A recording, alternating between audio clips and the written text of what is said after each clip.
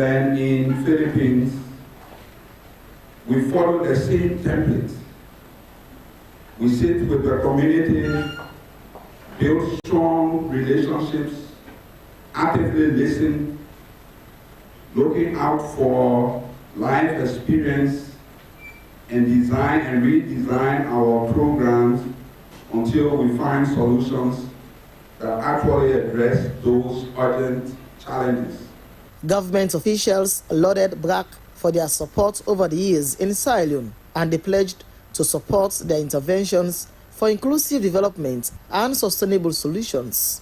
BRAC is doing Sierra Leone Alliance seamlessly with the work of the Ministry of Gender and International Affairs, particularly in the area of women's empowerment. It is a need to be competitive in the 21st century economy. We are creating new economic opportunity for youth through entrepreneurship programs and support for youth-led businesses.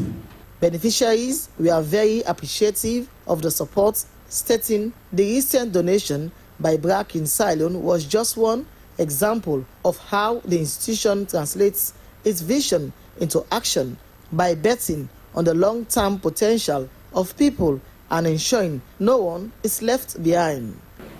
I don't know BRAC over 13 years. Now we BRAC the beginning 300. Leos, that's small money, so big one. But to that money there, I don't sell under BRAC, I don't make them all. Now I don't get small shop and they run the business. So when I help me tell BRAC thank you. Over our town, 86 beginning, and I'm glad for teach the one they want for the let's say, not to money for the paper. Focus when you learn something, you get value as a young girl. The donation made through Rokel Commercial Bank Sierra Leone Limited was part of BRAC's Broader Aim program, which supports 4,547 participants across 6 regions in Sierra Leone. For Slbc News, Jonathan Turner reporting.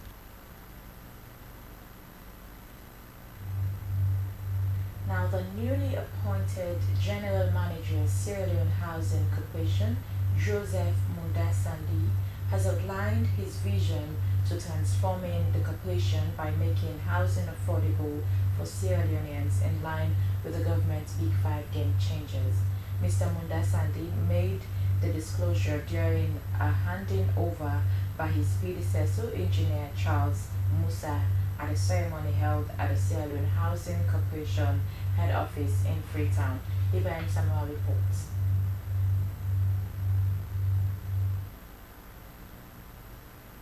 The handing over ceremony was graced by the Board of Directors, representative from the National Commission for Privatization, and staff of the corporation. The gathering marks the official taking over of administration by the newly appointed General Manager, Sierra Leone Housing Corporation, Joseph Mundasandi, from his predecessor, Engineer Charles Musa. Mr. Mundasandi underscored the importance of housing, noting that the issue of housing was not only a national challenge, but also a global concern. He told his audience that his vision resonated with Pillar 5 of the Big 5 game changers, which he said is infrastructural development, and challenged staff of the corporation to be dedicated to their work. Mr. Sandi lauded his predecessor, Engineer Charles Musa, for a job well done, assuring him that his administration would build on the already achievement during his tenure in the last 6 years. You've done yours. I want to thank you for giving your best to Musa. I see this as a national challenge thrown upon us, me and the board, by His Excellency. And we have no choice but to deliver. I come here trying to give everyone the opportunity. My friends are people who know what they're here for and who know how they're going to deliver for His Excellency's agenda. The outgone General Manager, Sierra Leone Housing Corporation, Engineer Charles Musa, welcomed his successor and outlined a series of challenges the corporation has been faced with, not limited to inadequate subvention from the Minister of Finance. The Sierra Leone Housing Corporation was established by an Act of Parliament in 1982 to complement the government's effort in addressing housing problems in the country. They are responsible for low-cost housing estates, OAU village estates, and 7 battalion barracks.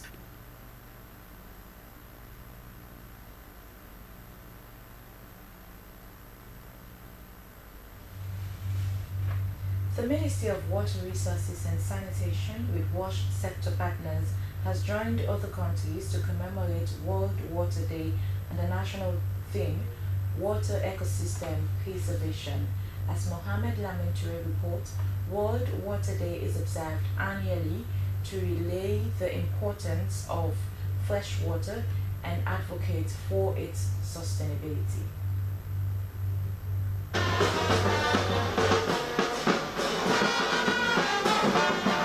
Sierra Leone joined the global initiative to celebrate World Water Day, dedicated to recognizing the vital importance of water and promoting sustainable water management. This year's theme, Water Ecosystem Preservation, emphasizes the urgent need to address challenges such as water scarcity, access to clean drinking water, and the preservation of fresh water ecosystem. In Sierra Leone, access to water and sanitation remains pressing issues affecting health, livelihoods, and development. The day brought together stakeholders from various regulatory bodies to discuss challenges, share success stories, and explore solutions to the scarcity of this essential natural resource. Head of Programs at WashNet Sierra Leone, Peter Senesi, highlighted the organization's critical role in ensuring safe and clean water through monitoring and holding responsible bodies accountable. He called on government to prioritize investments in water infrastructure and ecosystem preservation by allocating adequate funding. President of the Bottled and Shattered Water Producers Union, Herbert Jones, stressed that a healthy water ecosystem is essential for national growth. He revealed that 40% of Sierra Leone's population lacks access to safe drinking water, a challenge that hinders both the country's progress and producers' ability to meet targets. Water is more than just a resource. It is part of a delicate ecosystem that sustains life, supports biodiversity and public health, and drives economic and social well-being. A healthy water ecosystem ensures sustained access to clean drinking water for household and community. It also improves public health by reducing contamination and waterborne disease. A healthy water ecosystem provides economic stability so that businesses like ours that depend on water can thrive. Representing the Ministry of Water Resources and Sanitation, Engineer George Vandy, Managing Director of Salwaco, underscored the importance of the theme, Water Ecosystem Preservation, in ensuring the country's well-being. He emphasized the interconnection between water and ecosystem, highlighting their essential role in Sierra Leone's development. Wetlands, forests, and watersheds play a crucial role in maintaining water quality and mitigating the impacts of climate change, such as floods and droughts. The loss of these ecosystems is a direct threat to our water security. It is therefore imperative that we take a holistic approach, one that integrates water resources management, biodiversity, preservation, and sustainable land use practices. Mr. Vandy called for concerted efforts to reduce water wastage, protect wetland, support climate action, and foster collaboration for the preservation of the country's water ecosystem. SLBC News, Mohammed Lamintu reports.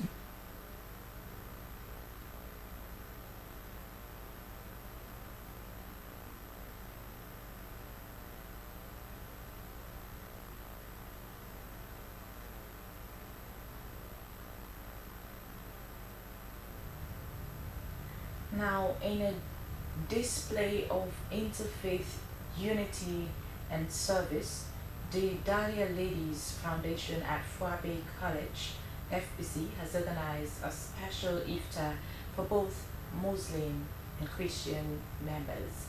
The event, held at the FBC Mosque and St. Edward's Primary School grounds, celebrated the holy seasons of Ramadan and Lent while providing food for the less fortunate. Esther Susan Bassi has more.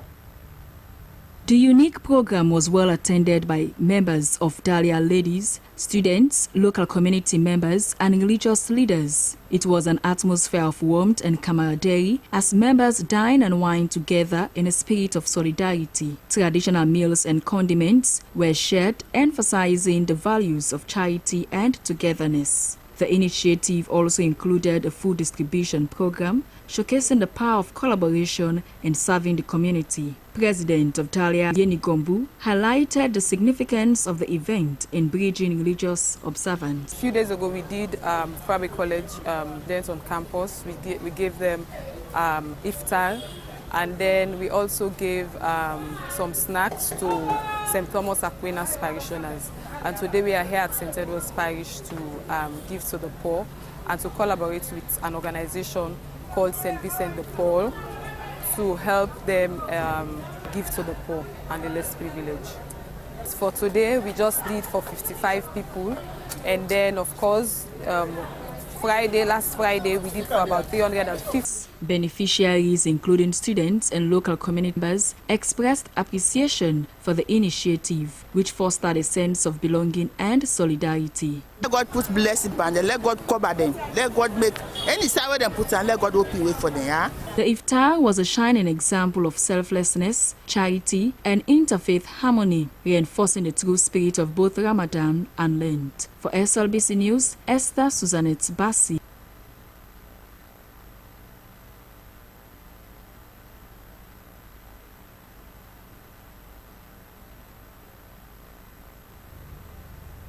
The National Communications Authority, Natca, has provided bags of rice, gallons of cooking oil, onions, and other cooking ingredients worth thousands of dirhams for both Muslims and Christians in the Western area.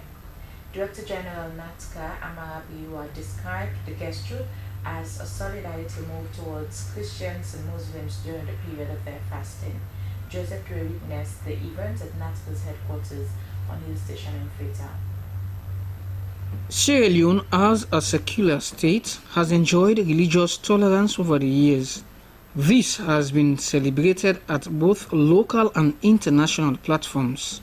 This 2025, both Muslims and Christians have been observing their fast in a peaceful atmosphere. This was seen by the National Communications Authority as a golden opportunity to reach out to 3 churches and 3 mosques, including Masjid Ilmo Sikre, St. Paul's Major Seminary Catholic Church, Our Lady Star of the Sea Catholic Church, and Masjid Fatima, among others.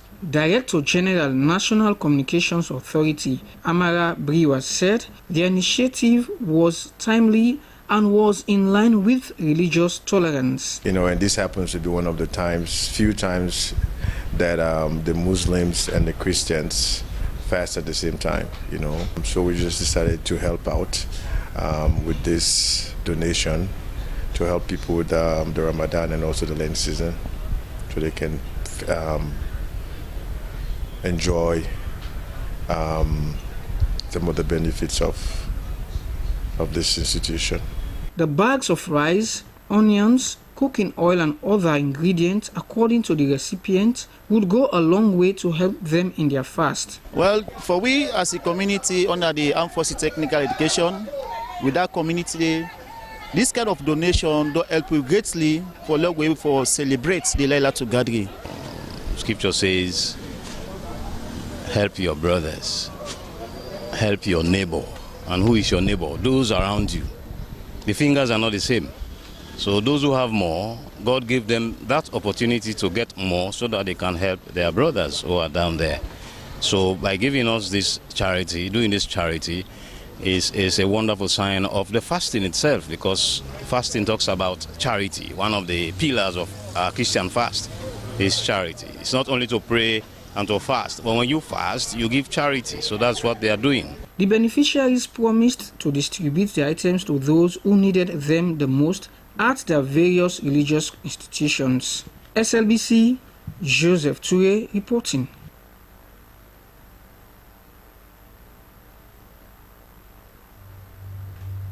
Also, in a bid to provide food for families in the month of Ramadan, an NGO, Know Your Quran Foundation, with support from a Sierra Leone philanthropist, Sheikh Yusuf Kamara, has provided rice and cash to hundreds of widows in the east of Freetown.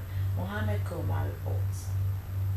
Ramadan continues to be recognized by Muslims as a month of extending charity to the needy, as it is considered a very important act of worship. This was what prompted Know Your Quran Foundation, with support from a Sierra Leonean Muslim philanthropist based in London, Sheikh Yusuf Kamara, to gift hundreds of widows with rice and some amount of monetary value to help them break their fast. The beneficiaries appreciated the donors for their kindness, admitting that the gesture was timely. Tell the donors and thank you for letting them smile and windows their face, because as we know salon now, wallahi, for letting somebody sit down and call them, they can't get gifts like this. Mashallah.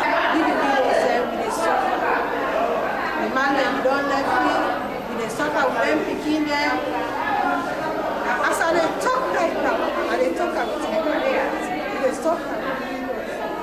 National Coordinator, New York and Foundation, Khadija Swad Sise, was impressed with the event, adding that the widows were from different communities but are usually brought together for partial support. We get over 500 widows as an organization.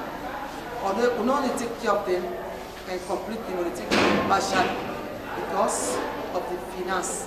We don't get sponsors, they take care of them. But this man here, he always try. Islamic scholars Sheikh Isa Gali Sise and Sheikh Fuad Sohi Kagbo encouraged the widows to be thankful to Allah for the provision. For SLBC, Mohamed Koma reporting.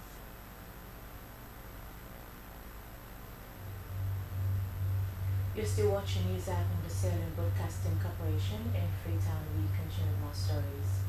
Now, ahead of the annual industrial fishing close season, the Minister of Fisheries and Marine Resources, Princess Duba, has inspected two leading industrial fishing companies, including Sierra Fishing Company Limited and Sabco Fishing Company.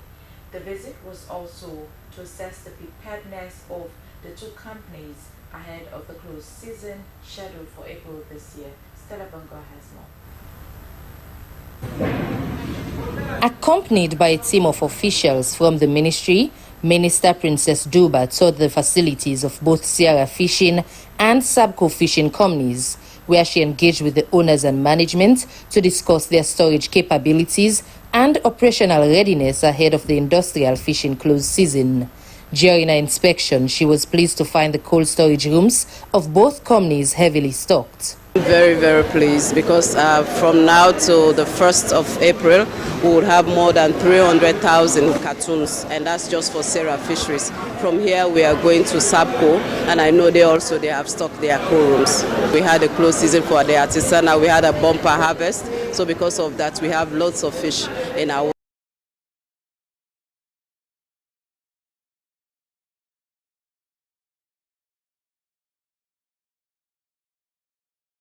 rooms. According to the general managing company, Wail Al Mahmoud, the company currently has over 600 tons of fish stored, while Sabco Fishing Company reported holding around 5,000 cartoons, equating to an impressive 250 tons of fish. Assurances were made by both owners that their cold storage facilities are fully prepared to maintain the quality and availability of fish throughout the close season. Very well, very prepared.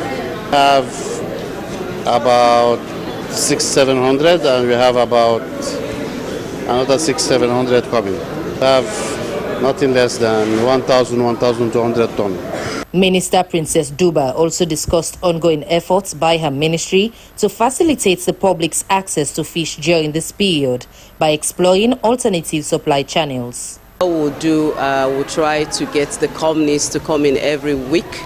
Like we'll have Sierra Fisheries first week, Sabco the second week, Okiki and the others as well. So they come and sell at UU building. So the public can come and purchase their fish at UU building so that we have at least once or twice a week we have consignments coming in to sell to the public. The inspection concluded with the minister emphasizing the need for transparent communication and cooperation among stakeholders in the fishing sector to ensure a smooth transition into the close season scheduled annually for the month of April. SLBC News, Stella Bangura reporting. The UK High Commissioner to Sierra Leone, Joseph Gold, has held a public lecture with diplomats and academics on their role and activities of Commonwealth and Sierra Leone. The purpose of the event was to capacitate diplomats and students of politics and international relations from different colleges and universities. Suleiman Babaturi reports. Many people sitting here have really been educated in one way or another in Britain. The Commonwealth is a diverse network of 56 countries aimed at promoting democracy and good governance, rule of law and human rights, economic growth and sustainable development. Apart from its training and scholarship programs like the Chevening and Commonwealth event, which has helped over 600 scholars from Sierra Leone. The British High Commissioner to Sierra Leone, Josephine Gould, said the organization has contributed to improving sanitation and cleaning of beaches like Lumley Beach during Commonwealth Day celebrations, women's rights and participation, among others. It does play an important role still in supporting an open and resilient international order and promoting the values of the Commonwealth. So we are united by our commitment to some shared values, particularly about committed to promoting free and democratic societies and promoting peace and prosperity for the people of the Commonwealth.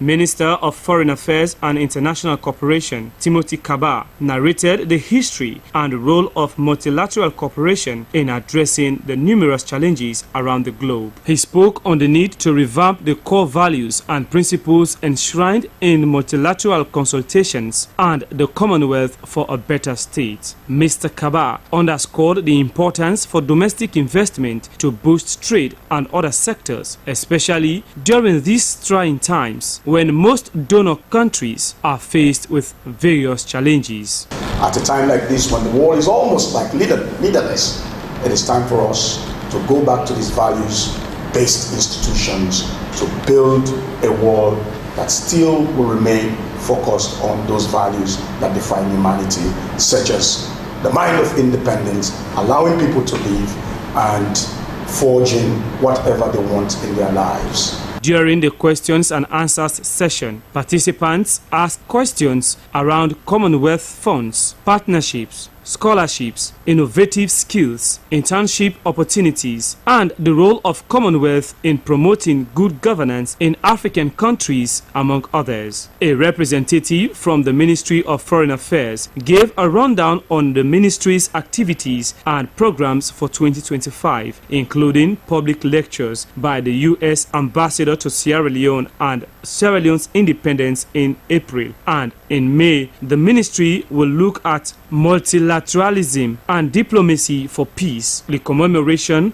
of the International Day of Women in Diplomacy in June. They will also be discussing on trafficking of persons in July, the slave trade and its abolition in August, parliamentarism in September, the United Nations in October, the elimination of violence against women, and the commemoration of the Human Rights Day in December. SLBC News, Sulaiman Babatue reporting.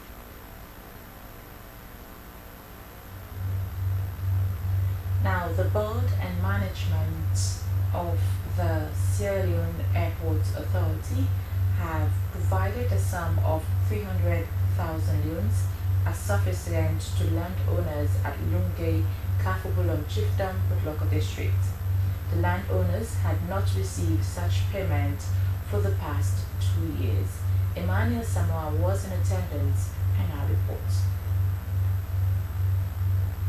The annual payment of surface rent to landowners of the lands the Freetown International Airport is currently occupying was said to be an obligation of the Sierra Leone Airport Authority because the lands were leased and not sold. For many years now, SLAA has been meeting this obligation, but for the last 2 years, the SLAA has not been able to fulfill this obligation due to the new arrangement with the Sumago. After 2 years, the Sierra Leone Airport Authority returned to pay not just the 2 years backlog rent, but paid for the current year. And so, due to the transition, we have not been able to pay for the last 2 years. But we had made it a point of duty today to pay the 2 years backlog and the current year, which amounts to 300,000. Receiving the 300,000 loans check, the Paramount Chief of Kafubulum Chiefdom, Honorable Paramount Chief by Shebua Shebak III, commended SLAA and disclosed that the payment of 300,000 loans as surface rent was a surprise to them. I want to appreciate that the short time for people to able to put this money together, for people to communicate to me, for people to can pay this money. And up to the day before yesterday when they called me, now for 2 years they tell me for campaign. They showed me to me this money with GMC instead of 2 years now, 3 years they campaign. Whilst commending the SLAA for the payment, the stakeholders and landowners raised concerns on the amount of monies that are being paid as surface rent for the lands the airport is occupying. Only way they can't give it so now money but not small money. Because at the end of the day, if the village is there, they say, well, no, we can share this money. No village not the way they get 10 million, they 10 Leon State, 10,000 Leon State. I believe say the Parliamentary together with the stakeholders they will get for Sudan for as to how they look into this CRC. Now we get a time for Sudan with this management. Because actually it's pathetic when they get the money the sound say that they can't pay for here 100 million. Honestly. The board chairman of the Sierra Leone Airport Authority, Patrick Jakaikai, welcomed the concerns of the landowners, but appealed to them to see the existence of the airport as a blessing to their community. Let's not forget the fact that our forefathers gave us these gifts from God for the common good of our generations yet unborn. Let's not allow a situation where 100 years after their children will come here and they find everybody here they find is a white man. They say what? Their forefathers sold this land to us hours ago. However, the general manager of the Sierra Leone Airport Authority, Jack Massacoy, encouraged landowners to be patient as the current agreement has expired and they will be called to the table for renegotiation. The senior district officer of Potoko District, Ishiaga Mwana Ture, commended the SLLA for fulfilling its obligation and encouraged the people to protect the airport as it currently stands as a center of attraction and development in the community. Emmanuel Samura, SLBC. Well, it's now time for our business update.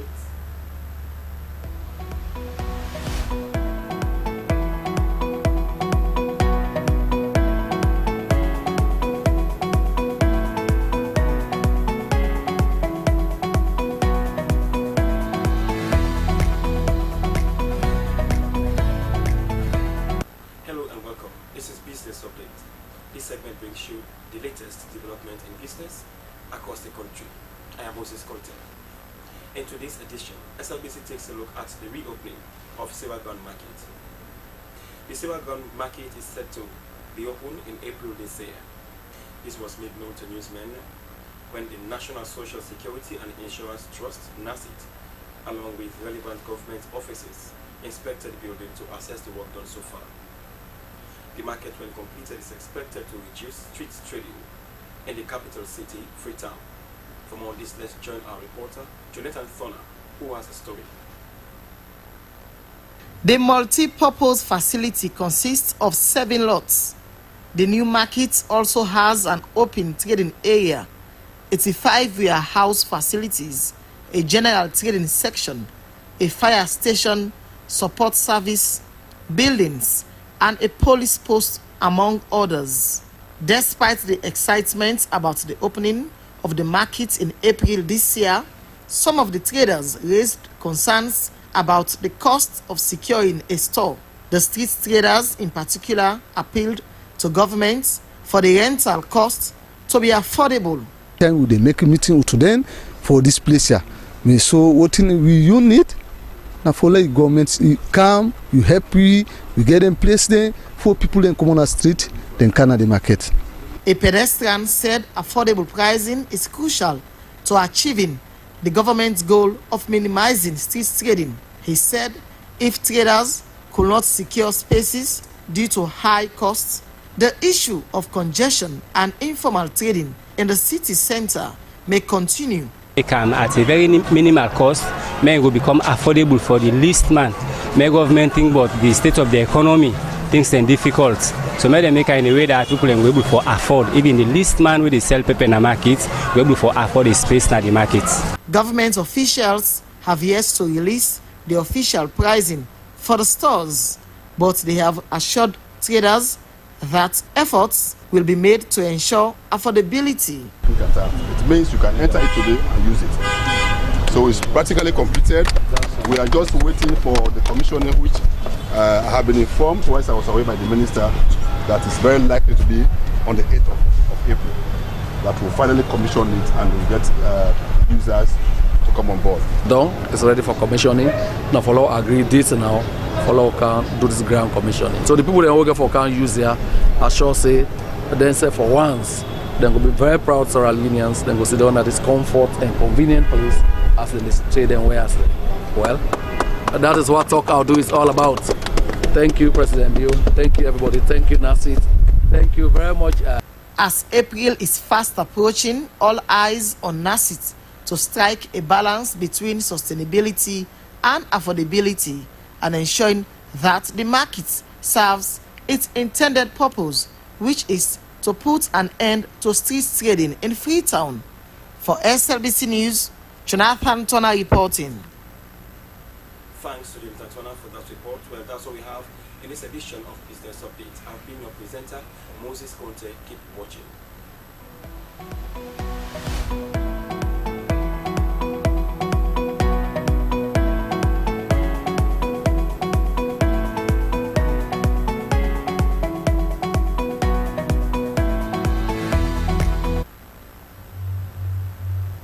From the business updates, let's go over to our entertainment desk. Hello and welcome to Entertainment News with me, Abdul Mansari. In this edition of Entertainment News, Caudinero's song for Musa Tumbo resurfaces on the internet. Sierra Leone's Little Angels freestyle goes viral on social media, and of course, artists release songs with Musa Tumbo's slogan, "You na God, Motamano to God bra." Now, we all know the challenges one of Sierra Leone's strikers, Musa Tumbo, was facing from football to marriage. You name them, to boost his confidence and encourage him and many who go through similar ordeals. Cardinero the Last King released a song due to his recall to the national team, especially scoring one of the 3-1 goals against Guinea-Bissau. The song has resurfaced on social media with fans sharing it. Let's watch. Wicked behavior. Too much Musa Tumbos in salon for brummy people who better think with flavor. They never wanna see the young bro. Can't be from your stance, mom, so your uncle. They not say we not for gentry because we bumpo. Rest in peace to all the great talent from salon where we don't go. So hold the Musa Tumbos out there going through it. I pray God make it easier and help you through it. They never wanna see you shine. Fuck them, do it.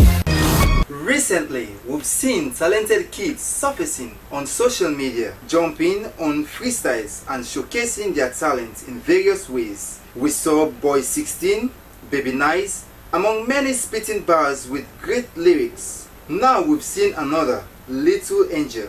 Little Angel is a young talented rapper who drops freestyles and is going viral on social media. One of the videos shows Little Angel entertaining fans on the streets of Freetown with her freestyles. Me little India party my cast for this guy. Me I feel bastona so being asked for guy. I get spoken life party me ask for die. Me got them expensive for man they ask for buy. Mama la me for talk to na him make ask for life. Before mama give me gas for it. Pass up day. While I was before come up with pass us day. Me now you master anything one do pass us day. Finally, a few days after Musa Tumbo celebrated with a black polo t-shirt with write up "You na God, Motamano to God bra." People have not only bought the polo, but artists have hit their studios and released songs with the title "You na God" and "Motamano to God." If them tell you say you no go ever prosper, me brother, ask them say if them na God. If them say you business you they do, you no go ever see profit, yeah. Ask them say if them na God. Because we know say mortal man no to God. We no get the power for decide we destiny. Now only God can judge. Cause nothing go decide who go get who don't go get. Creativity is really at work, and kudos to them. Well, that's all we have in this edition of Entertainment News, and I have been your presenter, Abdul Mansari. Bye bye. Hi,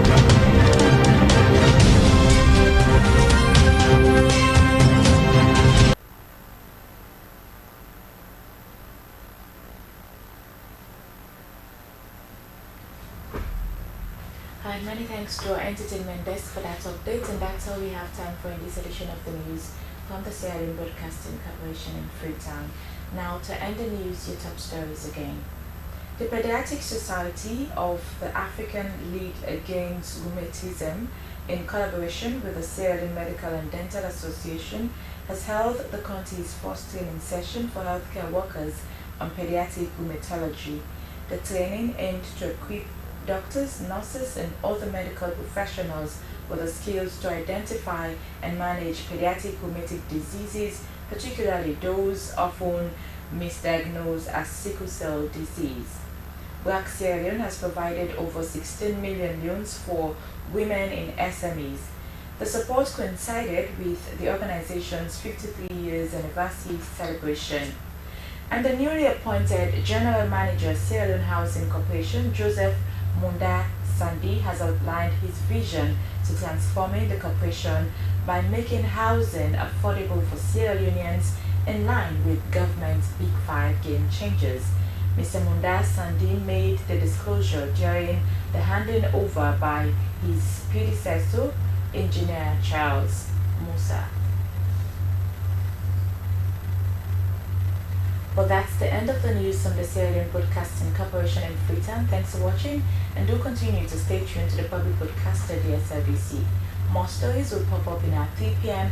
and 9 p.m. editions of News Hour. Coming up next is Good Morning Sierra Leone. My name is Cecilia Ali Sisi. Goodbye.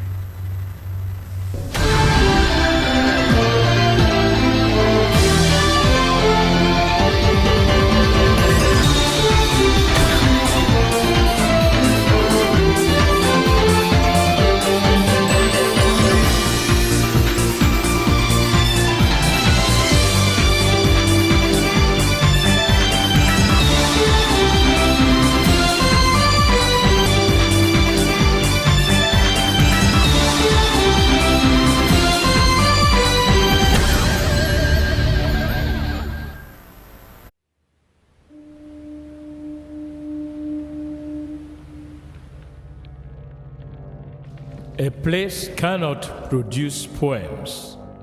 It can only not prevent them. And Freetown is good at that, for Freetown has its own sudden elegances. People are slow to leave it, quick to return. And there are others who come for a year or two and stay for a lifetime, sensing that they found a city that is in the world, yet sufficiently on the edge of it to have a different resonance. Let me tell you something about this city. All of us, we're all just passing through, and we've all been here forever. Those who came, those who stayed, those who never returned. Tides turn, seasons change, we've waited and we've watched. But we've always been here, we've always listened, because there is a different resonance here. It comes from the river, and the land, and the sky. It's our place. All of us. This city belongs to everyone. And you know when it's your time. And it's our time. Listen, we are Freetown. We are Freetown! The golden rules of Freetown. Don't pretend you're something that you're not. Don't go thinking you're better than anyone else. Or that anyone else is better than you. Don't shout about it. Get on with it.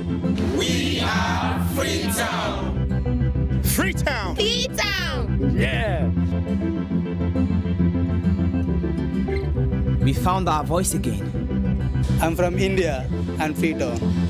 I'm from China and Freetown.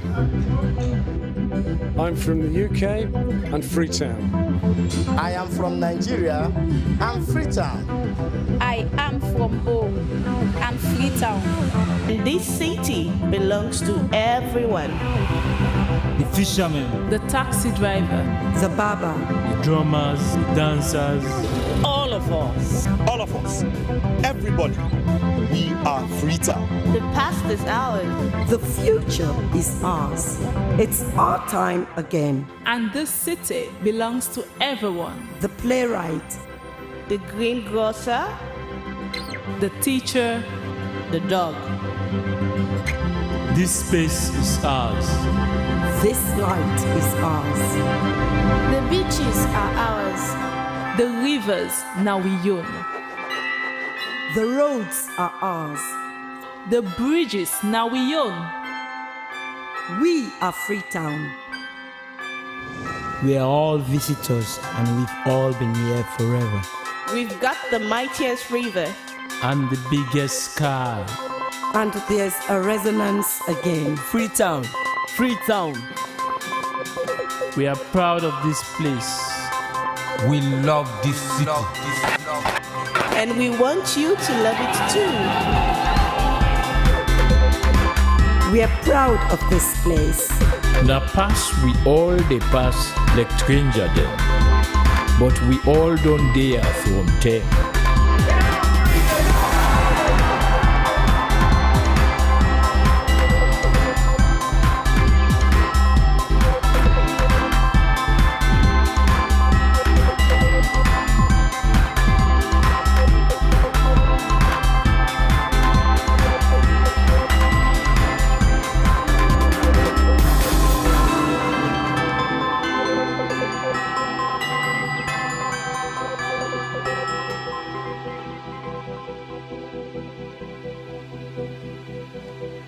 Come here, and you'll feel it, that end of the line sense of freedom. Say yes to Freetown. Say yes to freedom.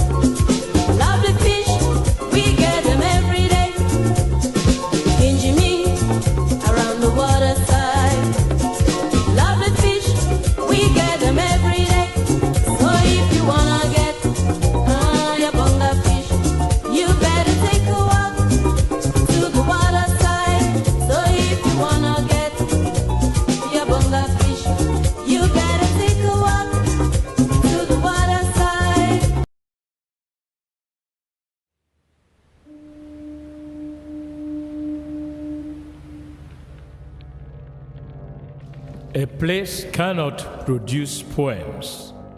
It can only not prevent them. And Freetown is good at that, for Freetown has its own sudden elegancies. People are slow to leave it, quick to return. And there are others who come for a year or two and stay for a lifetime, sensing that they found a city that is in the world, yet sufficiently on the edge of it to have a different resonance. Let me tell you something about this city. All of us, we're all just passing through, and we've all been here forever. Those who came, those who stayed, those who never returned. Tides turn, seasons change. We've waited and we've watched. But we've always been here. We've always listened, because there is a different resonance here. It comes from the river, and the land, and the sky. It's our place, all of us. This city belongs to everyone. And you know when it's your time. And it's our time. Listen, we are Freetown. The golden rules of Freetown. Don't pretend you're something that you're not. Don't go thinking you're better than anyone else. Or that anyone else is better than you. Don't shout about it. Get on with it. We are Freetown. Freetown. Freetown. Yeah. We found our voice again. I'm from India and Freetown. I'm from China and Freetown. I'm from the UK and Freetown. I am from Nigeria and Freetown. I am from O and Freetown. This city belongs to everyone. The fishermen, the taxi driver, the barber, the drummers, the dancers. All of us. All of us. Everybody. We are Freetown. The past is ours. The future is ours. It's our time again. And this city belongs to everyone. The playwright, the greengrocer, the teacher, the dog. This space is ours. This light is ours. The beaches are ours. The rivers now we own. The roads are ours.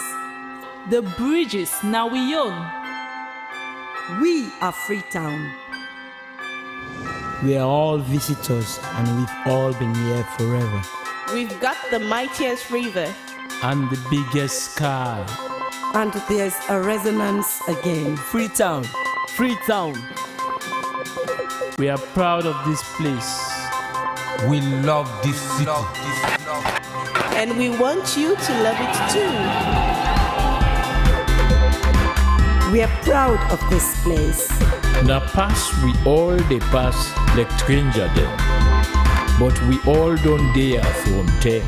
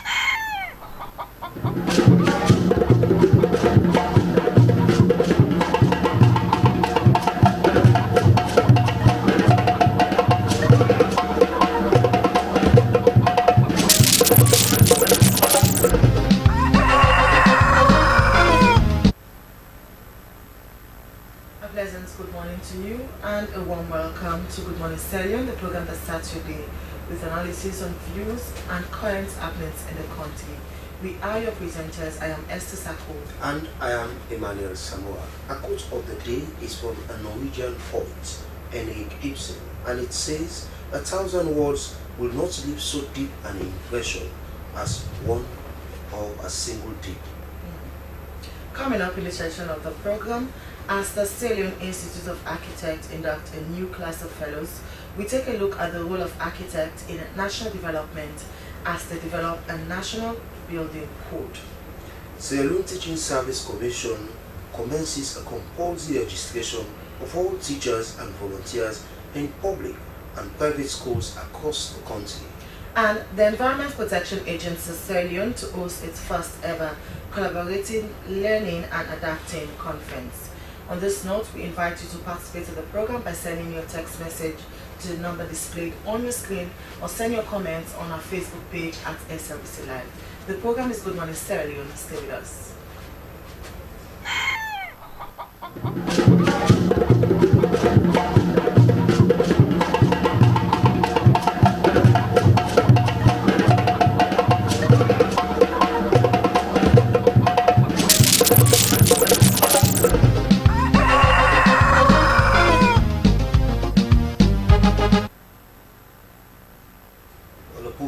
Is Good Morning Sierra Leone Live on the Sierra Leone Broadcasting Corporation. We start the discussion proper with a first headline story. The Sierra Leone Institute of Architects has inducted a new class of fellows recognizing architects with over 25 years of distinguished service to the profession. The ceremony emphasized the critical role of architects in national development and the urgent need for stronger regulations in the building sector. SLIA President Architect Manilius Gaba described fellowship status as a prestigious global destination that honors seasoned professionals for their significant contributions to architecture. Sierra Leone's acute shortage of architects remains a pressing issue. Gaba revealed that the country has only 37 registered architects, including trainees, stressing the need for a substantial increase in qualified professionals. The SLIA is the professional body of architects in Sierra Leone that is regulated by law. The Architect Act 1986. The SLIA was formed in 1986. For more, we have Abel Onomake, Honorary Secretary General SLIA. Good morning and welcome to the Morning Sierra Leone. Good morning and thank you for having me. I guess I pronounced your name right. Correctly. Okay. Abel, you were established in 1986, and for my intro, it says that you are now going to develop a building code, which, you know, we have several buildings that have collapsed in this country. They have collapsed for a very long time. Why did you guys decide to develop a building code now when it must have been done years before now? Yeah, I would answer. We are not just beginning to, help to articulate a new building code. It's been on for the past 5 years or so. But of course, a building code is a legal document at the end of the day because it has to go through the Parliament. It has to have parliamentary assent or approval before it can become law. So the journey has to be necessarily pretty long, because you are talking of creating a new law. The only instrument of substance that regulates building construction in the country today is so obsolete, so outdated, so antiquated that nobody even refers to it any longer. It's what we call the Freetown Improvement Act of 1960, which, as I said earlier, has undergone about very little refinements in the course of the past 40 years or thereabout. And it's not by accident that we have the most unsightly capital city in the sub-region today. It's not accidental. It's obvious that if you don't have a building code that regulates, that controls, that sanitizes and organizes the construction of building in a country, you are bound to have the quality of mismatch and inconsistent developments, some of them border on even being risky developments that we have become accustomed to in this country. You know, as an institute, we took it upon ourselves in 2019 to address, to see the bits that we can do along the value chain of, you know, trying to revisit, because the bits and the past efforts have been made to actually have a building code. Some 10 years ago, the Ministry of Works, in collaboration with the Institution of Engineers, did a document which I would say is praiseworthy, because it has a lot of, but there were a few things that were left out. For example, it did not recognize the Local Government Act of 2004, and that is a very important act when it comes to regulating what happens in the environment. There were two or more other areas that were also left out. So we took it upon ourselves as an institute to finance, raise the necessary resources, and raise the necessary skills to revisit it. I happen to have been the secretary of that process, so most of it happened in our office, and we eventually were able to hammer out the building code, the draft building code. Okay, so Mr. Onowake, I'm quite sure viewers may want to know, let us know what has been the activities of the Sierra Leone Institute of Architecture over the years since you were established. What has been your activities? The Sierra Leone Institute of Architects we have a problem. Let me start with that, and that is the problem of numbers. It has been my sing song this morning, you know. But we have done our best given the circumstance, and we've lost a lot of architects. And there were more architects in this country in 1989 when I came to Sierra Leone than we have now.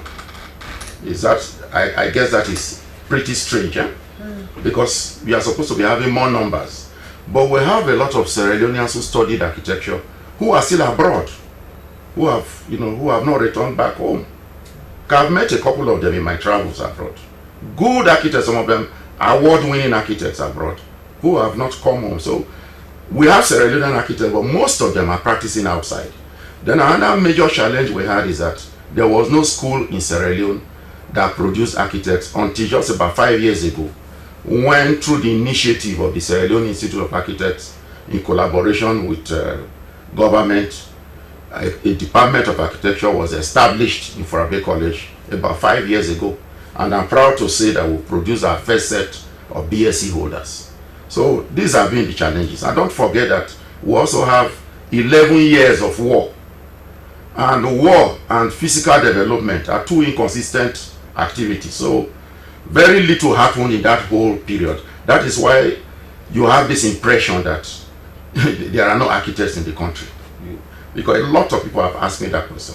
What are you guys actually doing in Sierra Leone? To what extent have you impacted? We have, given the very difficult practice situation because of the entrance of quacks. There's no profession that has been under more threat than architecture in this country, because over 90% of buildings that are erected here are designed by non-architects. And the result is clear. Just climb up Signal Hill Road or climb up Leicester Peak, and the story is self-revealing. That's how you see all the inconsistency and all. It's like a confusion if you go up the hills and you actually look at the roofscape of Freetown City. It's a complete confusion that you see all over. Okay, so let us know how you will come in as an association to ensure that you curb some of these challenges, because you yourself make mention that there are a lot of quacks that have come into the profession, and their works are actually causing problems to the country, because you see the collapsing of buildings all over the place. Sure. So as an association, let us know what are your plans, your policies in place to ensure that some of these things do not happen. All these issues that you've just mentioned, I would say with all assurances, have been already addressed in that building code. It's already addressed. If the building code is passed into law, I can assure you it will shut the gateway to quacks coming, practicing as architects. It will be impossible, because it has one major gateway that you can use to control the quality of buildings that have been erected is the building permit issuance mechanism. Because if you don't have a building permit, you cannot build. I agree that the building permit is being violated all over, especially around the hillside. Most of those informal developments that you have, houses on the hillside, 90% of them, I can tell you with all assurances, with all certainty, are not backed by any building permit. But if this building code is passed, before you can have building permit, it will have a bit of a scrutiny. So for me, it's a one-stop shop that will solve this problem once and for all, if it is passed into law. Okay, continue to stay with us in the program is Abel Onomake, the Honorary Secretary General for the Sierra Leone Institute of Engineers. From there architects, sorry. From there we move on to another issue. The environment, yeah, sure. The Environment Protection Agency Sierra Leone is poised to host its first ever collaborative learning and adapting conference at the New Brookfields Hotel, Freetown, with the theme Collaboration and Complexity Partnership as the Pillar of Environmental Progress. Well, to discuss more on this conference, we have been joined in the studio by the Director of Programs, Development and Performance, EPA, Lovetta Joanna. Good morning, welcome to the program. Good morning. Okay, so for my intro, it's stated that you're set to hold the first ever collaborative learning and adapting conference. How relevant is this conference to the business of the environment? Thank you very much. So, from how it's even been named or titled, is for us to collaborate more, learn from each other, and look at ways to adapt to what's happening somewhere, so that we can align what we're doing to what others are doing as far as environmental protection is concerned. So in 2024, last year, January, we launched our first EPA transformation strategy. EPA was established by an Act of Parliament 2008. We've had strategic plans over the years. But that was the third one, but then it was called transformation strategy because we were looking at ways to transform the agency to having data so that we can have defined evidence before we can take decision, for innovation, for extended partnerships, for more advocacy, for communication. So a lot of people will hear what EPA is doing or see what EPA is doing, for the involvement of everyone on board to strengthen our systems. Because of that, we decided to do the transformation strategy. And in that transformation strategy, it runs from 2024 to 2030. So it's a requirement for us every year to come back to you all, tell us what we've done. Where are the gaps? How can we bridge those gaps? How can we work with our partners, other MDAs, NGOs, CSOs, school children, everybody, community members, chiefs, the councils, how we can work together to make sure we enhance what EPA is doing. So we'll meet tomorrow at the New Brookfields Hotel and then on Thursday to discuss, share our stories, exchange ideas, bring out our milestone achievements for 2024, and then look at ways we can collaborate further. Just to highlight some of the things the architect just said, everything we do has to do with the environment, right? What is happening now as a challenge for them has to do with the environment. EPA cannot just wake up one day and take decision for what's happening in the environment. We have the mandate to protect the environment, but one key mandate we have is to collaborate. So we are going to meet at this conference, discuss further, shape ourselves for 2025 and beyond. So, Madam Joanna, you said you launched a transformation strategy in 2024 and you started implementing it. So we want to know, what are those gains that you've made in a situation where the currently, when you look at Freetown, let's just take Freetown, where reports have been coming out, several reports that, you know, the Western Area Peninsula Park is under serious threats, and if care is not taken within the next few years, you know, the Western Area Peninsula Park will deplete from the earth. So what are the successes you've made in protecting the environment, looking at this year transformation documents? Thank you so very much. Maybe I'll start by highlighting what the transformation strategy was built on. We have 3 pillars at the EPA and 6 enablers. So these 3 pillars are climate change. We all can agree this is huge. It's not just an environmental problem, now it's a global problem, economic problem, developmental problem, social problem. So that's one of our key pillars for this transformation strategy. What do we do to adapt or mitigate climate changes there? And then environmental health. That's pollution, chemicals management. That's also one of our pillars. And then natural resources. That has to do with livelihoods, how we protect, conserve biodiversity, protect natural resources, manage it well. So looking at that, we have other enablers to achieve these pillars. So looking at climate change, I was saying just a few minutes ago that most of the achievements of 2024 are forced. You want to know why forced? Because we have been working, yes we have, but then transformationally we have forced documents or forced initiatives for 2024. We developed the first biennial update report, that what we call BUR, to submit to UNFCCC under the climate change. We launched the first biennial transparency reports program initiative. We want to develop that document this 2025 and submit to the UNFCCC. We developed the first climate change book for elementary children, for kids, that illustrated, that children can look at, 4, 5, 6 year olds can look at and know what climate change is about. For the first time, we launched the e-mobility project, e-kekes and e-bikes that you can charge and use without using fuel, reducing emission. For the first time, we started national pollutant inventory, an inventory of this same pollution we're talking about over the years. Where are these pollutants? What's the quantity? What are they? How do we get them out of the environment? We started doing that inventory, which we intend to complete this 2025. We also formed structures that we can use to effectively manage the environment.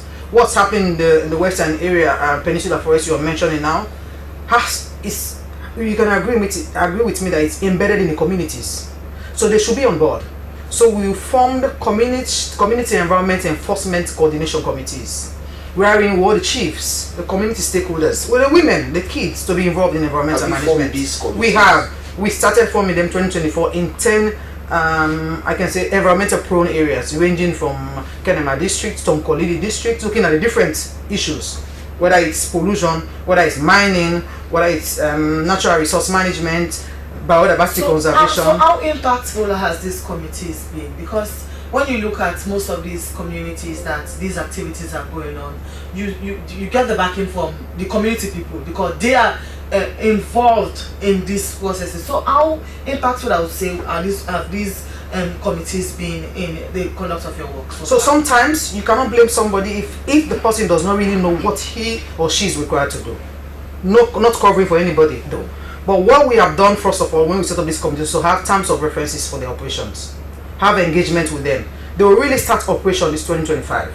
We set them in 2024 and made sure we had engagement with them to know what the requirements are, what they are required to do, what are the terms and conditions, or the terms of references of these committees. And then moving forward, we want them to be involved in some of these activities that we do. For example, we demolished over 150 dredges, illegal dredges along the rivers in the country last year.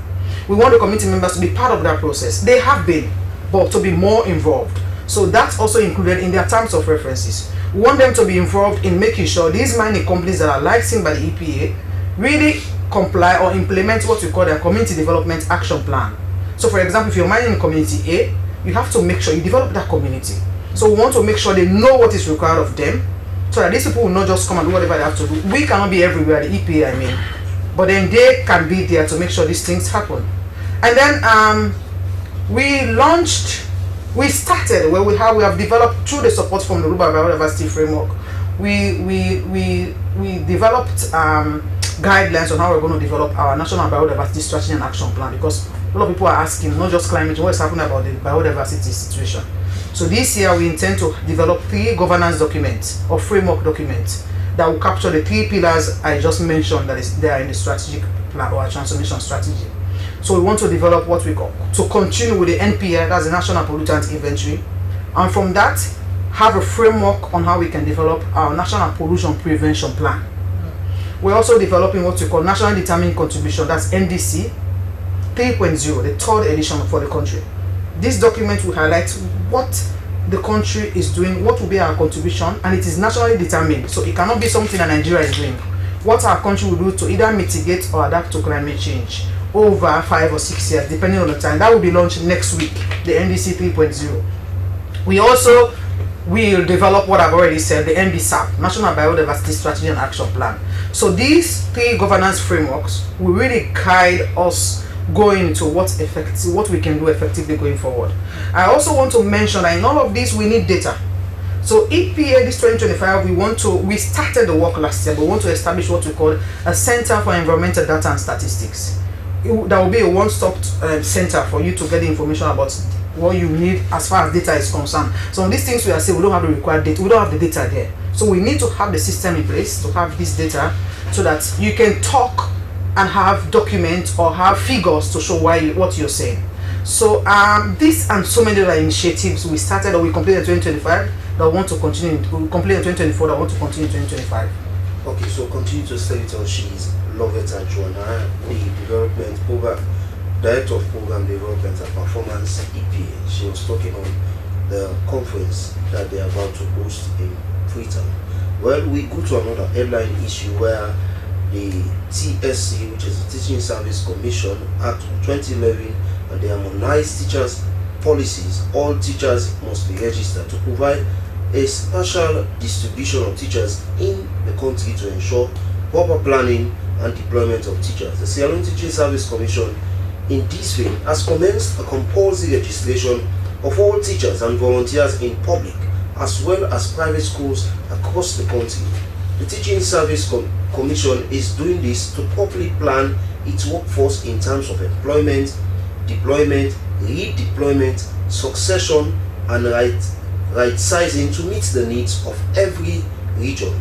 This will contribute to addressing the current problem with equitable distribution of teachers in their specialties across the country, as deliberate actions will be taken to ensure remote areas have trained and qualified teachers placed in their schools to improve learning outcomes. In the studio we have Soyi Aitue, the Secretary, Sierra Leone Teaching Service Commission.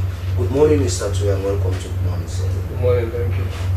Well, people out there may want to know, when you talk about this teacher registration, what is it all about? Because before now you guys have been having series of activities or things that teachers should do. When you say about teachers registration, it means everyone that is within the confines of the classroom should be registered. What do you mean? The essence here is to have data on our teachers across the country. The data we currently have is on teachers who are on the payroll, who are in government and government-assisted schools. But especially those in private schools, we usually don't have information on them. Well, the census that we usually conduct annually, the annual school census, in a way collects information on teachers, but does not dig deep into the specifics that we need as a commission. So we thought, you must know about your landscape, you must know about your personnel, the weaknesses, the strengths that you have in your field. So this is why we thought we should now go out, look at who is in our schools, what qualifications they hold, what subjects they teach, and how long they have been in this profession or in these classrooms. So we have the biodata as well, and also look at the qualifications like I mentioned, and then upload those qualifications into our database. So we have digitized all of our teacher records in the government service. So it's now left with teachers who are in private schools. So the essence here is to encourage private schools especially to open their doors to our focal persons. We call them focal persons who go to these schools. We have recruited close to 1,000 volunteers who are out in the field, who will go to every corner, every school, whatever building you call a school, whatever you have in your community where children go and they receive learning. We want to know, and we want to know who is teaching them and whether that person is qualified to continue as a teacher. So Mr. Aitue, you have been conducting the school census, and that involves money. And then now you are saying the TSC is now saying that that particular census is not capturing every data. Then a critical voice out there may be asking, then what's the need for the school census if the school census is not capturing the critical data of each and everything that is in the classroom or in the schools? The census is broad. It looks at the school, it looks at facilities, It looks at information on children. But what we are doing at the TSC is teacher specific. We'll now dig deep into the teacher's profile, the qualification that that teacher has. We look at your NIN, whether you have that. And if you don't have that, we encourage you to have an NIN, have an ID card. And then we look at your qualification, whether you are on the government payroll, your NACIP number, which provides for your social security. And we look at the qualifications. They may have several qualifications. And we also want to look at who teaches in a school full-time and who teaches part-time. But some of this information census does not dig deep into. So this is more specific, digs into the teacher profile, and then let us have that database. Okay. So we know who is in our schools. So Mr. Togo, why is it that is only now that TSC is saying that teachers should compulsorily be registered? Is it that TSC has been facing challenges with regards having these teachers in the schools? Have there been any challenge with regards to identifying the teacher that you have asked for this compulsory registration? I guess we all know about the situation in Sierra Leone where a teacher can be teaching in a government school, abandon that classroom, go to a private school without us knowing, except when probably you're informed by a head of school who is open and who probably want to support the system. But in some instances, some do connive without letting us know where that teacher is. And that teacher is being paid by government monthly, and nobody is telling us where that teacher is. And that teacher may have gone to a private school, teaching in private school, abandoning the schools for which they are being paid. So we want to know who is where. Yes, it's in some instances permissible for teachers to teach part-time in other schools. But let us know where you are full-time and where you are part-time. And especially in private schools, we want to know who their teachers are and who are in these classrooms.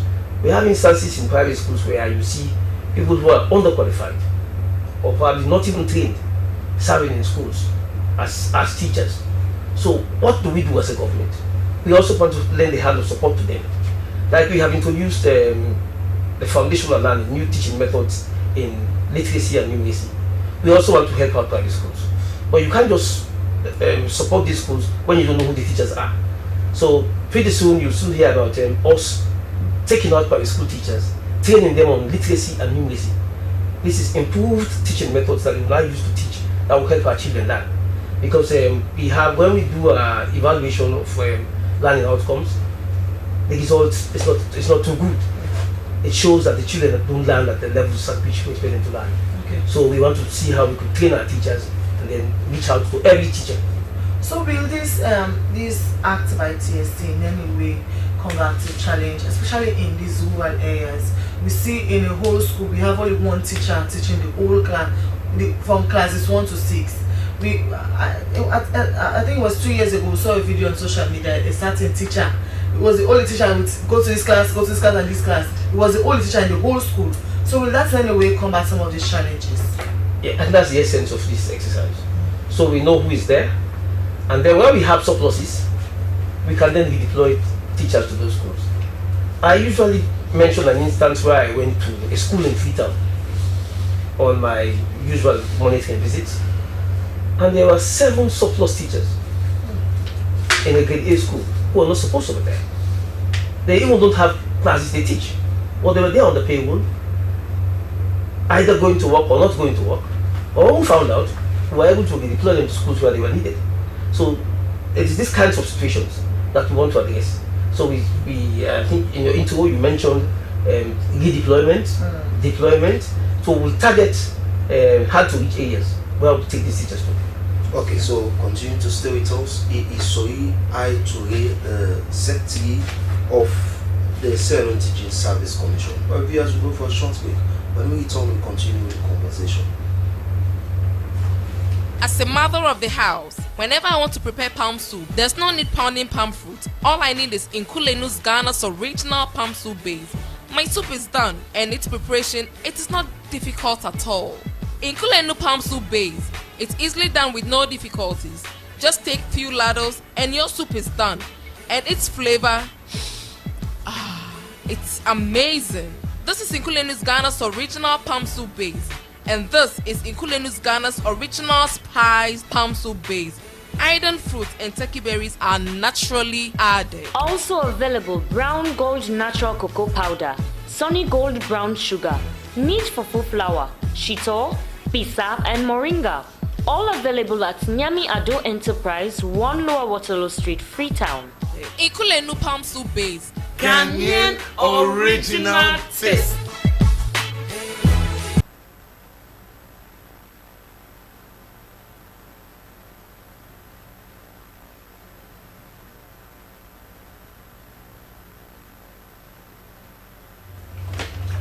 Welcome back. Program you're watching is Good Morning Stadium live on the Slbc, and you can be part of the conversation by sending your text message to the number displayed on your screen, or send your comments on the Facebook page at Slbc Live.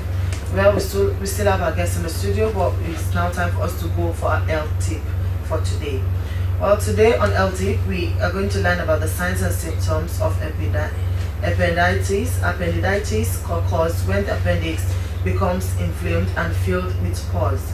The appendix is a finger-shaped pouch that sticks out from the colon on the lower right side of the belly.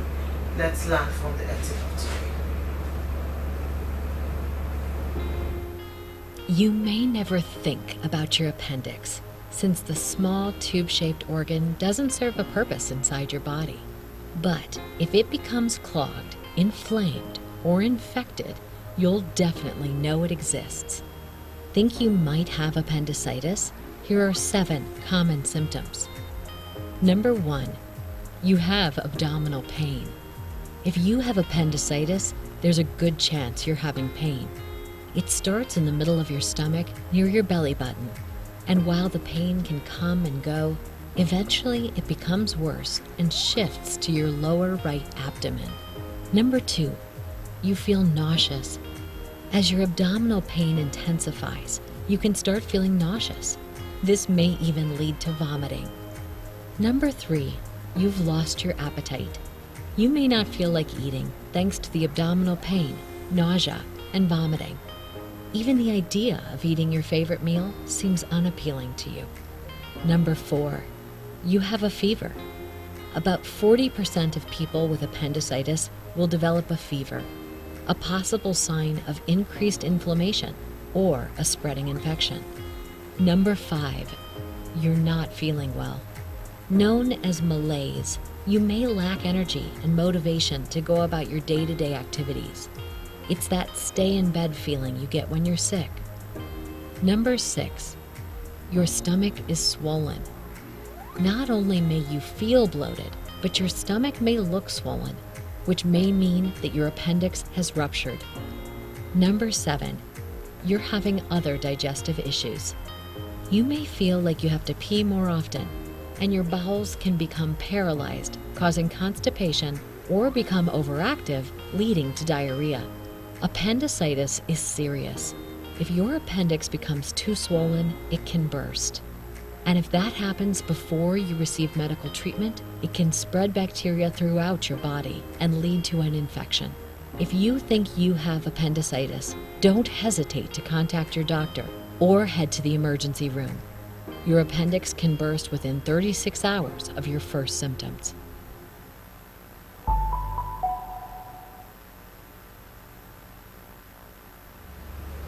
Well, thank you very much, viewers. I hope you've learned a lot from that one. That is appendicitis. Well, we still have a guest in the studio. We have Mr. Abel Onomake, the Honorary Secretary General of the Sierra Leone Institute of Architects. Mr. Onomake, before we went to the other guest, we were talking about your building code. Now you are on the verge of putting out this building code. Yes. Firstly, can you please tell viewers what are those things that are entails in this building code? What is it means? Okay. On a general note, the building code is actually a single document that addresses the issue of regulation and of control of how the activities of erection of buildings are conducted in every country because it's a common document in all over the world.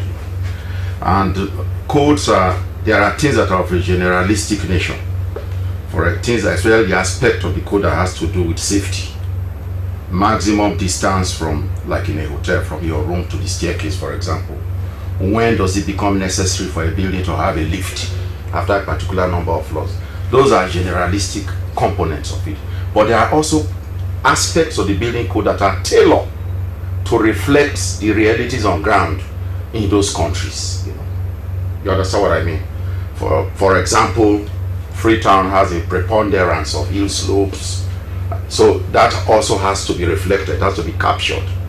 Freetown is in what we call the warm, humid, tropical environment, which has a bearing on how architects conduct their services in those kind of environment where you have a lot of humidity, because humidity is one angle of environmental factors that we often don't understand. There are times you're at Lonely Beach with all the so-called breeze and you are still feeling very hot. The impact that you are feeling there is what we call humidity. So the building code has to come there, the generalistic part, and you have areas that are tailored to address local problems. And the building code has about what we are working on has about 5 sections. Section 1 is the legislation. I guess it is self-explanatory. That is the laws that will, that will constitute the code. The second part is administration.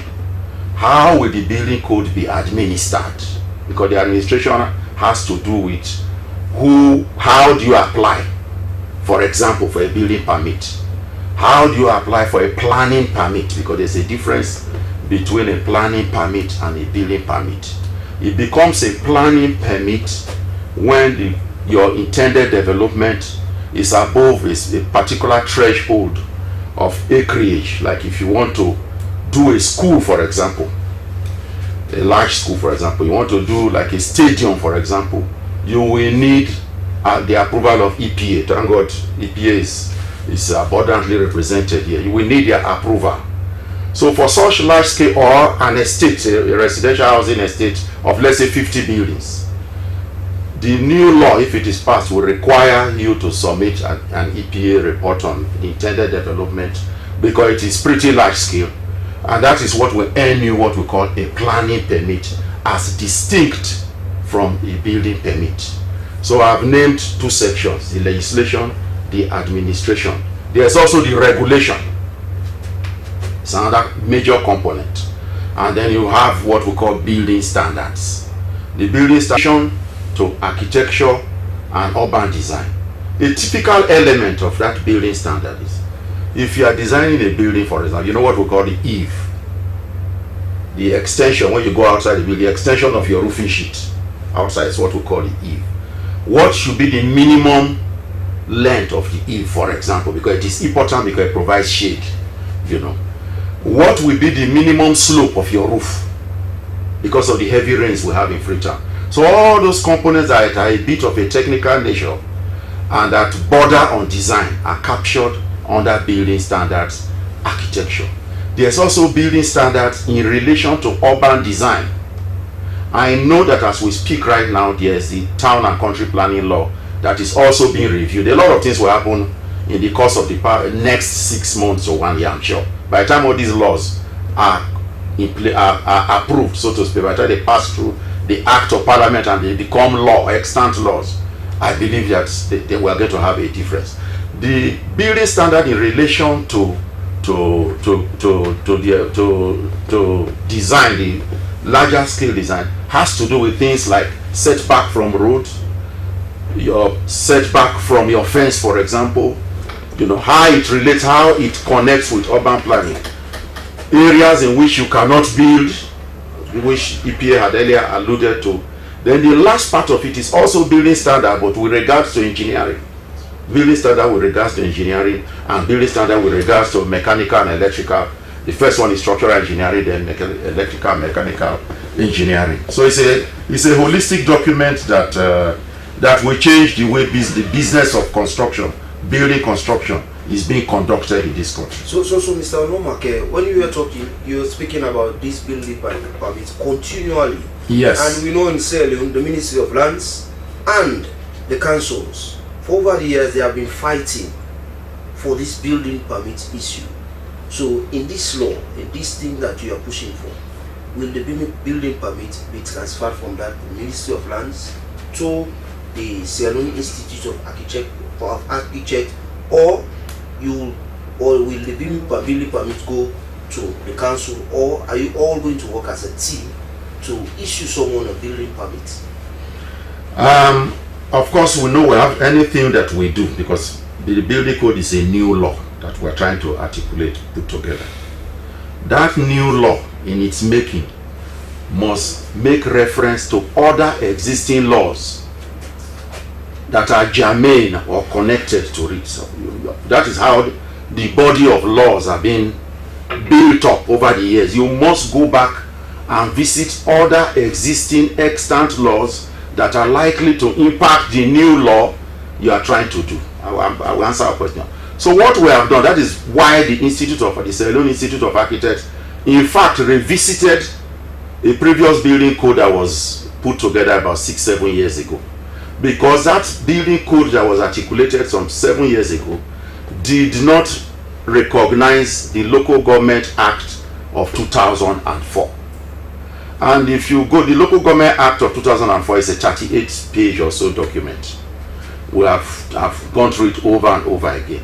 There are two sections of that Local Government Act that have connection with what we are doing now.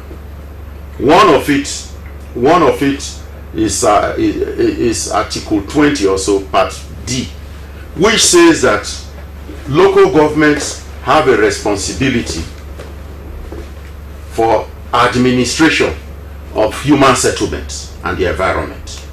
What is human settlement? Human settlement simply means the built environment. You will agree with me. So that they have a nexus with the building code that is being done.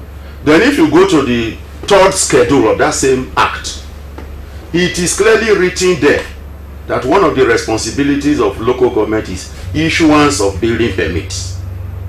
So I mean, we have to capture that. So it is captured. I agree with you. It's in it. One might be tempted to ask. Now, when you look at Freetown, there are a lot of buildings. They have already built a lot of houses. What impact will this building permits bring now that I'll say Freetown has already been planned? A lot of people have asked me the same question, and even amongst our members in the institute, I'm talking of senior architects, some of them are even of the view that Freetown, it will be difficult to save Freetown as it is today. But you will agree with me that it is better now than never at all. And just visualize 60 years from now, where most of us will not be around. Our children are not likely to be living in Freetown. They are likely to be living in new settlements, maybe in Masiaka or somewhere. It's because we have a fixation with the present urban extents and limits of what we refer to as the Freetown metropolis. That is why we feel that way. But we need to move forward, notwithstanding. We cannot continue to embrace, the absence of proper building regulations. We must move forward. And a step of 1,000 miles has to start with one step, as the Chinese will always say. Okay. Many thanks there to you, Abel Onomaked, Honorary Secretary General for the Sierra Leone Institute of Architects. Now we still have Loretta Joanna in the studio. Now let us know this conference, it's called, as you named it, the Collaborating Learning and Adaptive Conference. Let us know who are those that are going to be part of this conference, because earlier we were speaking about community people being part of issues that has to do with the environment. Will there be a touch of you having community people being part of this conference?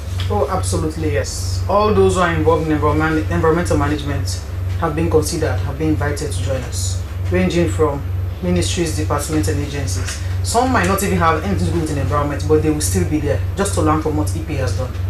Ministries, departments, and agencies, NGOs, private sector. We're even having private sector moderators in some of our panel discussions.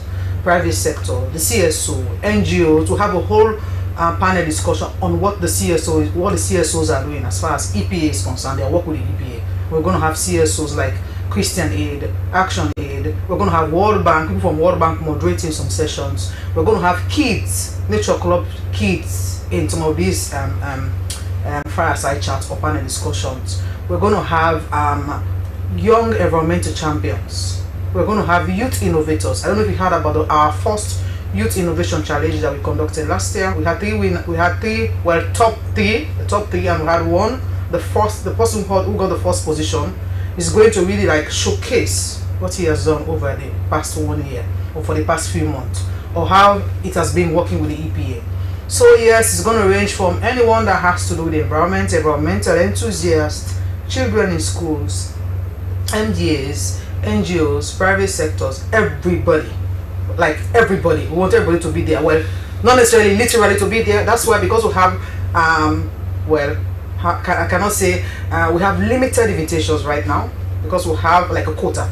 But then that's what we're going to do it live stream on our Facebook page, so everybody will have access to contribute. You can even send your messages through that live, and then we'll have a whole team that will be taking care of that. Okay, so Laveta, before we leave you, what is your expected outcome of this conference? Well, from this conference we'll discuss. We want not just our donor partners, but all our partners to know what EPA intends to do, what our priorities are, not just for 2025 but beyond. So highlight what we've done, our success stories, for them to tell us how we can align our work going forward, because that's why we said collaborating. We don't just want to start doing stuff. Even when we develop our work plan, we want them to have input into that. So we're expecting that we'll have a program alignment with what others are doing in these different sectors that I've mentioned, and we expect everybody to be on board. Ask as many questions as you can. If you don't have the time to ask, you can write your questions, and we'll find a way to get out to everybody to make sure your questions are answered. So we expect, in a nutshell, to share what we've learned and hear from them how we can work together going forward. Okay, so thank you very much. She is Lovetta Joanna from the Environmental Protection Agency, talking about the conference that they will be hosting. But I still have Mr. Soyi Aitoye with us in the studio from the Teaching Service Commission, who is talking about the teachers' registration that they have commenced across the country. Mr. Soyi, when your focal persons go to the schools, what are they like? And what are they expected to do? Because, you know, there are some people, when they see strangers, they have certain things that they are thinking. So what are they like? Description of them. What will tell someone that these are TSC's focal persons, and what are they expected to do in the schools? We looked at recruiting young volunteers. Most of them are either school leavers, some are graduates. They have a letter signed by me introducing them to the head of school, so they know they are representing the TSC and they are there on this exercise. Before now, we did some sensitization. We informed our school leaders, we engaged with communities to let them know this exercise is coming, and we had town hall sessions where we also passed on the information. So these are focal persons who now go and engage, do the registration, call for the qualifications or copies of the certificates of the qualifications of these teachers, and those copies are uploaded. Take photograph of their ID cards and upload that, collect their NINs, which is on the national ID cards. They collect all of that information, and then we know where they teach full-time or wherever they teach part-time, whether the school is a private school or the school is a government-assisted school. All of this we want to know. So that's why we are sending them out, like I said, to every school and every corner of the country. We have recruited these volunteers for going out. We are supported by the World Bank, of course, who are interested in having this data. And this data will now go into our database, which we call the Teacher Management Information System, so that we'll have a general data on teachers across the country. So, Mr. Ture, we know, the integrity of people is something that most times come into questions.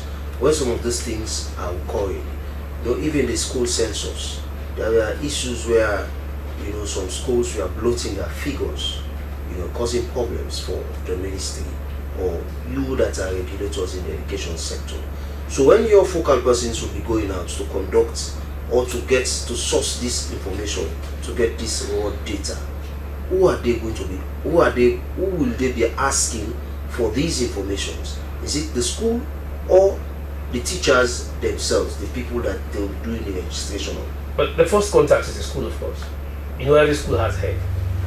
They engage the school leader, who we expect to have data or information on teachers. And then they will then engage the teacher themselves. So it's not just the school leader, but the teacher, because they will have to take photographs of those teachers, and they will match that with the biodata that they have with their NIN. And then, mind you, I have just said, we already have some information, either from the census. We will then cross-match all of this data against what we have in our database. And we are supported by a strong team of technical people who will then use this data to generate authentic data on teachers for TSC. So have you in any way engaged these schools for them to know that you will be sending your focal persons to these schools? Because many times when you talk about private schools, they tend to put themselves aside when it comes to these activities. We have engaged the associations so that they know we are coming. And where we have challenges, I have even volunteered myself to go myself and engage. Okay. So that they know this is sanctioned by us and we need their full cooperation and support. So that's the appeal I want to make. That please entertain our focal persons, talk to them, and allow them to do the exercise. It's a 2-week exercise. It will end by the 5th of April. So it's a 2-week exercise. So Mr. Tue, in an instance, the school give, let me say a private school give the focal person, saying that, for example, we have 18 teachers in a school, and as at the time the focal person was in that school, he only met, let me say, about 12 people there and take photo shot of the 12, and the balance 6, they are not seen. What will be the situation there? As we were talking, as I was in this studio, I was responding to a similar question asked by one of our focal persons who went to a school where he was told the teacher is on study leave. So we would ask that even those on study leave need to turn up, need to show up for this exercise. Show us evidence of you being on study leave. You must have an approval of the study leave, or you must have evidence of your studies that you do. But you can't just tell them you are on study leave without any evidence or any information. Okay. And if that comes back to us, we will of course suspend the salaries. Okay. We will know you are either not existing or you're not teaching. Okay, many thanks there to you, Soyi, and to the Sierra Leone Teaching Service Commission.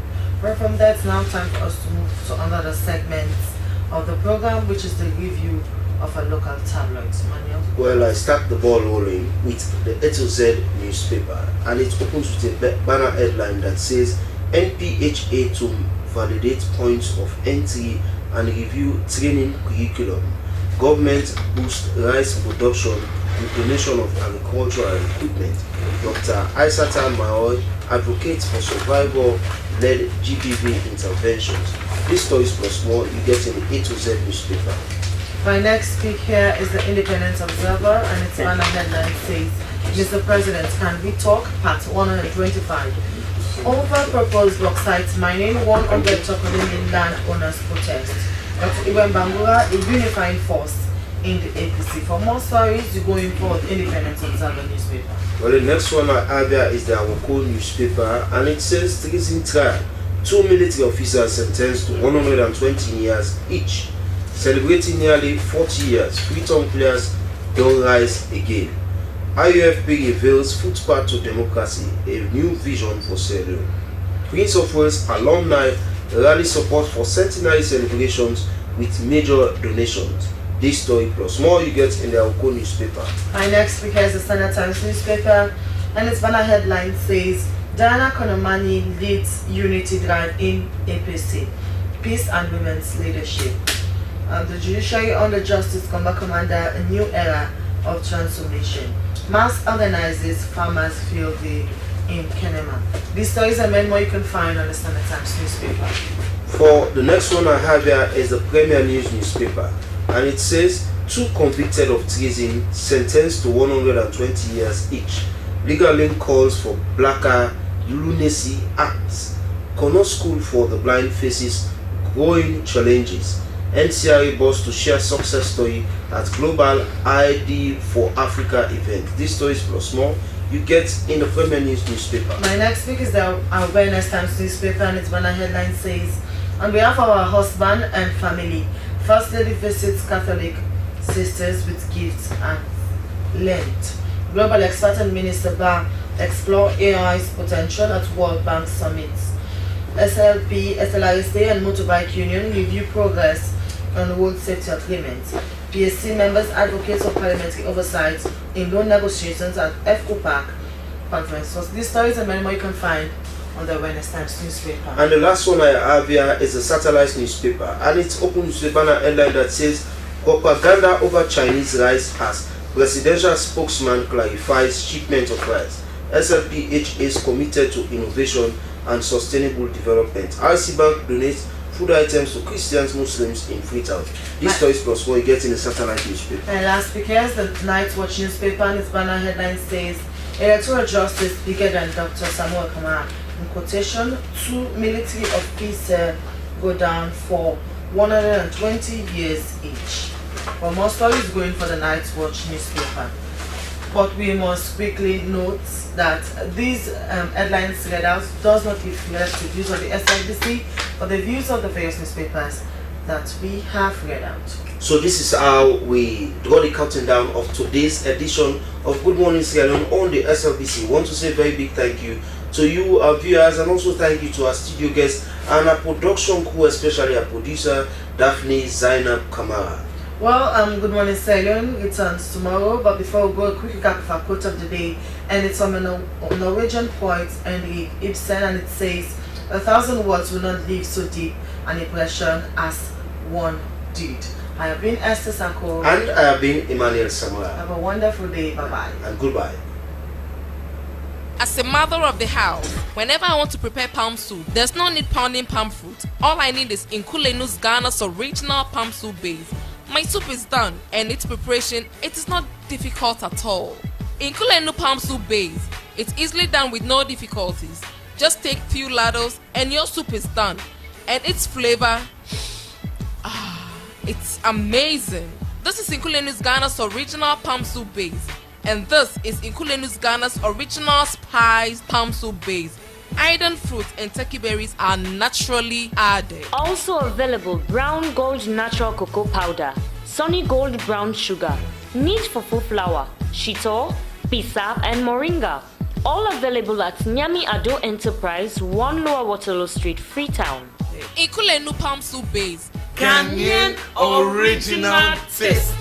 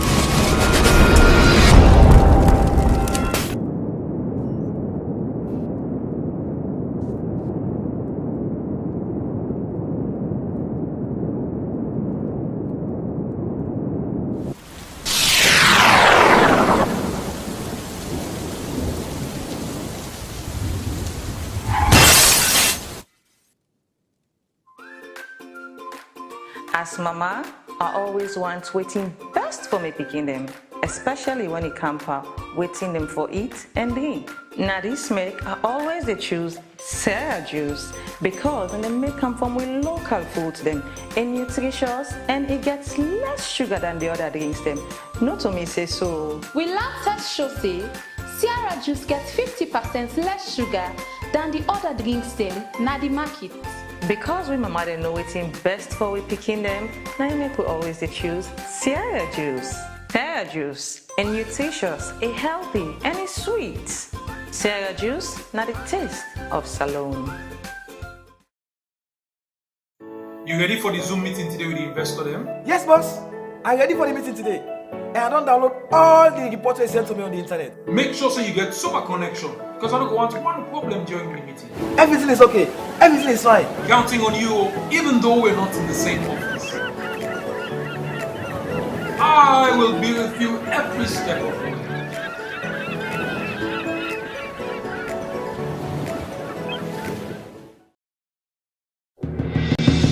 Highwoods Institute, looking to advance in accounting, business management, or digital proficiency. From ACCA to ICB qualifications and workplace proficiency, Highwoods Institute sets you on the path to success. At Highwoods Institute, we offer a diverse range of programs tailored just to meet the needs of today's professionals. So, join the ranks. Achieving your career goals has never been more accessible. Take the first step toward a brighter tomorrow. Enroll now at Highwoods Institute and start a secured future. Visit us at highwoodsinstitute.org or at 92 Pademba Road, Freetown to learn more. Highwoods Institute, the premier destination for career-focused education.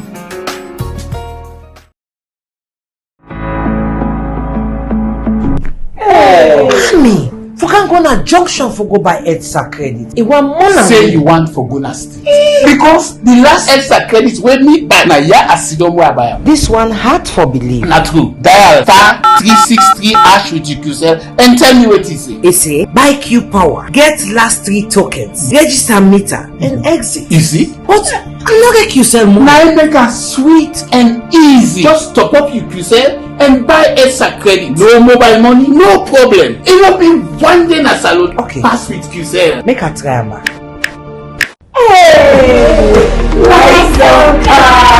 Yes, use your QCell top up and buy EDSA Lite anytime, anytime. Just dial *363# and follow the instructions. Make sure say you register your meter number before you continue. For more information, dial 111. Terms and conditions apply. QCell, Salon Pride.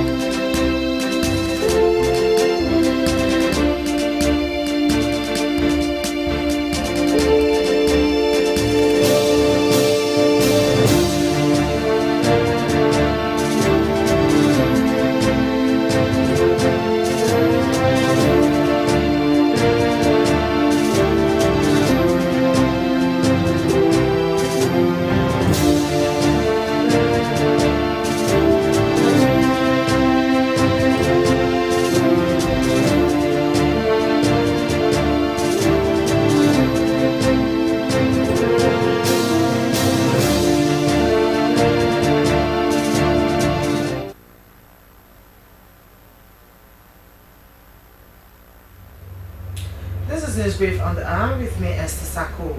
The Pediatric Society of African League Against Rheumatism, Sierra Leone, in collaboration with the Sierra Leone Medical and Dental Association, has held the country's first ever training session for healthcare workers on pediatric rheumatology at the Algeria Children's Hospital. The training aims to equip doctors, nurses, and other medical professionals with the skills to identify and manage pediatric rheumatic diseases, particularly those often misdiagnosed as sickle cell diseases. Sierra Leone has taken a crucial step to address pediatric rheumatic conditions, with over 600 children diagnosed with young rheumatic diseases and 20 with juvenile idiopathic arthritis. President, Sierra Leone Medical and Dental Association and a board member of PAFLA Sierra Leone, Dr. Freddie Coker, said it was a milestone for better diagnosis and care, stating with the right understanding, these conditions could be easily identified. Dr. Coker said the primary goal was to equip healthcare workers with the knowledge and skills necessary to effectively identify and manage pediatric rheumatic diseases. Participants were eager to share their knowledge with colleagues across the country, calling for more training sessions, particularly in the provinces. Country Director BRAC Sierra Leone Adolphus Doe has reaffirmed BRAC Sierra Leone's commitment to fostering economic growth and financial independence in underserved communities. The Global Development Organization marked its 53 years anniversary of equity, transformation and empowerment with a significant donation of 16,711,851 leones to adolescent girls and women engaged in small businesses in Sierra Leone. The donation made through local commercial bank Sierra Leone Limited was part of BRAC's Brother AIM program, which supports 4,547 participants across 6 regions in Sierra Leone. The initiative, Mr. Doe said, aimed to provide critical financial support to young entrepreneurs, enabling them to build sustainable livelihoods and contribute to the economic development of their communities. Beneficiaries Emilia Taylor Camara and Safi Conte expressed appreciation to BRAC Sierra Leone for their continued support, stating the recent donation by BRAC in Sierra Leone was just one example of how the institution translates its vision into action by betting on long-term potential of people and ensuring that no one is left behind. And the newly appointed General Manager, Sierra Leone Housing Corporation, Joseph Munda Sandi, has outlined his vision to transforming the corporation by making housing affordable for Sierra Leoneans in line with the government's Big 5 game changers. Mr. Munda Sandi made the disclosure during the handing over by his predecessor, Engineer Charles Musa, at a ceremony held at the Sierra Leone Housing Corporation head office in Freetown. The handing over ceremony was graced by the Board of Directors, representative from the National Commission for Privatization, and staff of the corporation. The gathering marks the official taking over of administration by the newly appointed General Manager, Sierra Leone Housing Corporation, Joseph Munda Sandi, from his predecessor, Engineer Charles Musa. Mr. Munda Sandi underscored the importance of housing, noting that the issue of housing was not only a national challenge, but also a global concern. He told his audience that his vision resonated with the Pillar 5 of the Big 5 game changers, which is infrastructure development, and challenged staff of the corporation to be dedicated to their work. Mr. Sandi lauded his predecessor, Engineer Charles Musa, for a job well done, assuring him that his administration would build on the already achievements during his tenure in the last 6 years. The outgoing General Manager, Sierra Leone Housing Corporation, Engineer Charles Musa, welcomed his predecessor and outlined a series of challenges the corporation has been faced with, not limited to inadequate subvention from the Ministry of Finance. The Sierra Leone Housing Corporation was established by an Act of Parliament in 1982 to complement the government's efforts in addressing housing problems in the country. They are responsible for low-cost housing estates, OAU village estates, and 7 battalion barracks. Well, that's it for News Brief on the hour from the Sierra Leone Broadcasting Corporation with me, Esther Sako. Continue to stay with your public broadcaster, the Slbc, if you can. Bye-bye.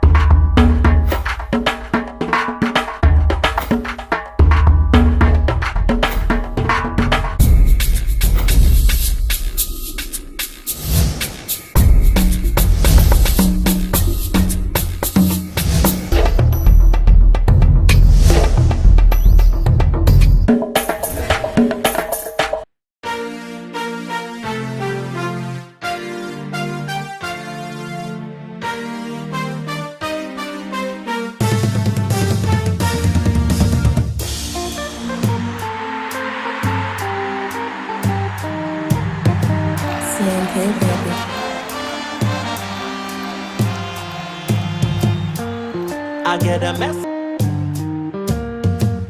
The youngsters don't do one for me, oh.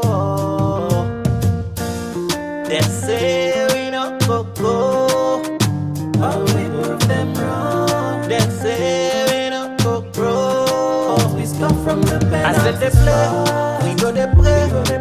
From Freetown to Kenema, we go they say, the people pray. All man come out and support the youngsters, cause more than 20 years, not just 20 days.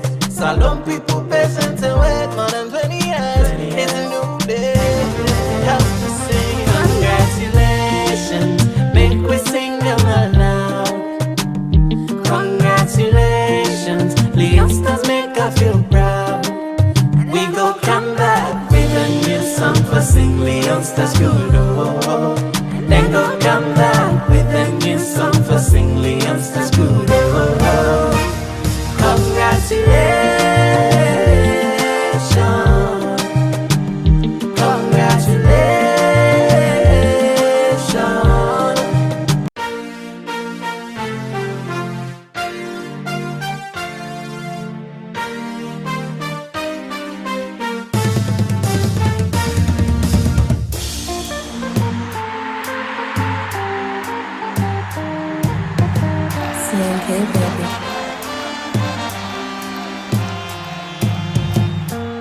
I get a message for you, oh. The youngsters don't do one for me, oh.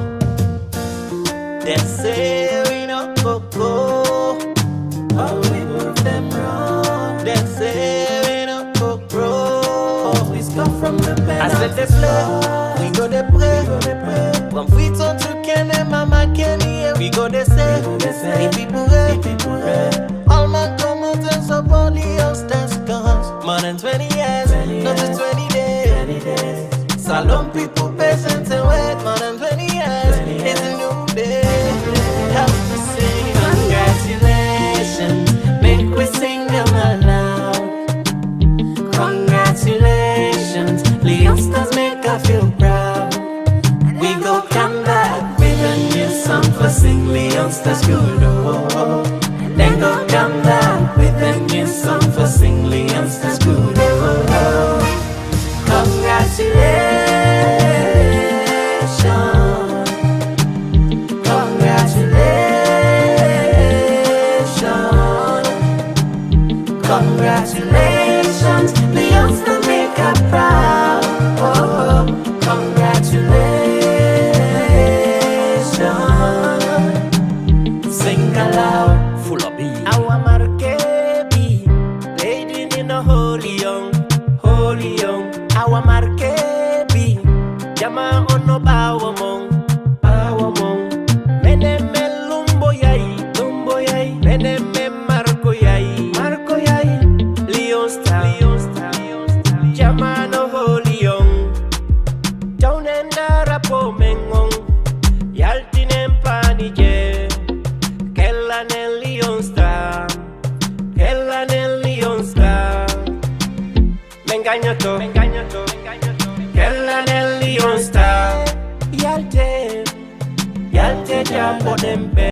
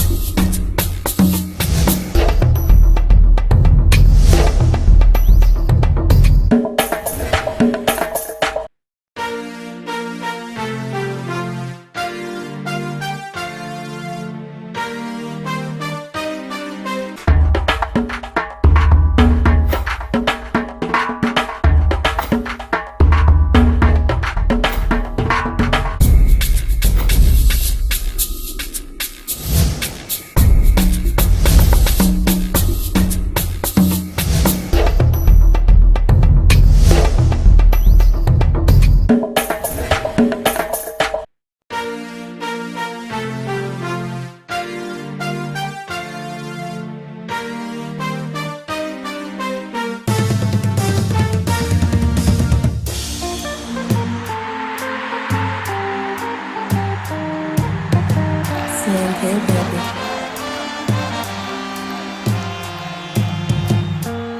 I get a message for you. Leon stars don't do one for me. They say we no go, but we prove them wrong. They say we no go, always come from the bed. I said they play, we go they pray. From Freetown to Kenema, we go they say, the people pray. All my commanders of all the youngsters guns. More than 20 years, not just 20 days. Salon people patient and wait. More than 20 years, it's a new day. Help me sing, congratulations. Make we sing them aloud. Congratulations, the youngsters make us feel proud. We go come back with a new song for sing the youngsters good. Then go come back with a new song for sing the youngsters good.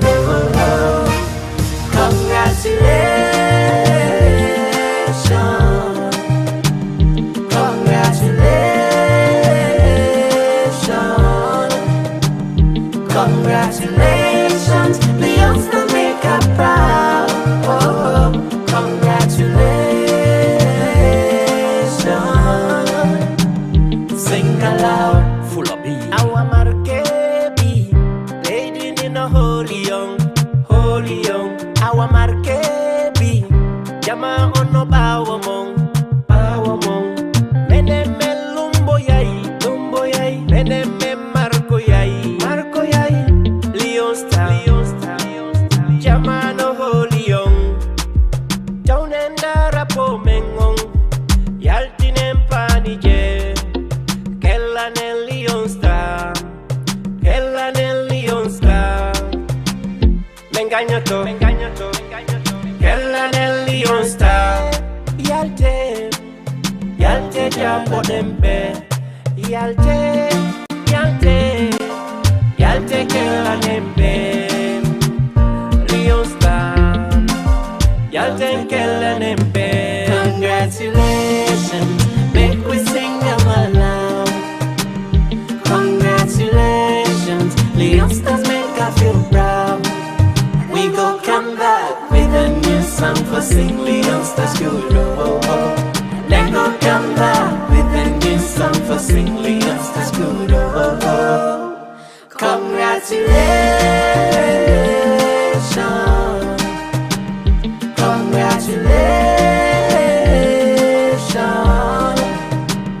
congratulations, the youngsters make us proud. Oh, congratulations. Sing aloud. Oh my, oh Lord, will listen when we sing along. Come, make we celebrate. For we darling, the youngsters. Come, make we jubilate. Well then, the best thing from the arts, Rio Star. Number one from the chart, Rio Star. Who say me loyalty day, Rio Star. Who say a day na day, Rio Star. We don't come for talk box liars, we don't come for talk box sports. I come for talk box Rio Star, make we all support. Me also, come, make we celebrate. What the day, come, make we jubilate. Well, I number one from the chart, Rio Star. Who's higher than a day, all the people them they say, Rio Star. Who's higher than a day, well then, congratulations, make we sing them aloud. Congratulations, the youngsters make us feel proud. We go come back with a new song for sing the youngsters good. Then go come back with a new song for sing the youngsters good. Congratulations,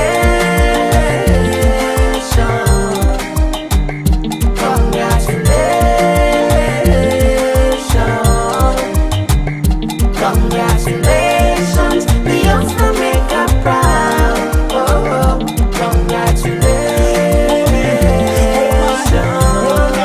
well then, sing all the people from the east who no run come support. All the people from the west who no run run come Sabbath. All the people from the north, who no run come Sabbath. All the people from the south, who no run come Sabbath. All the people all around salute. So that why I'm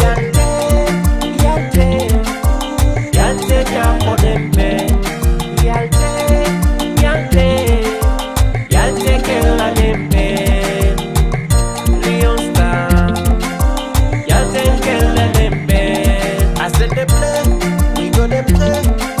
From Freetown to Kenema, we go they stay. We people ready. All my brothers are body. Congratulations, make we sing them aloud. Congratulations, the youngsters make us feel proud. We go come back with a new song for sing the youngsters school. Then go come back with a new song for sing the youngsters school.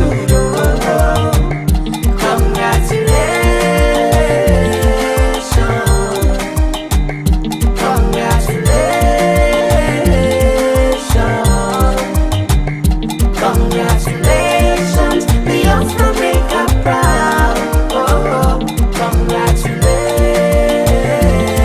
Congratulations, sing aloud. Activated.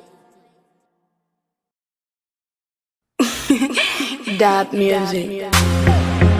Current record, 10 victories and 4. They're still on course for that.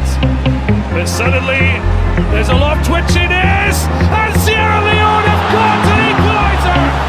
Askwami Loba, Kai Kamara, Edam, it's a good. Pick up we want some, the energy can tell them. As we dey go, we best we go do am. The whole team ready, the cup we go lift am. No matter the game, we still a really own star. Win or loss, we still a really own star. No matter how far we go, we still a really own star. So much love we dey show, so I darling the own star. Shoot themselves in defence, and a famous result is very much now in the grasp of Sierra Leone. They've shown such determination and belief when no one else would have. Ziggy-zog, ziggy-zog-zog, ziggy-zog-zog, ziggy-zog, ziggy-zog-zog, ziggy-zog-zog. Now we dey play, everybody make it know. Nations Cup, now we own. Everybody make it know. We get pace, we know lace, we get energy. We dey chase, we dey tackle, we dey beat anything. Prince Paris, Saidu Fofana, don ready for love. Mohamed Bouya, Musa Tumbo, they don ready for score. No matter the game, we still a really own star. Win or loss, we still a really own star. No matter how far we go, we still a really own star. So much love we dey show, so I darling the own star. We play, we score, we head am. Alassane don dey tap am. Now so we dey go win am. It's a goal, it's a goal. Pass am, head am, kick am. Na goal, pass am, head am, kick am. Na goal, Zingile, na goal, Suleiman, na goal, Kake, na goal, Williams, na goal, Bukuya, na goal, Kalon, na goal, Kamara, na goal, Oka, it's a goal. No matter the game, we still a really own star. Win or loss, we still a really own star. No matter how far we go, we still a really own star. So much love we dey show, so I darling the own star. Junkie star, rise your game. You know say that yellow there. It's Master Made. Mosaic Entertainment.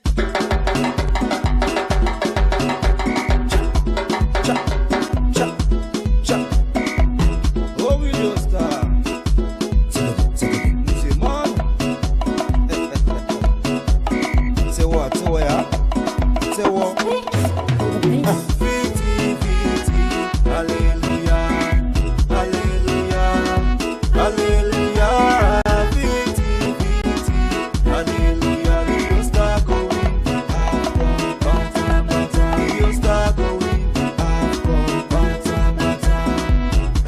Lola, Lola,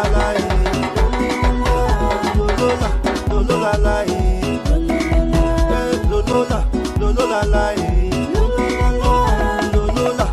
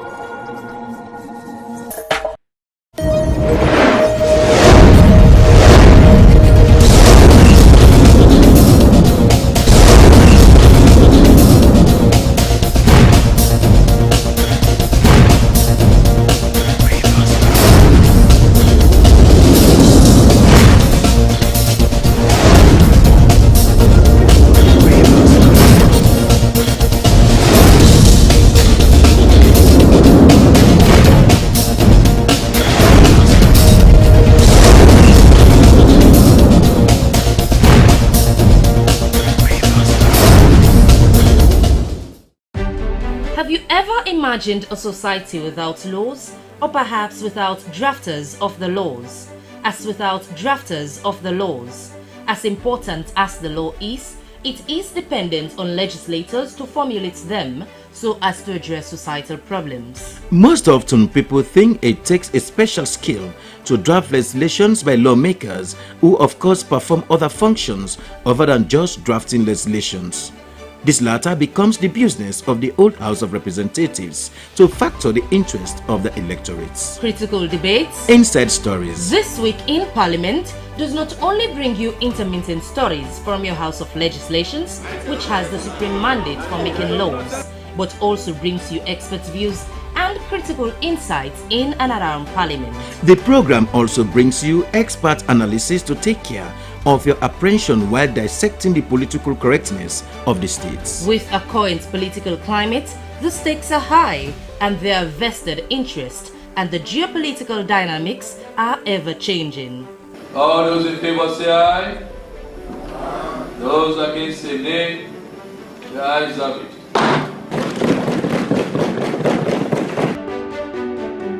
I'm Dennis Fraser. You know me as your parliamentary reporter.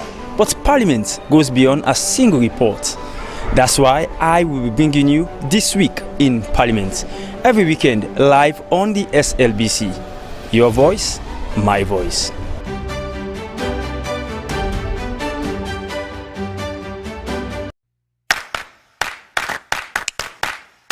Do you know the TV show that brings to you the decision makers, the show to watch? Well, join Asmiuba as it brings to the table movers and shakers of society and policymakers whose decisions have direct impact on your lives. Bottom Line comes up every Thursday at 7 p.m. on SLBC TV, channel 31 with Asmiuba. As we leave no stone unturned. It's Bottom Line. Only on SLBC TV.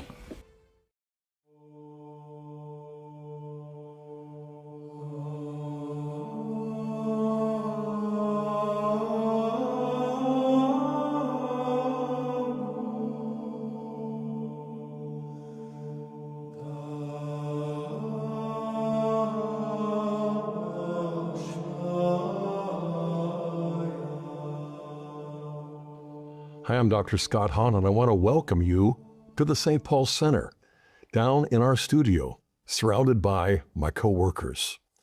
We're going to be spending some time together looking carefully at the 7 last sayings of Christ.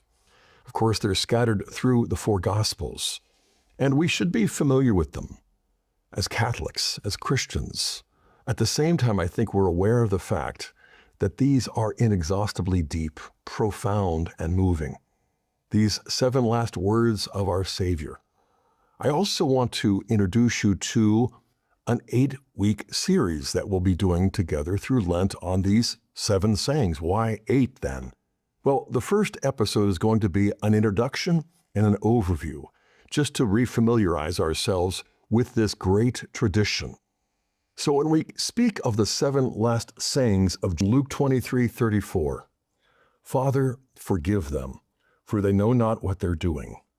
Second, Luke 23, verse 43, truly, amen, I say to you, today you will be with me in paradise. Third, in John 19, verses 26 and 27, behold your son, behold your mother. Fourth, from both Matthew 27:46 and Mark 15:34, my God, why have you forsaken me? Number 5, taken from John 19:28, I thirst. Number 6, from John 19, verse 30, it is finished. And finally, number 7, from Luke 23:46, Father, into your hands I commend my spirit. Now, I think we all recognize the fact that a person's final words prior to his death, or as death approaches, are generally regarded as having deep significance. Oftentimes, they reflect what is on the heart of that one who is dying. Jesus, as you recall, remained relatively silent for the hours he hung on the cross, and no wonder, because of the excruciating pain. And literally, I mean excruciating, since crucis, cross, is at the heart of the term. But what he did say was obviously not mere banter. These are not sound bites. These are, in fact, words from his sacred heart. These are, in fact, prayers, not only to his Father, but also to those around him. They have a depth of meaning. They also have the quality of mystery. Indeed, I think we'll discover that they are relatively inexhaustible for our Lenten meditation. And just parenthetically, I would say as an aside, if you ever want to really feel inadequate, tackle the project of teaching on the 7 last words. Now, in the Bible, you probably know that 7 is the number of perfection, going all the way back to the perfection of the work of creation, the 7th day. And so the 7 last words, I would propose, can be seen not only as the fulfillment of creation and the primordial covenant that was established there on the 7th day. I would also suggest that we're looking now at the 7 last words as what triggers an entirely new creation and what fulfills and ratifies the new covenant. Now, let me just take a step back and look at the tradition that we have as Catholics in our church regarding this meditation, regarding this spiritual exercise. As you might recall, if you're familiar with the Venerable Fulton Sheen, this was a favorite of his, especially at St. Agnes in New York City, where he would preach on Good Friday. And he would preach all the way through all 7 last sayings. He did that for 58 years. Many of those meditations ended up in books. He has at least a dozen books on the 7 last words of Jesus. And it's an interesting thing because he'll compare the 7 last words to the 7 deadly sins, to the 7 petitions of the Our Father, to all sorts of other things as well. And so his successor, you might describe, Monsignor George Rutler, who also then preached on the 7 last words in New York City at St. Agnes, he compares the 7 last words to the 7 wonders of the ancient world, as well as the 7 ages of man. I'm not going to be doing any of that, but I would recommend all of that for your reading, for your own prayerful meditation. But I would say instead what I would do this year, since it is the Jubilee, declared by Pope Francis, 2025, all year. Since the Jubilee is rooted in the number 7 and the principle of the Sabbath, going back to creation, but also to the Exodus and to the 10 Commandments, and even the entrance into the Promised Land and the conquest of Jericho, the 7 days, the 7 trumpets blown on the 7th day, etc. I would like to suggest that these 7 last words of our Savior are ideal for us in the Jubilee to really dive into the freedom that we have as the children of God as a result of not only what Jesus did on the cross, but also what he said. Now, this tradition of ours is rooted in, the last 5 or 6 centuries. You go back to the time of the Reformation and even before, and you'll discover this was already becoming common on Good Friday, but there's evidence to suggest that it was also done throughout Lent. Now, you think of St. Robert Bellarmine, who wrote the meditations that we still have not only in print, but also in translation. And this is really valuable, even though it dates back to 1618.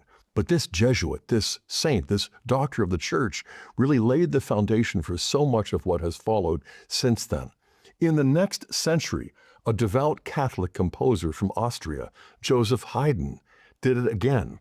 Only back in 1786, he turned the 7 last words into an orchestral performance. 10 years later, it became a choral performance of the 7 last words. You'll find many other examples of great writers, great thinkers, great composers who take this as a point of departure, who see this as their own inspiration. Now, when we think about those 7 last words, now that I've read them, I want to clarify a few things because those 7 last words of Jesus are not found in one place, not in one gospel. None of them have all of them. And so there's a certain distribution that's not quite even, but you have 3 from Luke, you have 3 from the Gospel of John. Luke has the 1st, 2nd, and 7th saying. John has the 3rd, the 5th, and the 6th. Well, what about Matthew or Mark? Well, the central saying, number 4, my God, why hast thou forsaken me? That is taken from the Gospel of Matthew and Mark, almost identical wording. It's also important to recognize that these are not random. Though we don't have any perfect proof of what the exact sequence is, we do have this pious tradition that basically orders them in the sequence that I read. And so we can see how they're closely bound. They are interconnected. They are mutually illuminating. As I said, they're not just sound bites. They're not just talking points. They're not just banter. No, crucifixion was far too excruciating for that to be the case.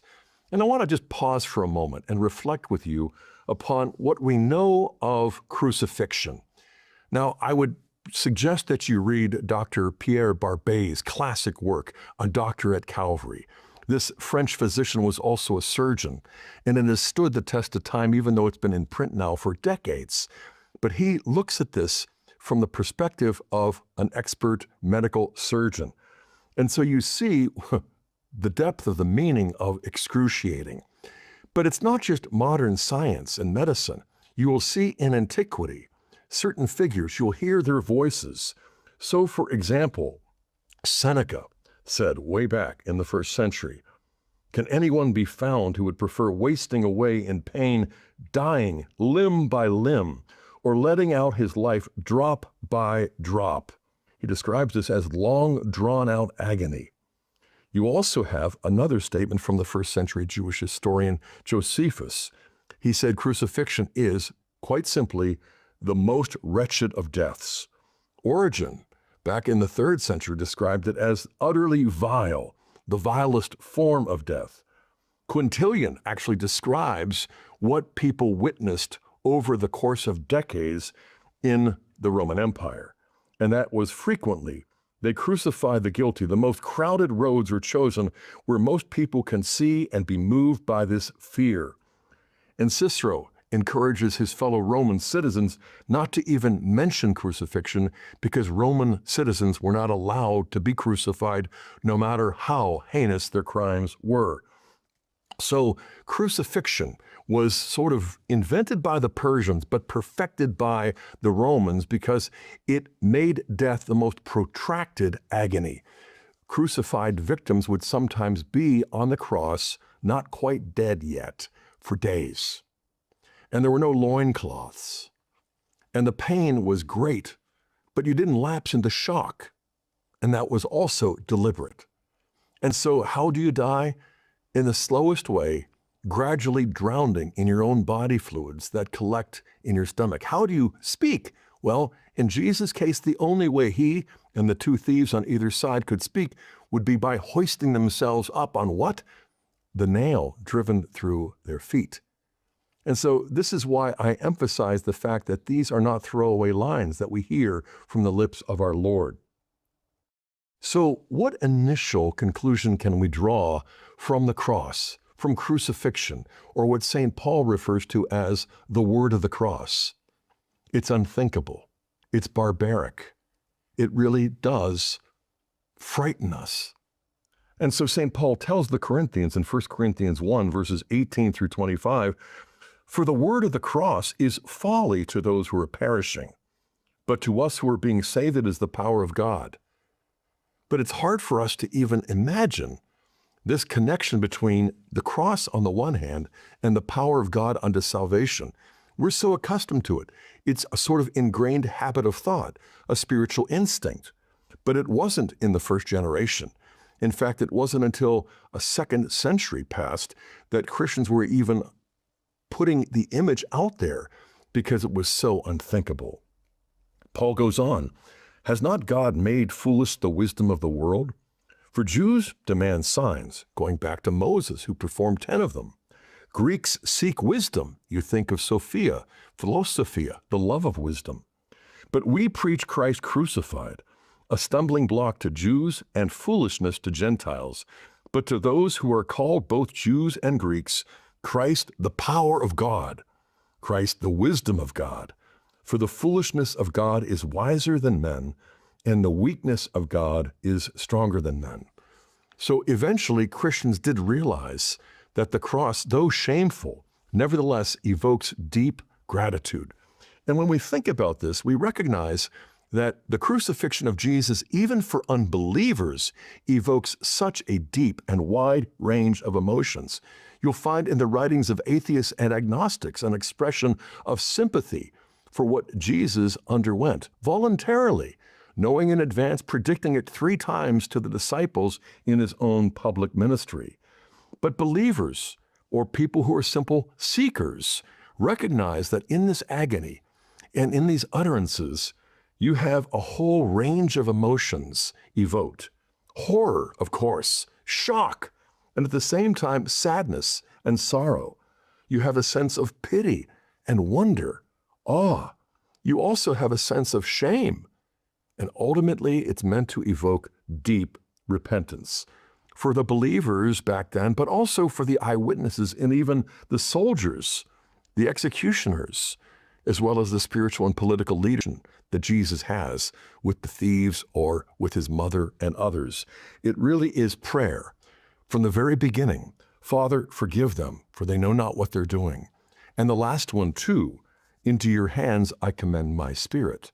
So first and last, but not only that, but all of these expressions are from the heart of our Lord. They are in fact prayer. And so he's turning his suffering into sacrifice. He's turning his death into the supreme self-offering.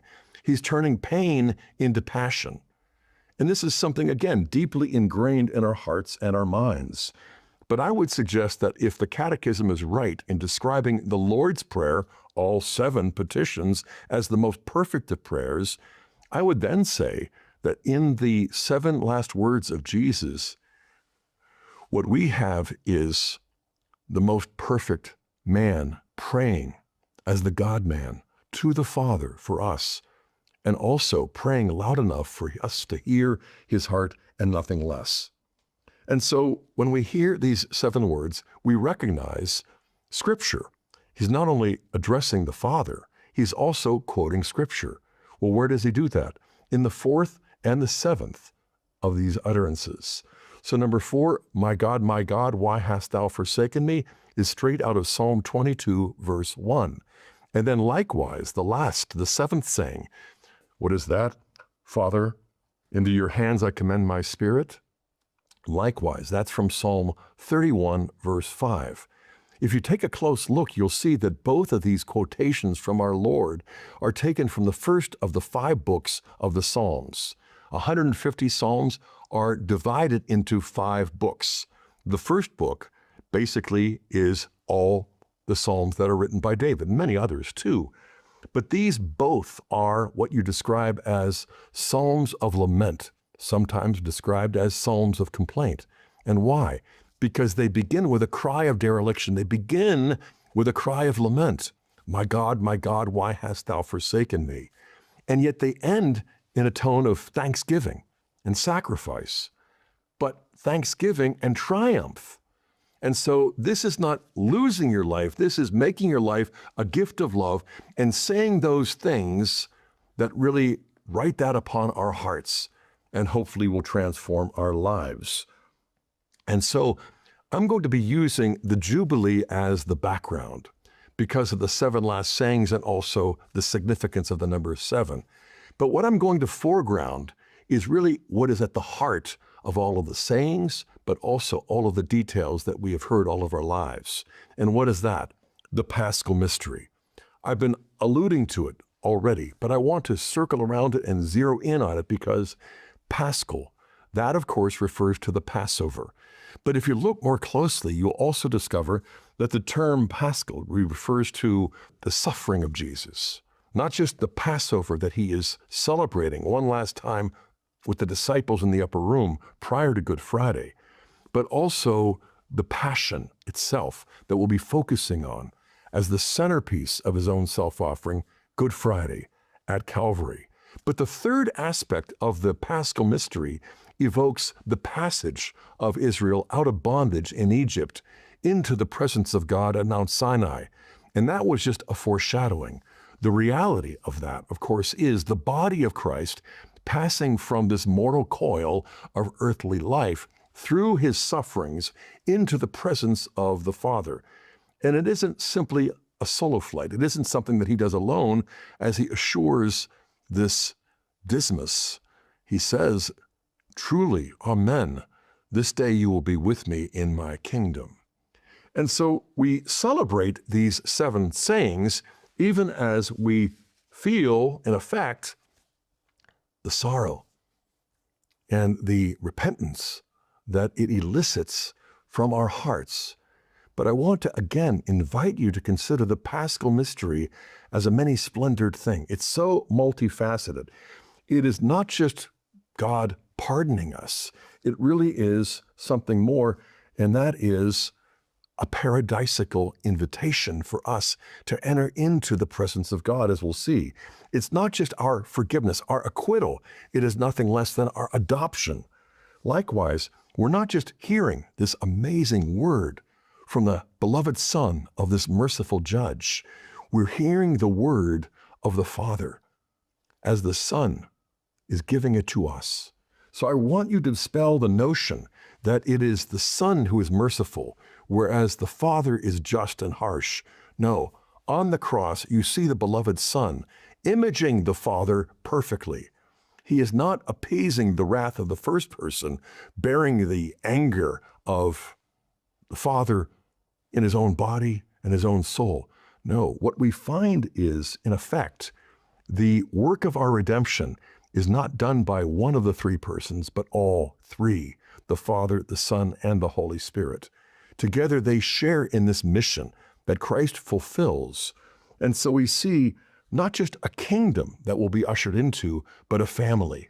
We'll also see that it's not just the Father who's forgiving us, it's also the Blessed Mother that we are receiving as our own. So while it elicits true sorrow, it should also evoke joy, everlasting joy, not just a human emotion, but the very joy of the God-man, who, for the joy set before him, endured the cross, despising the shame, and thus becomes the pioneer and perfecter of our salvation. Straight out of the book of Hebrews, chapter 12, this is what gives us hope, even in the midst of sorrow. And they're not at cross purposes, no pun intended. They really do stoke each other. They feed each other. They reinforce that the more we enter into the sorrows of Jesus' Sacred Heart and the Blessed Virgin Mary, the more we're going to share a deep joy that goes beyond a sense of relief. And so this is not just justice being exercised by God the Father. This is also justice being fulfilled by God the Son through the power of the Spirit. So I want to point to the Paschal mystery as we begin wrapping up for one primary purpose, and that is to dispel this notion that what we have in the Paschal mystery is a sort of tug of war between justice on the one hand and mercy on the other. When humans try to balance justice and mercy, it's practically impossible. And no wonder, because the more you enforce justice, the less you display mercy. The more you show mercy, the more you seem to suspend justice. But take a look at the cross. Take a look at our Lord. Listen closely to what he's saying, because what you discover there is that 2 seemingly incompatible principles are united. They are married. What is the cross? What is Jesus' own self-offering? It is, on the one hand, an act of justice whereby we give to God, through his Son, this satisfaction for sin that exceeds not only what we could have done apart from Christ, it also exceeds the guilt and the malice that we have done in sinning. And so Christ satisfies divine justice in a way that St. Thomas Aquinas rightly describes as superabundant, that the malice of his slayers is practically, incalculable, and yet the love of the Son in satisfying divine justice is truly infinite, far greater than the malice of his slayers, such that he's not only able to forgive his murderers, he's also able to atone for their sins and bring the grace of divine adoption so that they and we are not only pardoned, but truly adopted. And so on the cross, you also see the single greatest display of mercy for our sake, but not just by the Son, but on behalf of the Father. So justice is offered to God by Christ in a way that exceeds everything we could have done. And then mercy is extended to us. A marriage of things that are just seemingly incompatible. And yet this is our life. This is the way God administers justice in a merciful way, and he also administers mercy in a totally just manner.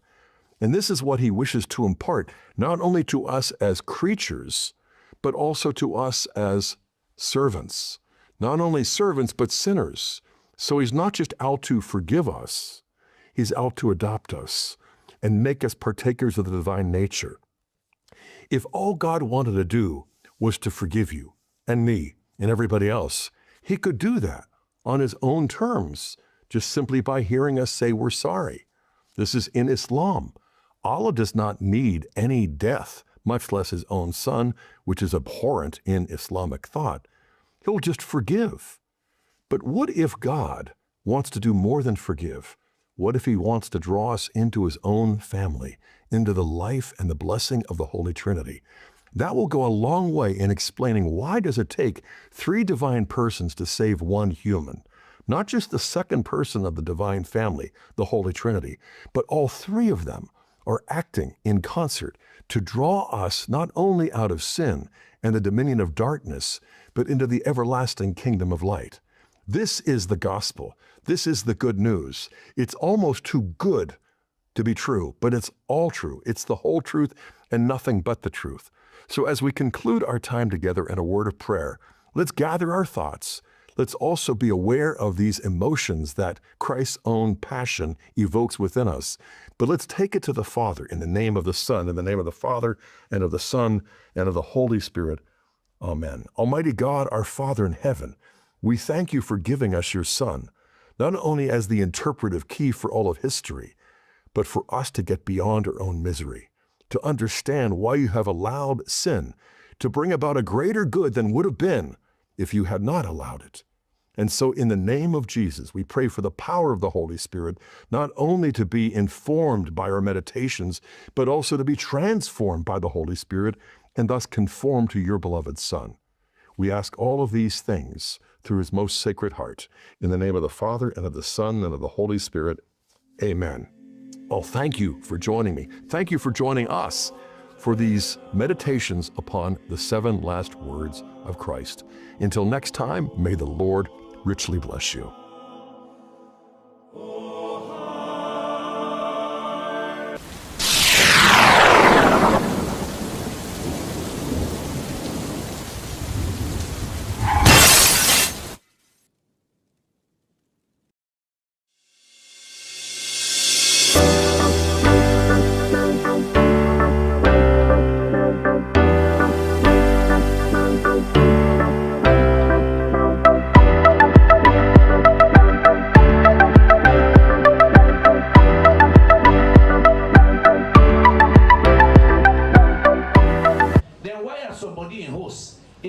From two sides.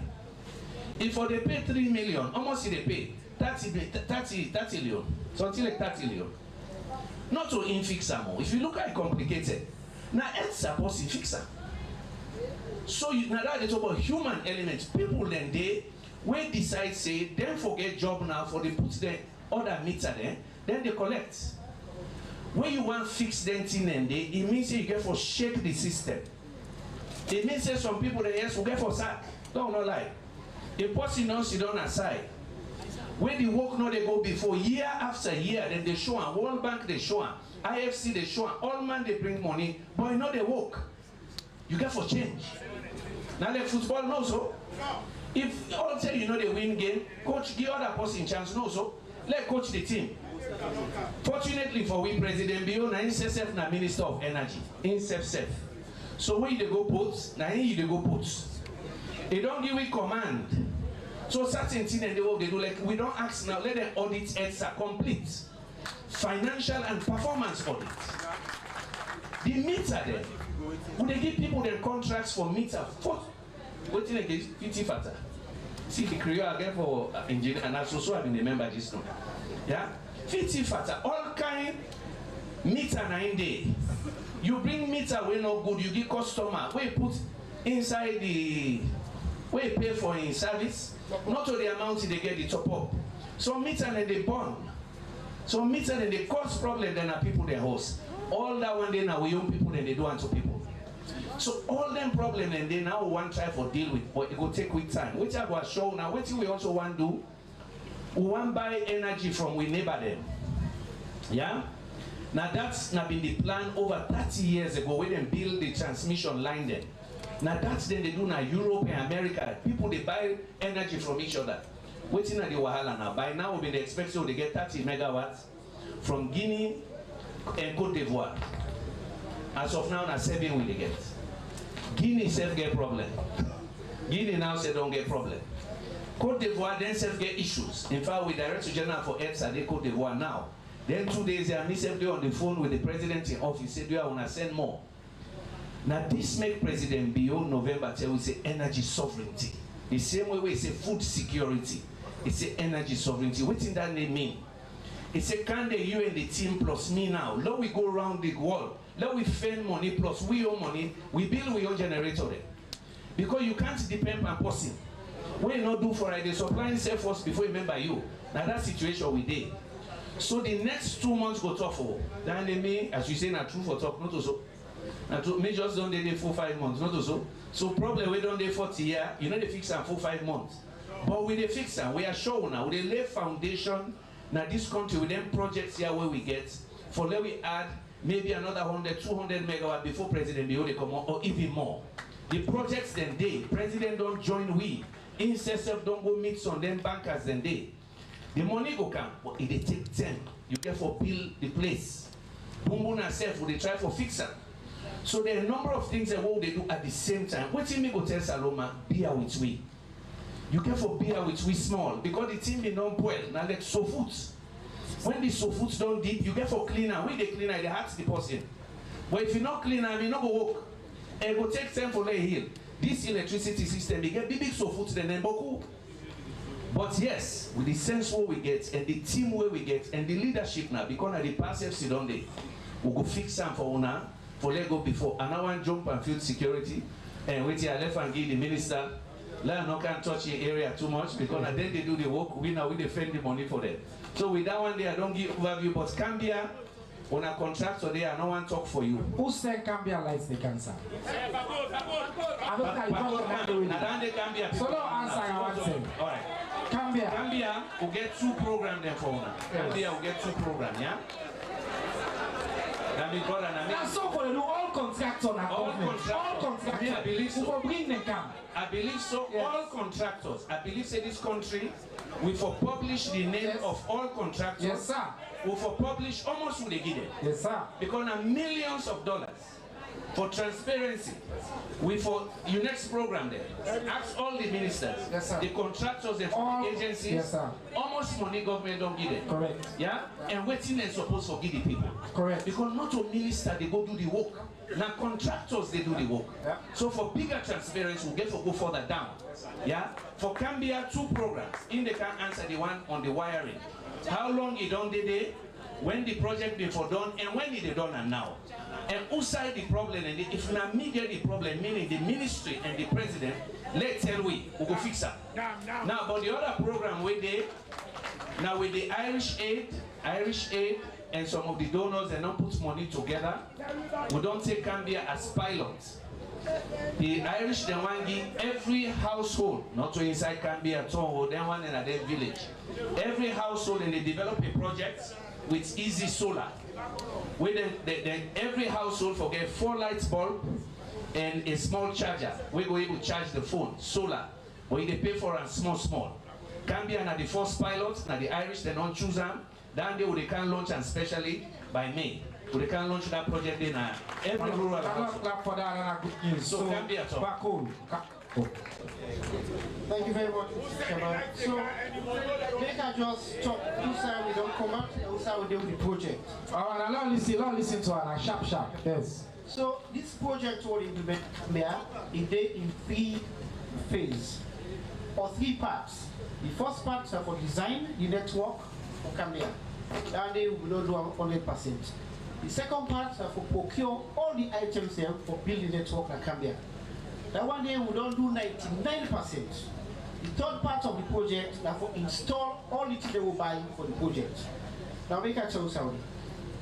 Inside Cambia, we for install 16 transformers. As Sardinia, so we don't buy all the 16 transformers, we don't install all 16 transformers. They don't vandalize 5. We for also install 13 LV panels. The LV panel, they take the current from the transformer, go to the wire for one of the replace them.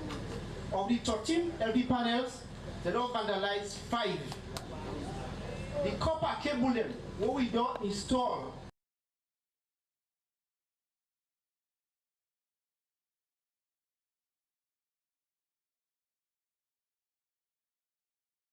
Transformer LV panel them, transport them.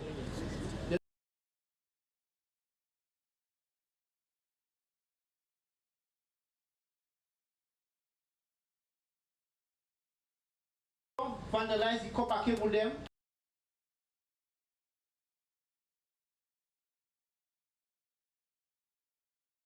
Then thief them all go.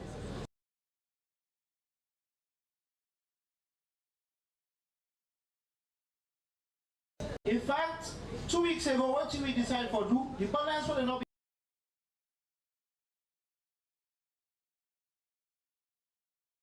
don't vandalize from the panel them, we get for strip the all back we put on a store.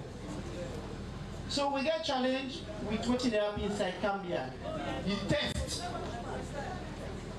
As the Dr. Yukera said, we promised government say we will finish the project by December with the TSO begin. December will pass. December will pass. What we need for do that by December, we get challenged with the concrete pole supplier. The concrete pole supplier, the one Chinese company. The leadership of the Chinese company, they're in a court for ownership of the company. So when we will not be able to get the pole from the time, we request to government, say, the ministry say, may they allow we for use timber poles. Indeed, in December, we get the approval for timber poles and we procure all the timber poles. Is that cool? Yes, sir. And it can 1 week now. You know it's our. We bring all man can I too. Now for say, the chairman say, not to win no more. If government don't put all that money, they don't do all these things. Now when are your job land day for protect the installment the way government don't make. We don't get for every day. Anybody will go thief. Somebody can be another person there. Person there. Person there when no who that go thief that thiefly.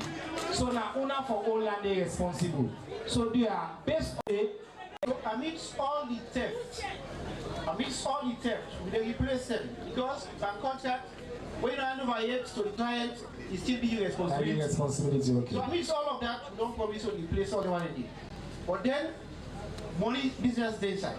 Government not pay out it. As government for pays or invoice there will be submit. Alright. That's why they make another promise for honorable and then go in there so. If government pay with the invoices they will don't submit for today we don't do. Hey! Well, we are not clap for Mr. Cole, not clap for, you can go see your answer. So he said, but I want to listen to the important parts. If government pay the balance invoice, well, that's one. The second part one, I they beg the chief them particularly because we can do all this. But if we not help with chairman, it's not possible. Security personnel and they are all the security we call them. Whether lights get for whether get for enjoyer. Also now, you go left sit on somebody, you go vandalize them. Don't call Deputy Minister of Energy briefly, we don't do energy, Minister can. Mr. Engineer Edmond Onina in the work with Dr. Yonkela.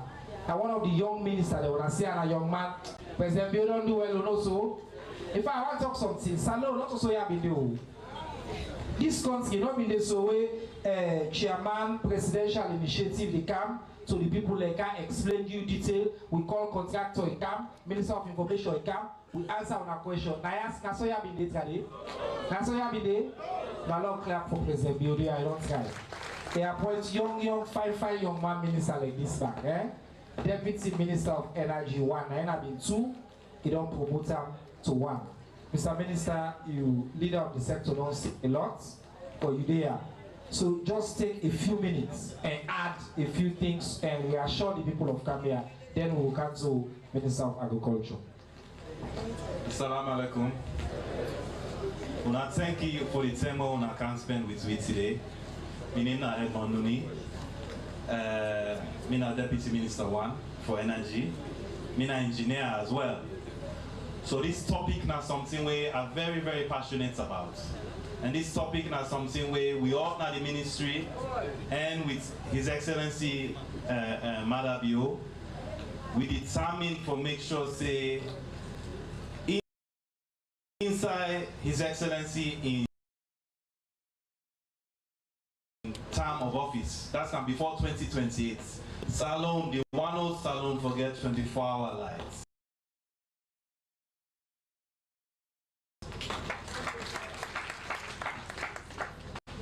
The kind way H.E. and Dr. Yunkela they work on this assignment here, so it's not fun.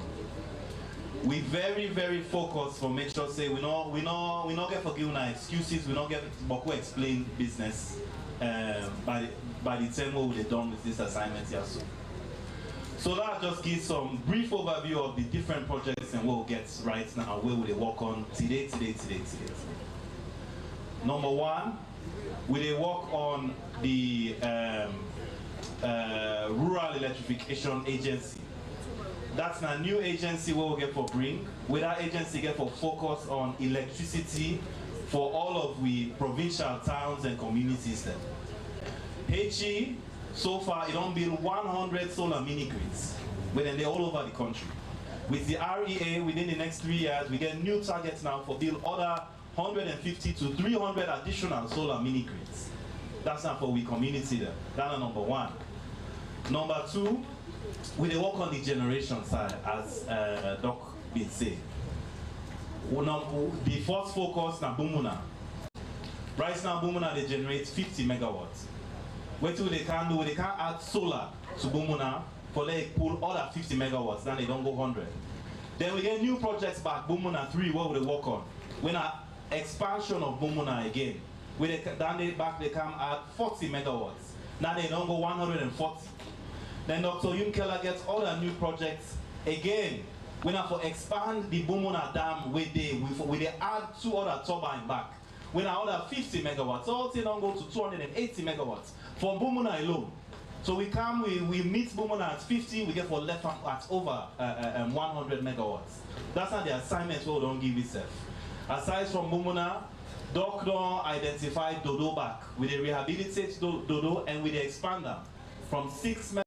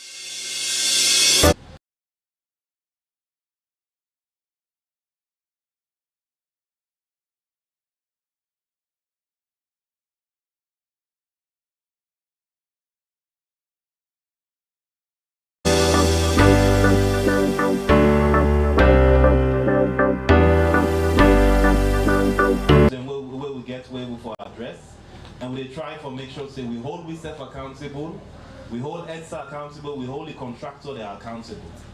So we're very excited, but waiting we don't set for do for now, and we're very confident that we will able for meet on our targets and we don't commit to now.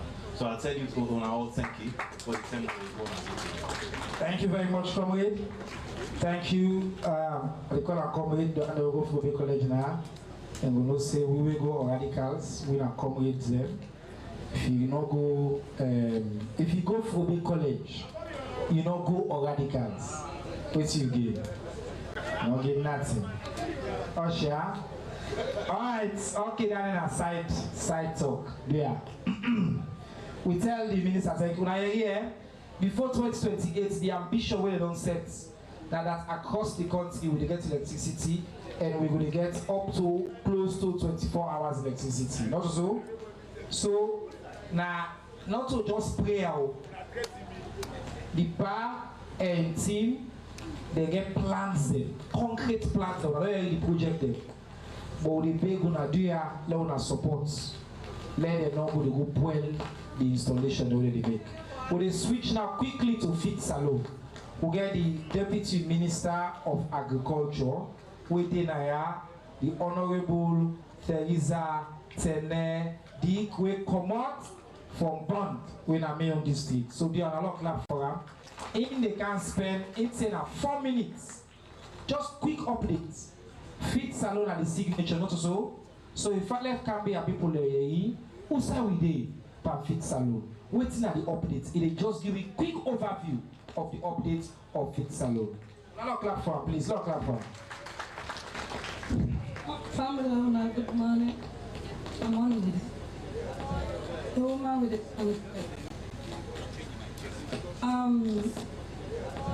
The woman with it. We in a fit salon. The party supervised with the presidential itself. The presidential itself. I not say all man they fast today, but would that not eat chocolate today? Like tell me. All man eat chocolate, so meaning he need fit salon. Not so.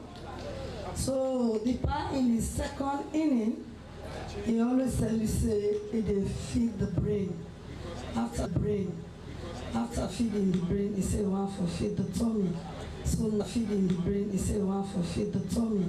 So now in a fit salon, where the Ministry of Agriculture now we charge with that responsibility for collaborate with partners, for go get money, for support farmers, local farmers, encourage private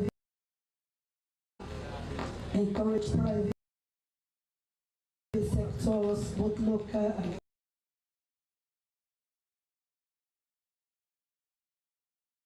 international investors,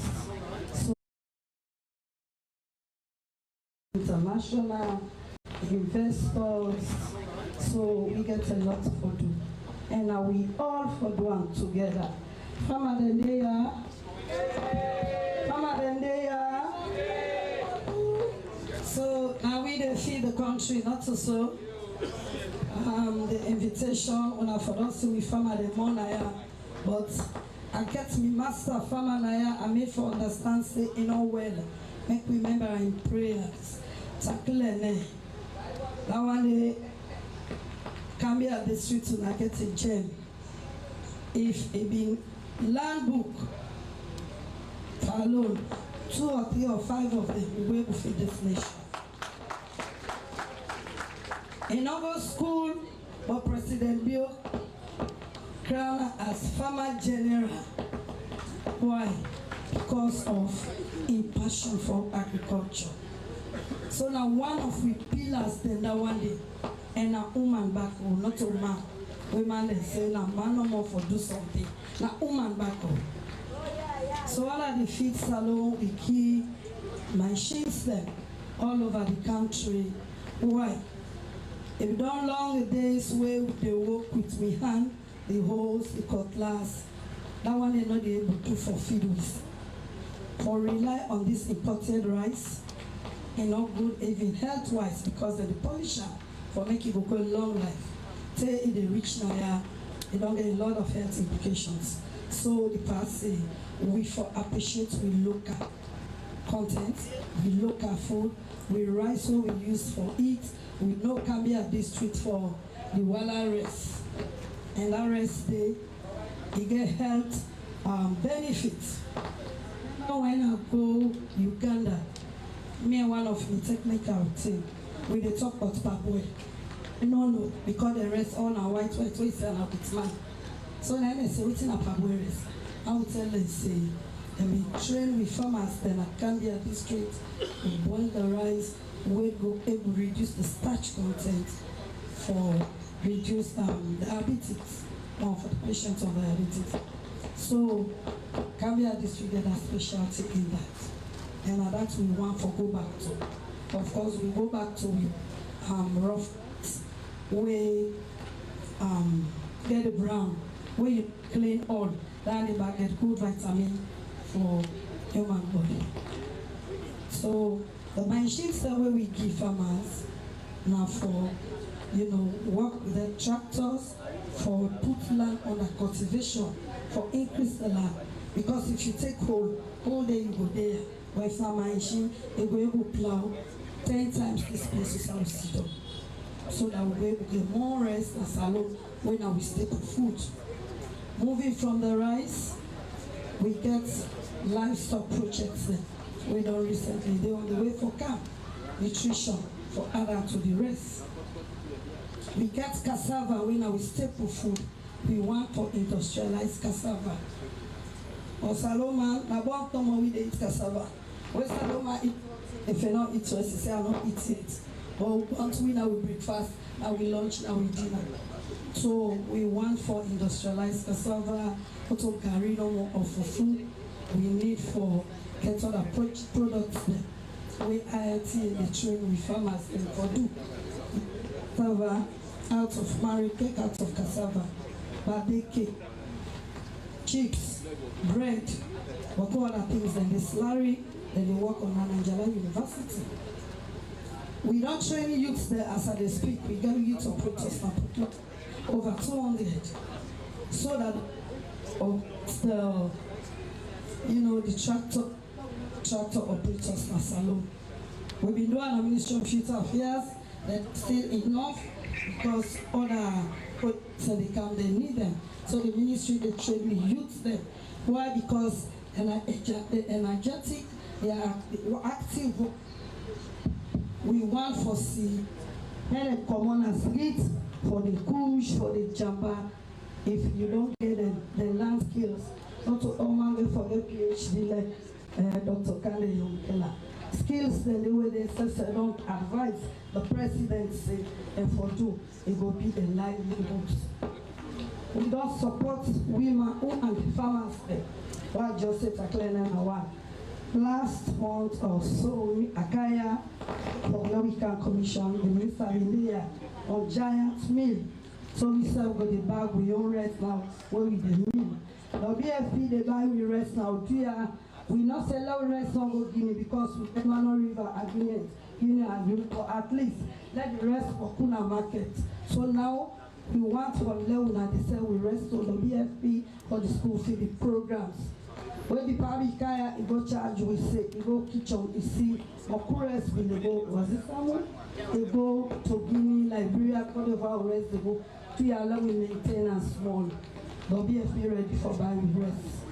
I think with small others, when we don't do vegetable, 10 hectares now, Gambia specifically, 220 hectares of IVS. We don't cultivate some they under development, some we don't have rehabilitate because we don't find out say IVS they get more rice when you plant them. 9 grain stores we don't do an Akambia retreat, we don't do bridges, we for connect farmers then to the market. So the last but not the least, Kambia are one of the main hubs for rice production where we don't identify. Second to Tomabu. Of course, to talk it disappear. So, in this few words, if you like anything for us, I will answer. The director there, the district director, I will applaud. We will talk so. So I thank you all. Saloon. On a lot of clap. clap one more time for the Honorable Deputy Minister of Agriculture and Food Security. As he said, President Bio, the focus on let we increase rice production. I know as well, in addition to what the Minister say last year alone, rice production as alone go up by 15%, not also sir. It cover now 72% of the national consumption, when before now up to 64%. Meal rice, the output don't grow by over 50%, and the yield don't grow 4% to 2.2. Even and then get big goals than this year. Last year, 28,000 plus hectares, 9 governments cultivates, and over 90,000 farmers then benefits. Of their 90,000 farmers and they over 40% now women them. So this is also get radical inclusion inside because man day, woman day, people with disabilities, everything within President Bio they do. Now one can quickly to the director now the Ministry of Development and Economic Planning. So when I know about the Big Five, not so. Big Five, the Ministry of Development and Economic Planning, and then they ahead, and then the coordinator for we. All the areas of the Big Five.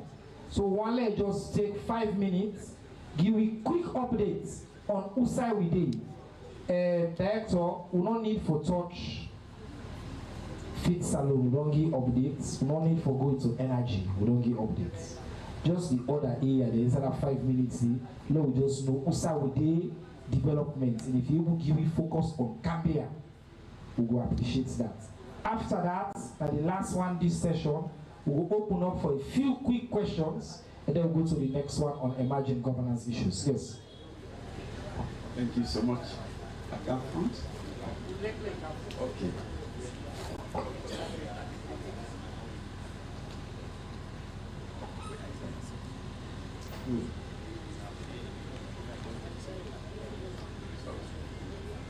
Thank you so much,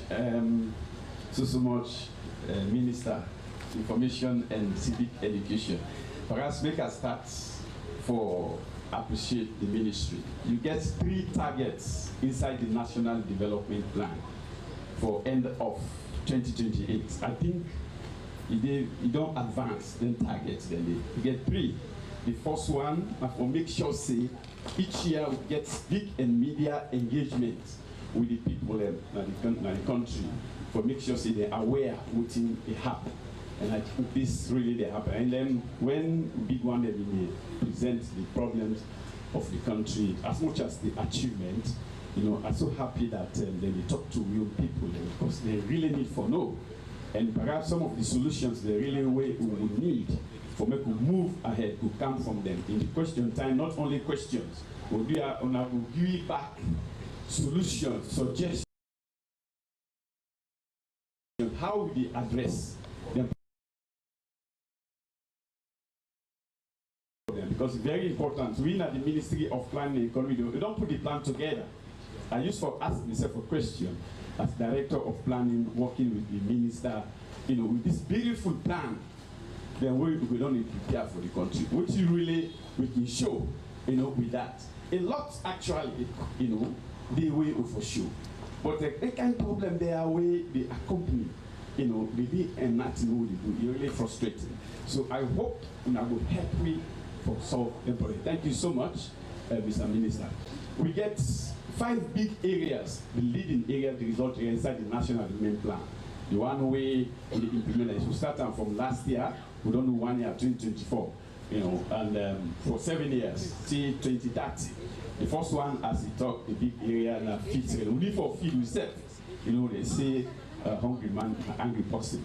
And you know what can happen, even then, Albala will sometimes so he would say, Puskas, you know, we man not get something. So that's the first one. The second one, we'll talk about for make we build with skills.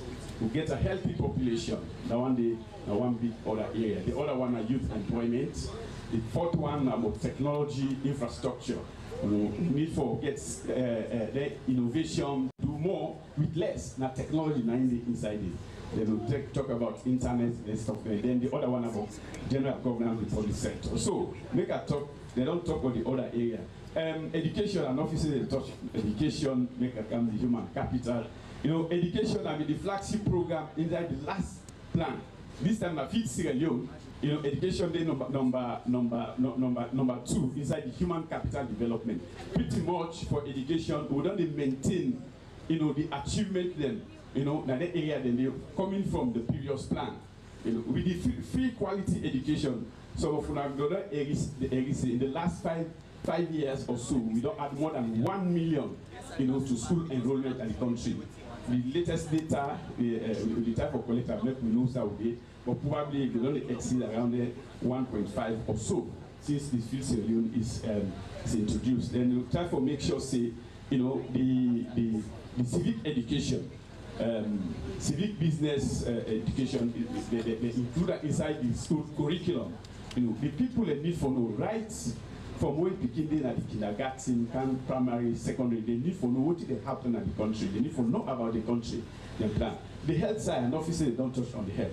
I think that one area that the world don't see serious progress pan, especially when it comes to them, you know, who can die, pambom, you know, the infant mortality, the under 5 mortality. The area that they don't do drastic reduction in the people who can die, you know, when they're born. The mamiden. You know, today, if you did more than 1,000, I think like sometime 20.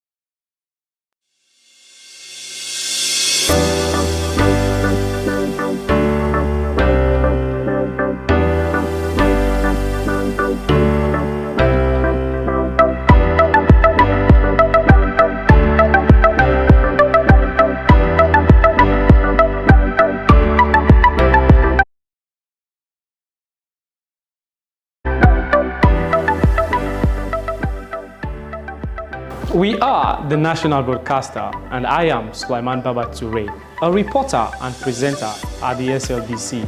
Your voice. You know, then other people extremely physically challenged. You know, the one they really work and find they are already all the government they give assistance to that. But if you permit me, make I talk small about issues at district and chiefdom level. You talk about Gambia, what you don't do specifically, then they require disaggregated data. We will not get right now, you know, but we try for work on them. But the issue of how they organize yourself at district and chiefdom level, we need to touch on them in terms of our responsibility. But because put them, if we people the entire Oja at district and chiefdom level of civic engagement, then structure is very important. And we want to reduce them down to even the chiefdom. We want to talk about Chiefdom Development Coordination Committee. I think the Minister of Local Government, if you can, in the revised decentralization policy, you don't try to make provision for then coordination structure at the chiefdom level. Why we need that structure for the meet over and again? You know, there will be basis where we will understand what did happen at that level and inform the government. We need to inject them inside the civic education education strategy. The other thing, perhaps the last one we're going to talk about, management of development actors at the district and chiefdom level, the NGOs. That figure I will give a minister. I think we current number of NGOs where they operate now, Gambia, they stand at 96, close to 100 NGOs. Right now they work na Gambia. Then people are there. People are very important, the last mile, and they go the last mile, the side government they go, but they need to coordinate there. And one way we will ensure effective coordination of their need. Now when we get in district coordination mechanism very strong, as well as the chiefdom development coordination mechanism will type of, because then they receive billions of what? Dollars in development. We don't need for no. So now come to the Ministry of Planning, law will give information about the address system where the people they operate from for can help the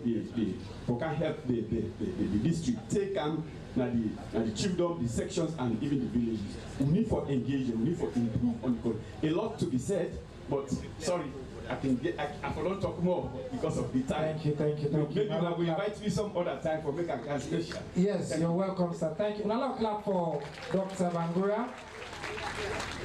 You know, Friday, you go say you don't know what government they do. Now somebody say, as you think for us, the Ministry of Information don't give the information. Also, so would they make sure say you get access to the information even before school na Cambia right now we get radio. Then they follow this line. So we did on every one of the community stations that we they Cambia. One for 10, let's a lot clap for them. For the station then. We did live on SLBC, we did live on AYV, we did live on multiple blogging platforms there across. We did live na the ministry page them, na all the social media platforms there. We also don't be joined by the distinguished Attorney General and Minister of Justice, the youngest so appointed in the history of this country, the Right Honorable Alpha Cisse Esquire. Another clap for him. Yes, then we don't do our not so young man again. That of course a comrade of your Radicals Club. One more comrade. Therefore introduce the final comrade at this platform. So now, let's see if we get burning question quick, sharp, for the first few speakers then. When me run at the one kind of okay, you there now. So at the point, 3 people left. See, just follow on know, sir. Now are the activists that they are. Journalists, civil society, and the good soul. Over here, now we dignity that they are. The chief there, the councillor there, and the over here. The school picking and they under. The youthman and they under. We get different interest groups. So you will see as well. We try to make us say inclusive, but you will also see. So Una Naya would pick. Wait, Padiman, I made the point. Make it the game. Alright? Yeah, not take the game now, Miana.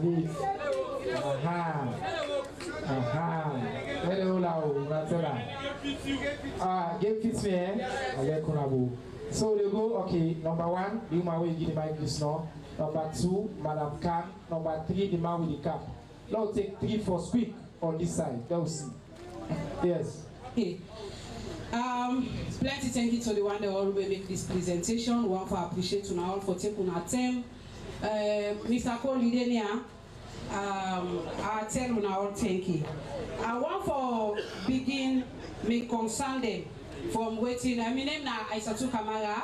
Me na civil activist, and me the head of one NGO na Cambia when I focus 1,000. Me na the senior district coordinator. I want to begin for talk to me Honorable KKY. EDSA, when they talk about audit. Yes, I want to make you say do you allow do our 1 minute? Okay, no problem. You go to the point, so we take more. Yeah? Yes, no problem. Yes. No problem. EDSA, when they talk about audit, na EDSA, we just want for say system need for be strengthening. Sometimes to the same measures, but for now we take appropriate way to make the people they know say yes, they don't do something way bad. It's very difficult now. See, the way to make people they do something with impunity. And I come to the issue of Cambia light system. Me wanna be they talk about series of thefts, even though we they talk about this cable theft with the bottom.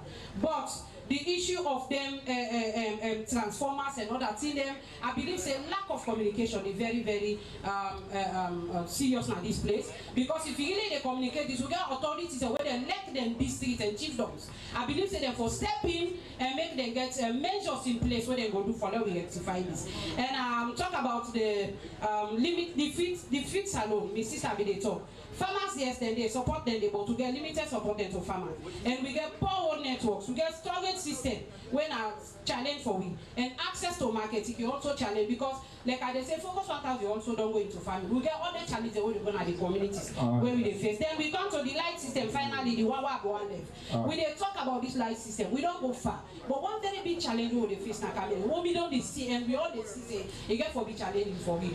We not get fire force, we're running a Cambia. If we fight for light system, then the light system for getting a Cambia. If they're really not enough for this fire force be functional, light will gain me na Cambia district. Now fire building now. Alright, no problem. So Lord say, thank you very much, Madam Cam. I tell us to don't talk for Moko this year so because me no say the point I want to make, I don't make so. Yes. Alright, now you can. Go ahead, madam. Yes. Yes, ma'am. I want to tell you that thank you. The speaker then I so appreciate the woman because we now woman business and the business. The thing what we can ask the Minister of Health not here. This is the one I mean for long years, but today I get the opportunity for bring that camp. Me I ask that camp, Mrs. IDS Kamara. My brother died 2014, Dr. Human Khan died for this station. He left him picking them. Now me men Dr. Human Khan na Makeni, he go Francis, he go Commerce, he go to the college, he go out, he go study hemorrhagic. He is the only hemorrhagic doctor in Sierra Leone. Even the West Valley open a camp for egg. They all know to hemorrhagic doctor. They only teach you if person poo what you the care, if person vomit what you the care. But Dr. Khan was the only hemorrhagic doctor. He died today, let me begin them. The student in college, look where was they not be here. The previous government didn't do anything for us. You out there again have come. You haven't done anything for Dr. Khan. The two beginners in that college. Where's he una go do for help me? Now me don't retire. Thank you. All right, thank you, Auntie Isata. Thank you very much. Lord, take the third one, Yanda. It's an important question, very important. I'm glad you will get the platform today for let you speak your heart. We tell you thank you, and we tell you brother thank you for your service. We're all there today because of the service we serve the country. Yes, sir. Commander Lucien Kamara, Secretary General for Civil Society Movement, Cambia District. Dr. Yonkela, the issue of Pakol where he be mentioned, one for inform you say, even the pole the way they erect, we get question mark on them because they're not well concrete, they're not use concrete for them, they dig shallow, and today we don't lost one of Cambia when a young engineer. So because of that pole that they so they even the one they were erect, they're questionable for now where the contractor say they don't give you 2 months. That 2 months they're not going easy because all the one they where they claim up the pole there now. Don't afraid start. So one for tell you that they wait, ask you a question. Yes. What's the ordinary person will do the claim up pole? No, the one they where they do the installation. Okay, okay, yes, and one pipe. 2 of them for them. I think I see the video online. Okay. Yeah, exactly. So second, yes, second,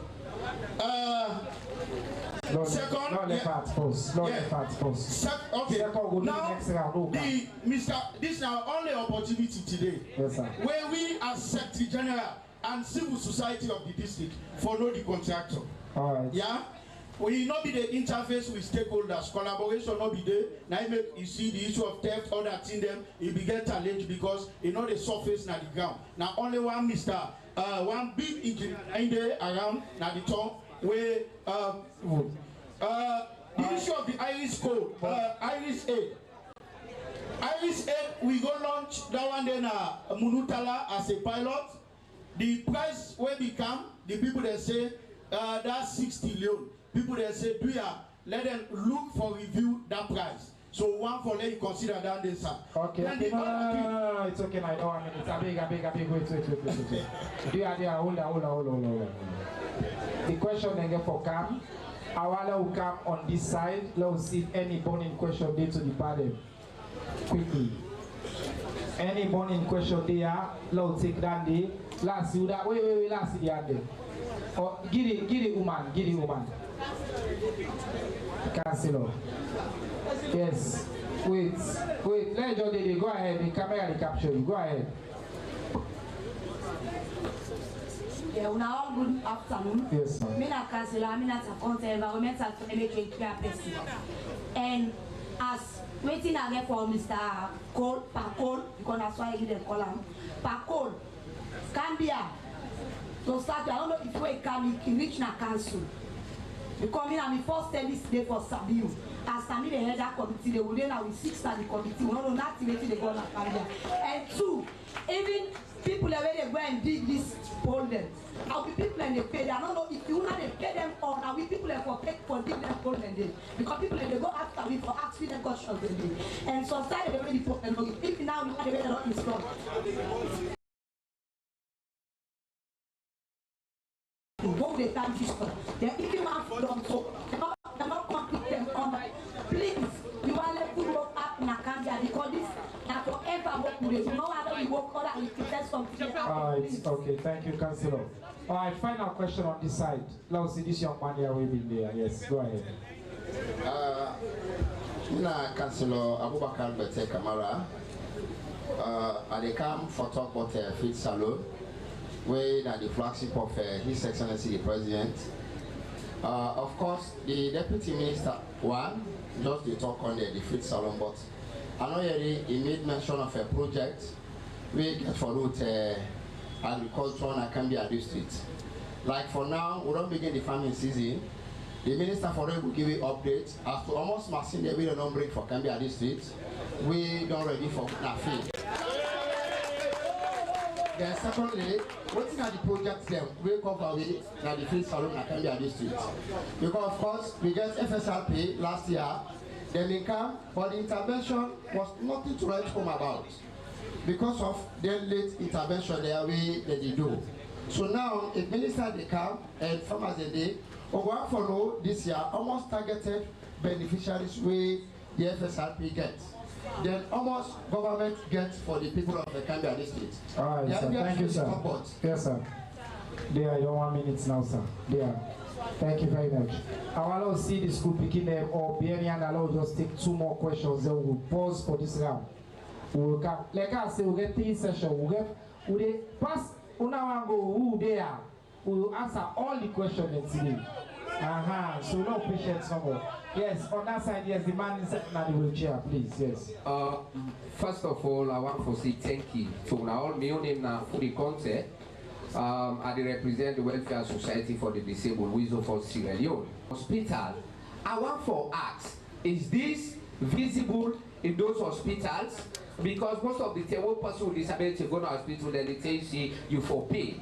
So that is it, a quote from Danny. So also another thing, I want to recommend, as a person with disability who feels it, knows it. So there are committees in those hospitals where they in charge of those drugs. If those committees, person with disability is not in those committees, it's not going to fit for you. Yes, so that recommendation for me, let person with disability go there among those committees, those hospitals. Thank you very much, sir. Yes, well noted. I don't know if any students get a question. Okay, yes, the lady in the back there, please, right there. And the final one for this round, we'll get many rounds there. Let we get some answer them. Then we'll get other speaker. Yes, ma'am, go ahead. Yes, ma'am. Question they go to Madam Ministry of Agriculture. It talks something say we put them the transport for road. The inside Gambia district we get 10 thief dogs. The 10 thief dogs from New York will not get say. Wait, can't be for small because I think they might be caught. Can't be for small. Some thief dog it passes from back then. So food we accept for salad and salon or we accept for goat like Guinea. Alright, okay. Well, and see the chairman there. Now also the lead on the presidential initiative for food security. So I think also now they represent the presidency. So this one, that question is perfect. Mr. Chairman, I want to come forward because I feel like we get plenty of questions the way that for you, sir. Where you go help me with the answer them. And I think say you will also help yes, after that, una come together. So we get all the questions that we get for do with fit salon and energy. The chairman and the minister they come forward. I want to apologize. They will not get for maybe say, oh, your question, but they try for them to summarize the answer because of time. Yeah, chairman. We want to tell the Gambia people, then thank you for the frank questions there. We then give me a Pakol. Pakol, I know say you don't take note of all it. Civil society, wait till I want promise una. Pakol can with we specifically because me and Minister Noni, one go looks on them place then day. So any of una way will join will we and Pakol go. Let una see the work. Yeah, let una say be inspector for we. Let una continue for monitor. Number 2, do you have a appeal to the chief there in the community, civil society una go help we. Then transformer there, any side way in that area, let us get a small neighborhood watch. Because we see well one, they take time for other one. They all see the delay. We want done that project there. So all this done, then we all go look. Narabic will come. We'll go look the powerhouse. They may not go there the last September. Let's see if you don't advance. Not so. Una say be monitor them for we all go together. And we want to tell the Gambia people their hush. We've been see that tragedy. We've been make press release. That man will go for go fix transformer with the pole for them, which means na be substandard pole. Now that make a good one when I raise the point. Some don't link safe and no, they don't show it. Now that make a while we all go. They are all go see. This is not clear accountability for everybody. And that promise way Minister of Information don't make. Mr. Say I go convey to the past say yes. We get for begin make that list of contractors for every sector. Waiting and they do and almost money we give them. It's hundreds of millions of dollars in the country. That accountability important for letting people they know. Look, the lights business, I don't explain everything really waiting for explain. When I don't hear it, the main thing when I be at Gambia, we all they go look now. We go answer some of the questions on the spot with the contractor self-set. On the field salon side for Samu, indeed, President know this area. He walk Naya as a young man from Ukuna to Tonko Limba. They go end up na even tell Yeliboya. So you know about the issues here and waiting the challenge with the Ministry of Agriculture for do. We people they not get choice. In economics we call it arbitrage. If you get a price differential next door, you go sell and day. If we salon no one let us sell that rest next door, we for provide the services now. Number 1, we forget credits where the credit necessary. Now with people that they trust, for go begin farm. If you don't mortgage 50% of your rest, the man will trust you, they can't sit down before you cut. So agriculture are not feeling so we don't address that problem, they complete. Not to say with people they don't want feed salon.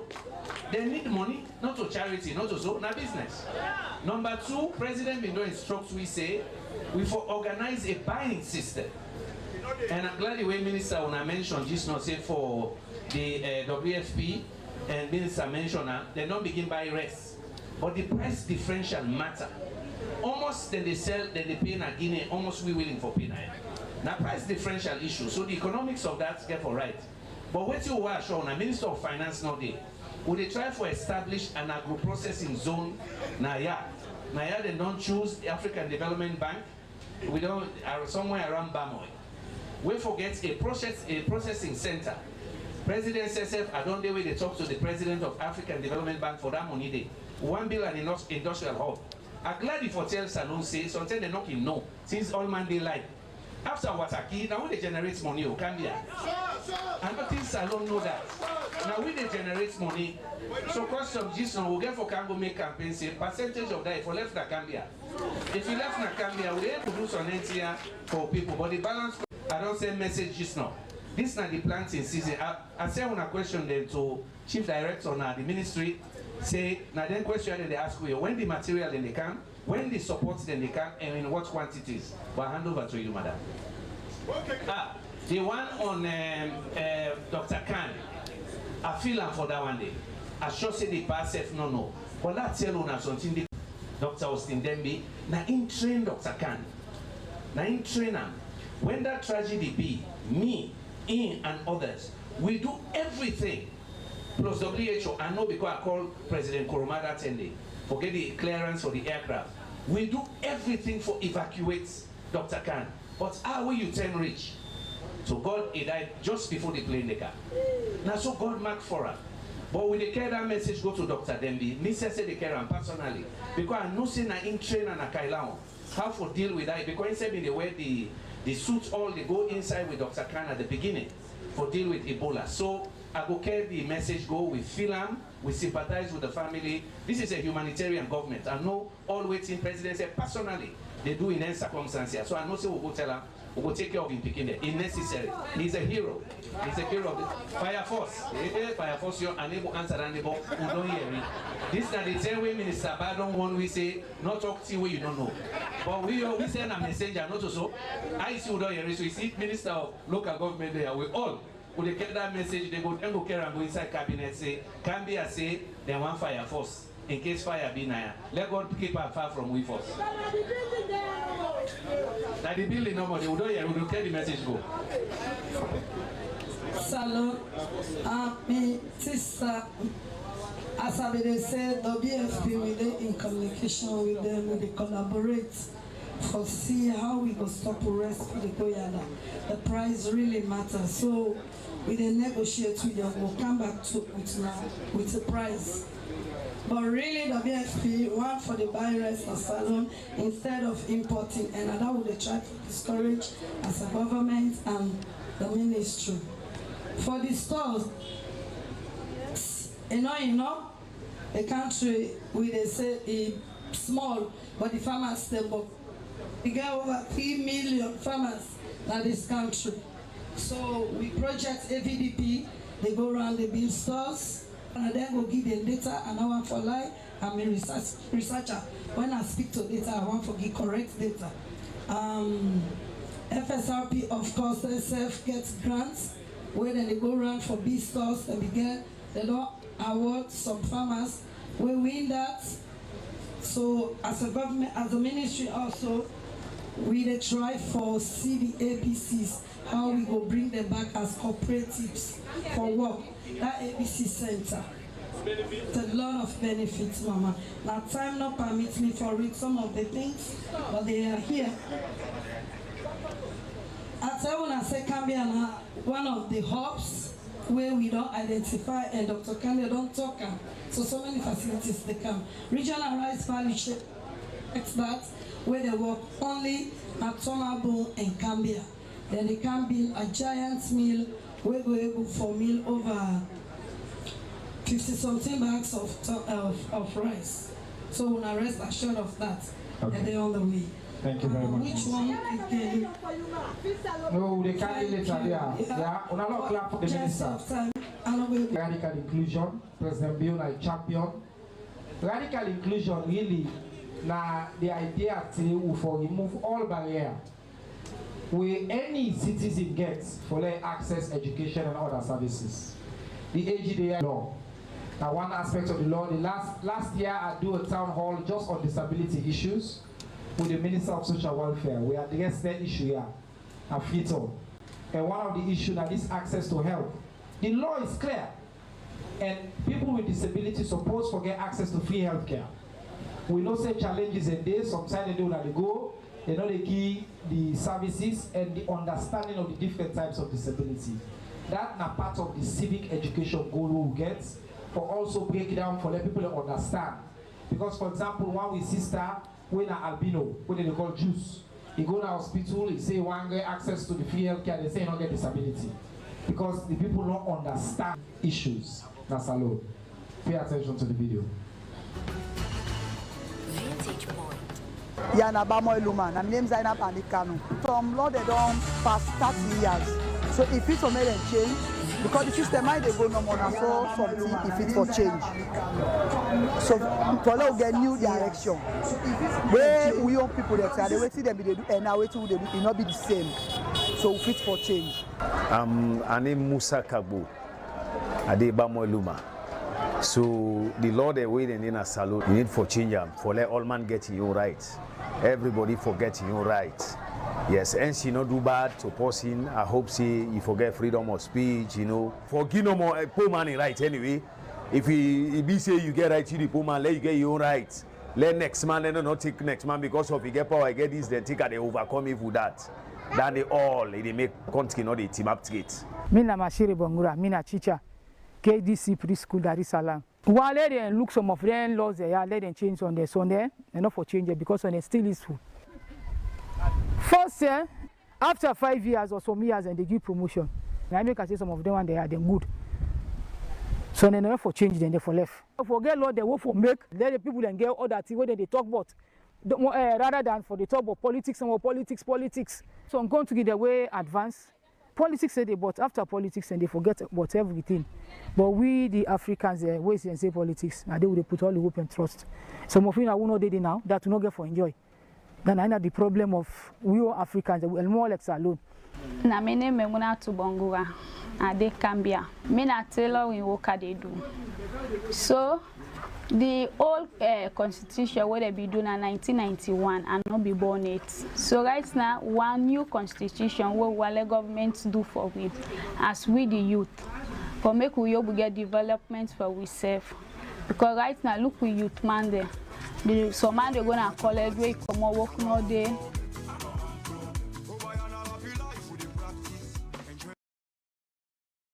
They gonna college we come out work no day. Alright, standing are just some voices of the people of Gambia. When I sabi some other people and also, when I sabi them, we asked the question about the constitution. Now we can talk about governance issues. We don't hear about say we do constitutional review also.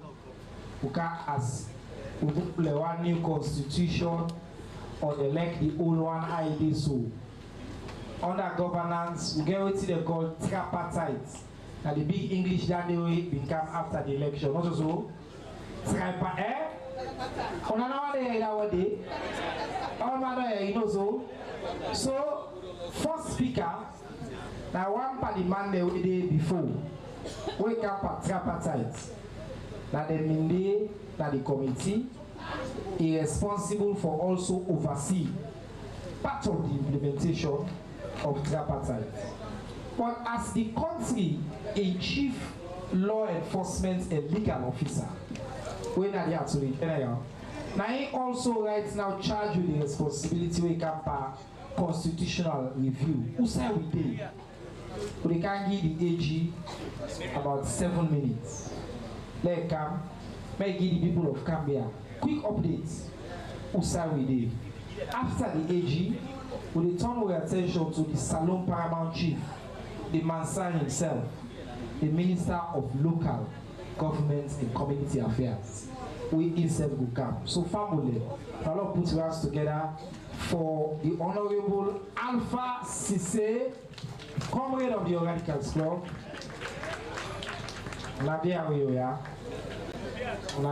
If you want begin, you go for big college, you can host. First question where they ask her.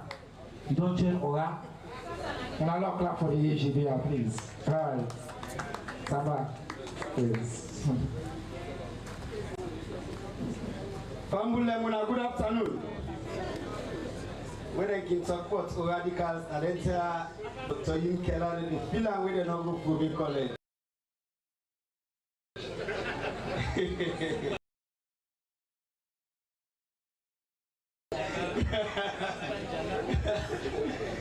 Anyways, I'm glad for the now. So today, I want to tell Minister Sewa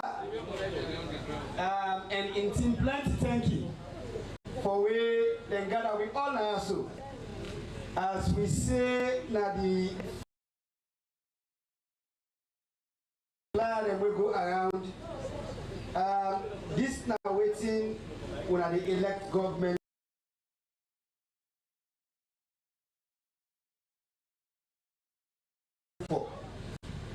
For make them provide services to UNA and make them able for talk to UNA about their services then they. So as we say, we bring government at the doorstep of the people whose side government really belong. So the government now UNA hand a day. We accountable to UNA and now that make we glad for their for discuss with UNA and answer questions and we wanna get. If we're gonna talk about tripartite, I can never talk for tripartite, you know, because of the time we have spent on the committee, but also because of the way where the country embrace tripartite. I can say this country here, so we get particular attendance where certain words, they just become very common among we. I still can go back to the war years, where war began in this country, where plenty of women turn displaced persons in this country also. We saw been there, whether they count food for supply, we all get for go first for make them verify we. But remember say, verification will not be get Creole word for them that same day. So even my own mama will not go school, it be Sabida word day. So it becomes very common for make plenty people in the country say, we go for, some people they say we go for verification, some people they say we go for verification. But we all been understand waiting verification mean. And of course, you know, as the war they go on, other wars then come, you know, the time way AFRC and Rebel and they Freetown, take part in Freetown 97, you know, wait and the Alpha Jets they come, all my men sabi the word maneuver. As you talk people and say, oh, with the maneuver, and then in that time again, all man can sabi the word territorial integrity.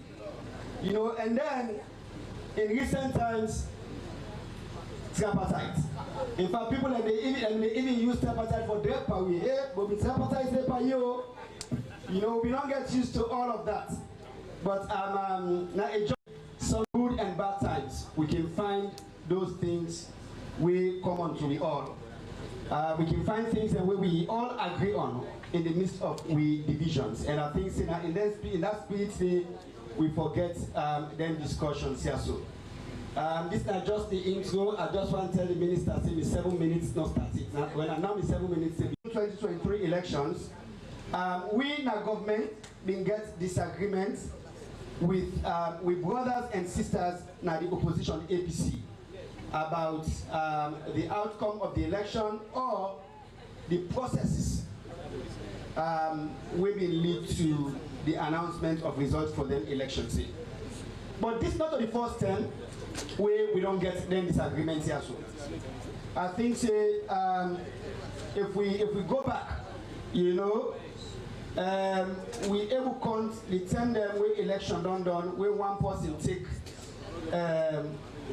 phone and call the other person and congratulate them.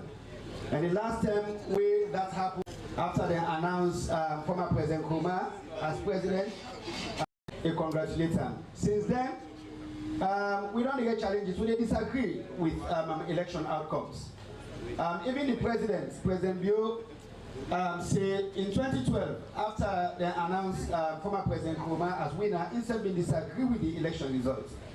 But what it been different this particular year so now that we can't get a leader in the person of President Bio, we say, you know what in we all they complain too much. Maybe now time for make we acknowledge say things then they went wrong with the way we conduct elections. We got laws then where they guide the way we conduct election, but maybe then laws then they're not perfect.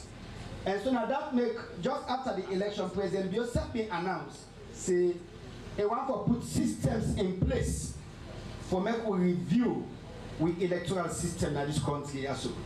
They been announced say the vice president will chair that committee. But whilst different people receive that news day, some people will say, oh well, make the vice president not chair. Make it be something where all the parties go get together and agree on. And so that being therefore gets into the discussions around the disagreement on the outcome of the election itself. But I remember say one of the actions that we brothers and sisters that APC may take now that they say they already participate in governance. And so the president may agree with the Independent Commission for Peace and National Cohesion, may approach them and say, you know, make we get everybody together, make we talk. I'd like to make emphasis on the Independent Commission for Peace and National Cohesion because, you know, this country, yes, we get plenty support from international partners, but just like we experienced during the war and when the war come to an end, plenty time, we can tell thank you to international partners, stay we forget the very important role where local actors play. And so now that make each time I talk about this, I can like for emphasize the important role where the Independent Commission for Peace and national cohesion play in bringing everybody together. And so now that we agree, say, make a government and APC come together, then international partners and come and support. Now that lead we to Bintu Money, where we get the agreement, where we call Agreement for National Unity. And inside that Agreement for National Unity, 8 clauses been did. But the clause 3 or resolution 3, now in the country, they really can't grip, where now they can call tripartite. Where resolution 3 say, for make the president form a cross-party committee where we review with electoral systems and processes and make recommendations for how we will avoid then disagreements here so in the future. We will look at the things that were wrong with the electoral system and make recommendations for how we will address them. We will also get views from various people across the country on till they want the electoral system for look like. So the resolution 3 will also say we will get 3 co-chairs, 1 from government, 1 from opposition, and 1 from international committee. Because of that 3-person leadership, now that make everybody call that particular work day or that committee the tripartite committee. So the committee worked for several months, talked with various people, electoral commission, civil society, PPRC, people in the security sector, other people across the country.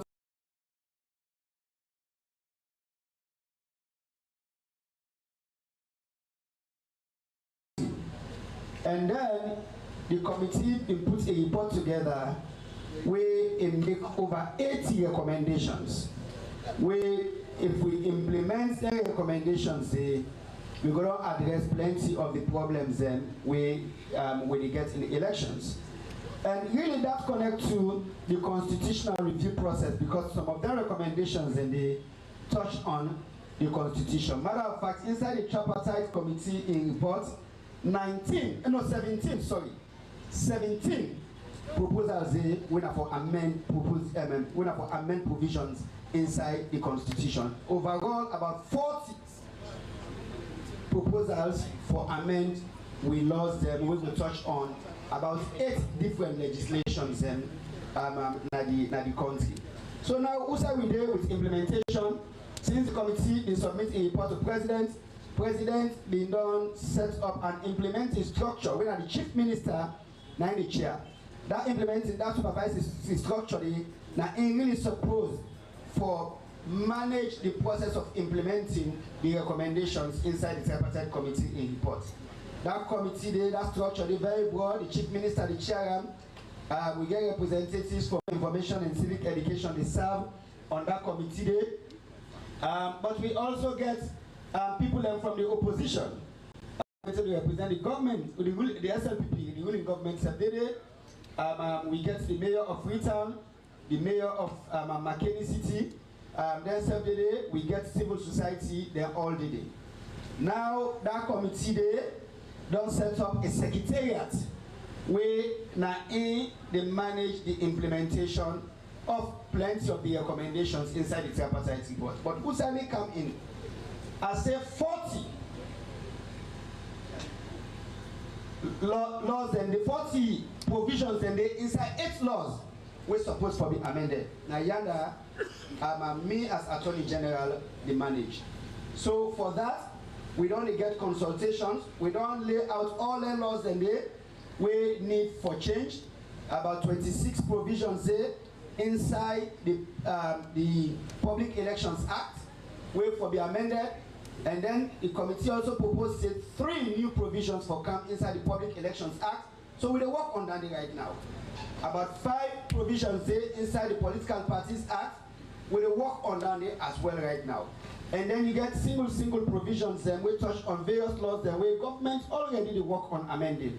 The IMC Act, the Cyber Crimes and Security Act, the Sierra Leone Broadcasting Corporation Act. The comments that one and the all for be amended. And then also say, we forget a law, we will talk about the independence of the police. But that recommendation, they come at a time now where we also review the Police Act. Somebody talk now, say some of the laws that are going to this country don't hold. So the Police Act in this country go back to 1964. So with the review that they right now, they come with a new Police Act where they repeal and replace that 1964 law. And yonder, we make sure say we put strong language for ensure say the police independent. So that now we say we did for the tripartite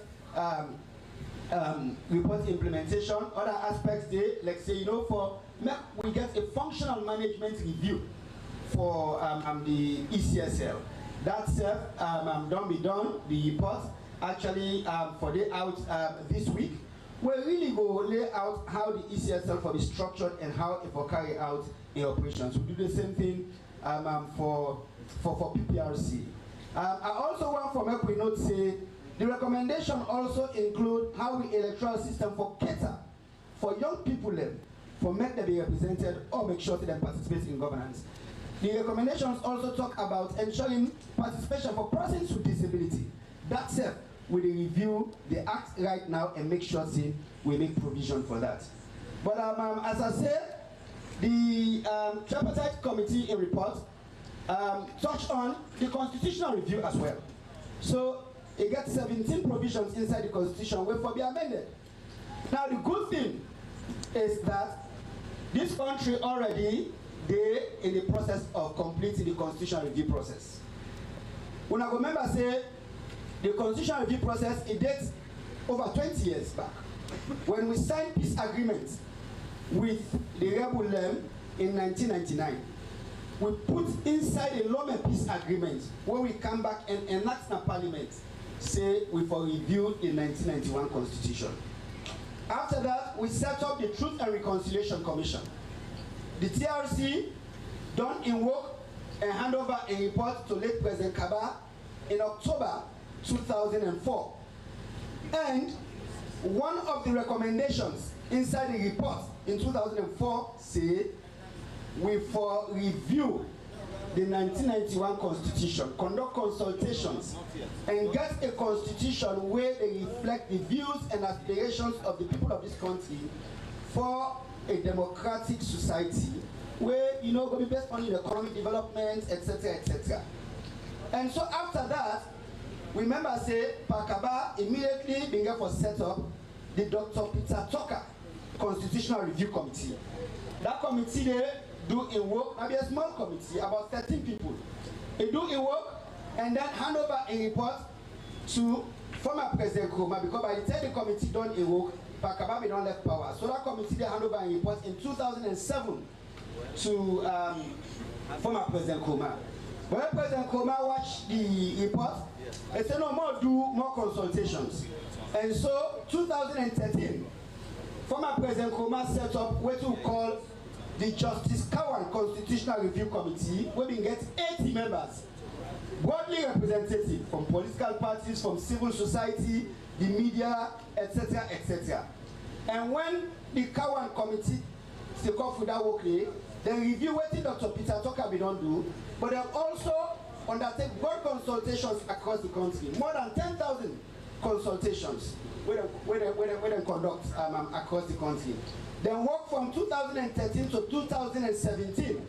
And 2017, another report to President Nkrumah, where former President Nkrumah will review the report, the government review the report, and issue what we call the 2017 white paper. It accepts some of the recommendations, but it left some out.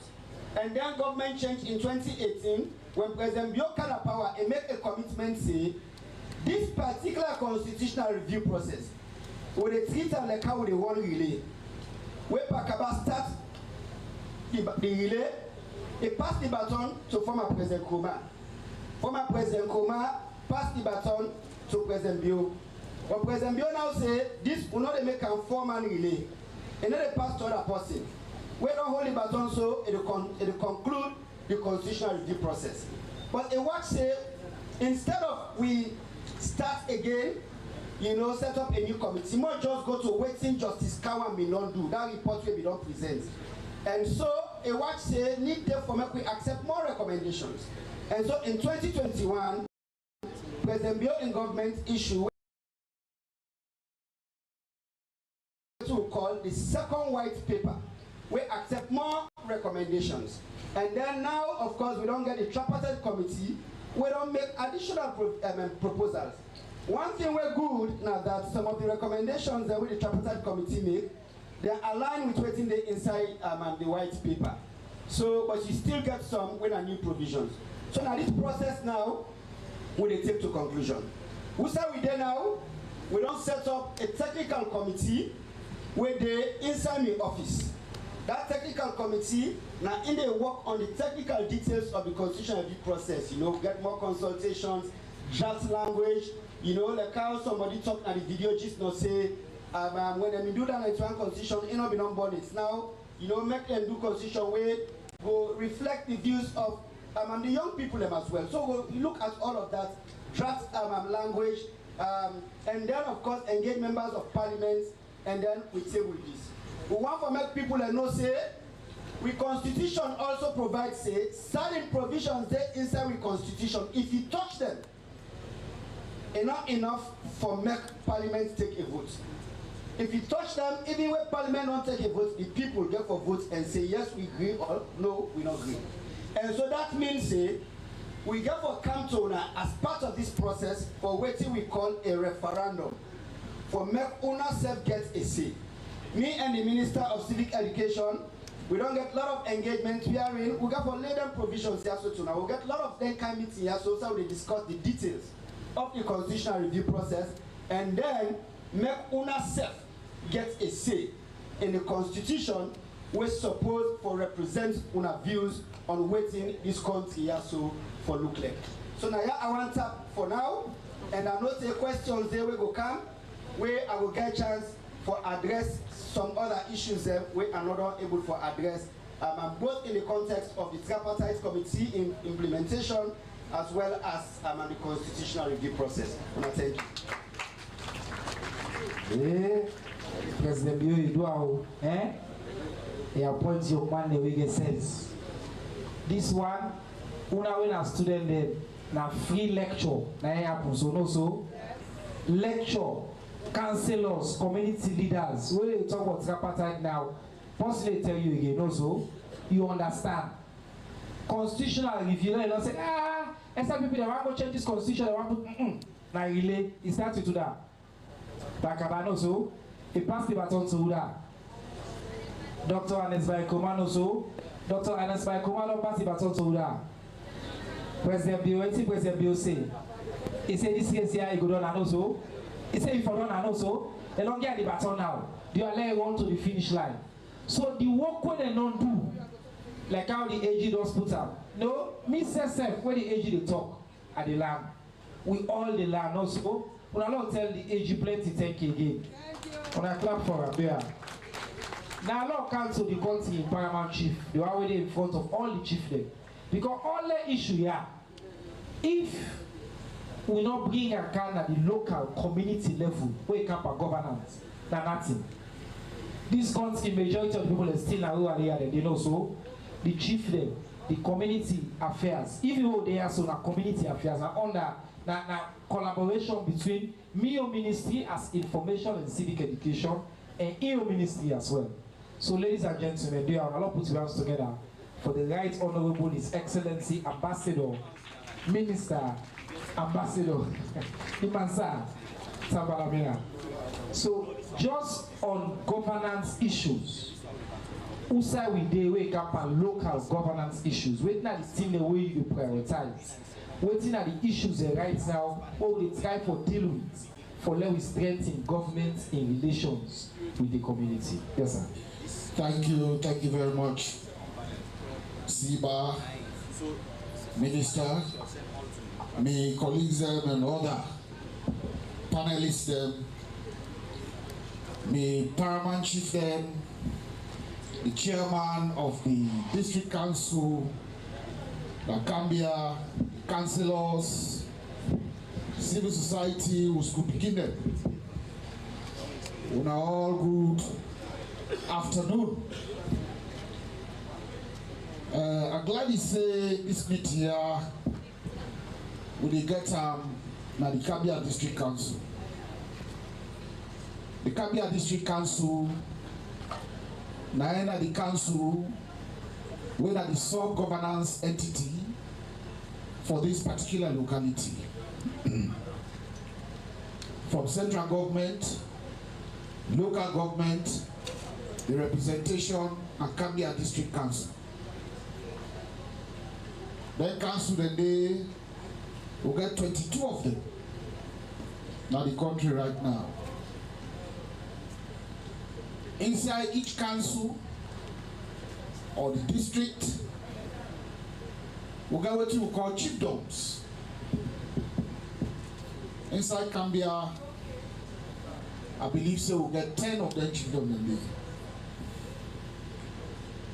I'm glad for informing I say, I think say the last time I take podium now, we get beaucoup vacancy there for chieftaincy inside Gambia. Togo we'll get 0 vacancy inside Gambia. So that 100% we don't gain inside Gambia as far as the vacancy is concerned. And I want for you this opportunity again for congratulate all the Parliamentary that elect recently. And then I talk about local governance. I will also want for entertain question them where the Gambia District Council, where the German Sudan where it will join me for let we answer. Inside Gambia. Inside this local government, as we sit down I will open the questioning. We get beaucoup questions that will come about.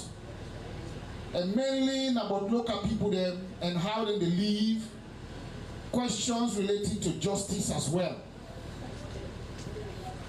Every locality, it got what we call local court.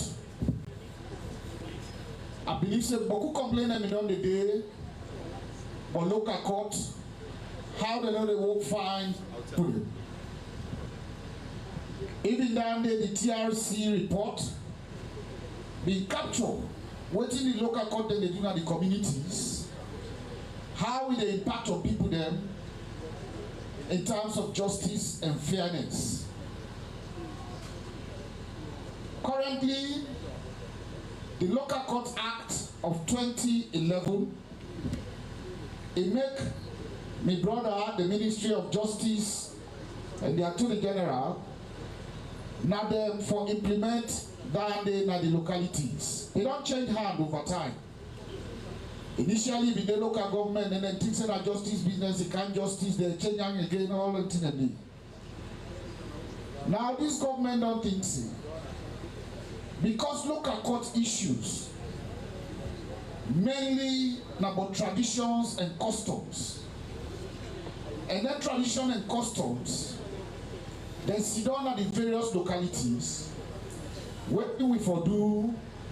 Government decides say, let we reverse the responsibility for look after the local court then back to the Ministry of Local Government and Community Affairs. I want to inform the public say, not only one Woku. In fact, by all this all they do, we therefore rely very heavily on the Ministry of Justice, the support and go give because still about justice. Just this week, we don't recruit a consultant. We don't give you what we call an inception report. We're not the first reporter on the right. For tell we say how they want to go about the process of consultation in order for them to arrive at conclusions. We don't get land there, we get a steering committee. That steering committee therefore go all over the country. And because now local court mainly based on customary issues and tradition, the consultation it will likely be based on ethnicity because now the tradition now they originate. So then therefore come around for let them do that day. I want for let all the paramount chief them. Because now we therefore decide. One of the critical side that we don't get problem with. Now we therefore appoint local court chairman. That is a very troubling place. The paramount chief they want to do, other people they want to do, the ministry go want to do, but we not go do it without not consult with the Ministry of Justice. So then one imagination where they come up now local government. The second one we're going for talk about, over time, since 2004, we get what we call Local Government Act. Then in 2022, we review them, we get the refreshed Local Government Act. We look after all the issues them where we need for correct, but still some issues that they need. One of the issues that where they imagine at the communities and where government don't think about is that the local councils that we will get currently in the current form, they're not able to deliver services to the last person as we want for let it happen. What does that mean? That means certain areas in there, especially inside Freetown City Council, and also Western District Council, they're so big and the population not increase over time, one council not able to fulfill all the needs there. So as a result of that, we at the ministry, we don't think can fit say population, the geography, and so many other things then. Very important for council for let deliver services to the people then for let them touch the last person. We need for increase then council they are inside saloon. So the recommendation we will get from it to government is Freetown, we will get 2 council there. Western Rural District, we will get 3 council there. So that we will help for deliver the services. Because right now, if you do middle Freetown, I'm not saying the people that were far away, East Freetown, hardly for their council they touch them and their affairs them. So then I one other emerging issue. The other one I want to talk about, still elections that they go on for chieftaincy. As we talk, since President Bio kind of power, we don't elect up to 64 paramount chiefs there. I repeat again, 64. What do you make now 64? When we come initially, the previous government under President Nkrumah, they will not divide some of them chiefdoms there. Then create 41 more chiefdoms.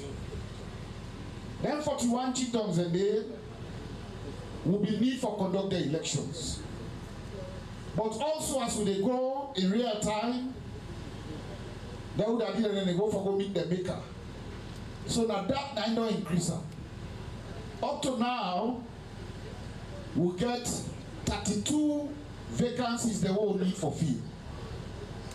But we tell God thank you say, Gambia will not get none one. But most of the other districts they get either 2 or 3 or 4. And a boku money for conduct the election and need manpower. Any election where they try for conduct, we look at the level of preparedness. Preparedness mainly by the people that way they did. How the people then they show preparedness? Now for let them tell who say they're ready. Fact no day. They don't use themselves, they want a paramount chief. When we don't accept that and know that, then we will put them on timetable. If Bokus of Kosonko there amongst them, we the ministry with the kind side for can resolve that some Kosonko day before we dey move to something else. So family, the other thing when they emerge as well is that we also they recommend to government for that we create more districts them as well. Not to cancel the normal, but we will create more districts where we believe say that one day will affect, it will affect Pujon, it will affect Kenema, it will affect Bo, it will affect Kayang. Previously, when they do the redistricting, it affects the north and the northwest.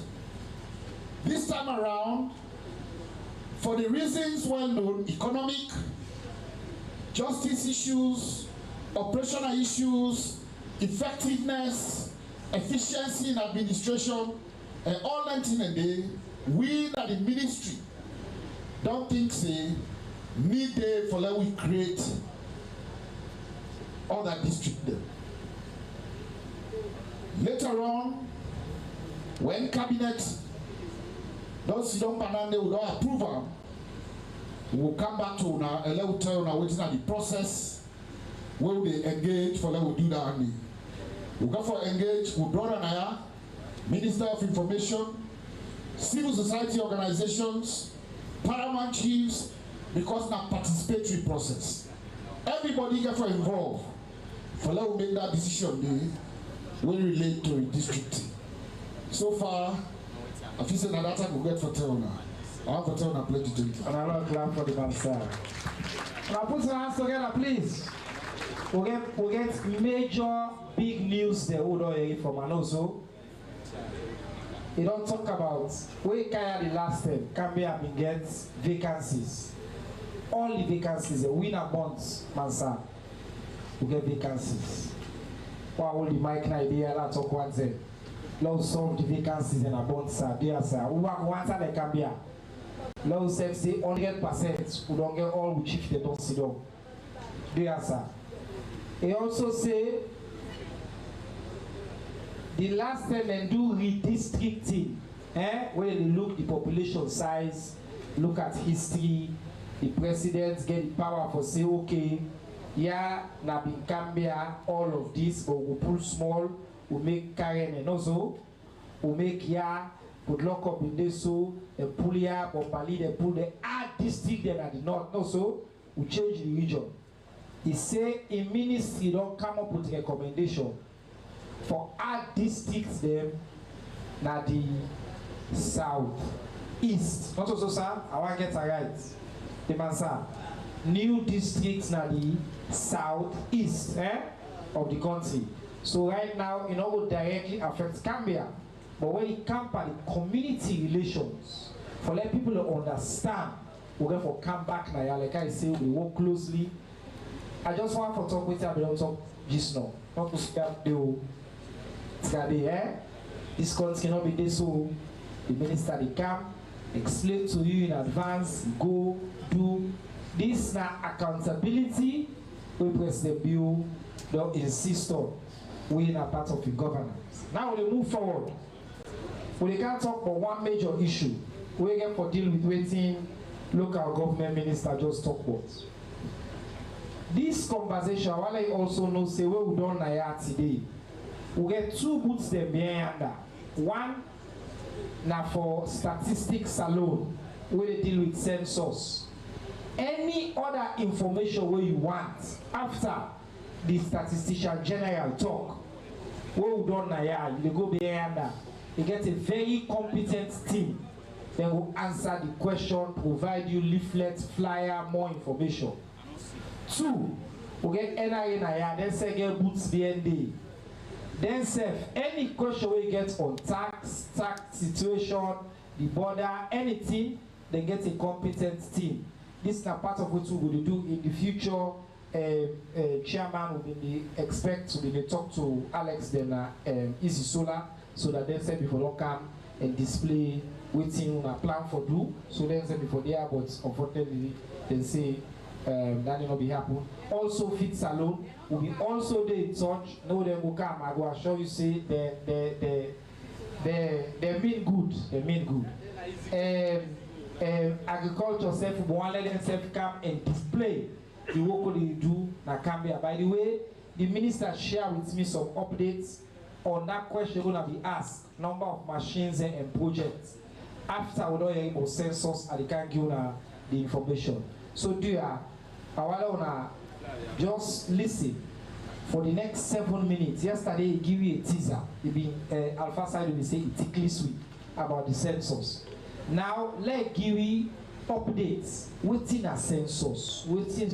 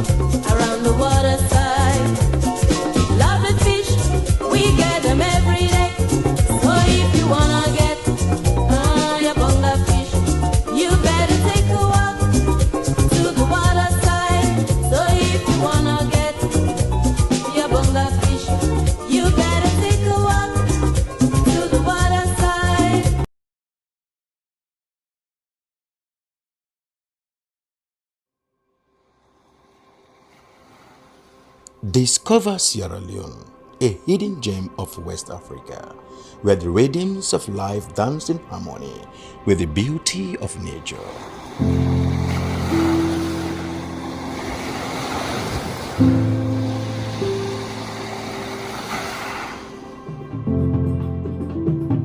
Feel the heartbeat of our culture in every beat of the drum, in every step of the dance.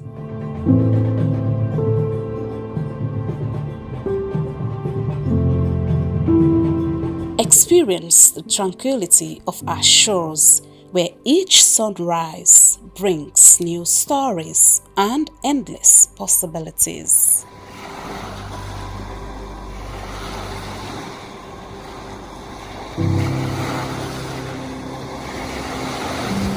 Immerse yourself in the vibrant tapestry of our daily life, where every color tells a tale, and every face a friend.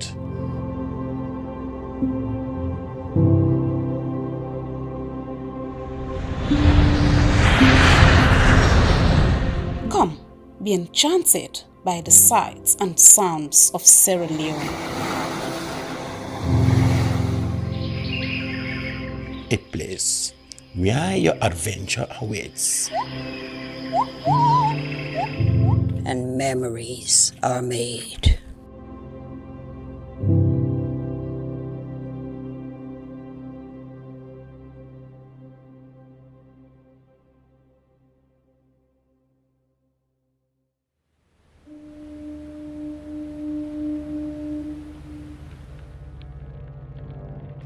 A place cannot produce poems. It can only not prevent them. And Freetown is good at that, for Freetown has its own sudden elegances. People are slow to leave it, quick to return. And there are others who come for a year or two and stay for a lifetime, sensing that they found a city that is in the world, yet sufficiently on the edge of it to have a different resonance. Let me tell you something about this city. All of us, we're all just passing through, and we've all been here forever. Those who came, those who stayed, those who never returned. Tides turn, seasons change, we've waited and we've watched. But we've always been here. We've always listened, because there is a different resonance here. It comes from the river, and the land, and the sky. It's our place. All of us. This city belongs to everyone. And you know when it's your time. And it's our time. Listen, we are Freetown. We are Freetown! The golden rules of Freetown. Don't pretend you're something that you're not. Don't go thinking you're better than anyone else. Or that anyone else is better than you. Don't shout about it. Get on with it. We are Freetown. Freetown. Freetown. Yeah. We found our voice again. I'm from India and Freetown. I'm from China and Freetown.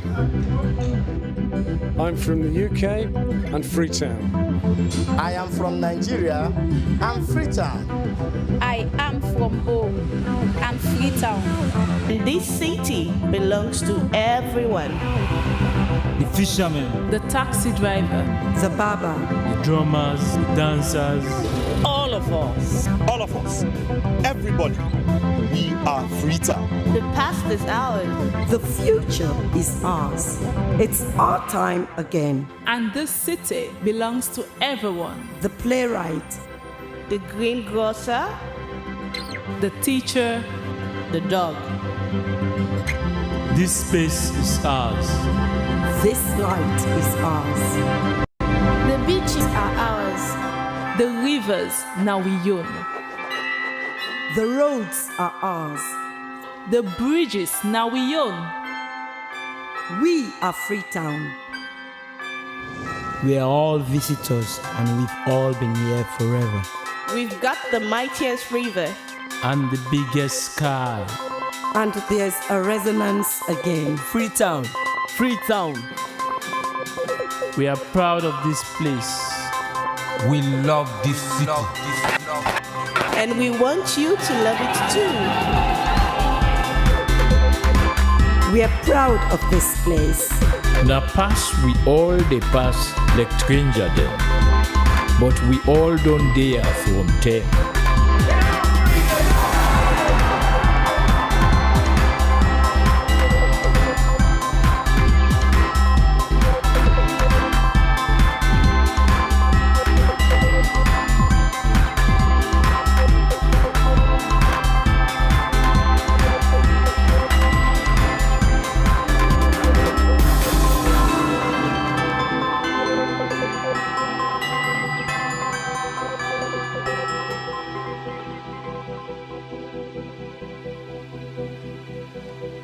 come here and you'll feel it, that end of the line sense of freedom.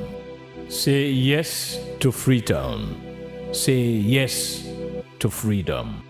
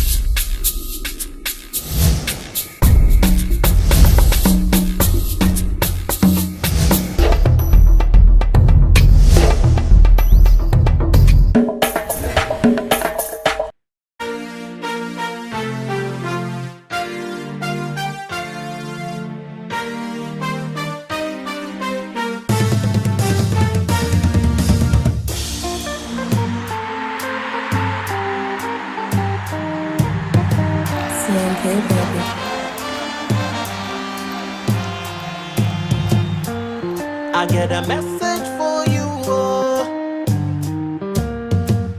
The youngsters don't do one for you. They say we no go, but we prove them wrong. They say we no go, we start from the bed. I said they play, we go they pray. From Freetown to Kenema, we go they say, hey people, all man come out and support all the youngsters cause more than 20 years, not just 20 days. Salon people patient and wait more than 20 years. It's a new day. Help me sing congratulations. Make we sing them aloud. Congratulations. The youngsters make us feel proud. We go come back with a new song for sing the youngsters good. Then go come back with a new song for sing the youngsters good. Congratulations.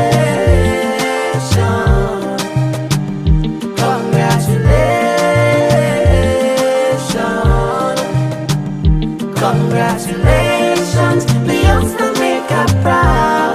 Oh, congratulations. Sing aloud, full of beat. Our marquee, lady in a holy young, holy young. Our marquee.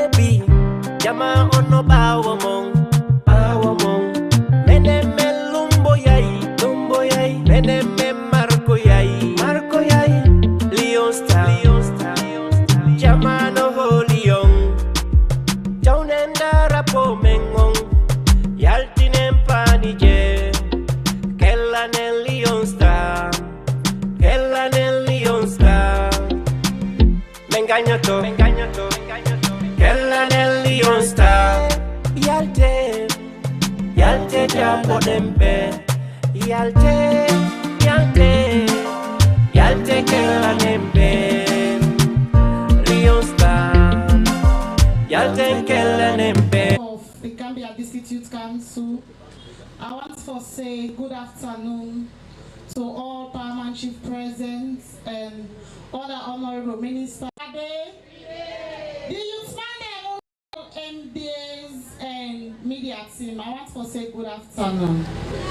Today, if I say I'm happy, I mean I don't underestimate this particular 2 days events. These events are opportunities they look out for. We get so many issues. We get so many imagined issues then, where we feel say, we Papa, when His Excellency, the President, retired Brigadier Julius Madabio for Yeri, through we own brother, Honorable Minister Chelnoba, where presidents don't take now we hand because now we he for she. Mr. Honorable Minister, the youth of Gambia, first of all, where the issue of tripartites become up, we know say now we the young people, not only the suffer, if the recommendation when the three bodies make, the government, the opposition and the international committee not able to come to a solid point, now we the young people they're gonna split again for crime. Inside that recommendation day, now 80 recommendation they make. Inside that recommendation day, one side will point out say 10% of youth them for make sure say they employ. But we as Gambians, the employment of youth, not the rich we. In the rich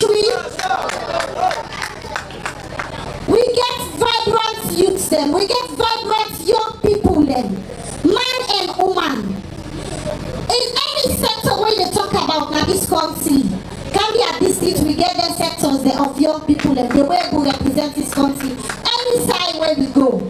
When we also talk about kids salon, we get young people that went there into agriculture on their own.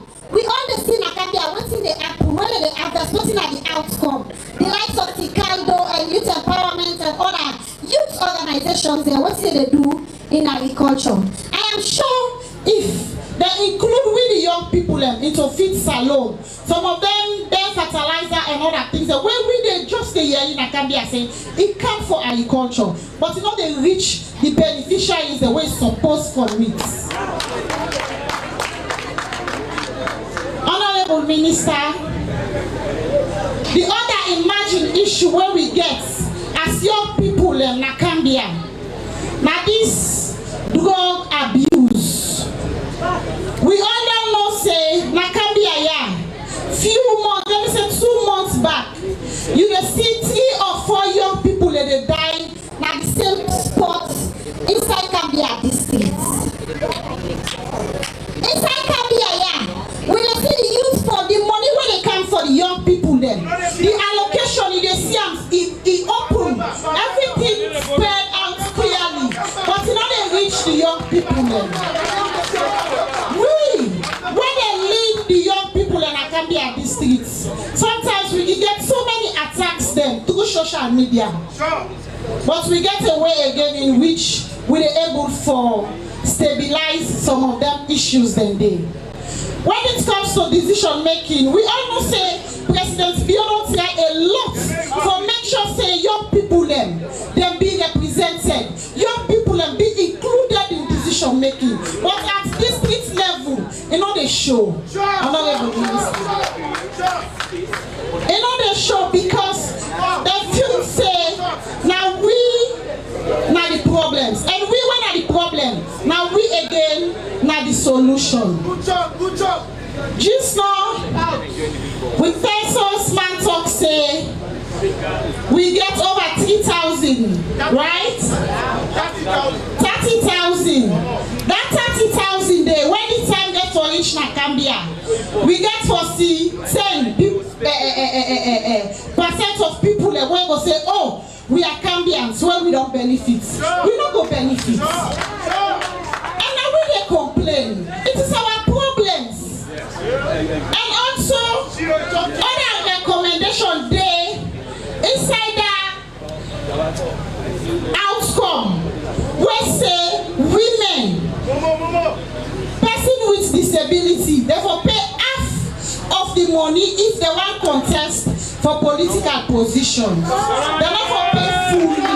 I am sure that there are other things where they for put inside the constitutional review. And even the youth employment for inside the constitutional review. Because let's imagine if President Bio and his team left power. Some of them keep things and even the women empowerment bill for inside the constitutional review. If on left day, for sure say even if we go still able for access we rights as youth, women and person with disability. And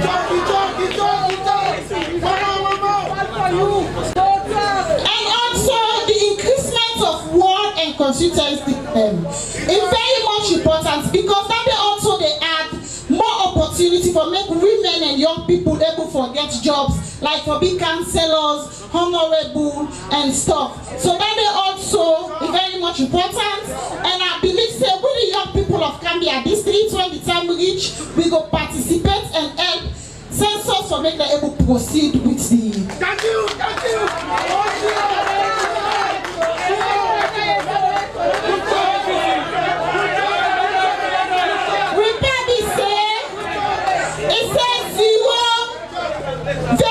For paramount chiefs. We the young people, women and youth of Gambia, we get 80% unemployment.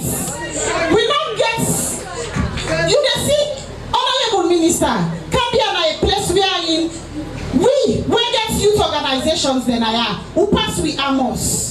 Jobs they know they now we they employ we safe. Not of us say like we're not capable for being ministers or deputy ministers, but in find out say sometimes you can get the qualification for be a leader when they benefit you society and the community side. But the connection not there. So we went for Mekuna also look at Gambia district. Yesterday, Honorable Minister, you be say Gambia we enjoy, we not enjoy. We not enjoy because the one the way we want for making them get leadership position. The grassroots people that when they saw you for we. When we know we paint and we feel we paint, they make us job. And we were able to benefit. Honorable Minister, we want to go tell President, go say the young people of Gambia district, we get masters, we get PhDs, we get BScs, we able to act in any capacity in this country. Honorable Minister, sir.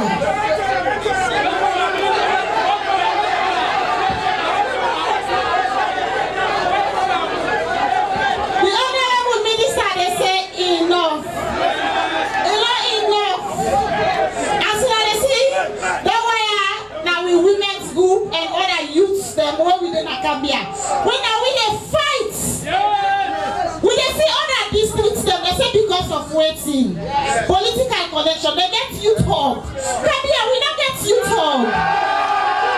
By right, as our president beyond they come here for campaign, it's say Gambia in home. I am sure any opportunity will come for benefits here, we forget because now here they found SLPP.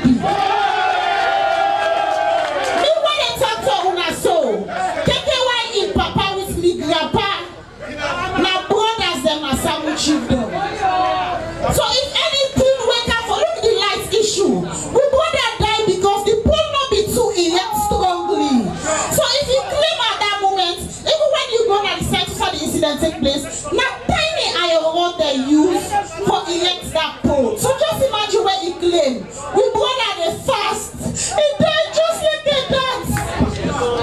If the poor for be strong with enough cement concrete, I am sure enough will be died that painful die day.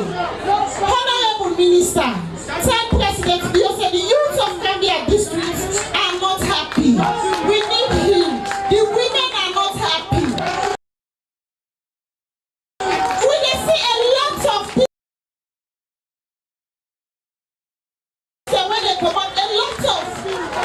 It has pleased His Excellency, the President, for a so.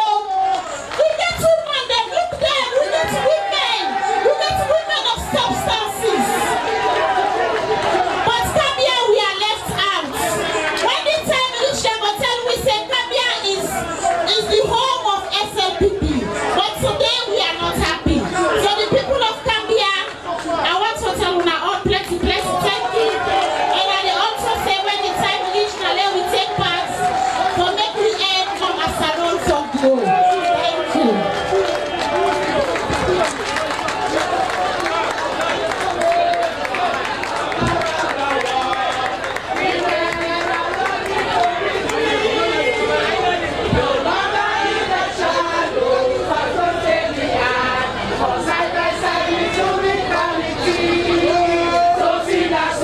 Sing the song.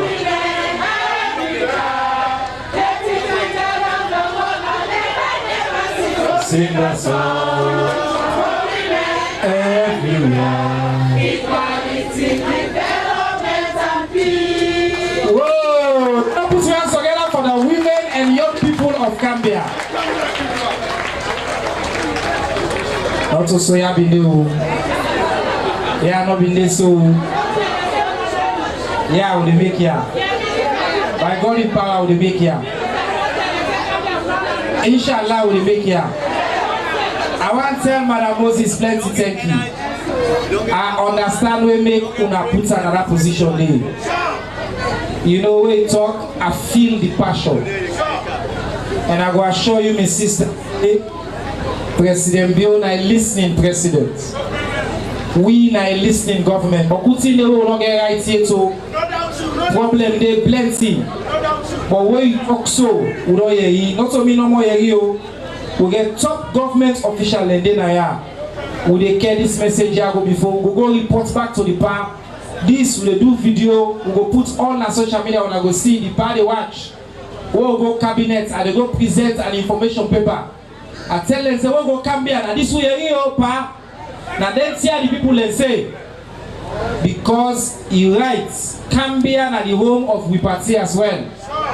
The great SLPP, one of the founders, now this detail come out. So it's not possible, it's not supposed for be for let Gambia be left behind. But I just want to know say, Gambia wake up appointment and give us small.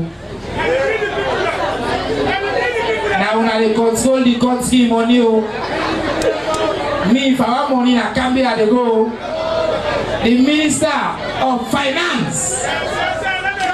So let exchange, let we bonds, let take finance, let good information.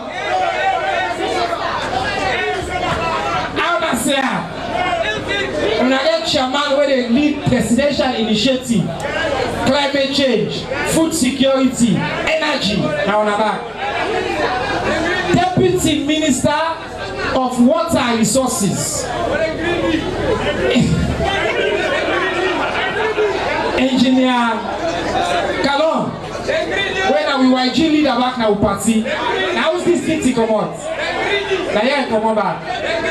Who's that get back? Aha. Dipa Mason Mbuya. Alright. I don't hear. Where's the make a talk that day? Okay, let it.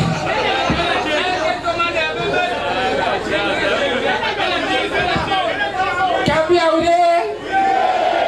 here with me. Alright, so now wait now. Long done. Now they can't open back now. Talk more, yeah. So let's see what I'll do now. Tell na thank you. Because of the time, and now we do back and forth because we just get two major speakers and then the chairman. So let we hear about Mpox. Let the head of the President Bill create one new agency. It's called the National Public Health Agency. The leader of that agency, now one of the finest public servants in the history of this country. A general. At the army, don't serve this country. Then, now also a professor, Professor Fodesa.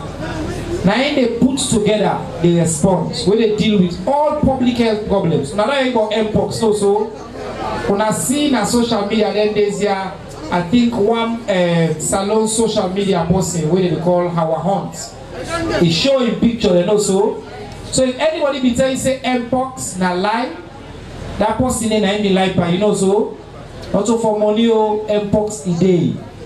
But waiting at mpox. Almost people then get mpox. How it don't affect Cambia? Other than again the issue waiting for doing a Cambia. For let we answer that question, they will allow patient 7 minutes. Professor Folesa, the head of the National Public Health Agency, like I talk to. Now clap for like I talk.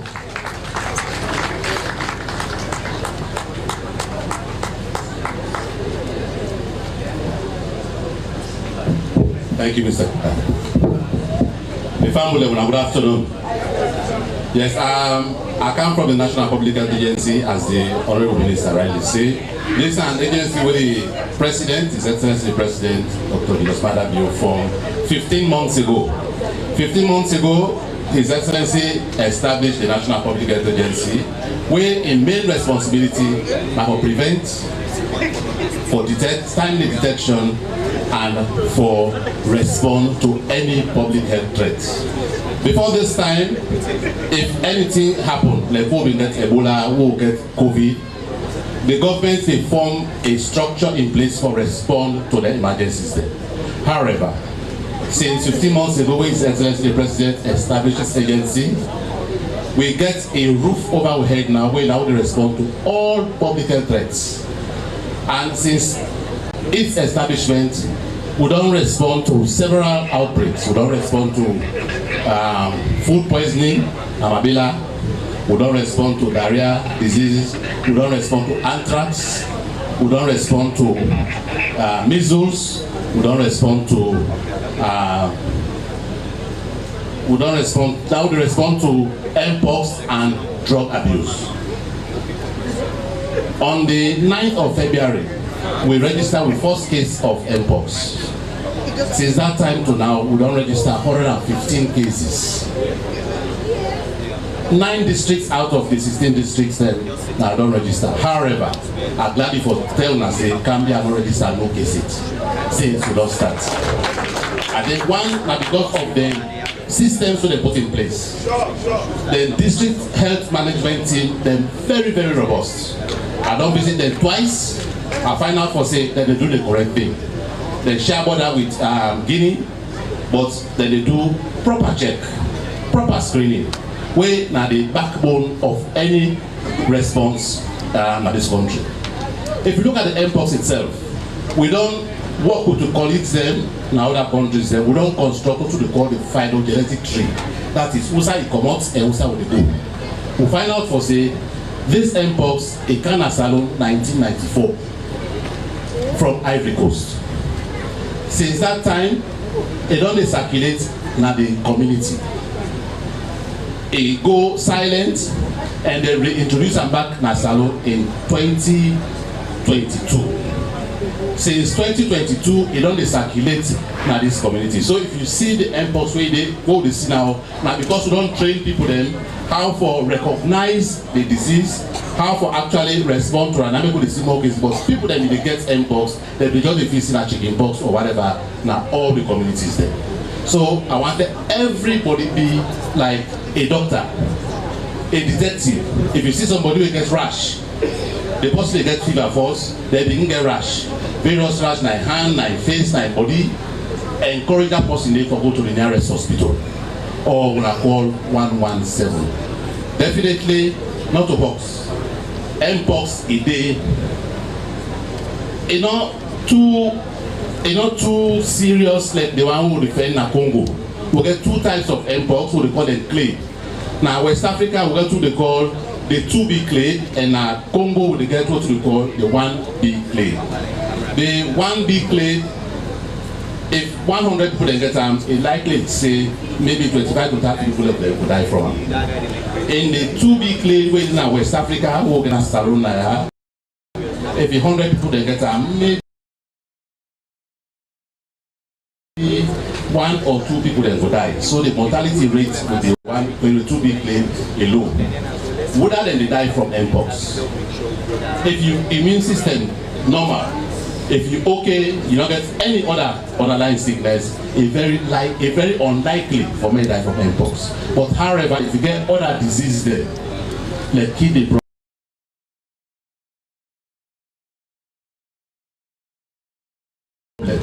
people that with HIV disease, pregnant women, for example, then people that what we call high-risk groups, they get a likelihood for say mortality. You will see mortality of the 150 who registered so far.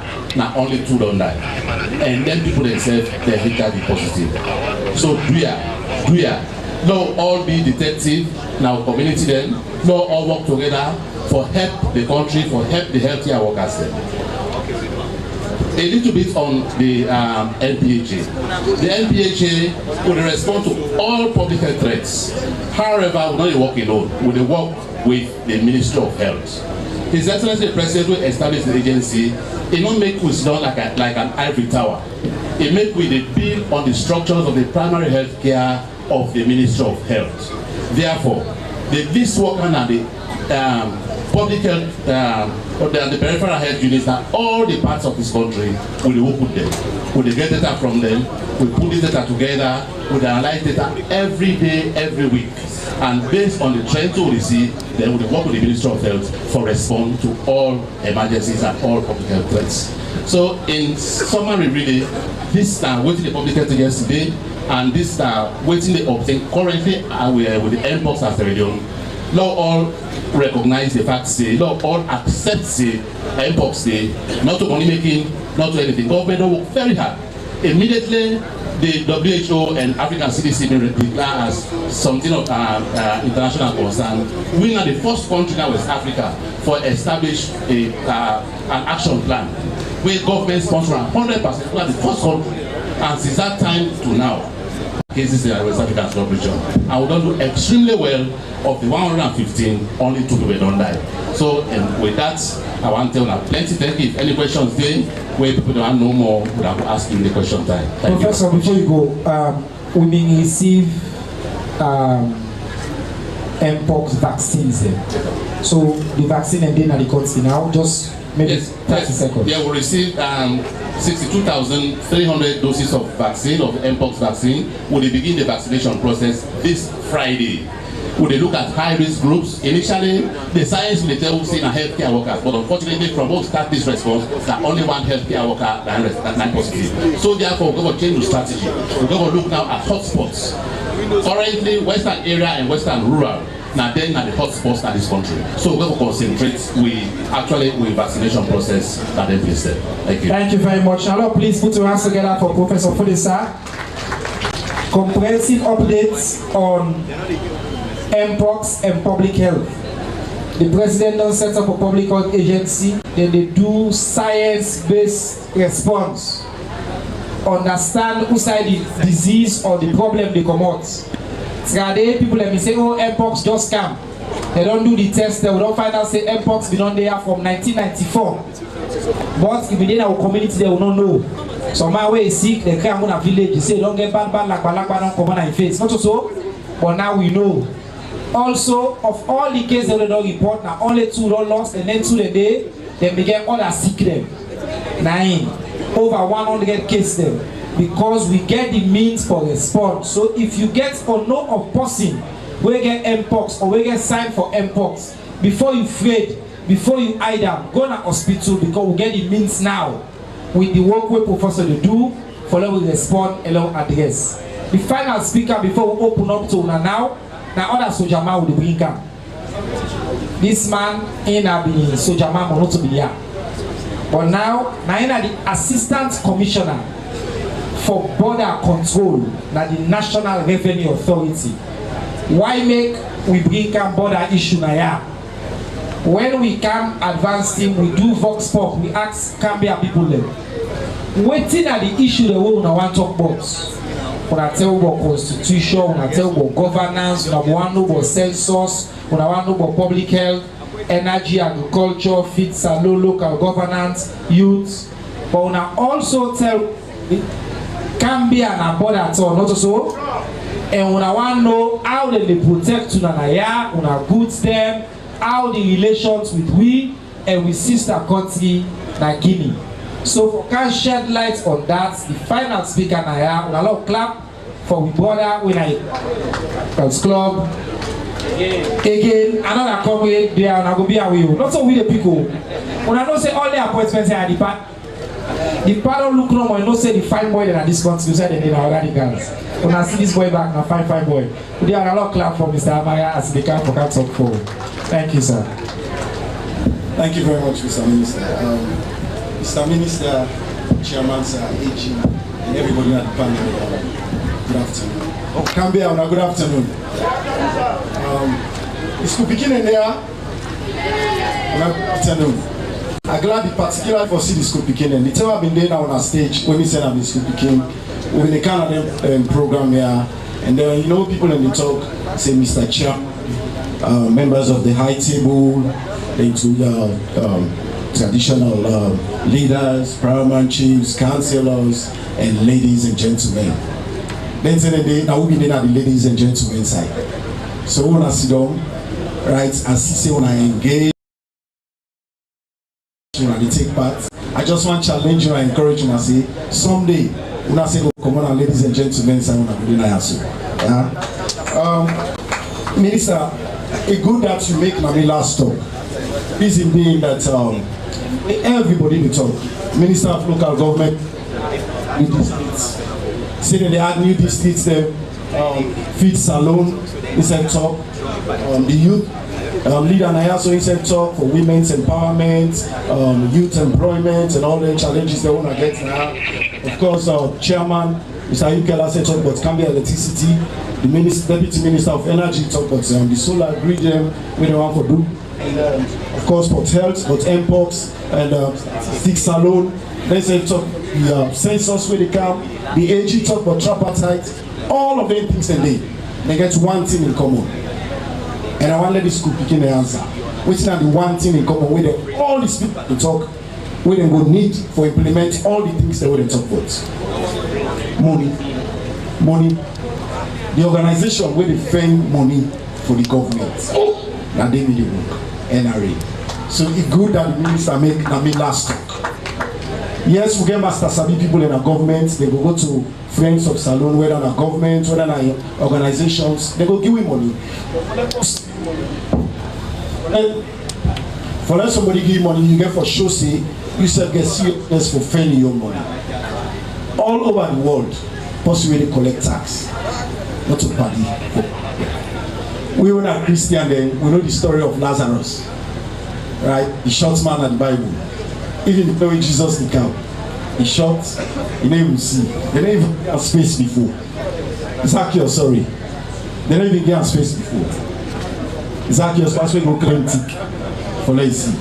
So, not until today it began, right? So, me, they work in customs. Me, the Assistant Commissioner for Border Control and Management, like the Minister said. Now, a day are specifically for talk about border management and control, right? Salon, we get 4 waiting they call Class A border crossing points. Waiting at Class A, I will explain now. Class A means say them border points and they're fully manned by we our customs, and we get the custom control zone, and then we get to other sister agencies there. We work with governments like immigration, health, police, ONS, the military, right? So we get 4 of them Class A border points in there.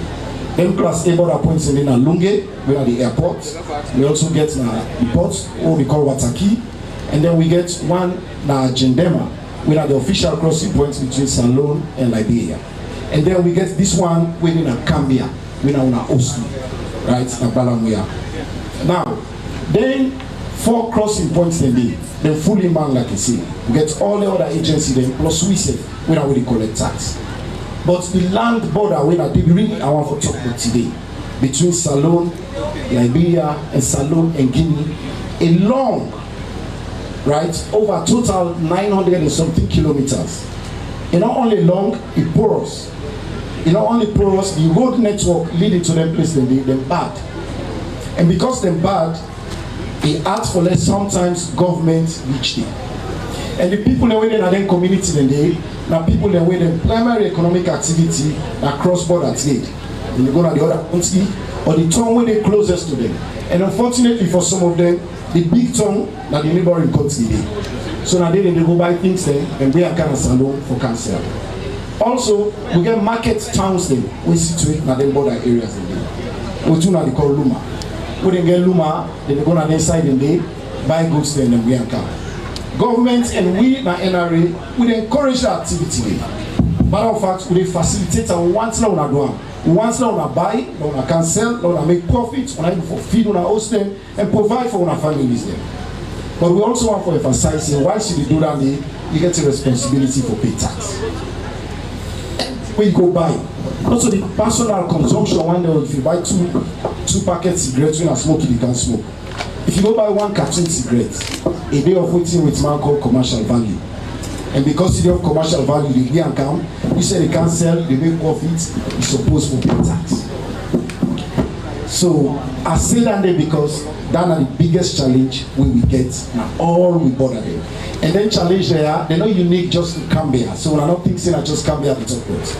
And the same challenge then at Cambia, and the same challenge then at Falaba, and the same challenge then at Kono, and the same challenge then at Kailao and Bujero. And even recently last week I got Bujero.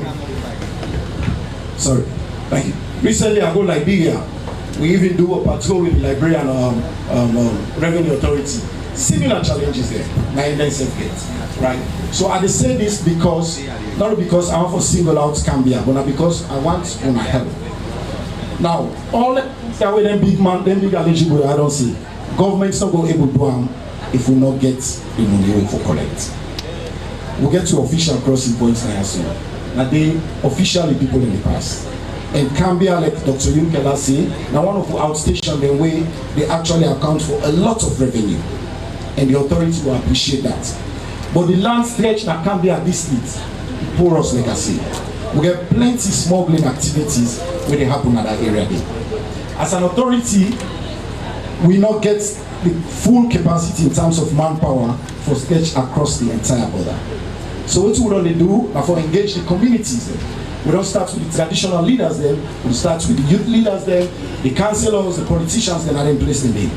For engage them and sensitize them about the need for tax collection and also on our responsibility as citizens for ensuring smuggling activities we are not encouraged in the neighborhood. Now, most of the people in the communities and the issue that they get that this they don't do for more than bomb and the only business that they really do. So then they see me like bad people there.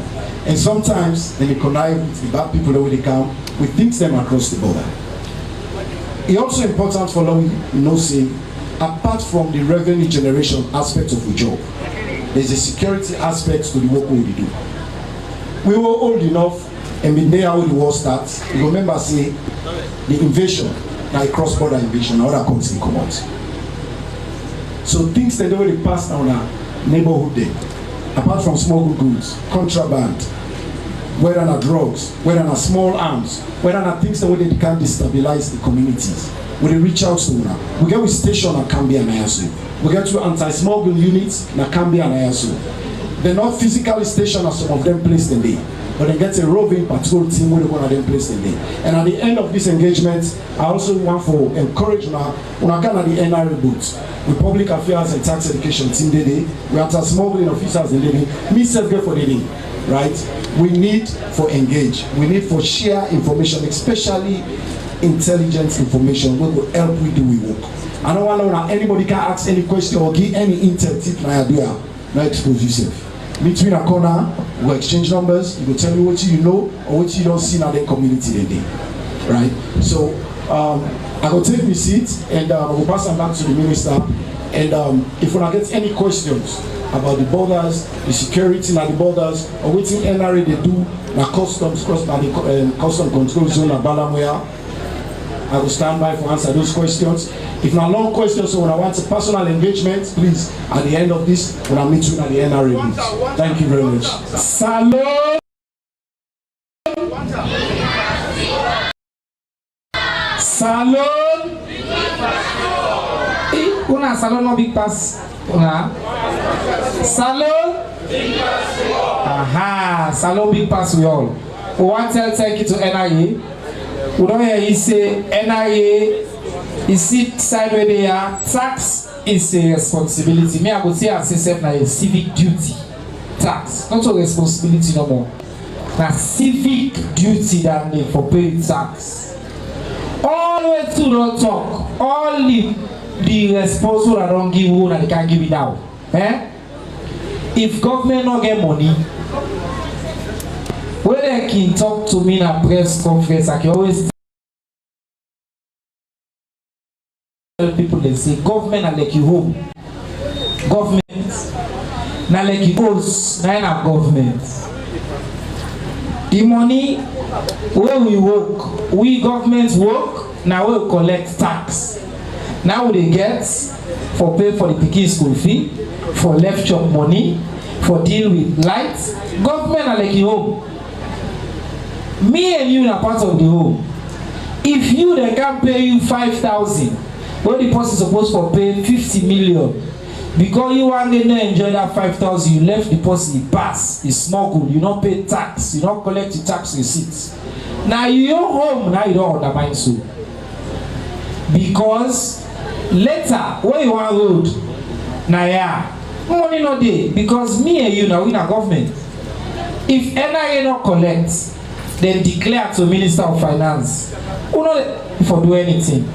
So NIA is very important.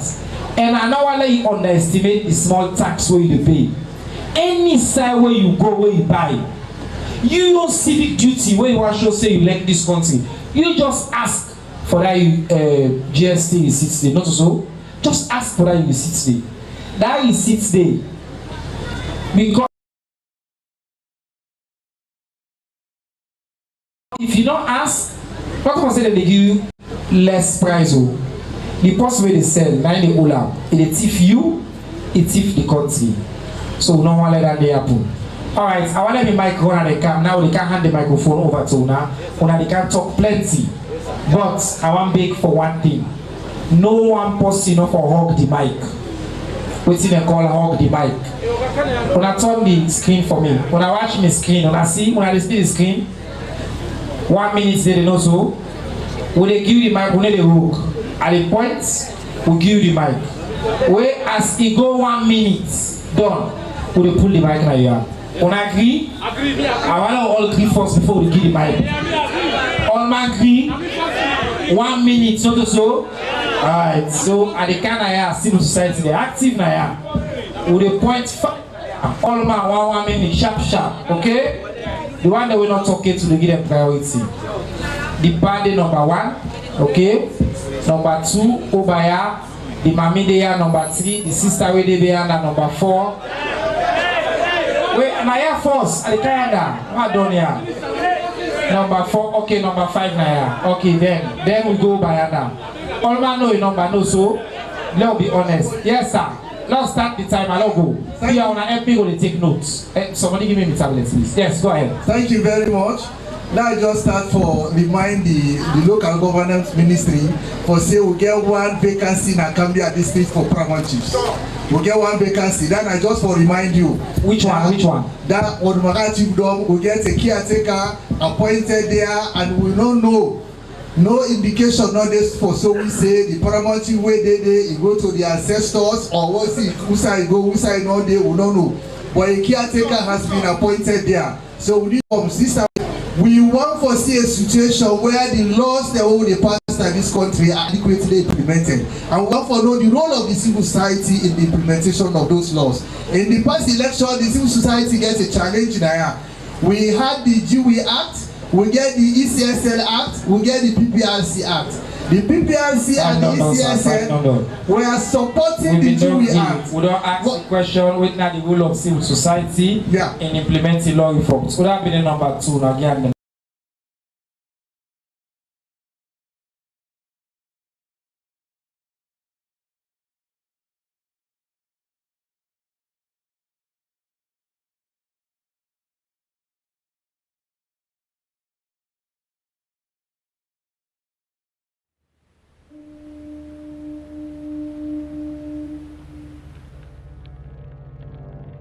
A place cannot produce poems.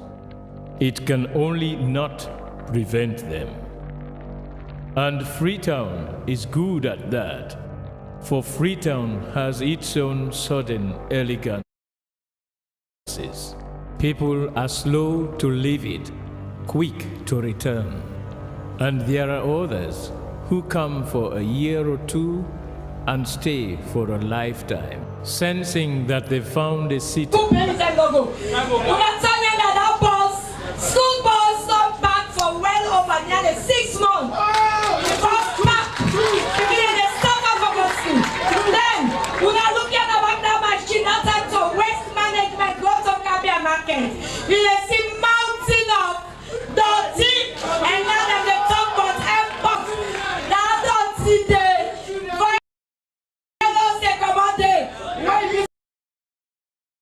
Unknown woman in the savannah market. Please, you want to know many. Hello. Thank you very much. Give this man.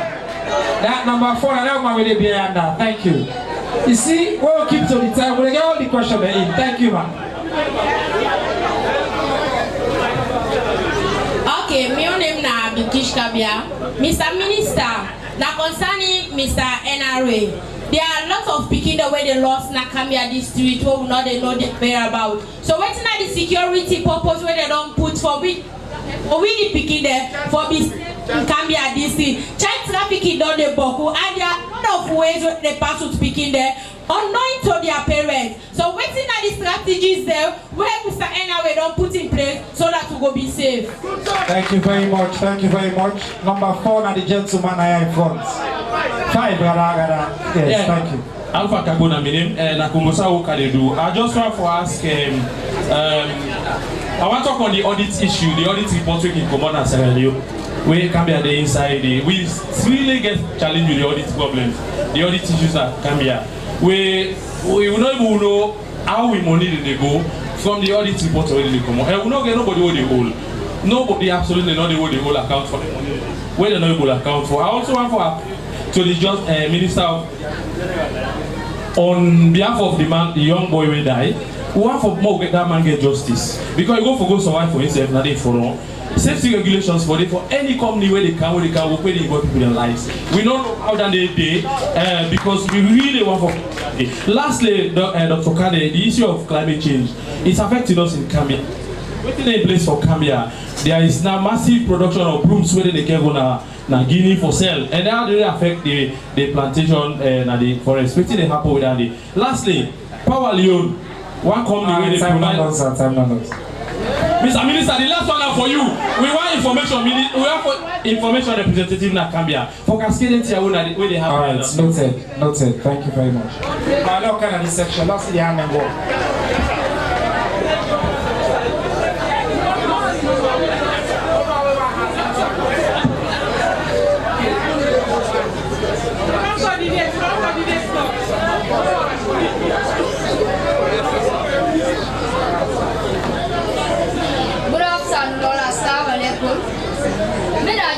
Question I guess for now. I mean I'm returning from Egypt.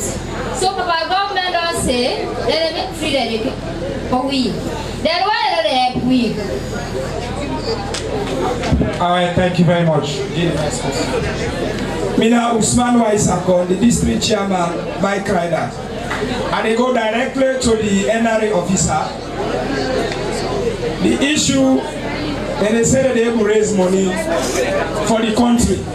But why make them able to raise the tax? Heavy one where people live, they able to bypass.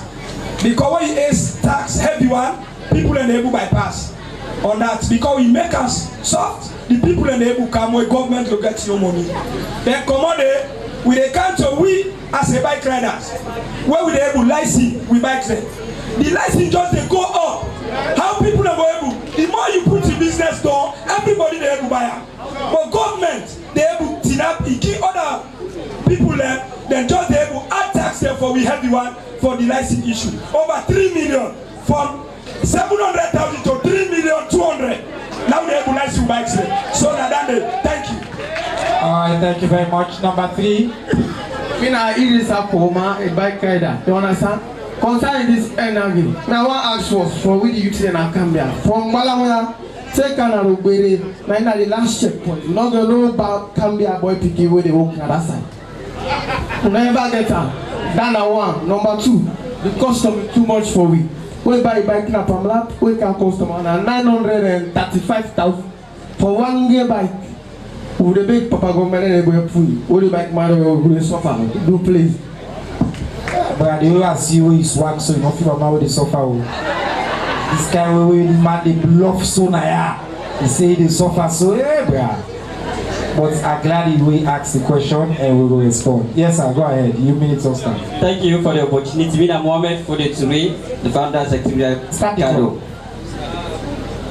For ask this question to all the various speakers. I'm glad for good development project here we don't need. But hello. Are they worried about the sustainability of the project there? I want to ask the ministers them boku project there within the 3 years or 4 years where government don't get for implement them. Waiting at the sustainability measures where they don't put in place for ensure after this government they will continue. The other thing I want to ask also, Sierra Leone we can start project for the supervision. We can talk about this light system as well. And I recommend where them put somebody where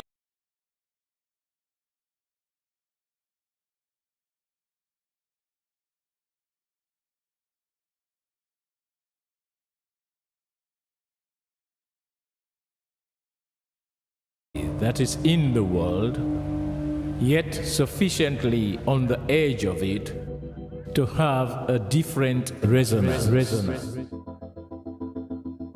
Let me tell you something about this city. All of us, we're all just passing through, and we've all been here forever. Those who came, those who stayed, those who never returned. Tides turn, seasons change, we've waited and we've watched. But we've always been here. We've always listened, because there is a different resonance here. It comes from the river, and the land, and the sky. It's our place, all of us. This city belongs to everyone. Number two, the area of the NRA, we're very happy as being the National Secretary General for the NRA. Anytime when they make money now with interest, but with the big citizens, now we cooperate and comply. We balance tax, they go pay and next one. Lastly, time done, sir. Lastly, time done. Okay. We will come on Eastern, so they sing also. Anyway, okay, so we're done with this section, okay? With the guy now. On our way, it's there not to so. Get for shame. No cow there. Now see all my way ask on this side. Wait.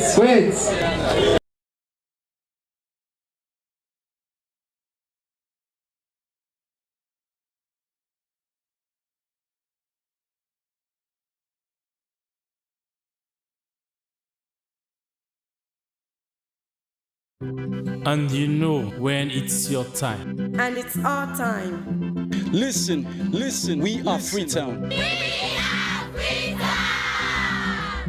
The golden rules of Freetown. Don't pretend you're something that you're not.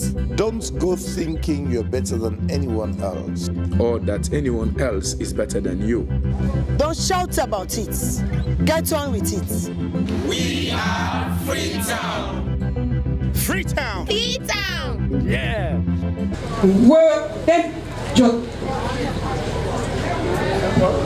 I think you need for Kanye small. Yes. No, go get 10 seconds. Go ahead. Go ahead. My name is Natca from NRD, Network for Rural Development. Of course, we know say we get big allegiance the way they represent we at the government side. but we know they feel like say we get big allegiance there. Which mechanism where they don't put in place for let we know say the presence will be felt in Akambia this year. Thank you. Alright, thank you. The next one, we'll get it. Let the person second before they are. Alright, Mina, the Kalimola Kamara, the question here is very simple. We want to know waiting Kambia district they get from this NRA and custom as a whole. If we get, how do they utilize them? Thank you very much. Thank you. Number 3, go. Mina by S. Bangua, representing driver senior. The problem won't get through the one on serious. Now the license. But the license, no driver will go take her. And they tell you about 2 million of 100. How will we help you? So that even upon that and the back, the fuel. Yeah, we not only give subsidized for we not continue let the fuel later. So I let the people hope they work out. Let them enjoy the facility. Oh, we self they give it. Alright. Thank you very much. Yes, we both we get here visual disability. Yes, go ahead. Very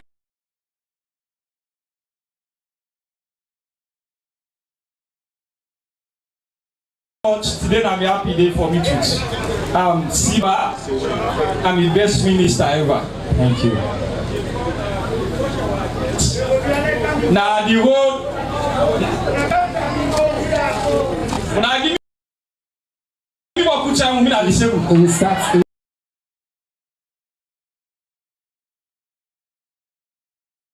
time. Yeah. Let me show you back. Minister of Market, the one from Chonko Liba to Konmaka, one for another projects there, and also Mr. Minister under the ministry, the network business that's going to become problem. The thief we chop up every day with them come in the show. How best this house will stop? Then the other thing again the fear. When the government go ensure says the fuel go down, so that the price system go down as Sierra Leone. The last year I have for asking about the Commission of Persons with Disability. How best the government get for ensure says it work effectively as Sierra Leone? Thank you very much, Ibrahim Soyibangoa. We're glad for we I just want to make clear say network.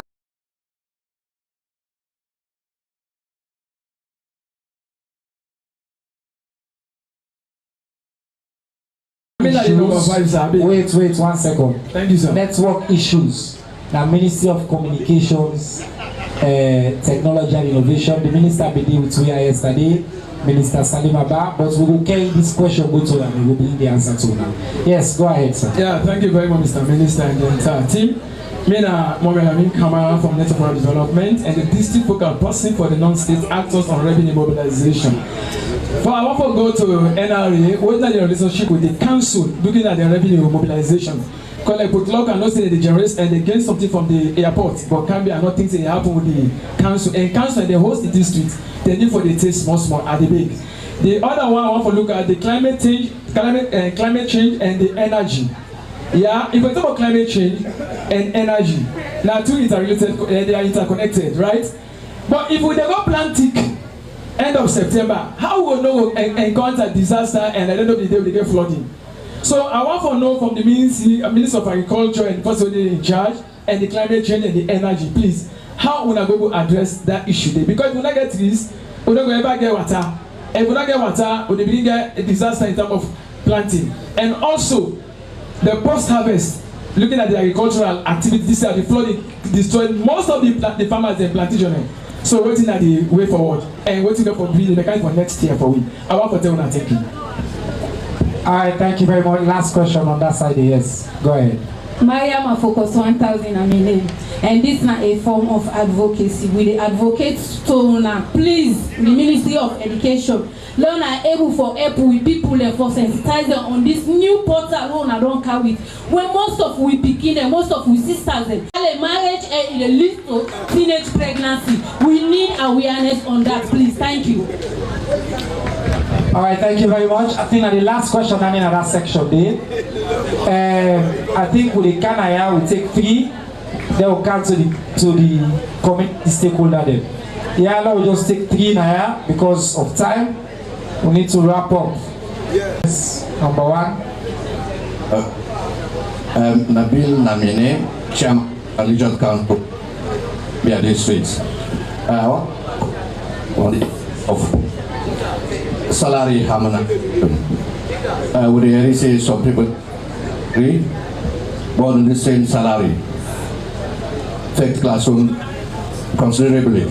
So they run away from the classroom, then they go find greener pasture.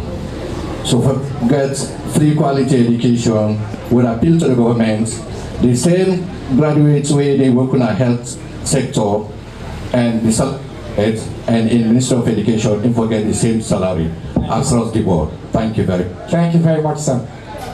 Yes. Next person. Good afternoon. Good afternoon. Janet Kali. And I go direct to the question. We want to try for implement or complement the effort of government. And what our advisor, all this will they do so.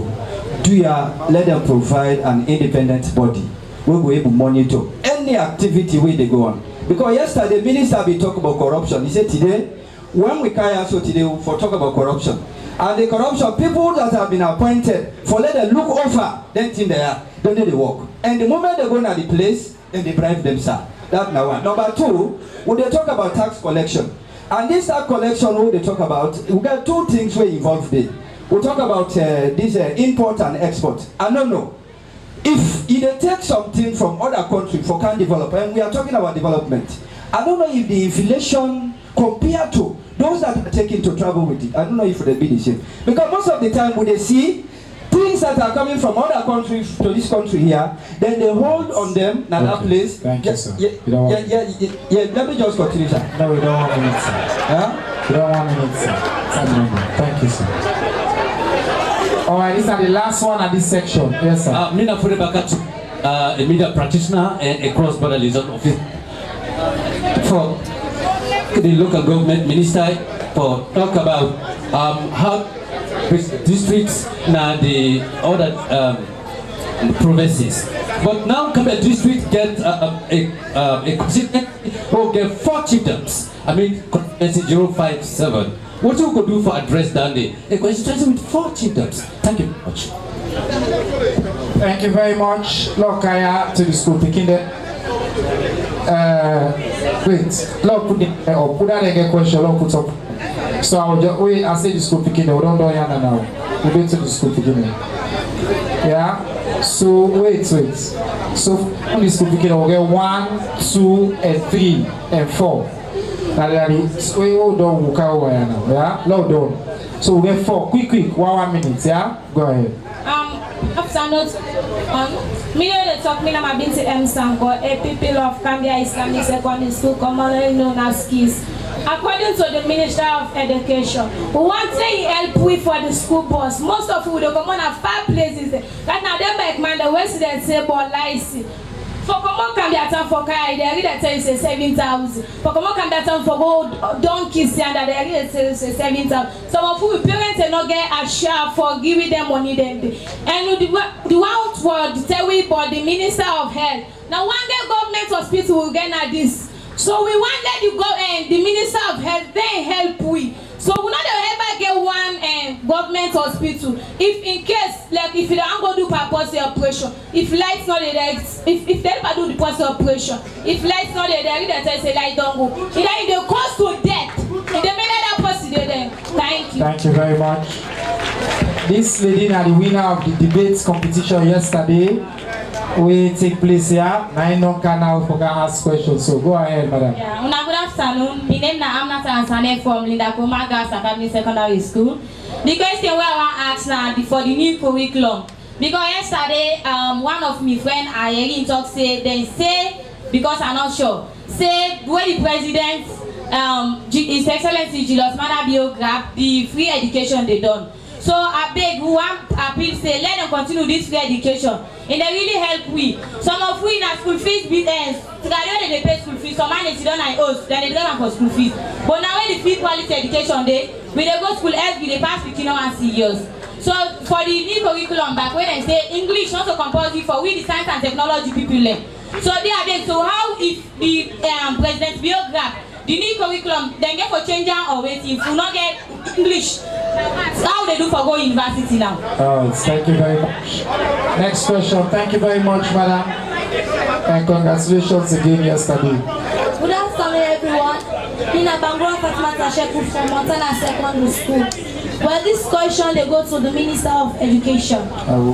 Well, because most at times now I'm really happy where President Bio helped me for free education, because most of the colleagues them they don't drop out.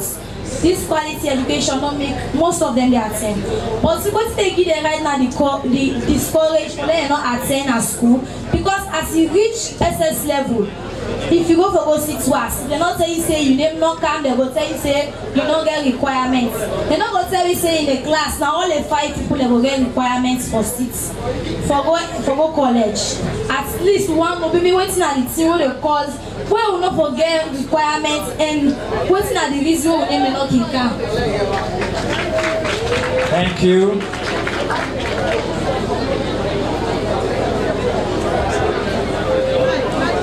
All right, the next person. No. Give the school picking first. And the last one. Yes. After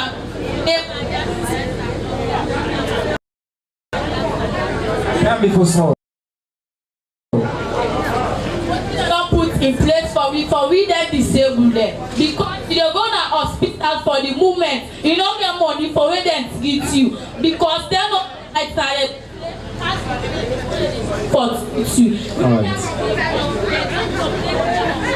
For that. Alright, thank you very much. We can't hold the mic now. So now we don't know the school picking them. I want to tell the techie.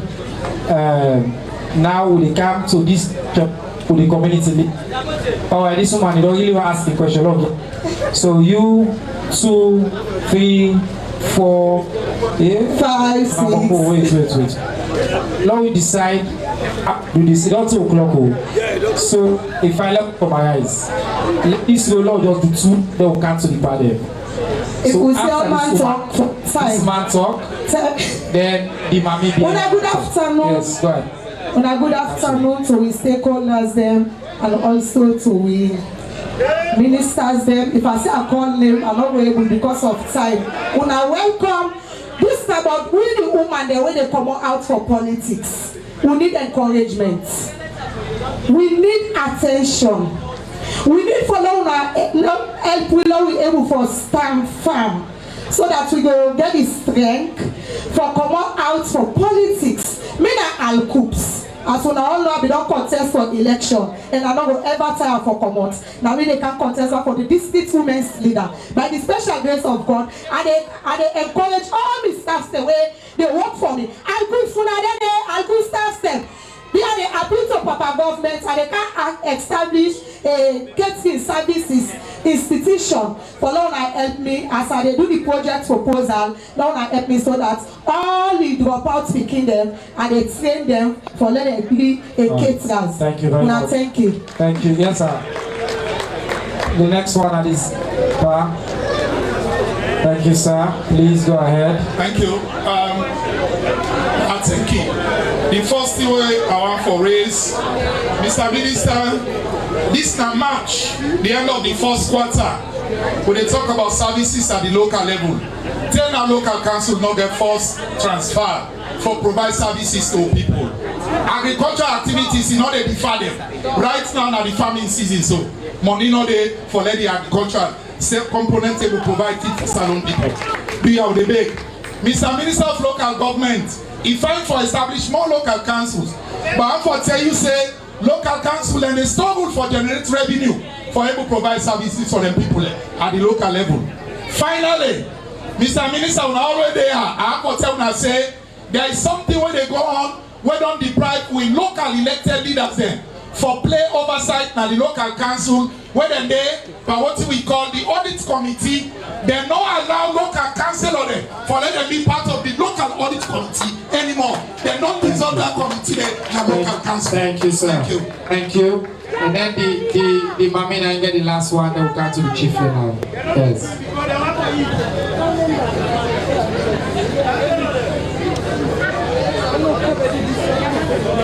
After this, we'll get the chief then now, then we'll come to the panel, then we'll respond, we'll close.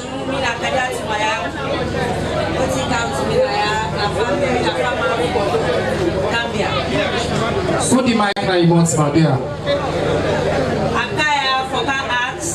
Because Minister of Agriculture, Gaya, talk at the listing about the family season now with Pasuna. I already talk about farmers.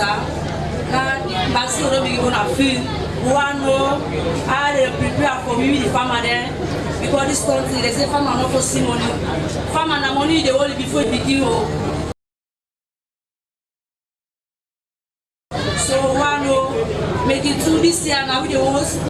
The agriculture show na Gambia agriculture. So one of the fish salon and they prepare with the Gambia farmer there. Because the time is farmer body put cat for time here. Alright, Mama, the time not done. We don't need the question. Thank you. Alright, thank you. Now come to the panel now. So the panel we get number 1, number 2, number 3, number 4, and then number 5. Let the party ask for nobody can to yeah. Mr. Minister, we will not need a parliament to get stand in order.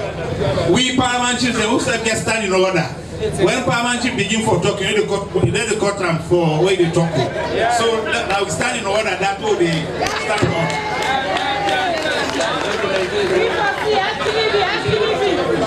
Mr. Minister, we tell now all thank you what you don't can talk today.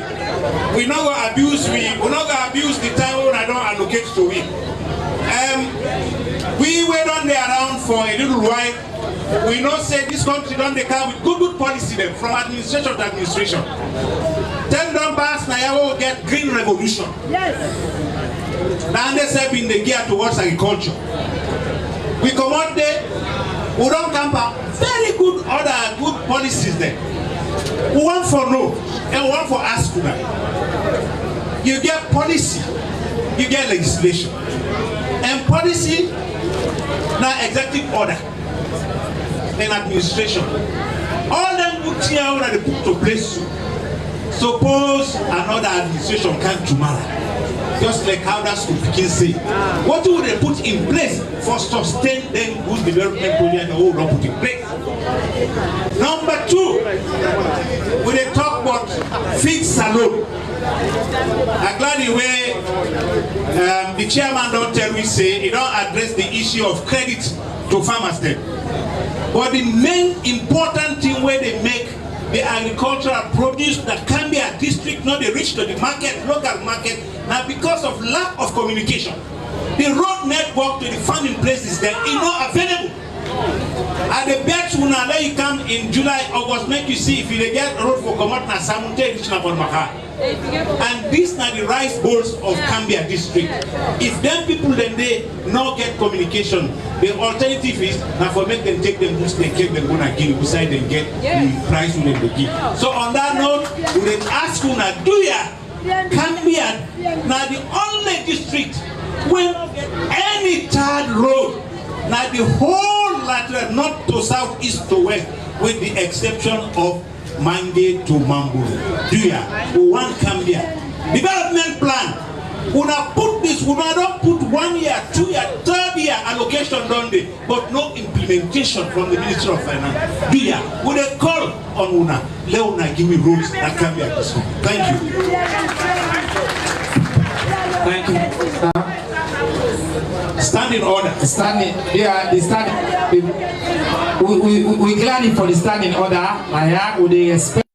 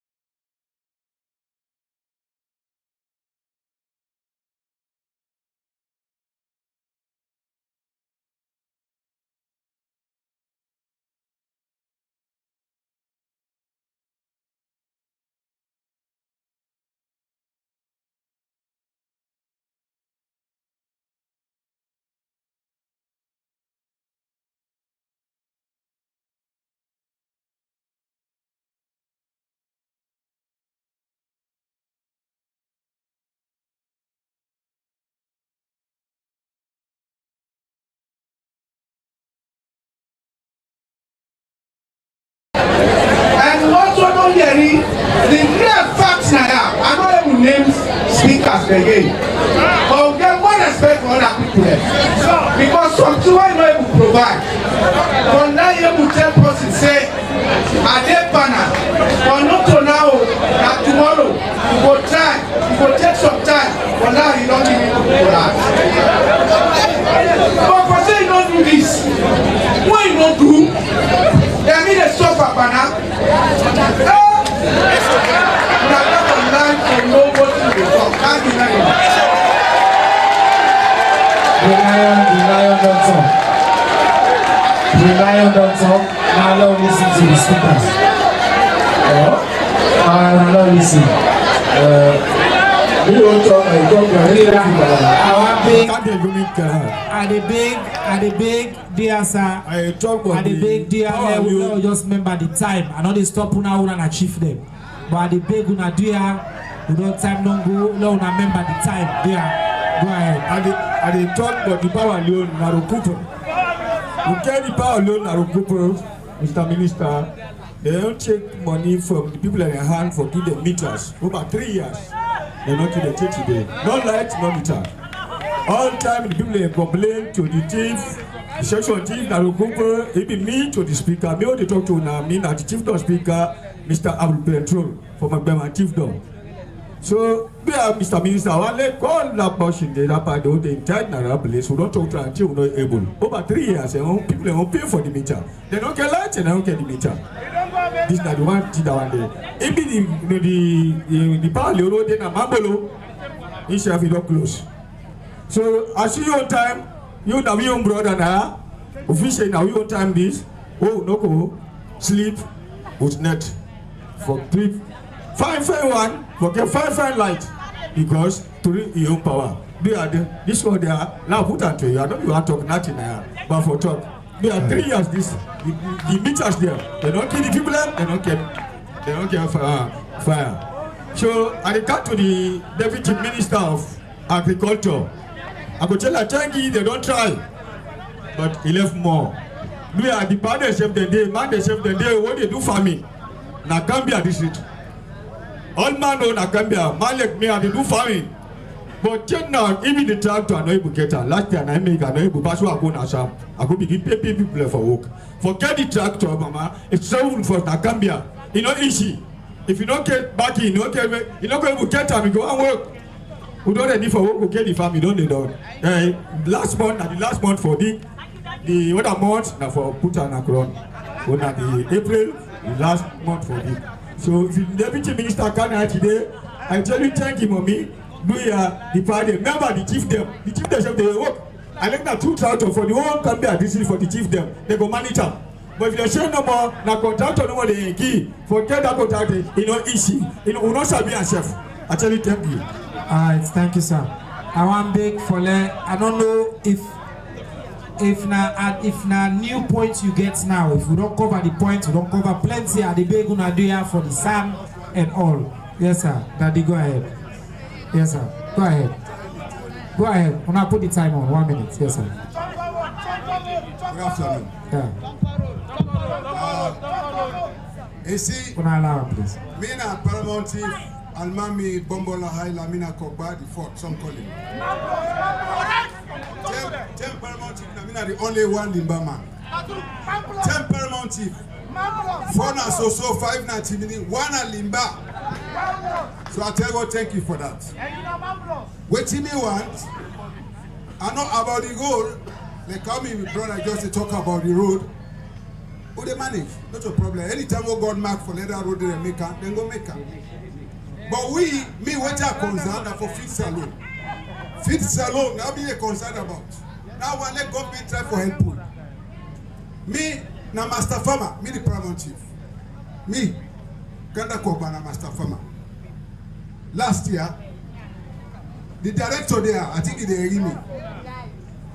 I know what I do, but I don't get tractor. Me, they ask the president, the ministers, for Makuna will help. For Lona will give it tractor so that we go fit salon. The light when they talk about so the light. If you wanna give we machines there, for law help government for law fit salon, the light SF. If I walk me farm, nearly 200 or 300 bushels. Are they able to produce them? I go buy that light they talk about for light me in the house. I go down for myself. But what you will need support from Una. Lona support the paramount chiefs there so that we go able make we farms there. Thank you very much. Alright, so the chief they're not done. I want big say Lewi Tapiana for now. Alright, go ahead. I make good day, I will come for you, sir. But do you at the big if you will keep on shots? Yeah, I turn the timer only will see the 1 minute. Yes. Okay, sir, thank you, sir. Me na Chief Hassan Toure, Chiefdom Speaker, Samu Chiefdom. Information Minister, sir, I tell you plenty thank you. This na the beginning of correcting issues na Sierra Leone. Generally, for learn, say, for go on civic training, for know the responsibility in your society, how you know you benefit from government. Would they request let you pioneer these issues so that they meeting here they will be at ministerial levels, each and every ministry, because all this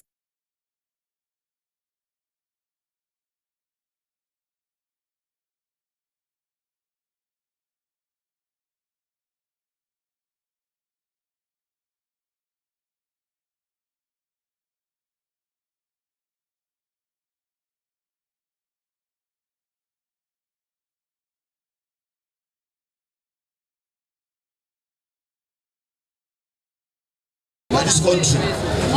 Implementation through Mr. A, Mr. B, Mr. C. At the end of the day, grassroots level, the down level, no, they see nothing. While government they make provisions. So therefore, at the request, the government puts very serious attention and implementation. Then they provide, but then they provide, you know, they reach the people there. At all levels, from ministry 1 to ministry last, very few. From ministry 1 to ministry last, these stages of implementation don't really now. Rest in case. Thank you. Jama'a Sallallahu Muhammad.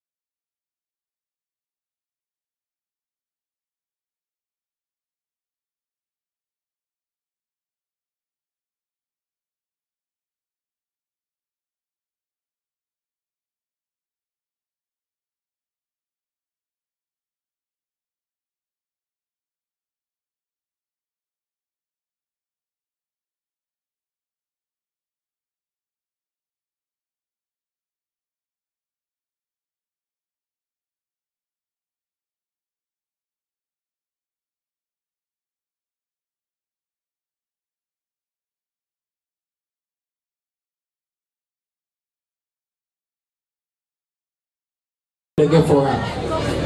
All other ministers we know they are going to do the same. They are a part of we civic commitment. Coming out of camp, we already don't get one major commitment with me and the chairman. They don't make.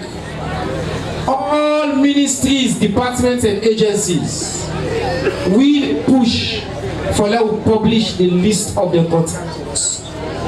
We will bring Nande as part of the commitment to government transparency. Let us know that the contractor them, let us go see them, let us go help for all they are accountable. Because some contractors they go, I do one bad work here, when then sack I go by I do again. We forget a list, and we own parts of we own job, and open governance. We go do that one day. So what I want to do, I want for now start, I want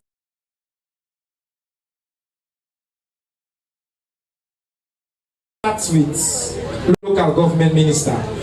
Plenty issues, including the fact say they say they get one caretaker chief. So I want to clarify that issue and some of the other local government issue the way they is. Mr. Minister, if you say they respond to all questions, will take too much time.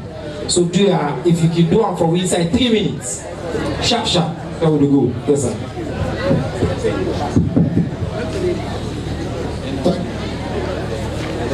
Hello.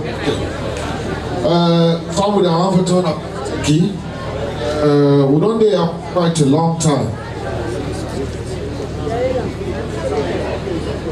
Yeah, and the mere facts have said all in they showed what I get and the premium we government don't put on this kind of engagement. And I want for you to know one thing.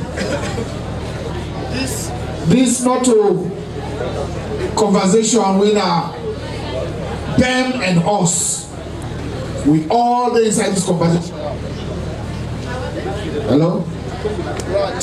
Konimaka. Somebody's.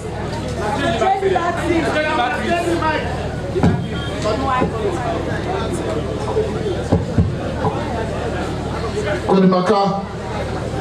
Somebody say vacancy there at Konimaka. I just want to make the thing quite.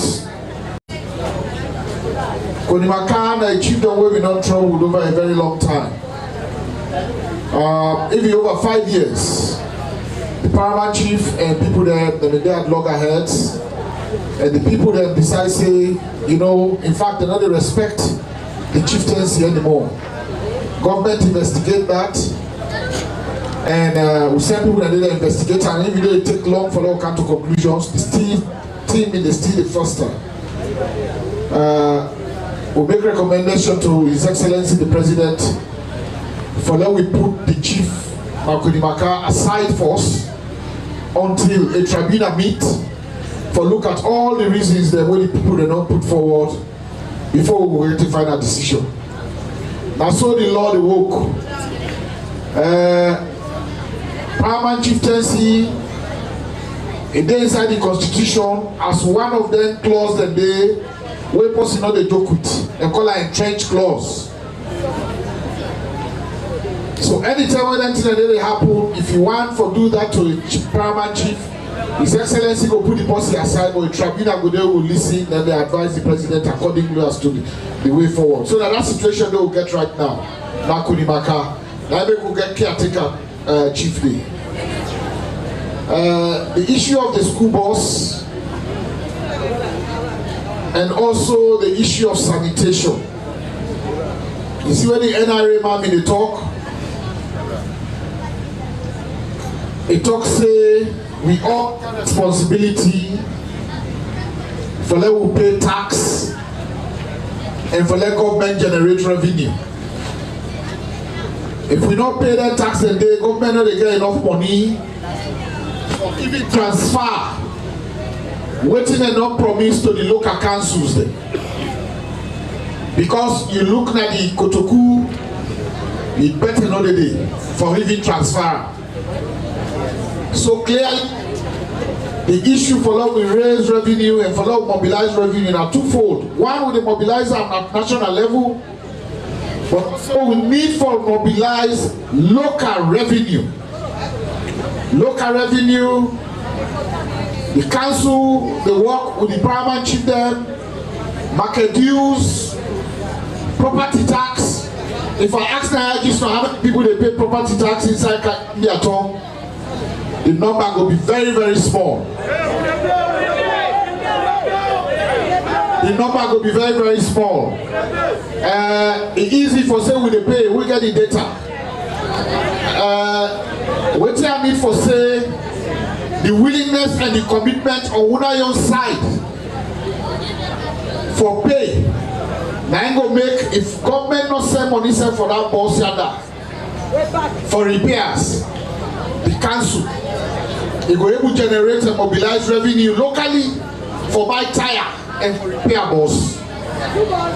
Me frankly, the fee say that an issue a community need for Timbot For say was sit down for 6 months inside this kind of big community. Then beginning they complain about her. I believe say we'll get a lot of work for do locally. For those try for help yourself. Because the issue is we're not going to just rely on government. Government are you and me. And the money we put inside there, now we go spend for long spend for the other thing they do. But for like a reason the boss sit down. I asked the chairman, the boss don't there for 6 months. I sent a message to the Minister of Finance. That time he said report not come on all the issues they do. But locally, how we not going to repair that boss, BB Cambia, and also for my tire. Officer Nalitina Nandi. The other issue back again, now sanitation. When people that talk about sanitation at the market, they go one for Lady Chairman answer that question. Chairman, please.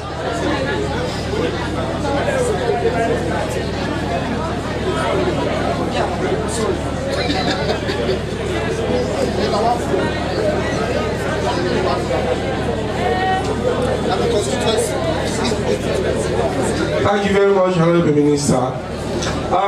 The issue of the bus, not to 6 months.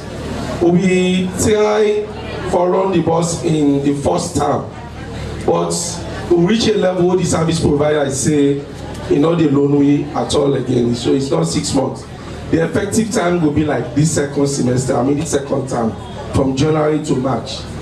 But the good news is, the Minister of Finance update will say, very soon the money will reach now, we have count for first term. So we will do some other things. Then there was also a clause where say, major maintenance of the school bus, because I only feel and the drivers then they support. Major maintenance we need to write to the Ministry of Finance for the look into that. We don't do that today. So very soon they expect a response. On solid waste management, the challenges everywhere nationally. The most kind of we will get, the spare parts as forget.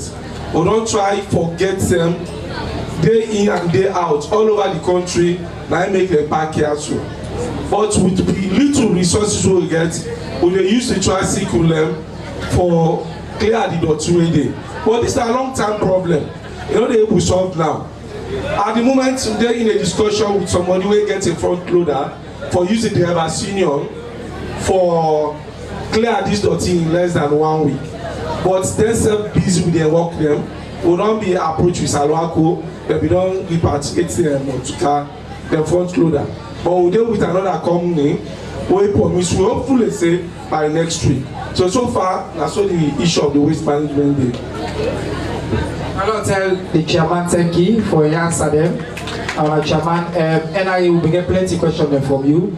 I will do so, and then I think we will end with Chairman Kekewa. Go ahead. Yeah, thank you very much. So the issue of human trafficking and child trafficking. So maybe we need to clarify this, right? We primary job now giving new generation. We not to law enforcement. Yes, we get border management who will control the border, but we do work with other agencies then, when our law enforcement agencies then. So the movement of people across borders are immigration.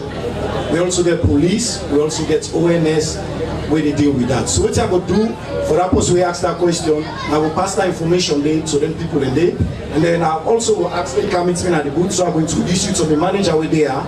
Because now they sit on a dissect meeting. So you will bring that issue in a dissect meeting, and whatever information in game, it will give feedback directly. On the issue of tax increase on bikes, right? We only also clarification needed here.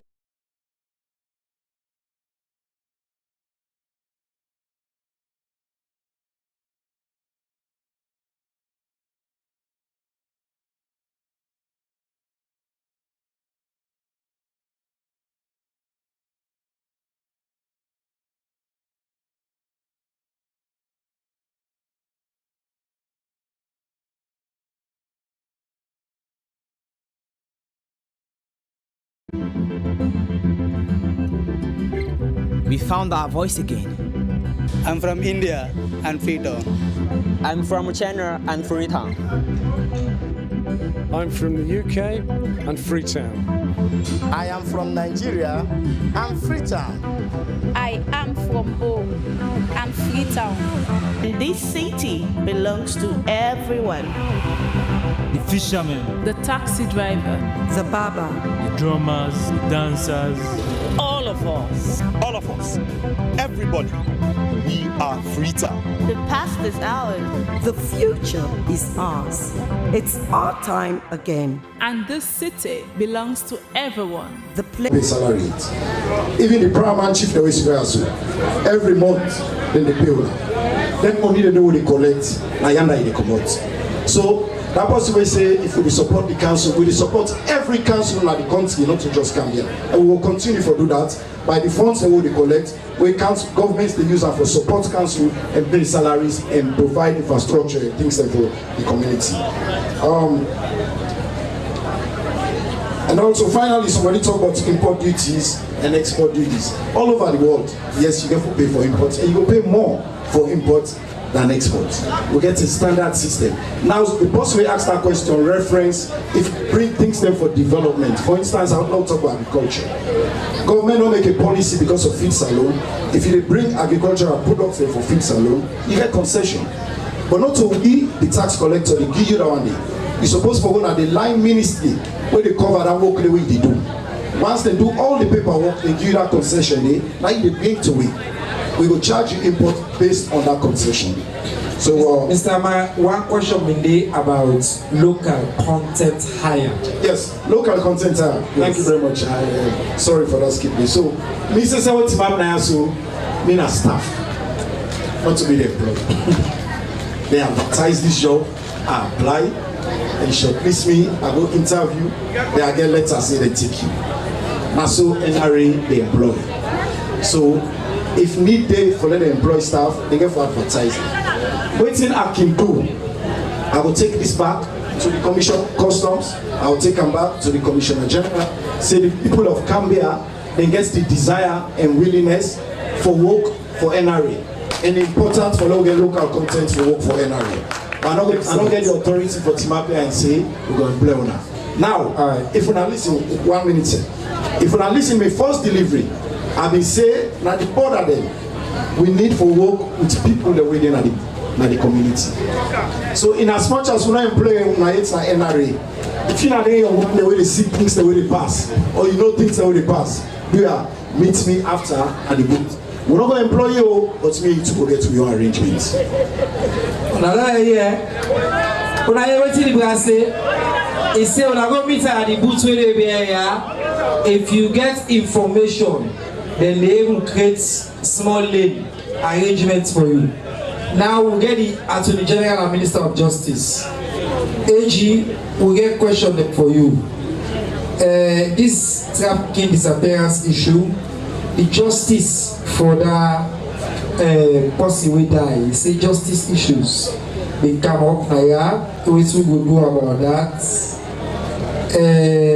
I think we also get this question about what will they do for returnees that we come out Egypt. I don't know if you want for touch on that issue this small.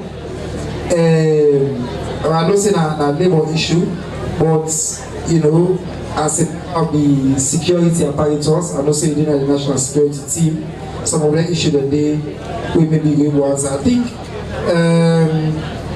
think also this question of, I think the policy, free quality school education and curriculum, whether after government, you know, I think you can speak to the issue and do.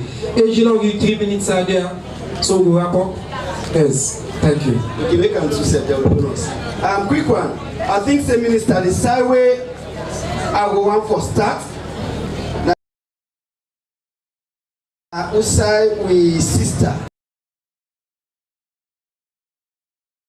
A very powerful advocate, for we all talk about women's participation in governance. And I want for note to say that one of the recommendations will be come from the tripartite committee. Say not only that we for review, with national laws. Yes, we want say minimum 30%, but you get for do certain things and for make we able to accomplish that 30% day. So yes, recommendation they say we for change with national laws, but also that we for make the political parties also amend their own constitutions for make participation easier for women then.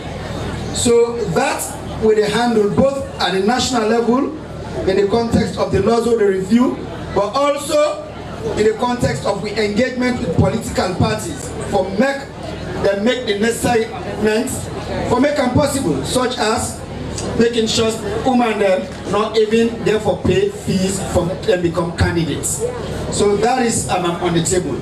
I also make you know say, as part of the constitutional review process, yes, there was a recommendation say waiting in the GUI Act for the constitution. So even though we don't enact the GUI Act, the president said to me very clear, say the provisions within the GUI Act for be reflected in the revised constitution. So that we will make a constitutional provision as well. Also noting that the provision of the constitution will talk against discrimination. Now section 27.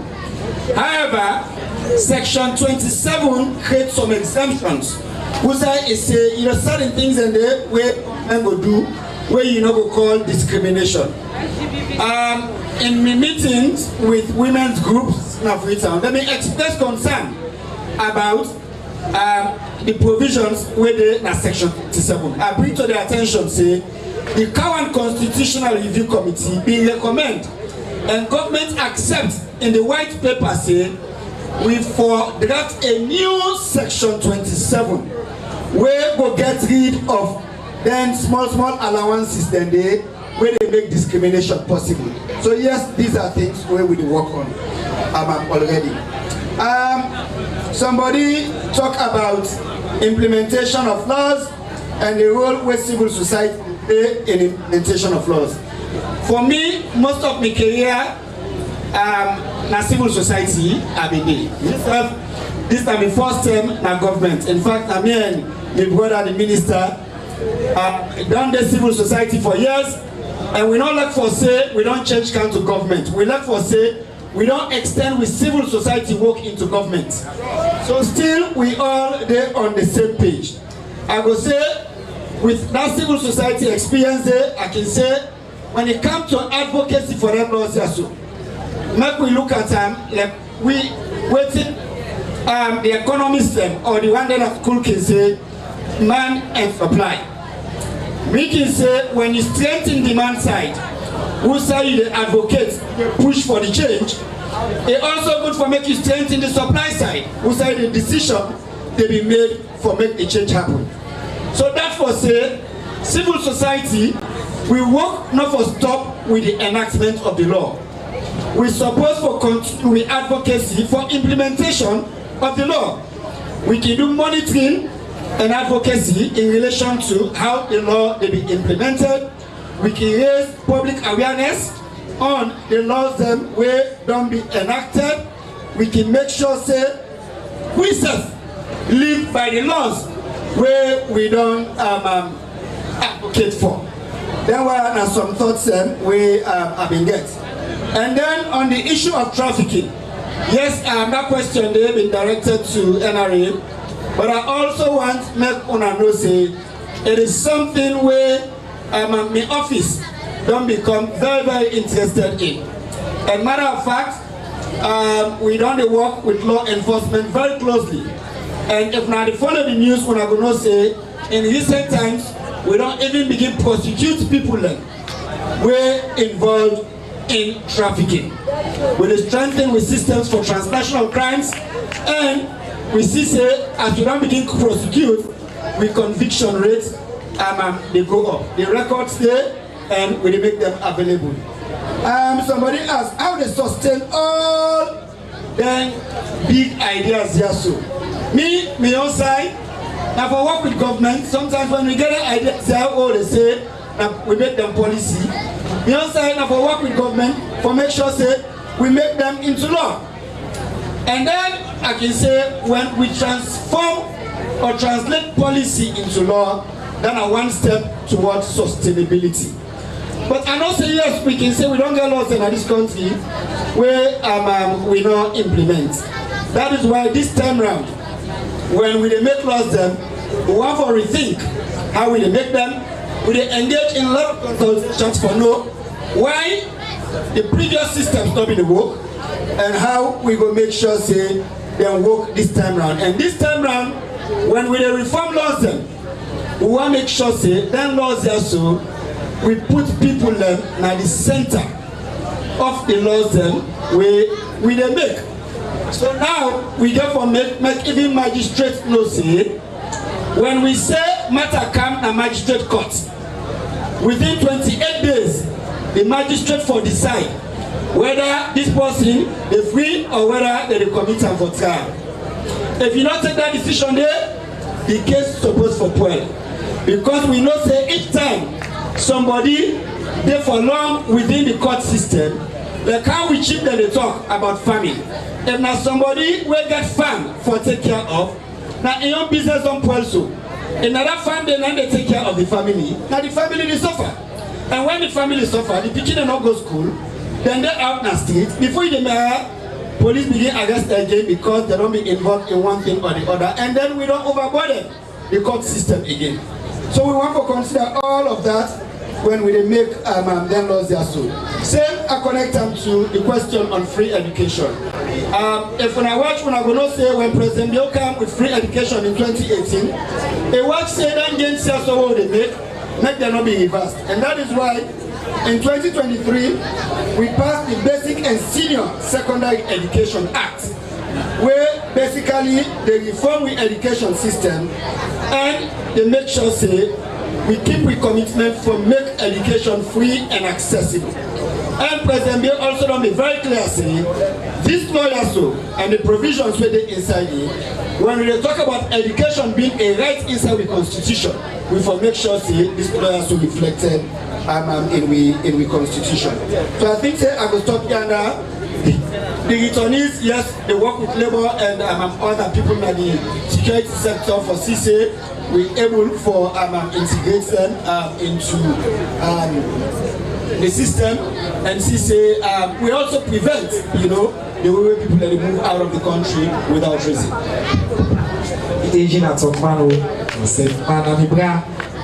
The guy is saying I'm a long-term bra from where small and bra is, so where they talk and they learn all the time. And an excellent Attorney General and Minister of Justice. Madam Minister of Agriculture, will you give 2 minutes? You say you want 1 minute, but you give 2 minutes. Because Chairman and the last can't get home. So, Madam Minister, quick one. Thank you.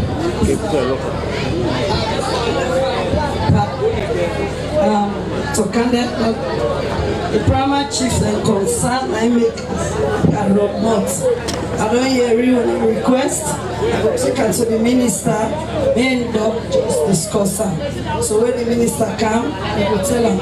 But because the machines are actually we don't put it in the hands of private sectors. Come here district now, when I get here, name mommy, but the machines are not enough. So the woman, that woman will say about money business, we serve. They feel like as a ministry. The minister be going to negotiate for money in a bank of Sierra Leone. $10 million where we negotiate say we not forget interest of 10 cents. Where even lower than other banks say where they take loan, but we not able to take money in a bank of Sierra Leone, yeah, for particularly for agribusiness. And the climate change, I want to clarify this. Ministry of Agriculture, we don't move from forestry. We're a Ministry of Agriculture and Food Security. So any issue of climate more now, we send an Environment Ministry. That notwithstanding, we still do some climate smart agriculture by planting cocoa, coffee, and cashew. And we get one with projects where we don't implement that. So I think that is all. I tell you, the youth farms, children youth farms. I think me not be the first project manager. And they all at the Ministry of Youth.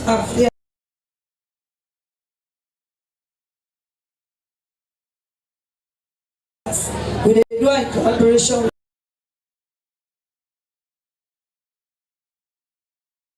Ministry of Agriculture. So when I request also, I don't know time, we go discuss on a leadership level. Let we see how we go revitalize them.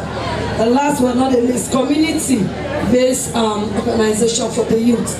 The district director there. Come here, district director, please come forward.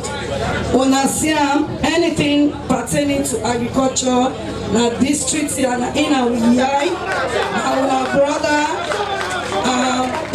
Any request on our ones, say which projects we will support you.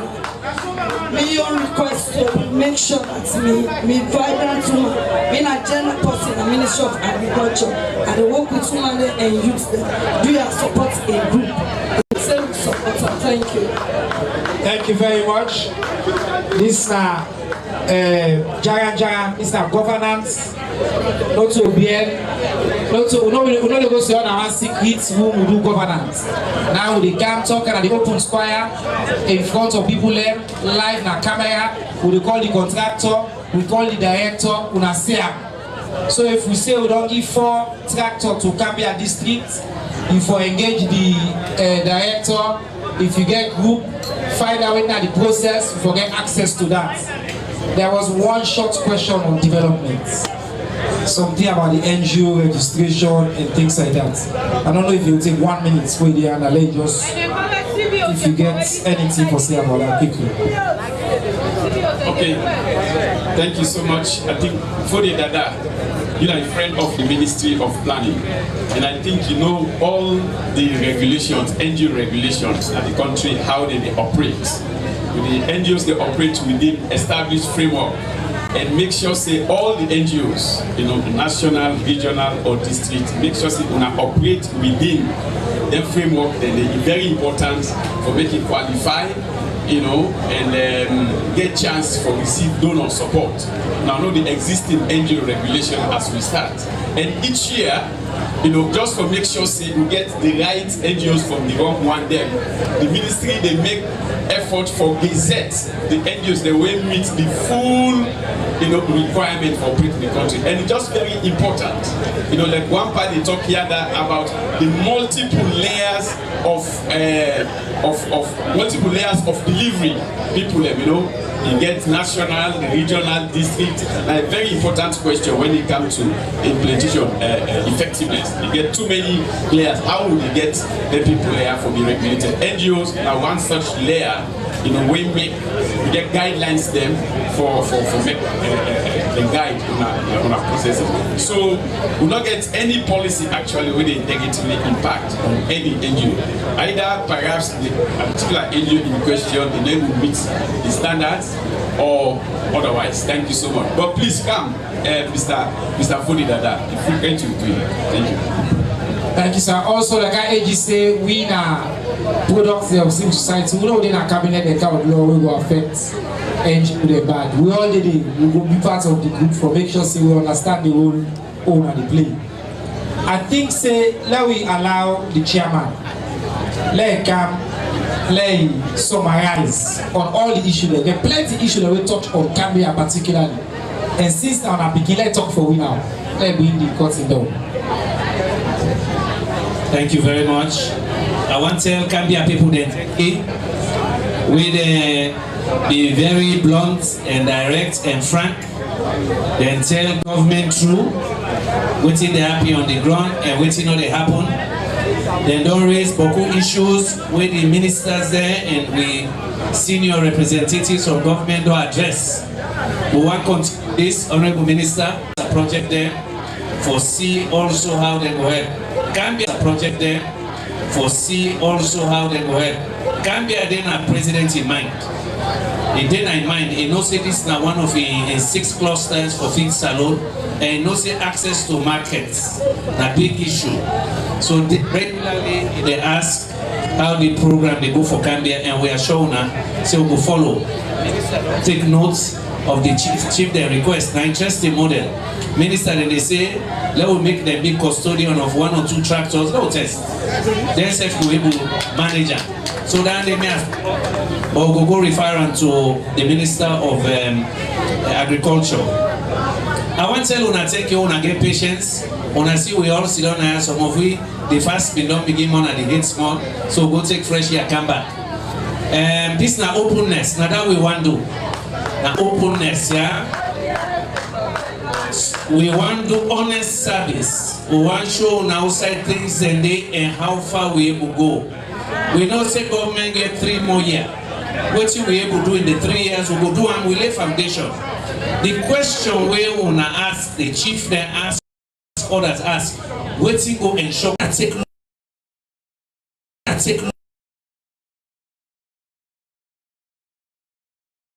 now inaugurator, but not to beginner, not to do most of the work.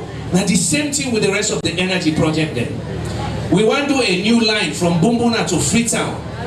Then they done there on the books 9 years, but they still try for unlocker for let it begin happen now.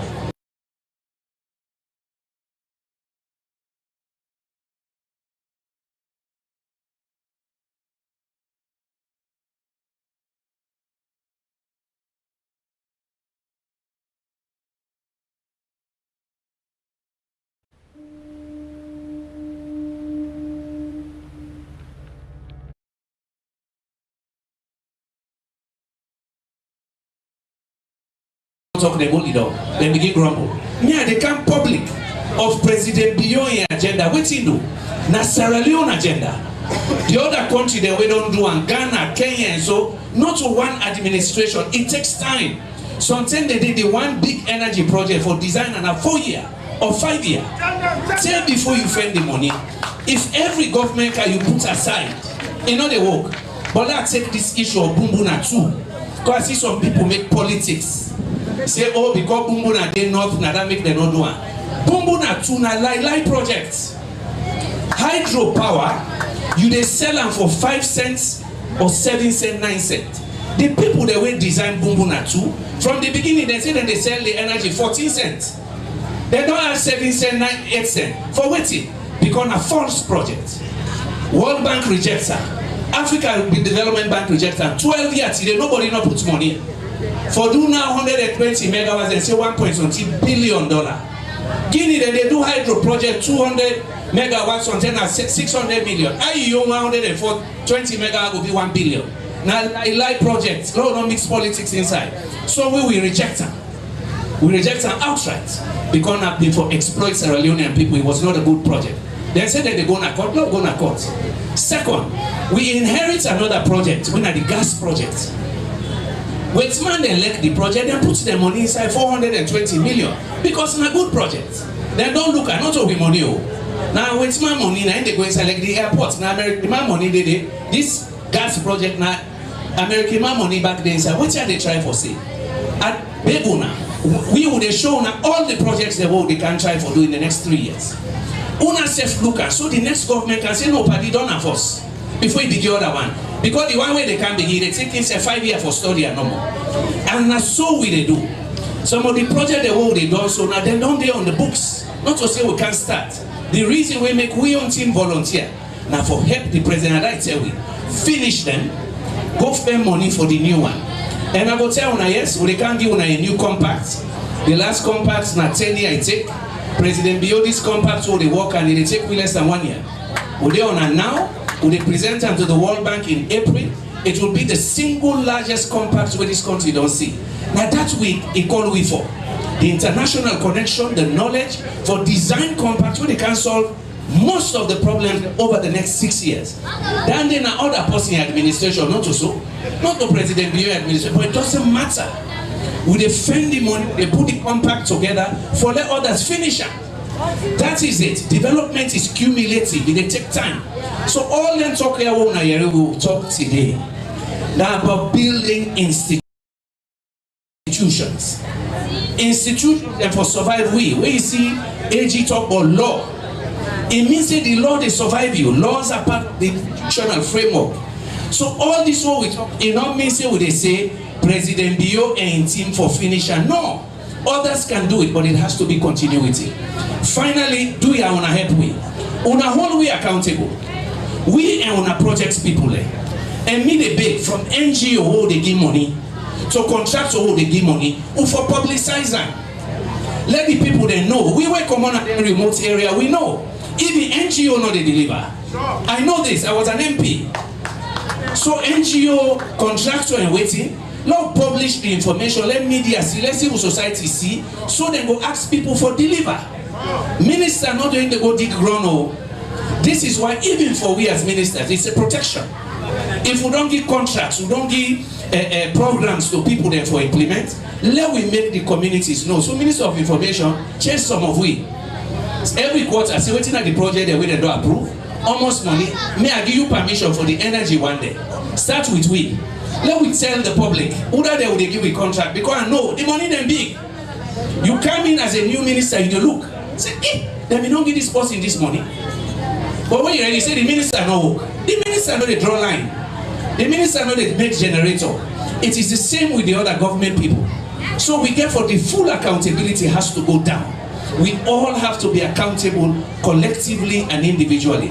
And I begin, we don't begin. One time the minister, for what you do so here and staff, or put we together. If you don't know the side, if the time they will able to go, we don't take notes. As you see, all man take notes on they go refer to we colleagues. But on behalf of the president, we want to say, hey, can be on a tanky, on a dinner in heart, like every district. But wait here, we don't see her, on a keep notes. Some of you on a call, we say, Pana, this should be so, not see it. Yeah. So yes, we want to be accountable because that's all we want to do now. Some of you are senior citizens. We're not to look for that here again. Yeah. So God bless you now, and I thank you. I thank my colleagues. We're all patiently there. We handle the questions as best as we can, and we'll continue to the NRA. We need the money. And you know everything now na cash. Talk sweet, but na cash they make you work. Waiting and say good soup na money killer. All right. God bless. We'll do another clap for the chairman. Wonderful, wonderful. All right. So. Before we go, wait, there, sir. Before we go, yes, sir. We'll be for it. Say go, okay. Thank you, sir. We don't know now, yeah? We can't dance, we can't cultural dance football. Before we go, I want to give the final word to the chairman for carrying the vote of thanks on behalf of Gambia. The chief we welcome you the chairman, you don't hear you always to talk. Now you do too. So while you 2 minutes, let me give the last word on behalf of the people of Gambia.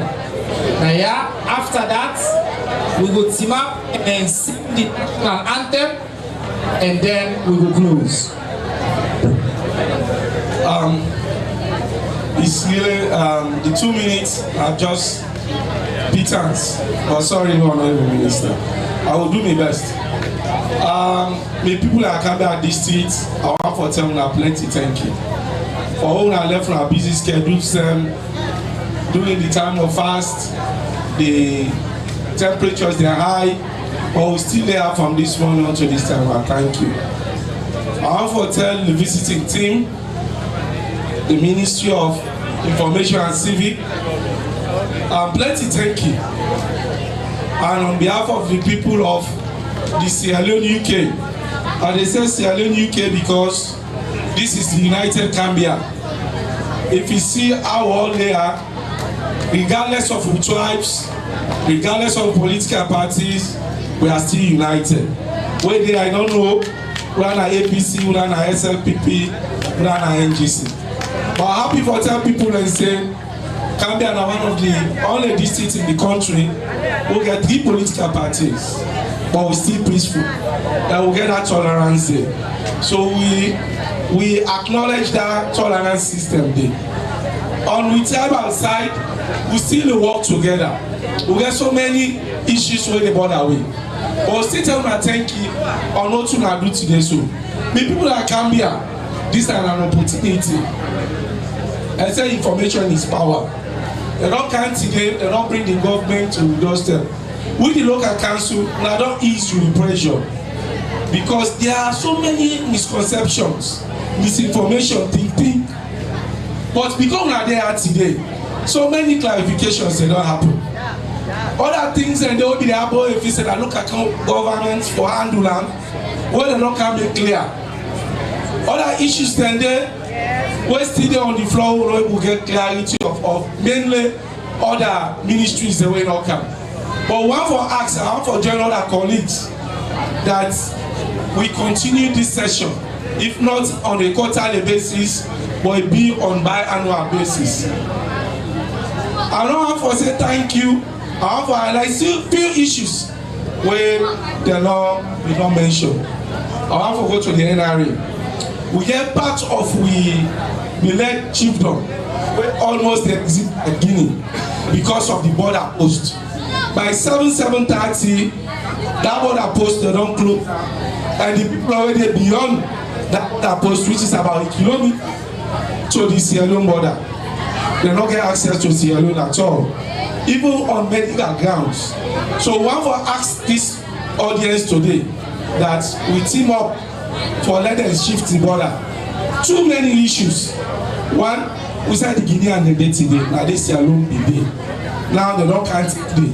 Because every time we shift beyond Sierra Leone, every time we shift beyond Sierra Leone. So if we don't take consideration of that one, it's a very big problem. So, and the second reason, with fostering hospitality, we don't go create a transit center where somebody high-profile people they come for able to relax. But when they close that side, people are not going to access them. So they deprive the revenue of Gambia District Council. So please, I want that we all work together for voting possible for the interests of Sierra Leoneans. The other turning issue, so we get members, is about the road connectivity. People are not measuring. We don't talk about the Gambia, Konmaka Road, Tambi Road. Those are cut-off areas in the rainy season. The Samu Road is another problem. Bamoli Luma to Medina also, we have another shortcut. Also, that is another problem. But the major problem we get, we're busy now, people who talk about smuggling and NRA. Between Sumbuya and Kukula and Konmaka, that bypass, you know, they will pass it with heavy vehicle. And then they now the poor view of the local council. We want, unfortunately, the Minister of Finance told about the one who income. Then they now we start income directly. So now we team up together and see how the way we work here. We want to tell President Bio plenty thinking. Even though people in the cry say let them change some other people. But President Bio don't do well for the people of Gambia at this stage. We appreciate her. It made we also there on the global stage, especially then two main people there. Honorable Kande Umkela. Me, I never sabi her, I never meet her. But in 2013, when I did in Japan, I said that Sierra Leone community, they struggle with Sierra Leone. And then one of the tutors say, do you know Umkela? They say yes. He said Umkela came from Sierra Leone. So from that side there, I was very proud. Thank you for that. We have Honorable Minister Sheku Fantamadi. We know how the economic situation of this country began there. But it come on to the government, it really don't help us stabilize the economic issues. So, and then people are not coming and accommodate. He said, wise men came from the east. But this one is like rivers. We are now coming from the west. Yeah. So we are very proud, and former ambassador also. If we don't do well for the people of Gambia at this stage, even though you get an unfortunate situation, when the ambassador Alman Hassan Bangura, he was very much instrumental and useful for the people of Gambia at this stage. Yeah. Even though you get an unfortunate situation, but we have to say the truth. It be very more helpful in cut across boundaries. In the SLPP, but also they work with the APC people. So we expect them for that. Even though you know they are therefore make a move. Yeah. So the people we don't count today. They don't give we this opportunity. We don't hear you with our genuine concerns. Now we continue, especially the young people. Let's choose the path of peace instead of violence. Don't find something for do. I know some people in the cry for employment. It is difficult. All over the world, youth employment is a problem. Not only for Sierra Leone. But let's choose another option that is not like employment say, what I mean, you have a trade, look for a trade as entrepreneurship, not office work. Because most of the things when they disturb we all go to the official side of it. I want to do our office, I want to do this. So please now go into entrepreneurship and now continue to work together. Appendicitis Council is here for you, and it's here for do what we get for you to do until we don't are done. One key thing I want to tell you now, President Biodun injects the young people into the governance system, and this is an era of innovation and creativity. This is the first time me for my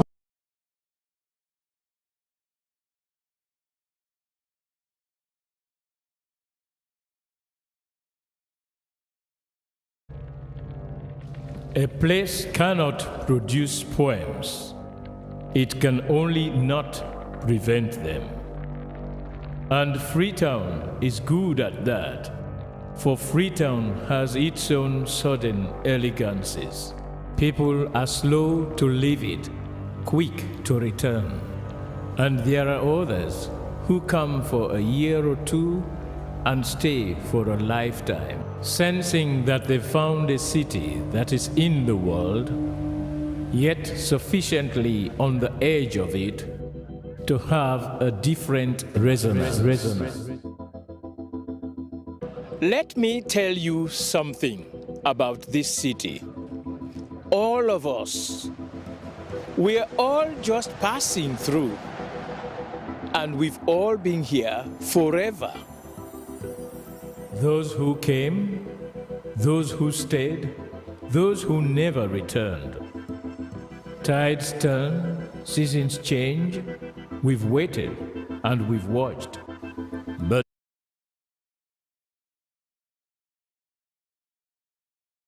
plenty thank you as well to various partners across government, Office of the President, Ministry of Agriculture, Ministry of Communications, Technology and Innovation, the Ministry of Energy, the Office of the Attorney General and Minister of Justice, the Ministry of Planning, Ministry of Local Governments, the National Revenue Authority, Statistics Sierra Leone, a big partner then, the National Public Health Agency, Anti-Corruption Commission. We partner, development partner them, UNDP, UNESCO, Irish Aid, Gambia District Council, the National Drug Law Enforcement Agency, as well as the National Council for Civic Education and Democracy, Hotel Unatenki. Of course, big thank you to the Ministry of Finance, who then provide the resources to we. Thank you to SLBC, then carry we live. We all live across AYV carry we live. All the station them, Nakambia as well, they all carry we live. We tell Unatenki to the school picking them, one for tell Unatenki. To the wonderful panelists there, our patients, our Kanaya from this morning. We don't need at this panel here, I think, past 5 hours. Some of them they fast, our patients. Do you want to join me? I'll give them one more, a big round of applause. Service to Salon for the leadership and for the willingness at the table for letting us public official who become minister first, who say make town hall, do things like this. Plenty people in our government and other side call me say, "Oh, day, you go give people a mic." The public official and they were afraid for cancer also.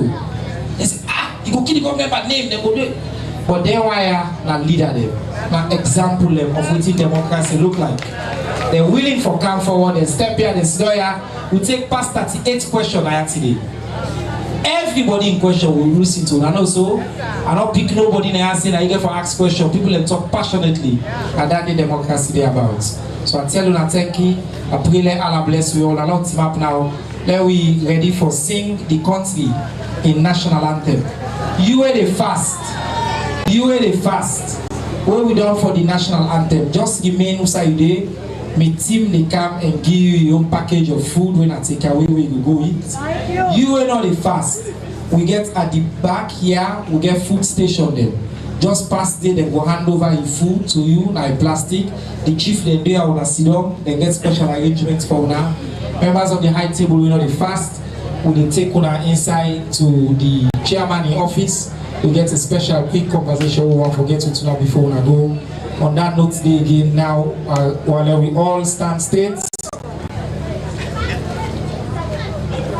for sing the country in national anthem.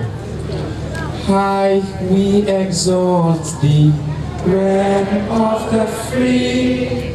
Great is the love we have for thee. Family united, ever we stand, singing thy praise, O native land. We raise up our hearts and our voices on high. The hills and the valleys we echo our cry. Blessing and peace be ever thy own. Land that we love, our Sierra Leone. Thank you very much. Assalamu alaikum.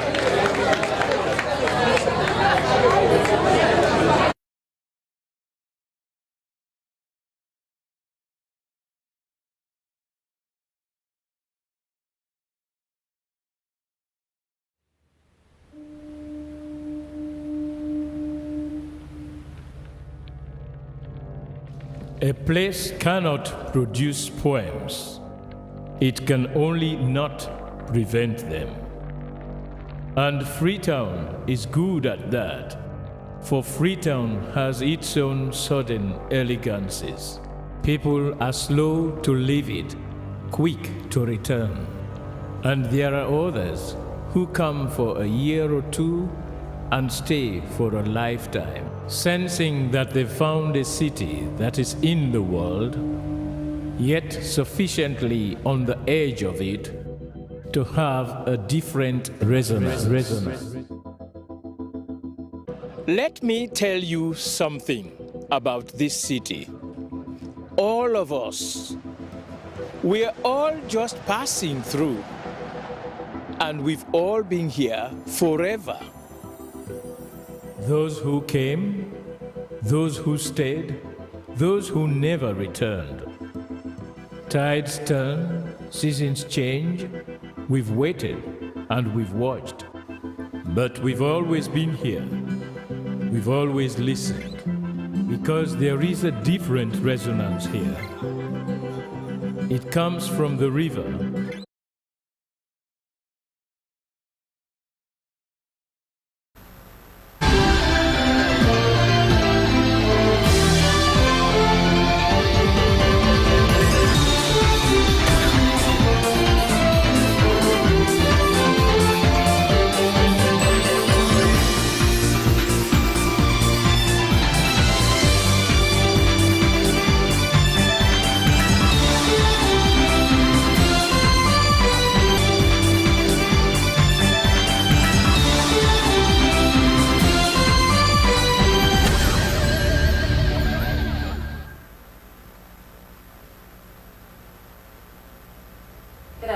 Welcome to News Hour on the Sierra Leone Broadcasting Corporation. I am Stella Bangura. Coming up in this edition of News Hour, Ministry of Employment, Labour and Social Security talks with business companies on work permit reforms. BRAC Sierra Leone provides over 16 million loans for women in SMEs. And Prince of Wales Alumni Association donates ceremonial ties to current pupils ahead of the centenary celebration. These stories and more in this edition of News Hour. Stay with us.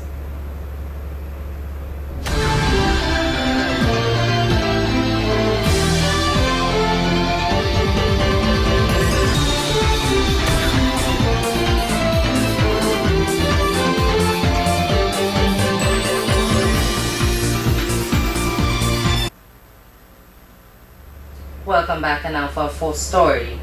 The Ministry of Employment, Labour and Social Security has met with mining, agriculture and other business companies to discuss its transition from manual to electronic work permits and its proposed fees. Jonathan Turner reports.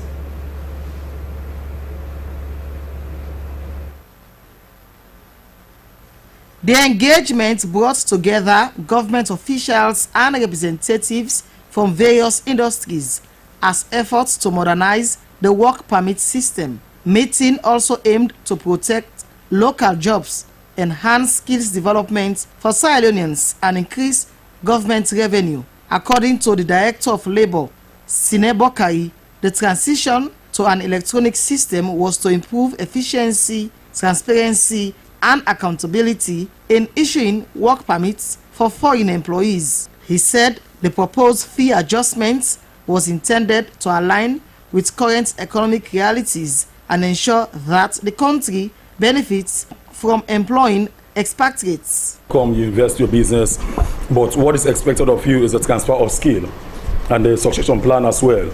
That there must be a Sierra Leonean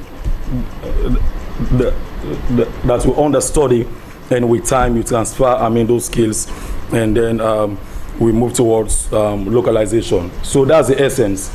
It's not just about generating revenue, but again, it's another way of generating revenue for government as well. So however, company representatives expressed concerns about the potential increase in work permit fees, citing the financial implications for businesses operating in Sierra Leone. They urged the government to carefully consider the impact on investment and economic growth before implementing the changes. So things have got expensive, and the salaries of these people have not gone up correspondingly.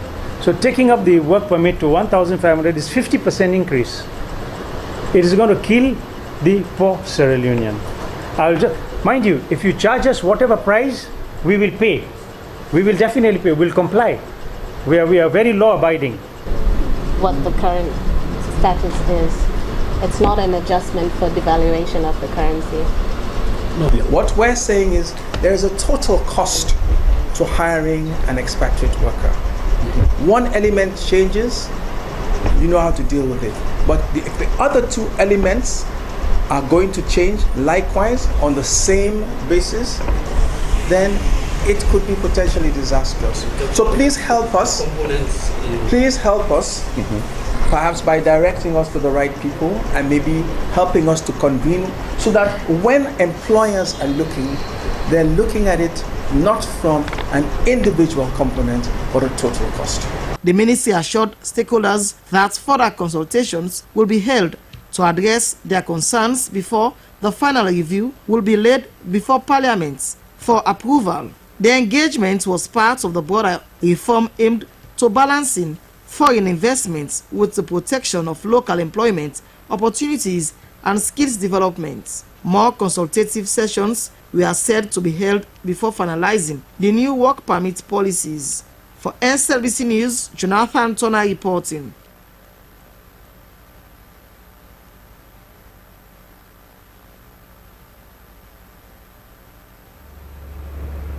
Sierra Leone is taking crucial steps to address pediatric rheumatic conditions, with over 600 children diagnosed with the young rheumatic disease and 20 with a juvenile idiopathic arthritis, JIA. The Pediatric Society of the African League Against Rheumatism, PAFLA-SL, in collaboration with the Sierra Leone Medical and Dental Association, SLMDA, has held the country's first training session for healthcare workers on pediatric rheumatology at the National Hospital. Esther Sako was there and now reports. The training session aimed to equip doctors, nurses and other medical practitioners with the skills to identify and manage pediatric rheumatic diseases, particularly those often misdiagnosed. According to Dr. Frederick Walker, the president of the Sierra Leone Medical and Dental Association and a board member of PAFLA Sierra Leone, the primary goal was to equip healthcare workers with the knowledge and skills necessary to effectively identify and manage pediatric rheumatic conditions. He said it was a milestone for better diagnosis and care, stating that without the right understanding, these conditions could easily be overlooked or confused with other diseases. More than 90% of the patients we have seen so far since we launched the campaign are having JIA or juvenile idiopathic arthritis. So we thought that first thing first, we should have a training that will improve the capacity of health workers to handle the very, very common conditions. So we targeted about 3 or 4 of the most common rheumatic conditions And that's what the workshop is focusing on. And when once we're able to cover those ones, subsequently we'll be having other training. The training covered how to identify medical histories, physical examinations, psychosocial support, and also how to identify specific rheumatic conditions like juvenile idiopathic arthritis and systemic lupus erythematosus. The role of pharmacists in managing these conditions was also highlighted. Participants were eager to share the knowledge with colleagues across the country, calling for more training sessions, particularly in the provinces. Training today has two major important for me. One, it has improved my knowledge and it will improve my practice. And also it was very important for me as a resident in training, and it has improved my knowledge. The training shouldn't be limited just here in Sierra Leone, or most especially in Olajuwon, but I'm also pleading to PAFLA Sierra Leone and also the Sierra Leone Medical Dental Association, if they can possibly introduce rheumatoid arthritis as part of a curriculum, especially for the young nurses coming up. This initiative is part of a larger effort by the Pediatric Society of African League Against Rheumatism (PAFLA), which seeks to improve the diagnosis, treatment and management of rheumatic and musculoskeletal diseases in children throughout Africa. Slbc News, Esther Sako reporting.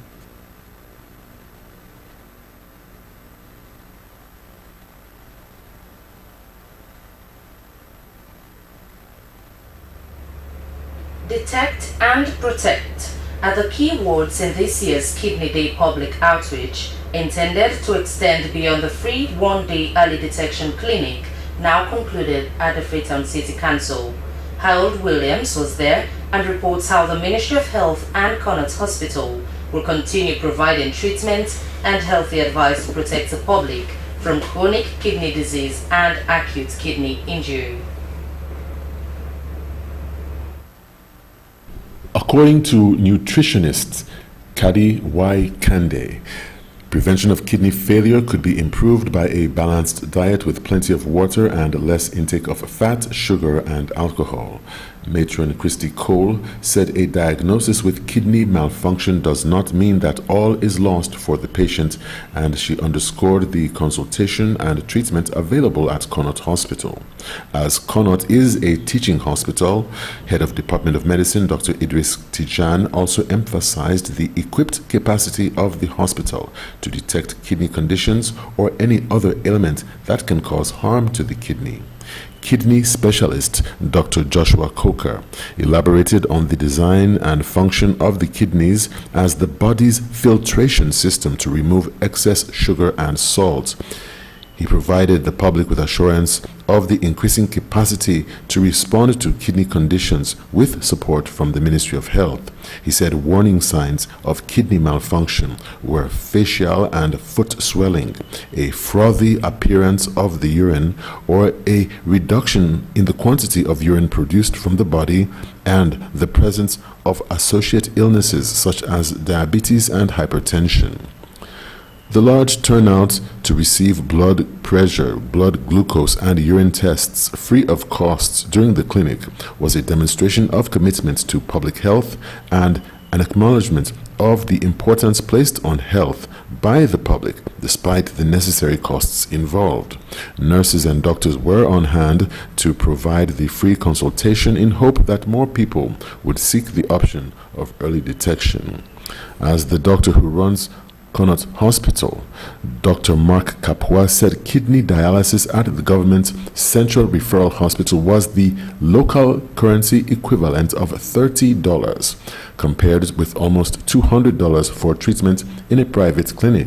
Deputy Chief Medical Officer Dr. Mustafa Kamara commended the dialysis unit and their doctors for their expertise, but said the reliance on mechanical dialysis of the kidneys should be the last resort in preference of early detection and a healthy lifestyle with a preventive diet.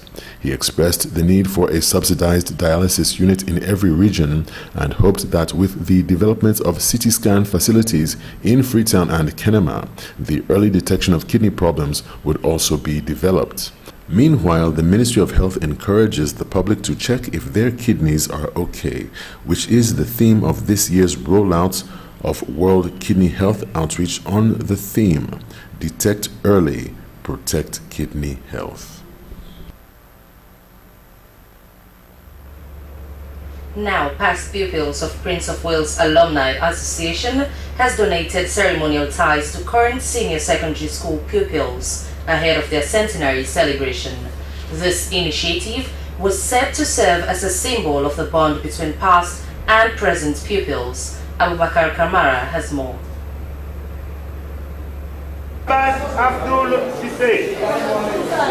The ceremony, which saw the convergence of both past and present pupils, was to inspire the next generation of leaders at the Prince of Wales School. The past pupils share their experiences and the impact the school has had on them. They urge pupils to embrace their education, pursue their passions, and contribute positively not only to the school but also to the society as a whole. Vice President of the Prince of Wales Alumni Association in the United Kingdom, Donald Ansels, emphasized on the importance of maintaining connections between alumni and current students. He said, "The ties were not merely accessories but represent the values of excellence, leadership and friendship that the institution instills in its students."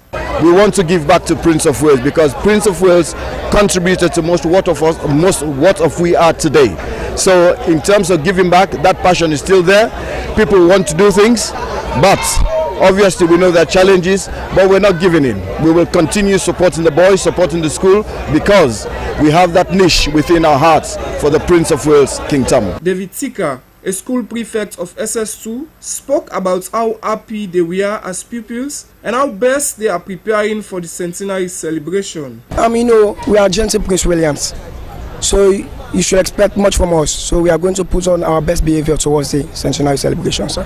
Each senior secondary pupil of the school received a tie designed to reflect the school's colors and emblem. The event was all part of the school's centenary celebration. For SLBC News in Freetown, Abubakar Kamara reporting.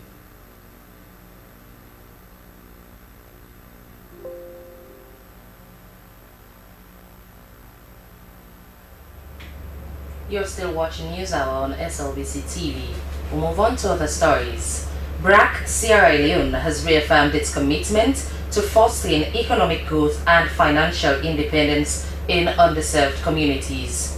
The Global Development Organization marked its 53 years anniversary of equity, transformation and empowerment with a significant donation of 16,711,851 loans to adolescent girls and young women engaged in small businesses in Sierra Leone. Jonathan Turner reports. The initiative aims to provide critical financial support to young entrepreneurs, enable them to build sustainable livelihoods, and contribute to the economic development of their communities. Over the past 5 decades, the organization has grown into a global movement operating in 13 countries, impacting millions of lives through interventions in education, health, financial inclusion, and economic developments. Is the fact that whether it is a village in Sierra Leone or an Earthland in Philippines, we follow the same template. We sit with the community, build strong relationships, actively listen, looking out for life experience, and design and redesign our programs until we find solutions that actually address those urgent challenges. Government officials lauded BRAC for their support over the years in Sierra Leone, and they pledged to support their interventions for inclusive development and sustainable solutions. BRAC is doing its Sierra Leone Alliance seamlessly with the work of the Ministry of Gender and Human Affairs, particularly in the area of women's empowerment. It is a need to be competitive in the 21st century economy. We are creating new economic opportunity for youth through entrepreneurship programs and support for youth-led businesses. Beneficiaries were very appreciative of the support, stating the recent donation by BRAC in Sierra Leone was just one example of how the institution translates its vision into action by betting on the long-term potential of people and ensuring no one is left behind. I don't know BRAC over 13 years. Now we BRAC then begin to get 300. Leos, that's small money, so big one. But through that money there, I don't sell under BRAC, I don't make them all. Now I don't get small shop and they run the business. So when I help me tell BRAC thank you. Over our town, 86 beginning, and I've learned to teach the one they want to be.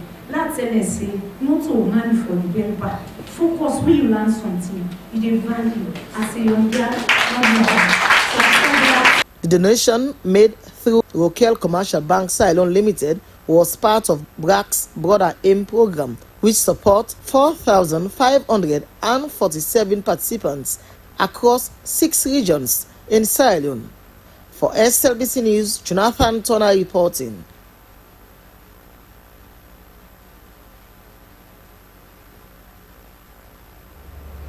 The newly appointed General Manager, Sierra Leone Housing Corporation, Joseph Amunda Sandi, has outlined his vision to transforming the corporation by making housing affordable for Sierra Leoneans in line with the government's Big 5 game changers. Mr. Amunda Sandi made the disclosure during a handing over by his predecessor, Engineer Charles Musa, at a ceremony held at the Sierra Leone Housing Corporation head office in Freetown. Ibrahim Samora reports.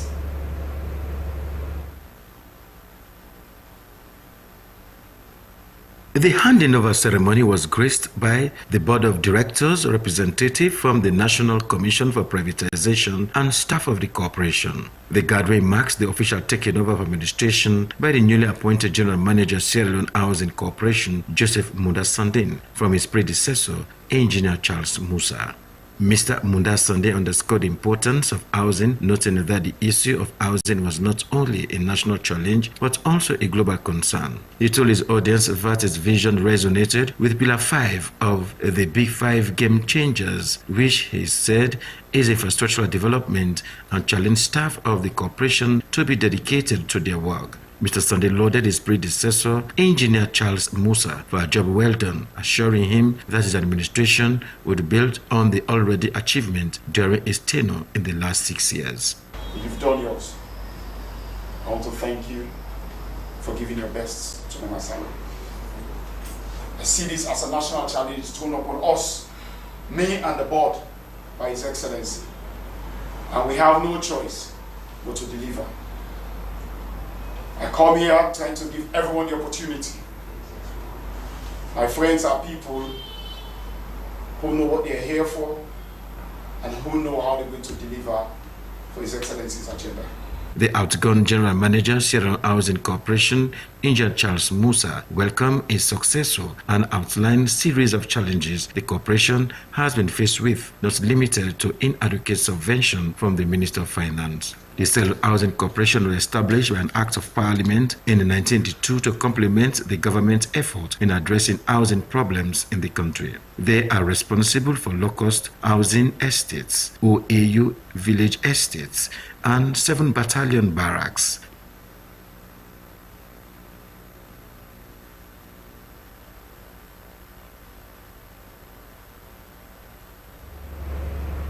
The Ministry of Water Resources and Sanitation, with WASH sector partners, has joined other countries to commemorate World Water Day on the national theme, Water Ecosystem Preservation.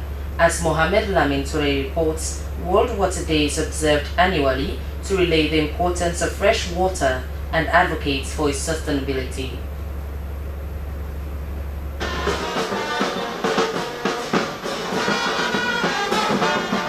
Sierra Leone joined the global initiative to celebrate World Water Day, dedicated to recognizing the vital importance of water and promoting sustainable water management. This year's theme, Water Ecosystem Preservation, emphasizes the urgent need to address challenges such as water scarcity, access to clean drinking water, and the preservation of fresh water ecosystem. In Sierra Leone, access to water and sanitation remains pressing issues affecting health livelihoods and development. The day brought together stakeholders from various regulatory bodies to discuss challenges, share success stories, and explore solutions to the scarcity of this essential natural resource. Head of Programs at Rosnet Sierra Leone, Peter Senesi, highlighted the organization's critical role in ensuring safe and clean water through monitoring and holding responsible bodies accountable. He called on government to prioritize investments in water infrastructure and ecosystem preservation by allocating adequate funding. President of the Bottled and Shattered Water Producers Union, Herbert Jones, stressed that a healthy water ecosystem is essential for national growth. He revealed that 40% of Sierra Leone's population lacks access to safe drinking water, a challenge that hinders both the country progress and producers' ability to meet targets. Water is more than just a resource. It is part of a delicate ecosystem that sustains life, supports biodiversity and public health, and drives economic and social well-being. A healthy water ecosystem ensures sustained access to clean drinking water for household and community. It also improves public health by reducing contamination and waterborne disease. A healthy water ecosystem provides economic stability so that businesses like ours that depend on water can thrive. Representing the Ministry of Water Resources and Sanitation, Engineer George Vandy, Managing Director of Salwaco, underscored the importance of the theme, water ecosystem preservation, in ensuring the country's well-being. He emphasized the interconnection between water and ecosystem, highlighting their essential role in Sierra Leone's development. Wetlands, forests, and watersheds play a crucial role in maintaining water quality and mitigating the impacts of climate change, such as floods and droughts. The loss of these ecosystems is a direct threat to our water security. It is therefore imperative that we take a holistic approach, one that integrates water resources management, biodiversity, conservation, and sustainable land use practices. Mr. Vandy called for concerted efforts to reduce water wastage, protect wetland, support climate action, and foster collaboration for the preservation of the country's water ecosystem. SLBC News, Mohamed Lamin to report. Some residents at Priscilla and Bright Streets in the central part of Freetown have called on government to address the challenges of accessing safe drinking water. According to residents, for the past 4 years, they have been suffering to access clean and safe drinking water. Moses Conte was there and sent his report. As Sierra Leone joined the world to celebrate Water Day, the country has been striving to access clean and affordable water, which has been one of the major challenges affecting various communities in the capital, Freetown. Priscilla and Bright Street, located in the central part of Freetown, has not been exempted under such circumstance. According to residents, the frequent pipe bursts and leaks, leading to substantial water loss, have increased in the past 4 years. This has not only made access to water unaffordable, but has also led to a polluted water supply in their community. This hour now, we pump now it. It's still the same water because we think do that gutter water we don't suck through the other pipe. The leakages the main gutter. It make straight away main water. It run still. And when I go touch them or smell and so now gutter water, you go see they run good. This would drink water for cocoa, gutter they get. Even Sunday say na so the gutter all the bolo so. When you get the water, so bolo it smell. It's not really easy for we picking and get for the study na net at times. Company open say na net. It really more na so. This has not only affected residents at Priscilla Street, but neighboring communities such as Barwick and Elizabeth Streets in the same community. According to Kolia Bangura and Abdul Karim Kabo, residents at Bright Streets, access to water in the Brookfields community has been a major challenge over the years. But it's trained now for water business. It's not easy for me at all. At all. And even this small thing they come out now by week. So until we cancel today, take the week done, take next week and before ever we get and water back. Because we water not the and water na life, right? Water na life. If you know the, you know go see, you go old book way, house no get water, and you just get forget.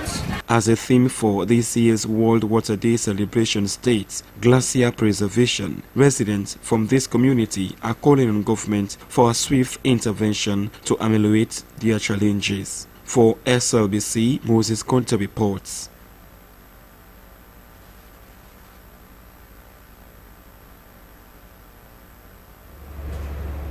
From that report, we check over with our business desk.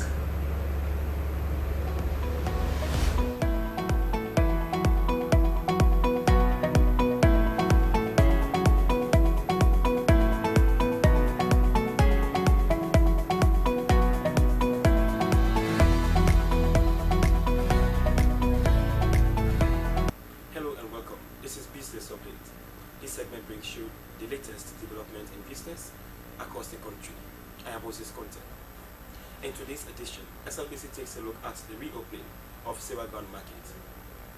The Sewa Grounds Market is set to reopen in April this year. This was made known to newsmen when the National Social Security and Insurance Trust, NASIT, along with relevant government offices, inspected the building to assess the work done so far. The market, when completed, is expected to reduce street trading in the capital city, Freetown. For more on this, let's join our reporter, Jonathan Thorner, who has a story. The multi-purpose facility consists of 7 lots. The new market also has an open trading area, 85 warehouse facilities, a general trading section, a fire station, support service, buildings, and a police post, among others. Despite the excitement about the opening of the market in April this year, some of the traders raised concerns about the cost of securing a store. The street traders in particular appealed to governments for the rental cost to be affordable. Can we make a meeting to them for this place here? So what you need? Now for the government, you come, you happy, we get them place there for people in come on the street, then can at the market. A pedestrian said affordable pricing is crucial to achieving the government's goal of minimizing street trading. He said if traders could not secure spaces due to high costs, the issue of congestion and informal trading in the city center may continue. They can, at a very minimal cost, may will become affordable for the least man. May government think about the state of the economy, things are difficult.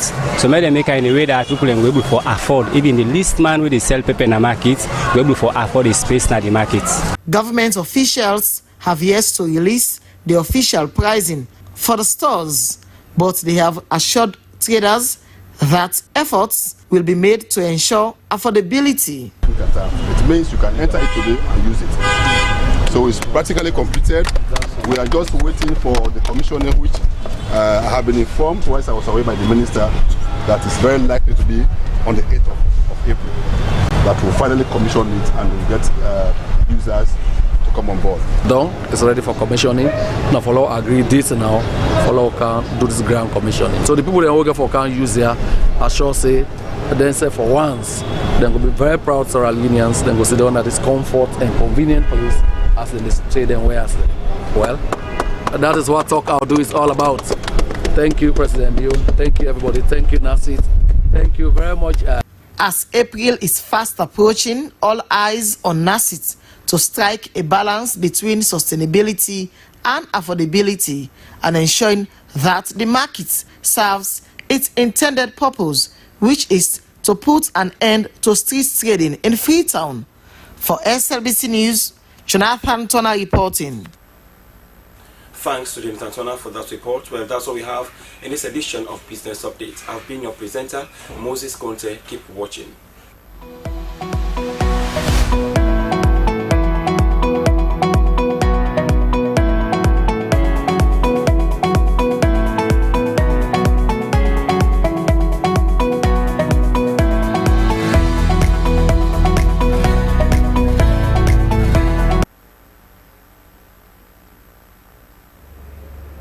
Many thanks to our business desk. Now from that to go over to our entertainment segment. Hello and welcome to Entertainment News with me, Abdul Mansari. In this edition of Entertainment News, Caudinero's song for Musa Tumbo resurfaces on the internet. Sierra Leone's Little Angels freestyle goes viral on social media, and of course, artists release songs with Musa Tumbo's slogan, "You na God, Motamano to God, bra." Now, we all know the challenges one of Sierra Leone's strikers, Musa Tumbo, was facing from football to marriage, you name it, to boost his confidence and encourage him and many who go through similar ordeals. Cardinero the Last King released a song due to his recall to the national team, especially scoring one of the 3-1 goals against Guinea-Bissau. The song has resurfaced on social media with fans sharing it. Let's watch. Wicked behavior. Too much Musa Tumbos in Salon for brownie people who better take with flavor. They never wanna see the young grow. Can be from your step, mom, or your uncle. They not say we not for gentry because we bumpo. Rest in peace to all the great talent from Salon, where we don't go. So hold the Musa Tumbos out there going through it. I pray God make it easier and help you through it. They never wanna see you shine. Fuck them, do it. Recently, we've seen talented kids surfacing on social media, jumping on freestyles and showcasing their talent in various ways. We saw Boy 16, Baby Nice, among many spitting bars with great lyrics. Now we've seen another, Little Angel. Little Angel is a young talented rapper who drops freestyles and is going viral on social media. One of the videos shows Little Angel entertaining fans on the streets of Freetown with her freestyles. Me little India party my car sports guy me I see bastona so being asked for cry I get spoken life party me ask for die me got them expensive for man they ask for buy mama la me for talk to na make ask for life before mama give me gas for it pass up day while I was before I come up with pass us me now you master anything while you pass us. Finally, a few days after Musa Tumbo celebrated with a black polo t-shirt with write up Yuna God Motamano to God Bra, people have not only bought the polo, but artists have hit their studios and released songs with the title Yuna God and Motamano to God. If them tell you say you no go ever prosper, me brother, ask them say if them na God. If them say you business you they do, you no go ever see profit, yeah. Ask them say if them na God. Because we know say mortal man no to God. We no get the power, but decide we destiny. Na only God King Judge. Cause nothing go decide who go get who them no go get. Creativity is really at work, and kudos to them. Well, that's all we have in this edition of Entertainment News, and I have been your presenter, Abdul Mansari. Bye-bye.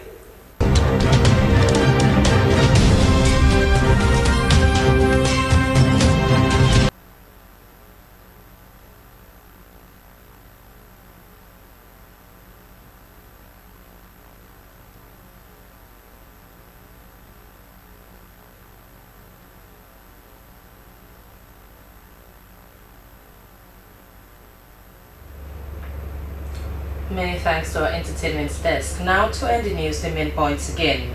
The Ministry of Employment, Labour and Social Security has met with mining, agriculture and other business companies to discuss the transition from manual to electronic work permits and its proposed fees. BRAC Sierra Leone has provided over 16 million loans for women in SMEs. The support coincided with the organization's 53 years anniversary celebration.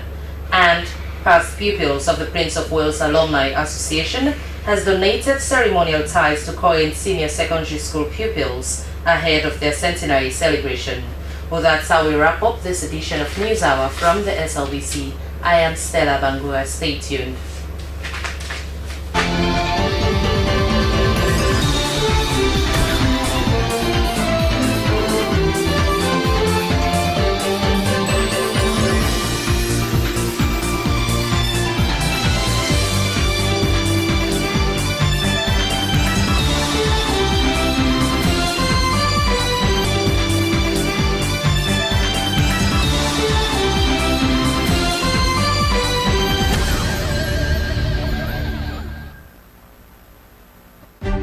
Have you ever imagined a society without laws, or perhaps without drafters of the laws?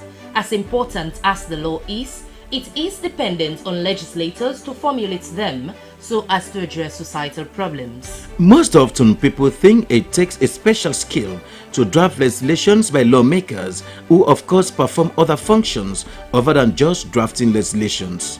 This latter becomes the business of the old House of Representatives to factor the interest of the electorates. Critical debates, inside stories. This week in Parliament does not only bring you intermittent stories from your House of Legislations, which has the supreme mandate for making laws, but also brings you expert views and critical insights in and around Parliament. The program also brings you expert analysis to take care of your apprehension while dissecting the political correctness of the states. With a current political climate, the stakes are high and there are vested interest, and the geopolitical dynamics are ever changing. All those in favor say aye. Those against say nay. The ayes have it.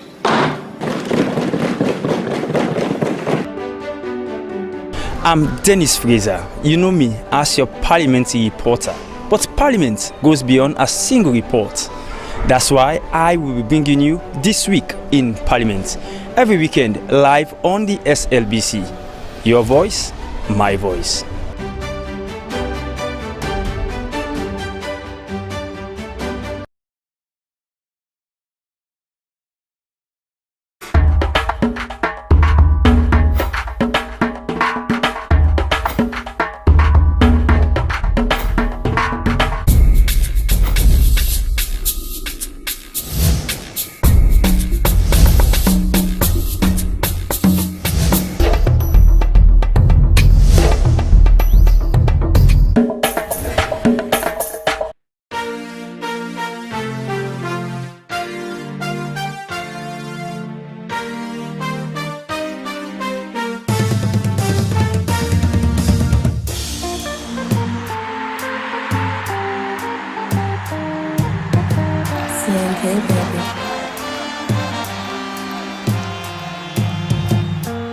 I get a message for you, oh.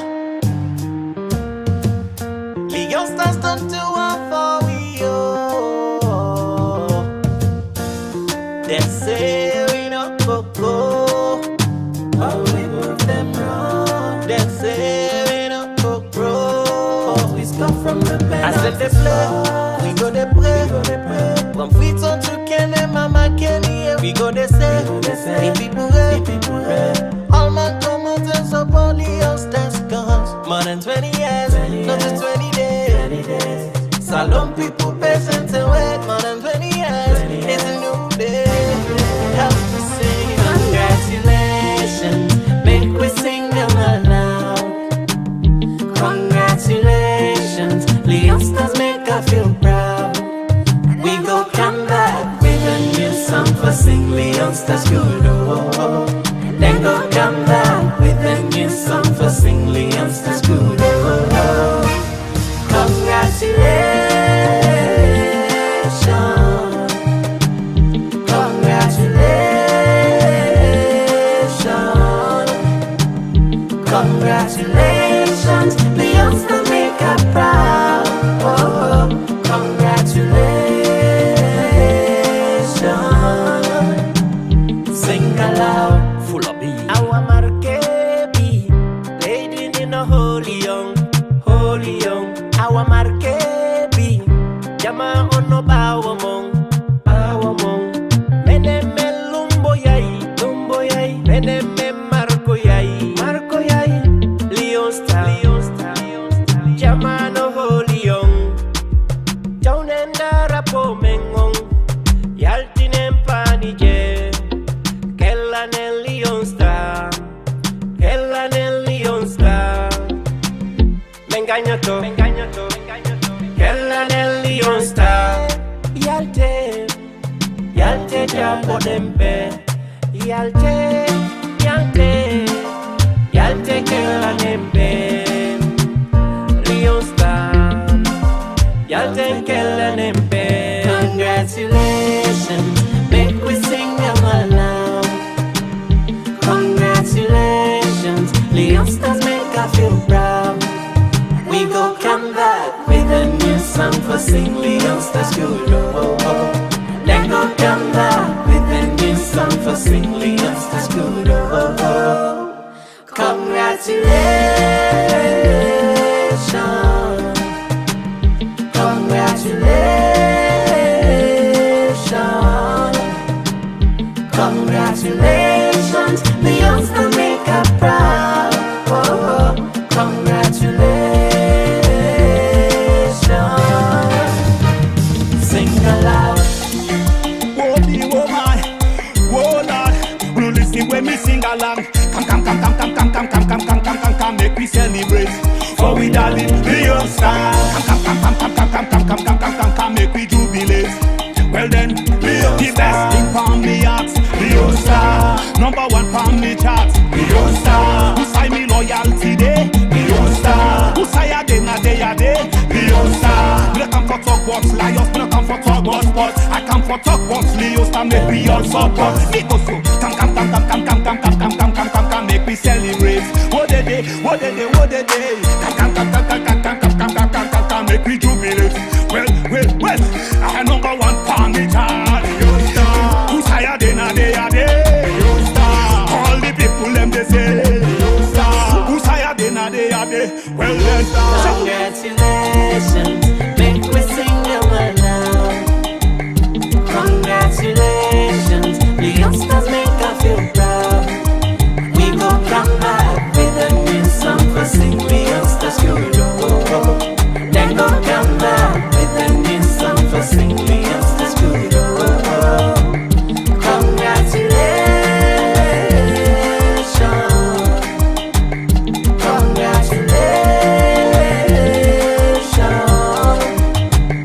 congratulations, the youngsters make us proud. Congratulations. well then, sing all the people from the east who no run come support. All the people from the west who no run come support. All the people from the north who no run come support. All the people from the south who no run come support. All the people all around, salute. So that why I'm Yalte for them men. Yalte kela them men. Leon Star. Yalte kela them men. I said they play, we go they play. From Freetown to Kenema, we go they stay. The people ready. All that congratulations, make we sing them aloud. Congratulations, the youngsters make us feel proud. We go come back with a new song for sing the youngsters good. Then go come back with a new song for sing the youngsters good. Congratulations, congratulations, congratulations, the youngsters make us proud. Congratulations, sing aloud. Vaccinated. That music. Current record, 10 victories and 4. They're still on course for that. But suddenly, there's a lot of twitching is, and Sierra Leone have got an equaliser. Aswami Loba, Kai Kamara, Eda, it's a good. Pick up we want some, the energy can tell them. As we dey go, we best we go do am. The whole team ready. We are all about the country, but you self PF for being the use to your area. We use the original program where they give you updates. We use. You get use? Yes, I got use.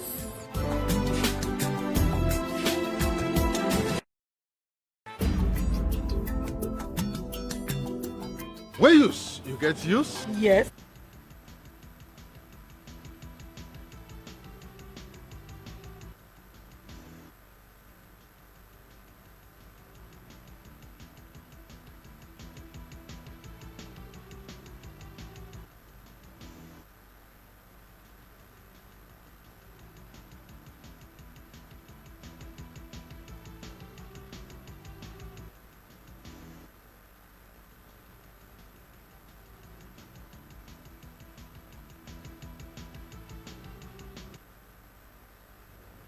Greece, you get used? Yes, I get used. Well, family, good evening and welcome to the program. We use the program with the inform about things that will happen all about the country. But like all the time, you will also outside this country will be part of the program. But the only way for the one. Now for watching the conference coming on with this 031 076 812174. You will use our send text and WhatsApp message. We will give you the program. Where will be your voice? My voice. My family inside the program today as London celebrates World Water Day. People wait up in the Brookfields community, they complain for how they suffer for making get clean water for drinking. Kisi all road by 10 step, that bridge day, then people wait up there, then they call on the government for make they address them problem them when they see them get not like the way out the bridge we don't the other side they don't turn death trap. Beku Street road well in the undercurrent construction as people then where we don't abandon them, don't get way now house, they don't go make this road. Community stakeholder in McBrown community don't embark for make them go able for make that a bridge where we connect the McBrown and main motor road inside Waterloo the western area where this states. And central sewage system still they unbox people then where they pass in different parts of the country, not like the west state inside Freetown. Then 2 years plus other one them. They are the program, plus with studio guests, we will go for talk about different security updates. Monday like this, we name them wise. We'll take a break and we'll join the sponsor when we come, we'll go inside the program, Better One Waves.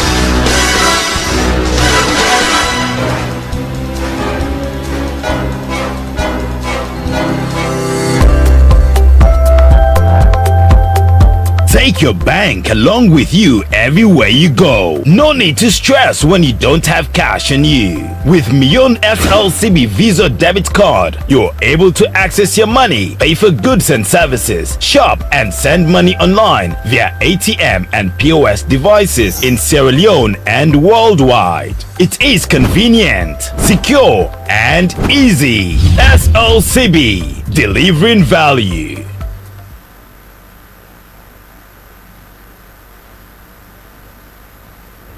When I saw we start the program Fine One, as along they celebrate World Water Day, people in Brookfields daily complain about the way they struggle for get clean water. But for second days we important Bobaka Kama they reach the community. Let us with pulling. Daniel Dixon. We don't get no good condition have access good water. Because the problem, all the pipe the way they are so all lay down inside the water. And we get leakages them. Bokuna so we get plenty leakages. Pipe them cut. So when pump lock, then pipe them they will cut the water when they flow inside the gutter. When I gutter water, it go through the pipe them. It can inside the main pipe, the main supply pipe. It can direct inside the main supply pipe. Then it run like a winner now at the stop end. Me at the stop end of the pipe. Me they dong this part by Priscilla Street, go down to the water. Me pipe now, this hour now we pump now pay it. It's still the same water. Because what you do, that gutter water we don't suck through the other pipe the way leakages the main gutter. It make straight away me water. It run still. And where I go touch them or smell and so now gutter water you go see they run good. Like we pump open, but when you go open and I got our tie come. The community with this fees commonly known as bright streets. So water with the strain is too much with the strain. So they can pass how many months or weeks for water no they come. We really need water with the strain. Alright, so when you do business now, this place, I tell it for you for letting you get water so that you don't for do business. Especially the good food. For now, you do business with water, I can buy water. So then the pump not open till 1 month. So pass this time waiting after they can buy water. So So the time the pump can open, the water can pure for like good for the cook and drink. Or not just use a number for once and use it because we know we will identify either the water good or bad. Because we know to my valley, so no we will understand. Now the water they run and then we get. We need help for the community bright streets. We need water. We really need water. Water is life.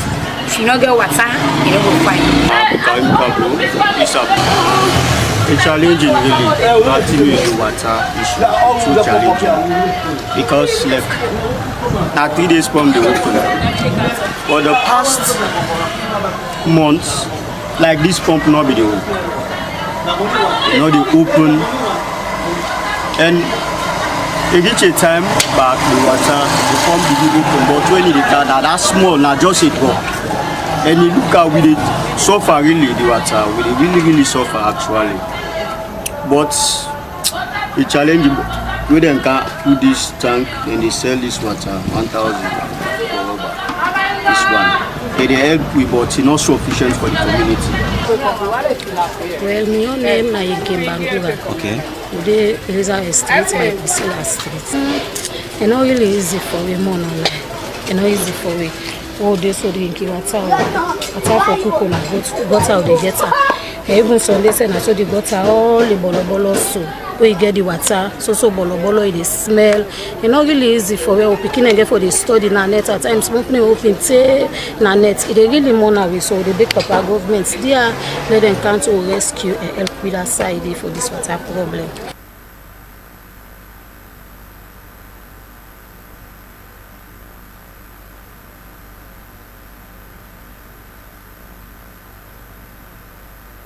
Well, so be and for Seka away salon join other country them and the world for celebrate World Water Day. Then people they under then self they feel and difficult for get clean water and it happen at different parts them. But from there we they go now Kisi all road by 10 step. Well that side that bridge where they you can see you know say this bridge Masibo they wait for happen on that side. Make the people wait up there they call on the government with concern. For make them go able for see how they go for address them. The man must seriously say, reach there, how we see and listen within the people they say for this bridge also. Now, because of the bridge I don't pass, let me say, 3 months or 4 months ago, from only start since up, nobody may come or make a nobody goes carry pass here, nobody goes carry pass here. But the big truck any day they pass here, and this is one death scrap. This is a death scrap. The government they get one more pass out for them and go and make. But no other than the water they make up for money. And then they self go away.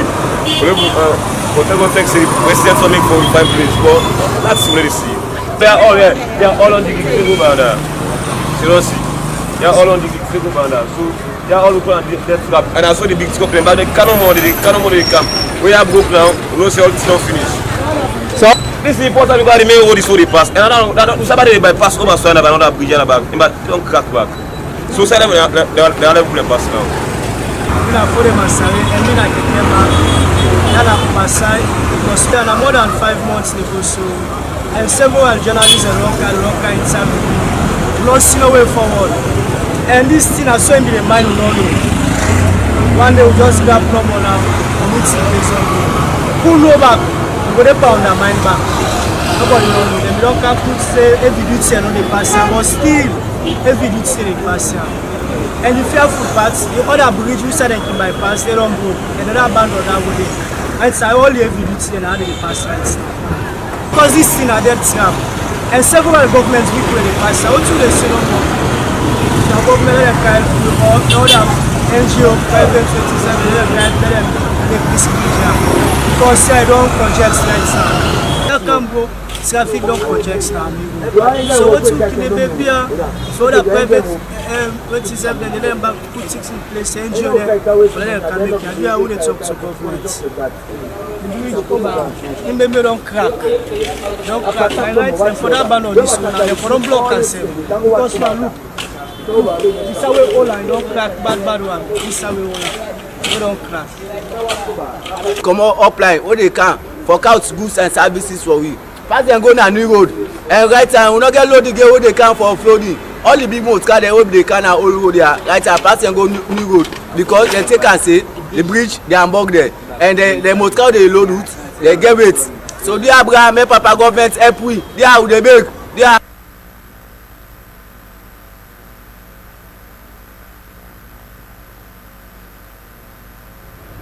We also the one that we concern concerning the why is just the pity be happen that in real language.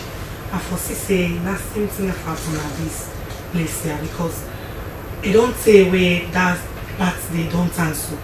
The people at the local government and they know I don't know what's happen. We see they self need for come together back as community people then they're able for CC them put hand where you know the one for help you self now for beginning they help yourself small you know that place they're in very bad shape and people they see the past day okay now the way go down now the entire then say I will tell you get from different organizations. Okay, from Yanda, the Faith Bible Church Abeco Street Wellington don't embark for make the boat because it did in bad condition for Scadis and the Colorado at Wonka will be reached at the site and they still ask for support from people for many help them for complete civil. Let me see how it will look like and waiting and only do. Now, Reverend Dr. Samuel Kabo, the senior pastor for Faith Baptist Church Wellington, and also the coordinator for this Beco Street road maintenance project. We look at the job because we have our church, or with the church then at the community, and we decide say we not go just sit down and all time the bad news will be together about this road, the way the road be done damage, the cutter will be done, in fact we don't cut off. You know, so people not be roadworthy anymore. All right, and with the APK and the for done at the gutter, youth within the campaign at the field. Now they go left, they run after ball. If for them at the field, we don't see some damages, some man loss in danger. And so as a result of this, we see say we need for come together and say how we will for mobilize the community for let we begin for do this work. And so that's why the church we come together with the community. We decide say no begin for do this work as well. This road, of course, a stretch over 400 meters. And the damage be all over the road. So as I've been saying, picking and don't for them now this road, they are so school picking within the common school. In a roadway, the security risk now, so it be really high. And so we decide for make we come together as a church, and then we do excavation. Follow we begin for flop this gutter house. When I've been the first phase, we try for divide the work into 3 phases. When our first had for resurface the road again, and then the second one of again drainages, and then the third phase will be now for Slbc. So as a church, we come together, we put our own resources. Again, as a church, this is our local church. We will not get the people who sponsor the church. But we own church alone, we don't put over 300,000. Right, in the new loans, in the new old loans, now 300 million. We don't put into this road. So we're able to get 1 or 2 community people who then come together and then say able for camp put. We make able for flop this place. We don't bring over 76. Then dump part Chinese truck that we can put now so for make sure say we flop this. So if you be they see this road the way it be there, even a story house you put them in the loss. Now so it be done, and it be done this way for the past almost like 10 years. This work we're on right now, the church and the community will not go able to do this work within the time frame because we only get now to end of April. All right, rains and the begin for Camp G. So the water they come up this scene is so heavy that make it split the road. So as you can see now, already we done the dig the drainage because if we're able to do this now, the rain come, it will wash away all of this dirty back again, and then we'll come back to zero. And we don't spend over 300 million on this road right now. So my message now for make well-meaning people can come on board and join you for go for fix this work here because this now government work, but we they complement the work of the government. So one for make government come inside through SLRA, then they come and see what they do. We also want for make we get other organizations that will come on board for come and support and help. Even individual stakeholders, they also need them on board. So media appeal to people for come on board and give them support financially, materially, or even technical expertise. We also want them that for me to come along because as I say, we target or time frame now April end the one for get this road done.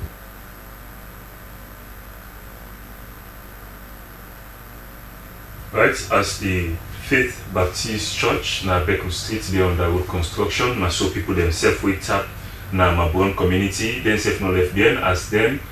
While standing they do the road, themselves na the same bridge, but then a bold bridge and say they make them able for reduce the way man how people then they suffer on that side. As they see this bridge here, they link the main motor road and Mabron community inside the western area well district.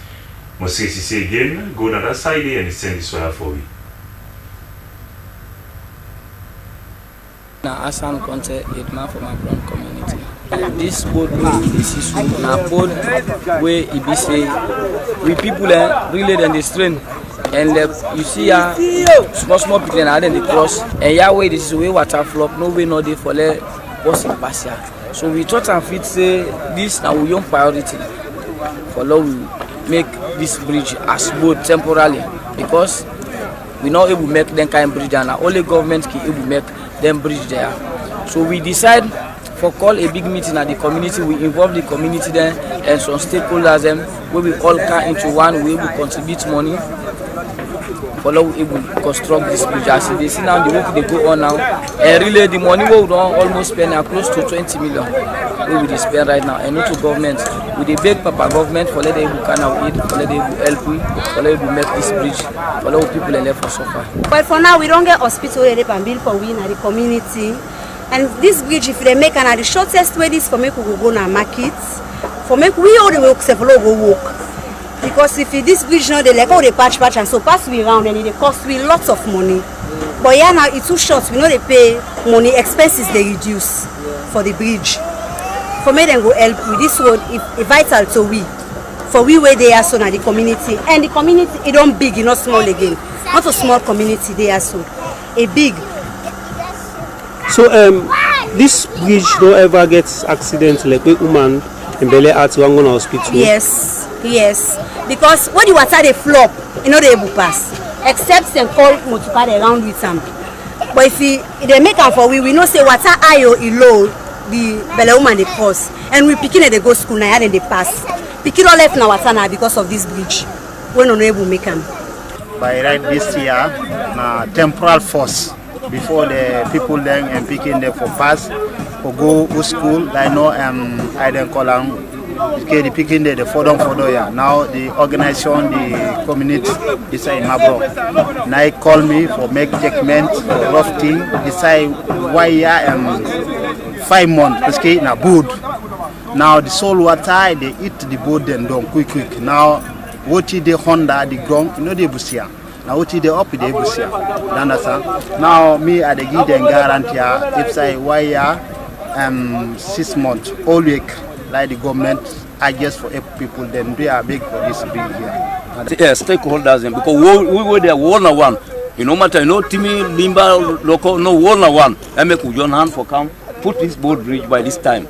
Because why? We get some people working for them here. Anybody work for them for this what no problem. Let me make we join hand for come make this bridge.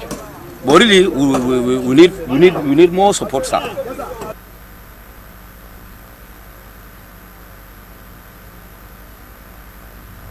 Well, for some time now, we only shown that this water where they run down along Wesley Church, and we see for say still the one we concern us say near the eat.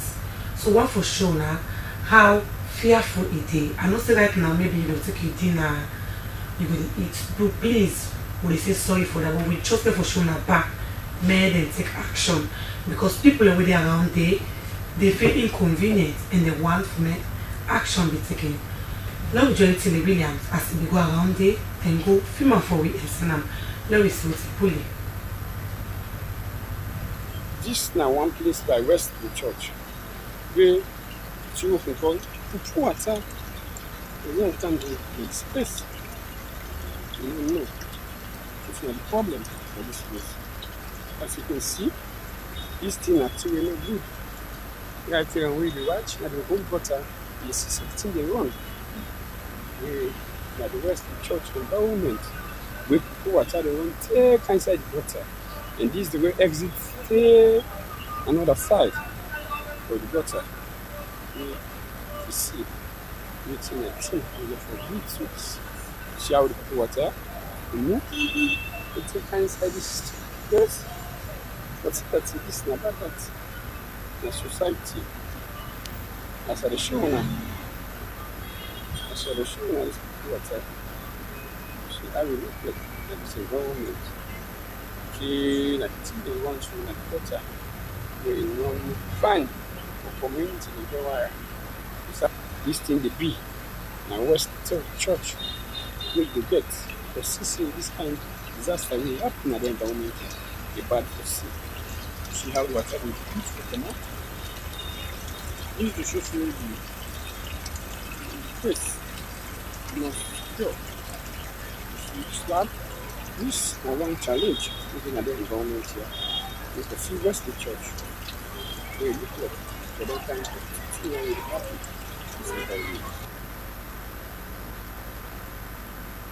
Julian, you don't see that side there? I don't pass it. And when you pass it once, you did really get the smell. And for not just normal, you did eat, you pass around it. Oh, you mistake, then go scatter. You do WhatsApp by you, I don't know how you do. Anyway, I think say, you know, council need for see there before. They got the council engineers then the city engineer then go for address that particular water. They very serious. The thing is that they don't even know who side they come out. No, they get the system who side they come out. Then we find them and see them who address them. Where we come out from water business now, we go now inside electricity business.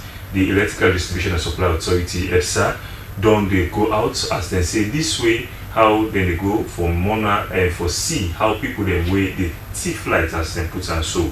They say they want for monitor and see how people then they use the light way, not use the right way, where they say they call them illegal abstraction according to within then say.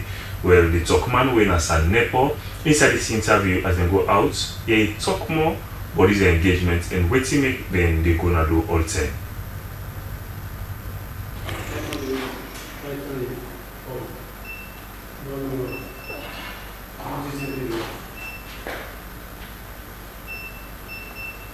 Yes, they'll go out for check customer and meters them because of course over time we system down the tell we say plenty people with thief lights in the sense that they use light and they pay for them. So based on the intelligence we get from the system, we go out today for check premises where they indicate now system for say they're not they pay light. And fortunately for we will go out, we will apprehend few premises where we found wanting engaged in illegal abstraction of electricity. So what are the punishment when they give to the people where we now find wanting? So then where they do fraud their property? Yeah, the punishment is very clear. The law make them very clear for say if they find anybody the thief light, if for pay not less than 50,000 leons or not if for be fined also if for be fined not less than 5 years imprisonment. So it makes them very clear. But also we got our own bylaws within EDSA where they speak to the fact say we can also do what we call energy recovery.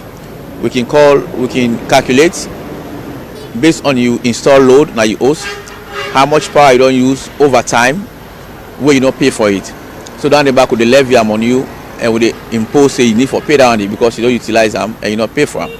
So they recover the energy and the law also can take in cause by prosecution. So today on the so today we go to several places. There are certain places we go there, people don't ever go access, will knock till they're not open. There are certain places we go where we get access and we will apprehend up to 6-7 people where we think say we will find wanting the thief light. There are certain places we go we are confronted with the fact we staff them. We're very, very unacceptable. And we want to make them very clear to the people that, of course, we get pressure for ensure say we provide the services on electricity, but we get the monetary value of what we send to the people. We mean to say we want for ensure for say the light we send to people before recover the money equally. So the one then we know say the thief lights and when they create a lot of difficulty where we manage to go out and they create challenge for them. We get for ensure say we reinforce the team. We cooperate now. We collaborate with the police. We collaborate with the military. We collaborate with the Chief Justice for ensure for say they support we for this drive and ensure say anybody who then found one thing the thief light face the full force of the law. So what now you final say when they good to Salon people? The final warning is that we ready for provide the services, but equally so, we as ETA get for pay the generators. We get for pay the service providers for ensure they continue for provide the services where now we take for sending customer them. So one for encourage every customer to use electricity for pay for the services, for pay for power. If you left Sudan with this now continuous process, every day woman in the street. If you don't hold it today, they must hold it tomorrow. If you don't hold it this month, they must hold it the other month. If you left Sudan and go hold you, we go ensure say you pay all for what you don't consume, you don't pay for it. Over and above what you don't consume, you don't pay for it. And let's ensure say the law bet you tsanga one.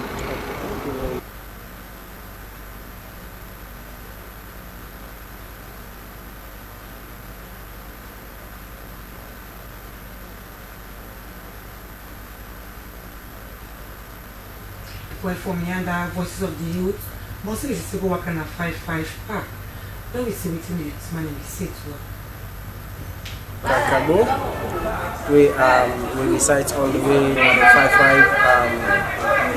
5-5 park. My brothers them, my colleagues them, my friends them, my fans them. You don't video them, you see most of them they don't, you know, some them dirty, some them get some sauce and the food. I really believe in the atrocities this way we all are aware of and conscious of saying the problem this way we get presently. Now this way country we in the name of push. So like as you see some of them when they're in a situation where they're very much terrible.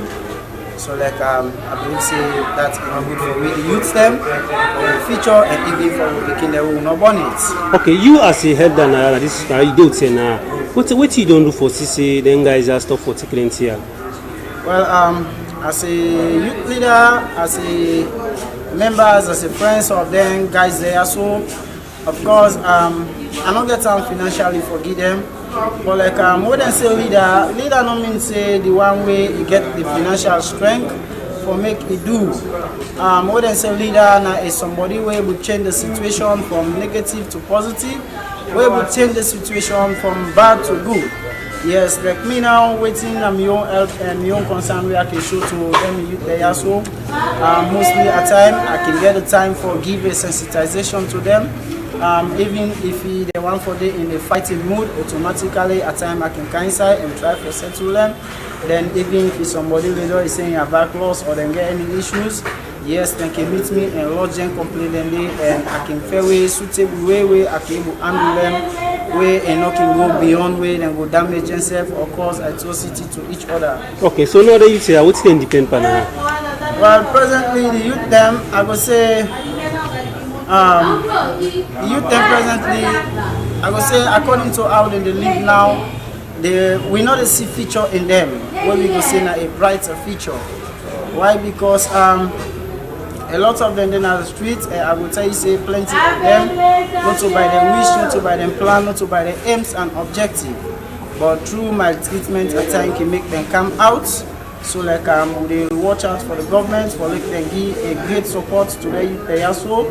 May they know say the youth they also they get a lot for do, part of the government, part of the country, and then get a role for play as a better country. And for the country will stand as a whole as a better country. I believe say the youth them now one part of the people and with the government and get for all which to arm. Holding also land work. A lot of people in the also they get in money. You know some people in the way they no land work. You know we believe say government get for think of it positively. But let them know say we back, we part of the Sierra Leone. With a part of this country where we believe say we wish for let them think of we good and all let them member for we good. And a job facility and all let them try to provide them for we.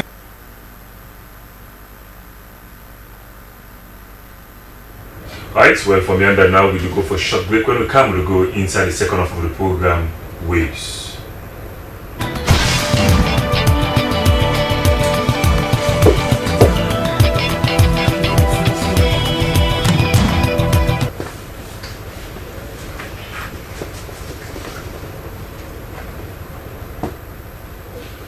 Welcome back to the second half of the program where time to reach now we send the hook and see who that the hook don't catch. Well, family today the person way na see na the way use program in ASP Mohamed Bobsin Senu and in the deputy police Tokman, and he don't see him, you know, he don't interview him, but today they in the studio live. ASP take a Family, good evening. Alright, well, then now for talk about the different updates, them, but not like the recent one who side two picking them lost their life. This be happened at the National Pentecostal Primary School in Freetown. Well, ASP, we see how this news come about.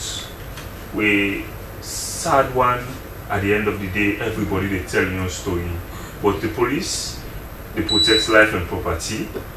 At the end of the day, then go out for CC, then calm the situation down and get the information. Who's how we day into this case here, so? Yes, of course, the investigation still continue. The situation itself is an unfortunate situation, but this is not the first time we don't get complaint of such nature, wherein beginning they play go inside motorcar, stationary motorcar, lock for common out, they not get no way. At the end, they lost their life there. So when we get this complaint the 18th of this month, initially it was alleged missing. The report and a family support unit. Police being therefore continue, start the investigations right from there. On that same day, it was around 23-30 hours so.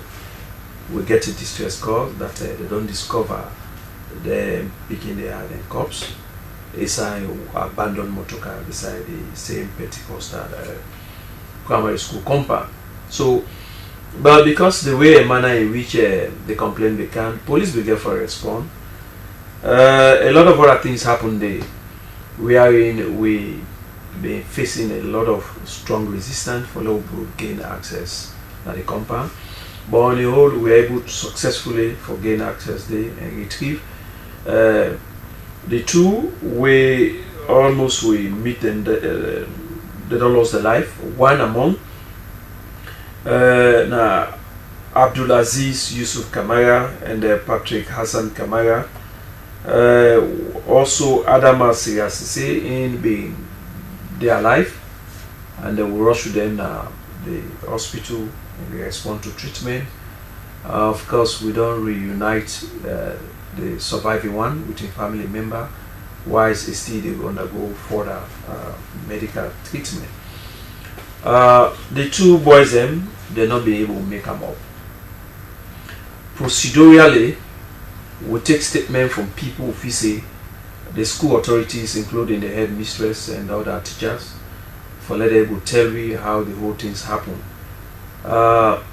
We also don't conduct autopsy examination. We're in a procedure also for let we ascertain cause of death, and the result revealed that there was no foul play.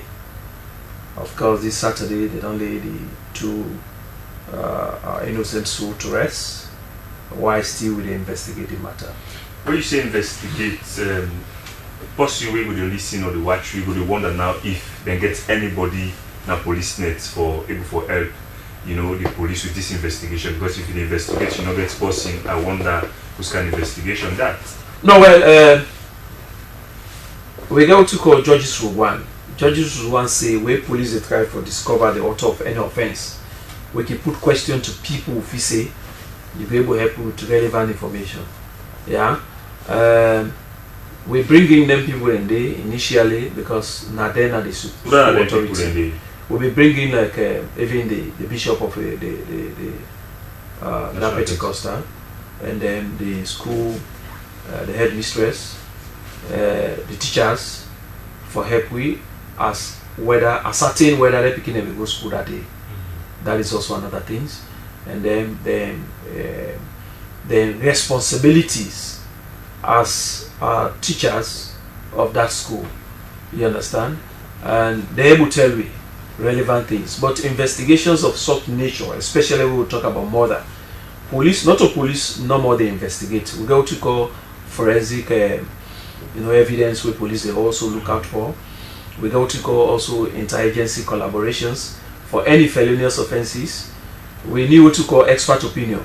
We can send them cases and day for ascertain their own view, because when we charge matter to courts, for instance, any felonious offenses at magistrate level, police get that responsibility for prosecute. But when they go high courts, now law officers department, they send a representative, normally we can call like state council, for prosecuting case and they as high court. So we need all those opinions and they for ascertain. But this is not a new thing. Okay. It only happened on several occasions. And as far as this thing not states it, there's no foul play. That ambiguity, nonetheless. So what I don't do for say they come when they become affected, and I don't what they act as if, because most of them they say they want burn down the school and they want take the loan at the hand. So those measures are not put in place now. Yes, one also therefore do with engagement. It is hurting, aspiring for serious situation, and you begin left you alive for go school. All of a sudden you get a frustrating. We stand with that, and we also help them understand. But sincerely speaking, the law not the law. If people be they take the law in their hand, where somebody do you bad, you take them bad. We not go meet Boku people in this country. But we also help them understand that it happen and allow the police for investigate. In law, basically, we go to call death by misadventure. Actually, left or pass, a boku me foot a for them, or actually walk up house, a long building a for them they are die, or actually left or pass, me and that person no get no malice. It process banga that banga come up if for them per me. So there's circumstances and they also happen. Okay. But we look at the cause of death here. Okay, so the cause of death here now, we then perform the post-mortem. Waiting the pathologist will come out and do. The picking and die as a result of suffocation. But they say somebody be going at the place in the middle of the night, you watch, see nobody at the motorcar. How sure and why that motorcar that be abandoned motorcar according to waiting people say it don't there and the compound for a very long time. So why do not be cannot be locked or waiting? Waiting now find out. We will now apart from waiting pathology don't say now. So when the police go there. How the picking enter, because how they enter if the motorcar be locked and abandoned motorcar, if you go, the thing, the motorcar a lock, yes, but maybe the bolts are not jammed together and when them go inside, because plenty team people they talk na different side. Yeah. Yes, let me say this is not a new thing. It happen. They motorcar then they picking a kid go there for go play. It happened on several occasions. This one, the rumors where they pass around that parts were removed, amputated, nothing of that. And even the comrade SSF, them did it. The post-mortem was done in their presence. Then we did it for ensure say the transparency, and even the police will investigate the matter if they did it. Now, how the motorcar we don't park another company if we don't did it. But you know for how long? Well, it don't take a couple of months so we don't pack it. The investigations also therefore go deep into that one day. But the bottom line here is the rumors will be they go say foul play day, foul play no day for now. So far as how the results show. They can play now picking there. You can open the motor where you don't go inside a lock by you, how for open and now inside, you don't get that thoughts. Okay, so in as much as police investigate this particular thing, lessons learned. Yeah. Must they, as one of the Salon police now they engage, the people there. What do you think say mama, papa, or people possibly watch, after picking for say this kind of thing, yes it don't happen, but make it not happen, this kind of can happen so. Yeah, well, this also get for boil down to continuous engagement with the community people. Help them understand. If you park motorcar in the compound, you put the glass then down. If you're not able to lock. If you're not able to do that, you lock them. Permanently lock them. Let nobody not get access to them. That is also another thing. Then so far, we engage the school authorities today because There are also other kids them way they attend at that school day. When this did not happen, it affects them. It also affects even the school authorities because the stigma. A lot of rumors today when we engage them that ritual murder. So the teachers excessive, they traumatized. The motoka still in there? Yes, motoka in there. But we ensure say yes. No, when they move, this is also part of the engagement now. If school they resume, we therefore bring in like the minister of basic and senior education for meet with the school authorities in the form of CTA meetings and remove all the motoka then way na stationary motoka then and then side and day because then picking in day they can use that side and day for go play. And when eventually you enter now a lock by you, the idea for saying that these are for press for open inoking day, that is also now an unfortunate situations where we say most of the school them can get their security there. I just they think say security not within the compound day. For that day. Yes. Talk to anybody. We try as much as possible to also get onto the school authorities the rule because the teachers they provide parental role when you begin at the left and then school then they in other schools then and get all the procedure then they whether they go take the picking them how you they go take her in which form and also the security for ensure say them do like kind of oversight role where for go who sign up for go. ASP sorry for cut you in as much as you talk with Salon police as they say they need for protect life and property, right? Yes. But now that motokari in question we still in that compound don't take two life out of suffocation. Yes. Where the pathology say na fear play you say nothing not happen as investigation don't come out for cause of death. Cause of death.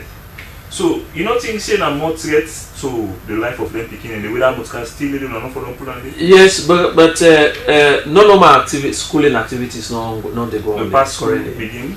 No normal activities not the only. This is also part of the planning. If ever they resume schooling, we therefore ensure say they move all those things. It's part of the responsibility of the school authorities. Alright, we'll continue for still tuning the program in ASP Mohammed Popsin Senu and in the deputy police topman for the Salon Police and he don't talk about the different stages beside the investigation don't go for Seka the two picking them will lost their life now the National Pentecostal Primary School is a Freetown for Seka suffocation. Well we want to say again on behalf of the management and staff of the SLBC we want for continue for say hush to the family and you know you when a parent really watch the program they listen make sure say now you host some motokari they around now for continue this sensitization now we need get for go on different side. Well we get plenty tweets them we don't come inside the program. We get this one we come out from say na Commissioner of Police, Director of OSD. Well they say they don't hack in phone. Well we mean say in number way you be know and for when 079 601 776 that number they a young people they don't the user now for make money out of that person in your aid now for left. No call that number they again as he don't get new number. Well I don't know if we for call the new number again because if you call the new number they don't go back again. But I call the new number to you where it gets now 088 156 670 now for call now on 088 156 670. This na Ibrahim Mohammed Samadia when the Commissioner of Police, Director of OSD. Well, you see, I am they get different when they're not afraid of God. Then go back to Wow Commissioner of Police. Can you imagine? Who are they left? Nobody again. Anyway. Well, this na girl picking loss when I say a coma. They stay na long live about the way Freetown and at 13 years old. Na Sierra Leone. If they go na Rising Academy Longley Road and then the school day and a Form 1 he dry in 4 feet and he get big face a nose straight, in eyeball, a face straight, and na mandingo na in type way talk na mandingo. Then they talk English and Creole back. The last one they see a well uniform na white and blue. And in class teacher na Auntie Grace. The date where he left na house now be March 17, 2025 afternoon. The people in name the one where they take care of her na Bintu Kai, mama in name na Robina Tujalo, and by name na Abu Bakar Kamara. If you see him, call on this number 076 965210 or 077 297511. And for left arm, not to you. Well, we get this one. This is the NCIA ID card in Al-Shaw Tijan Cole. Well, you left your national ID card, you know, so left arm, you don't can learn that we use Dex. Now for can SLBC and can take them, we can get a new one. We get again, this na Jebe. But this post here, in whole thing, in now get this, it's from the ID card inside. In Felako Mohamed Conte, you get all thing but you education, you host, you everything, you get an idea where you share. We don't for Easter pile now, if we Easter this now, we don't know go see because it's big and high. So do ya Felako Conte na for can now we use can tomorrow in the morning from 8 now, so till 4 o'clock. You will come and can collect them documents there and we use, yeah? So alright, so they continue the program. Julian, quick well, one. the Park Bell Community School, they ask for support after we fire vacation the school and burn everything. When I know at home, get us to read it. Sunday morning, February 2nd, around 8 o'clock in the morning, fire catch Pawan School, where the Katibel Community Secondary School, na Kamasiki Village, Bombali District, 37 miles away from Makenitong. According to the people in the village, they talk say, now some people will be the inside motoka will be the move. All talk say, the school they on fire. Them been get for wash go na the scene, but to not be able for the fire as them be the late. According to the principal at the school, Una Muhammad Said Kamara, he talk say, then the suspect say, now the solar system cause the fire because now the fire starts. That the last classroom there, the fire below overcome, I don't count the second classroom. So by the time they reach here now, for long open, then doors then they don't lock, they're not able to open. Fire will not able to overcome, and the people on the turn then come, do all kind of way, but will not able to overcome them. So the conclusion that the solar panel maybe in a misconnection because we don't know how fire come out. As you see the compound, we will not clear all, don't burn, so we don't expect not to bushfire. Right now, we will not get no destination past the primary school. Now, the deputy director of education, I can talk to the head teacher, and then give space. They then go, they come in the morning, the primary, and in the afternoon, the SS and the JSS, we say can take over. So for now, we not get no side, and even them building, they're not enough for week classrooms, they're not enough. So we need help from people then. We need the building back now, come back in our place because now we're able to get with correct learning. Oh, they under manage, even though we don't lodge with it, but still they get disturbance from the beginning. Even when they left them for let them return, they know they return them primary beginning. In this school year, na the only secondary school na the village with over 700 pikin dem, plus pikin dem where they come on other village dem for attend school day. The school pikin dem been get for talk say this thing that affects them bad one, especially the one dem where they can take the WAS exam. Catherine Kamara, where they can take the WAS exam, talk say he no know who for start. I feel sad and not happy because school not they go online, you know they go on again. For where this school they are born, you know they go school again, and with the SS3 there were exams there on the way for camp, and we get one for get much learning for way because we get for camp go by external exams, which of course we will they go facing, and we get for go facing was exams. So see, so we need teachers there, and we need the foundation for letting them build and back so that we go able to learn back. Water from one pikin, Memuna Tujalo, talk say the situation not easy for them as they facing lots of challenges for land. Sunday, I been there na house. So now I really say particularly powers. Now come up with the last ban. We prevent further happenings of some of those things. We want call on the general public for exercise patience, and then allow police for probe into investigations. Sometimes they make most of the time the public want to jump inside the investigation where they make they say police still investigate. No, but sometimes they also help for poor the investigations, that they damage the evidence, the trace where police can look out for. These are some of the things we'll call the general public for maintaining. Alright, so plenty thank you. In name Mohammed Bobsin Senu, and in the deputy topman for the Salon Police, and then there will be updates about the die for them 2 picking them. We lost their life as a result of suffocation where the pathology we pull now inside in smooth results. Well, plenty thank you. We take picture for Cam all 10 now the police and the media and our party they can kind of updates the public on different things. Yeah. Well, now so one for say plenty thank you to everybody who puts on the program. But before we go, we'll first go inside proper one from next week Wednesday, from Wednesday now inside the Gamada, but for see different markets, then waiting they happen there, we will bring to another story and they plenty thank you to Samuel Abios Stanley. We make sure say the camera them already kind of one for me you see the program how you see and so. Bubakar Kamara and the production assistant.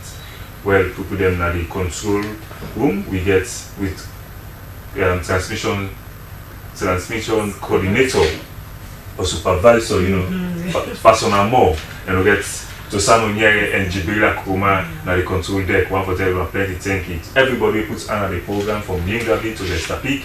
We ready the program. Name now William Wise. Julian Dublin, and plenty thank you to William Wise for this program. Well, I want for left for this Wise what we say whether they defend me, not for the chest. Tata.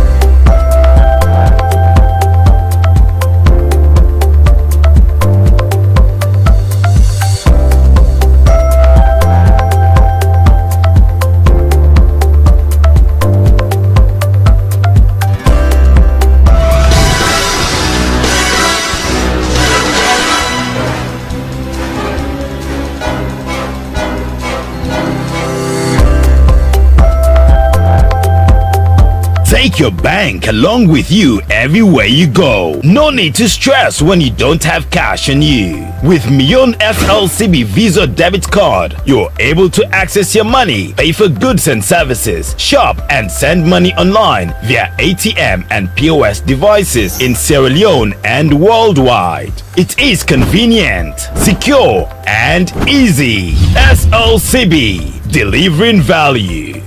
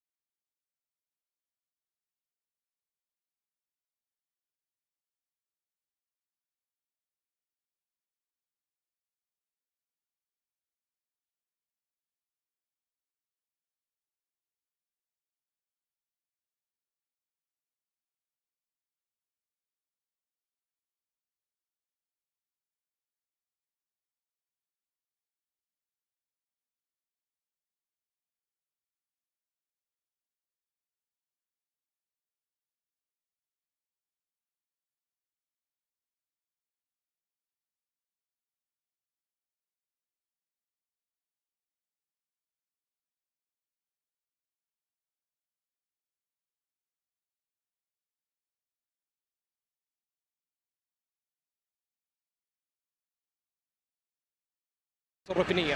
الحمد لله على كل حال، كنا نطمح ل3 نقاط في المباراة هذه، طلعنا بنقطة الحمد لله.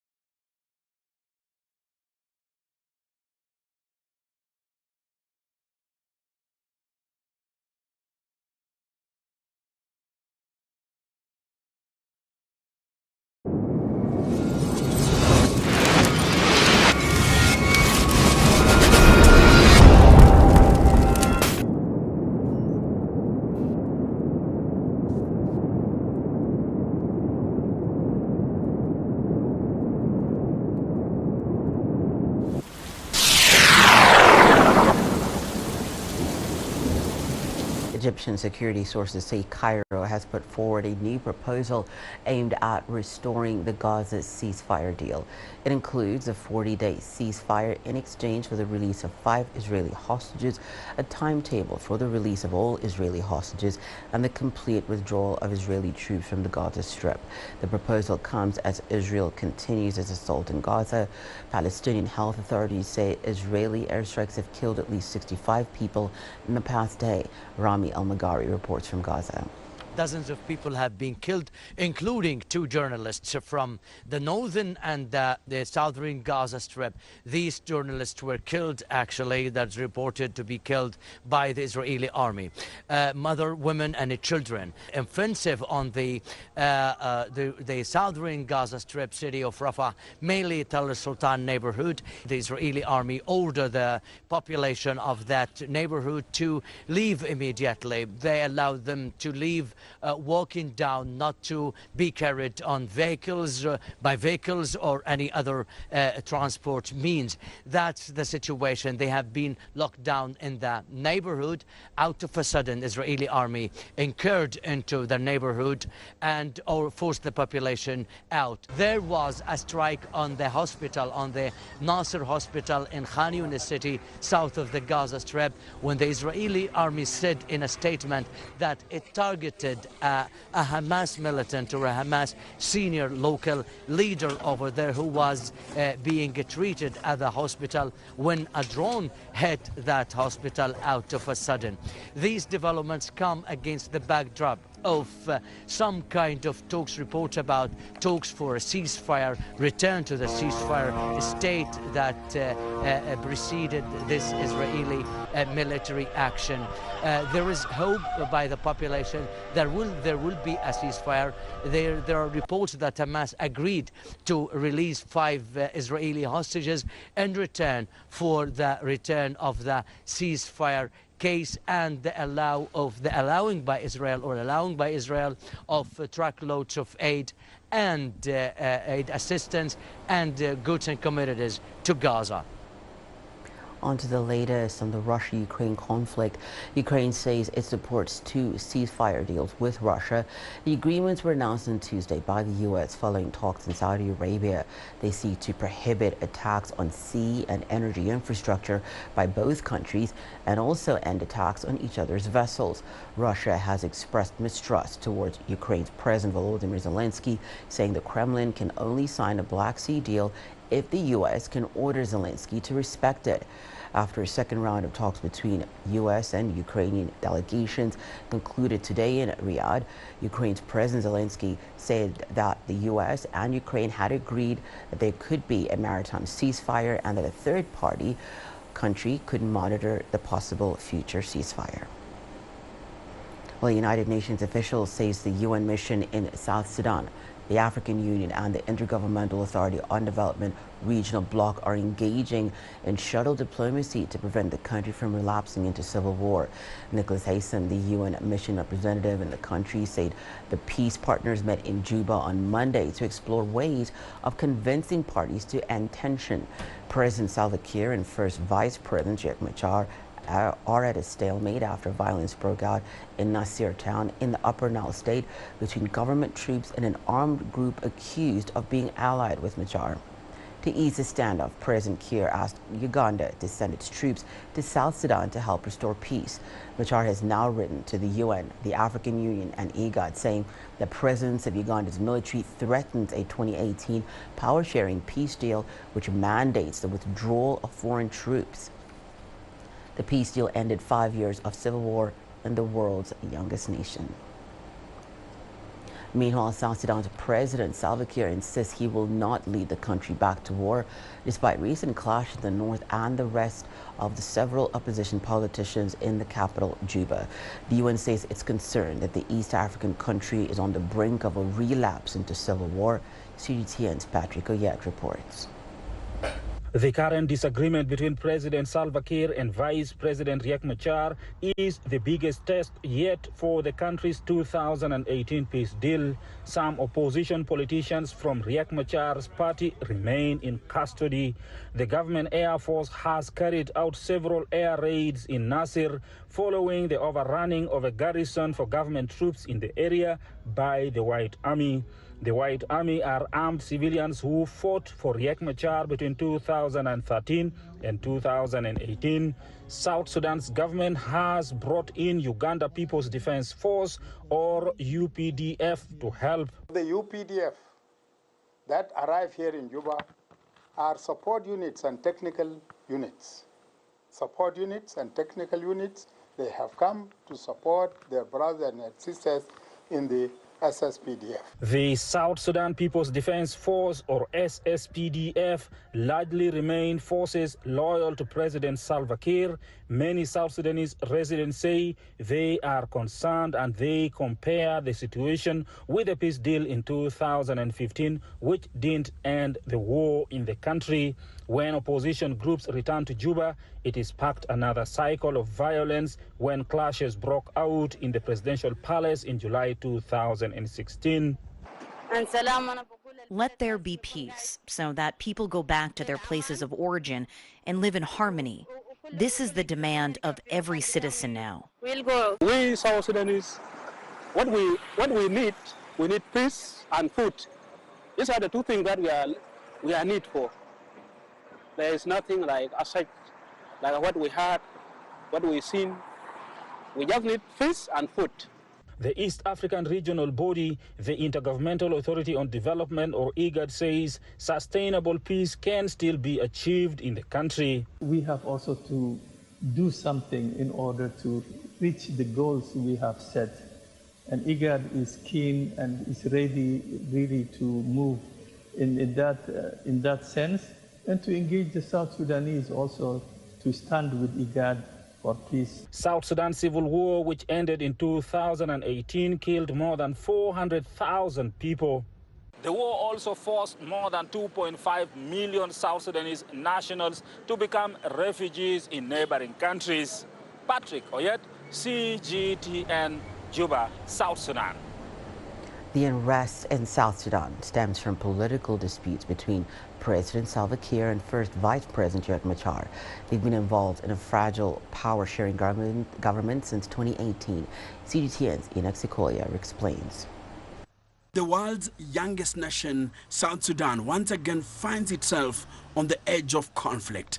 A hard-fought and fragile peace agreement over 6 years ago is unraveling amid political infighting, armed clashes, and rising insecurity. At the center of the friction, the two old rivals, Kiir and Machar. The 2018 pact ended a brutal 5-year civil war that claimed nearly 400,000 lives. The deal was meant to usher in stability, but key provisions such as a unified army and an agreed constitution have yet to be implemented. In February 2025, Kiir dismissed several senior government officials, which Machar viewed as a violation of the peace deal, sparking protest and violence in regions such as western Bahr el Ghazal.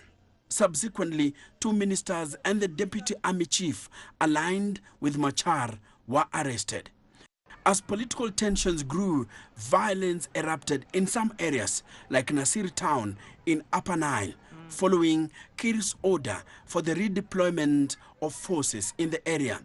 Armed militias, including the White Army, clashed with government forces. A UN helicopter attempting to rescue soldiers was attacked, leaving a UN crew member and a South Sudanese general dead. The attack on the aircraft is a stark reminder of South Sudan's volatility. The U.S. Embassy in South Sudan has since ordered the departure of non-emergency government employees from the country. The crisis has drawn regional intervention, with the Intergovernmental Authority on Development, IGAD, convening a summit to discuss the latest developments. Uganda, a key IGAD member and a Kiir ally, deployed special forces to Juba. In a post on the X platform, Ugandan Army Chief Muhoozi Kainerugaba warned, "We, the Ugandan military, UPDF, only recognize one president of South Sudan, Salva Kiir. Any move against him is a declaration of war against Uganda."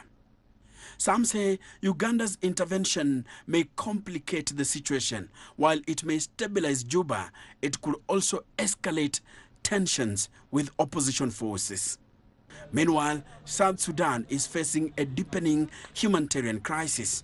The UN Commission on Human Rights says over 2 million people are internally displaced and 2.28 million have sought refuge in neighboring countries. It further states that more than half the population is facing acute food insecurity. The global body reiterated that without meaningful political dialogue and trust building, the country risks slipping back into full-scale conflict. Enoch Sikolia, CGTN. Let's turn our attention to the Democratic Republic of the Congo now.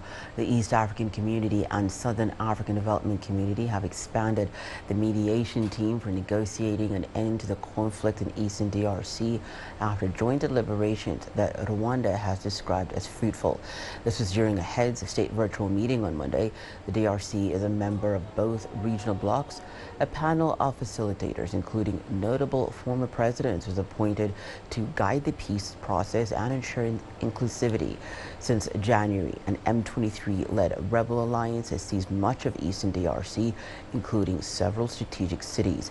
Leaders at the meeting also established a roadmap and emphasized the need for coordinating regional action to restore peace and stability. The roadmap includes facilitating the continued withdrawal of SADC forces. Mechanisms will also be put in place to monitor ceasefire compliance and to evaluate security and humanitarian needs. The regional blocs could meet with the African Union later this week. The situation in Eastern DRC is not getting better, it is getting worse. And therefore, it is a source of concern, not just for DRC as a country, but all of us in the East African community and SADC, because it has the potential to spill over into our countries with the attendant serious consequences of displacement of people, loss of life, and the challenges of instability that it will come with it. Allow me, Excellencies, also to commend and congratulate our two brothers, President Felix Tshisekedi and President Kagame, for a face-to-face engagement that they have had in the last few days. Again, a clear demonstration on their part that they are equally committed to seeing to it that we resolve the matters in Eastern DRC and also that affect our countries and our region. Meanwhile, M23 rebels in North Kivu and South Kivu provinces in eastern DRC on Tuesday battled Wazalendo, a pro-government militia.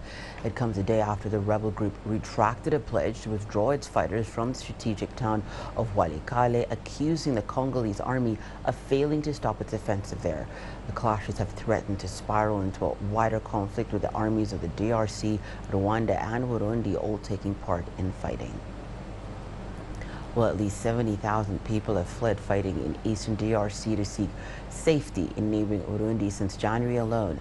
The UN's World Food Programme says it's struggling to assist the new arrivals as resources are stretched and limited. WFP says it now needs $19.8 million to cater for the influx.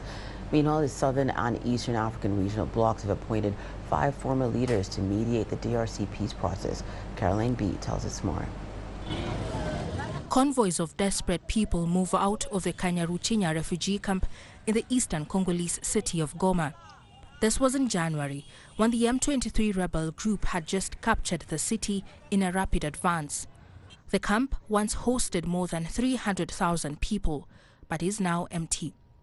Those displaced from the area have been forced to seek safety in Rugombo, a territory in northwestern Burundi, and makeshift camps have popped up across the stadium.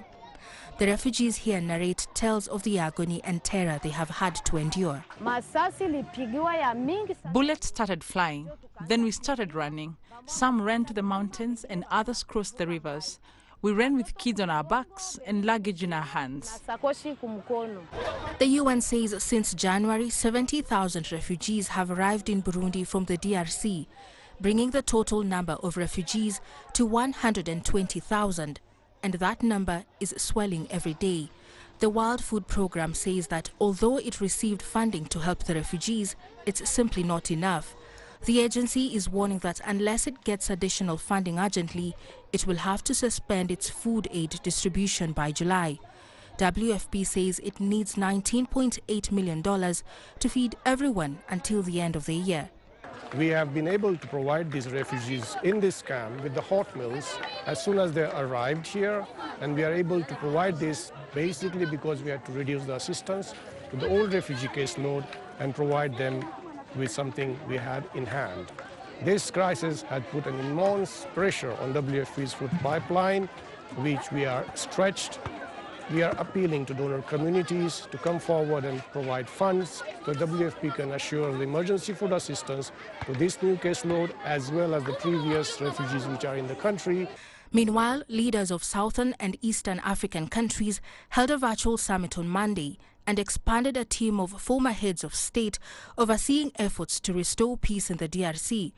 The appointees now include former leaders of Nigeria, South Africa, Ethiopia, Kenya and the Central African Republic. The panel will name a new mediator to replace Angolan President João Lourenço, who withdrew from the role following failed mediation efforts. Rwanda, which has been accused of supporting the M23 rebels, allegations it denies, said the summit committed to a political solution that addresses the security concerns of all parties.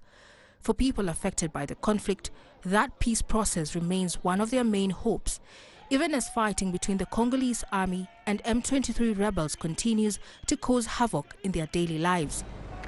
Caroline B., CGTN. Burundi says that it has credible intelligence that Rwanda is plotting to attack the country. President Evariste Ndayishimiye, in a media interview, said he would not allow his people to be killed and that he hoped that the tension could be resolved through dialogue. The claims have been dismissed by Rwanda's President Paul Kagame, who has also been blamed by the DRC and international powers for supporting M23 rebels fighting in eastern DRC. Rwanda has persistently denied those claims, but the foreign ministry confirming that negotiations with Burundi are underway and that both countries have agreed on the need for military and verbal de-escalation. Burundi has been helping the Congolese army fight M23 rebels, but withdrew 12,000 of its troops from the DRC last month. M23 has been fighting the Congolese army in eastern DRC. So far, the rebels have taken control of swathes of territory in the region, including Goma, Bukavu, and Uvira. In Mozambique, the government and the opposition have agreed to end hostilities and move towards rebuilding the country. It comes following months of deadly clashes between protesters and security forces over a disputed election late last year. Daniel Chapo of the ruling Frelimo party won October's presidential poll, beating opposition leader Venancio Mondlane, who came in second. Mondlane, however, cried foul, alleging irregularities in the polls, and deadly protests followed. Even Chapo's confirmation by a constitutional council and subsequent inauguration as president did not diffuse attention. However, after meeting on Monday, the two politicians agreed to end all violence, including the destruction of property and police and violence and civilian violence. After taking office in January, Chapo signed a post-election deal with 9 other parties. The deal, aiming for a review of the constitution, is yet to be approved by Parliament. We have to immediately put an end to all kinds of violence. We've agreed that it's a matter of utmost urgency. This is where the value of dialogue lies. There must be an end to all kinds of violence inflicted on police officers, members of the Frelimo party, or anyone else who doesn't agree with us. There must be an end to kidnappings and murders against followers, people, and demonstrators.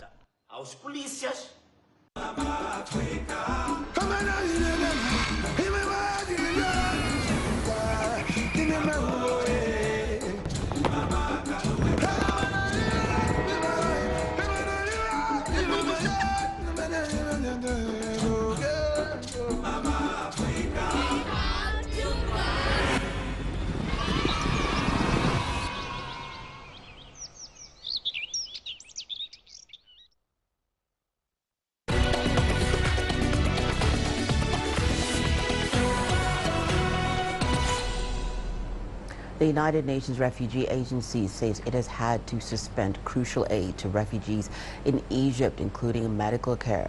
The UNHCR has blamed a lack of funds and uncertainty in donor funding for the decision. The agency, however, said that it had retained emergency life-saving procedures for cancer treatment, heart surgeries, and medication for high blood pressure as well as diabetes. Those fleeing conflict from Sudan are projected to be among the most affected. The agency says it received less than half the funding of the $135 million this year required to assist close to 1 million asylum seekers from Sudan and 60 other countries. Egypt hosts more than 1.5 million Sudanese people. Sudan has been hit hard by a devastating conflict between the army and the paramilitary rapid support forces that has been going on since April of 2023. The UN has warned that funding cuts could bring an end to decades of progress in fighting child mortality in children under the age of 5. An annual report by UNICEF, the World Health Organization, and the World Bank says the impact of aid cuts will be worse in countries in sub-Saharan Africa and Southern Asia regions where infant mortality rates are already the highest. The report, released on Tuesday, says that in 2023, global child mortality dropped to 4.8 million, marking the first time it fell below 5 million and a 52% decline since the year 2000. It said that if life-saving services were not sustained, many countries could expect a resurgence of newborn and child deaths. However, UNICEF officials say that progress in fighting child mortality since 2015 had slowed over aid money being redirected to fighting COVID, signaling the start of a dangerous pattern. UNICEF cautions that without adequate funding, the world risks reversing those hard-earned gains. The cuts by many governments were some of them anticipated, some not anticipated, but they come on a trend of reducing resources going to mothers, newborns, and children's health anyway. We're talking about around 4.8 million children who still die before they reach their 5th birthday. And while on one hand we celebrate the fact that this is a reduction by almost half in the last 25 years, 4.8 million is 4.8 million too many. Most of these deaths are preventable. There is an extremely high risk that we will see a reversal in trends unless the governments, the donors, both old, traditional, and the new ones come together and make sure that we have sustained investments. In Togo, getting access to a steady supply of electricity from the national grid is a daily challenge. Frequent and unpredictable power cuts often disrupt businesses, erode productivity, and frustrate entrepreneurs. For many, every blackout is a setback, but for others, there is an opportunity for innovation. Togolese businesses and institutions are now returning to renewable energy and storage as a critical hedge in tackling the country's energy crisis. In many neighborhoods across Togo, electricity is as precious as it is unreliable. Every power outage slows down or paralyzes businesses like Samuel Appelet's beverage and sachet water shop. We sell bottled drinks and sachet water here, and that's what keeps my business running. But the moment the power goes out, our machines stop working. By the time electricity returns, my customers have already left, frustrated. My entire business depends on electricity, and when it goes off in the morning, it usually doesn't come back until 7 or 8 p.m. By then, it's too late for us to operate. This is where the company Agent Togo comes in. It helps its clients reduce their dependence on the national grid through tailored solutions such as solar panel installation, energy storage batteries, and hybrid systems. We worked on developing solutions to help the population cope with this crisis, and we introduced what we call the Billy Cabinet. It's an energy storage unit that restores power during blackouts, ensuring businesses' continuity for those who use it. Despite the initial investment, the solar panel solution is quickly proving to be a sustainable option for small businesses to overcome power cuts and maintain smooth operations. The reasons behind our decisions to switch to renewable energy are many. Right now, the country is facing an unprecedented wave of blackouts. As a training center, we rely heavily on electricity for our daily operations. To ensure the continuity of our programs, we turn to solar power, specifically the Billy cabinets and other alternative energy solutions. The informal sector, which accounts for nearly 88% of the country's jobs, is particularly vulnerable to the power crisis. The disruptions cut down on productivity, increase cost, and hinder daily operations for countless workers. The energy situation in Togo right now is alarming. It's a reality. Since last year, we've been facing severe electricity shortages. Power cuts happen at any time, and although authorities often announce maintenance work on transmission lines or power generators, the situation remains critical. The consequences are far-reaching. Every blackout shuts down all electrically powered devices, bringing businesses, offices, and even international companies operating in Togo to a standstill. Some firms that rely on stable internet connection are unable to function for entire days due to these outages. While power cuts remain a daily struggle for many, entrepreneurs are betting on energy independence. The rise of renewable energy in Togo could be the key to a future where electricity is no longer a sporadic luxury, but a certainty, so businesses can run without interruptions. Beryl Oro, CGTN. Well, after the short break, Rama will be with you for the day's business news, including oil and gas explorer Tullow Oil confirms sale of its interest in Gabon worth $300 million. And the IMF is set to resume its lending program in Senegal after debt audit.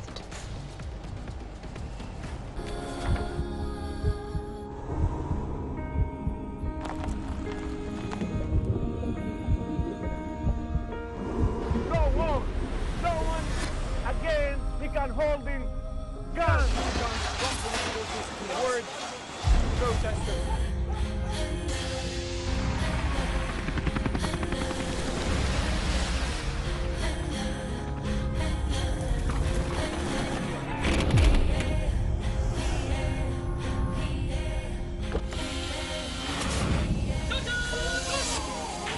Were you worried about your life at that particular time?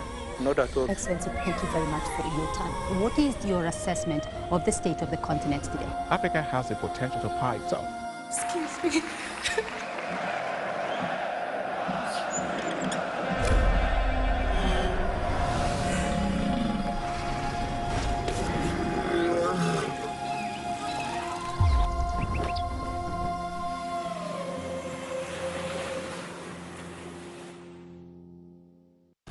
Business in Africa is at the crossroads, where opportunity meets innovation, where profitable new markets collide with global trends. From the sound of an African bell on a stock market's floor to the shout of the trader in a bustling free market, it's colorful, vibrant, and exotic. CGTN stands at the gateway to Europe, Africa, and the Middle East. From Morocco to South Africa, we talk to the deal makers and actors who fuel its engines of growth. Only on CGTN.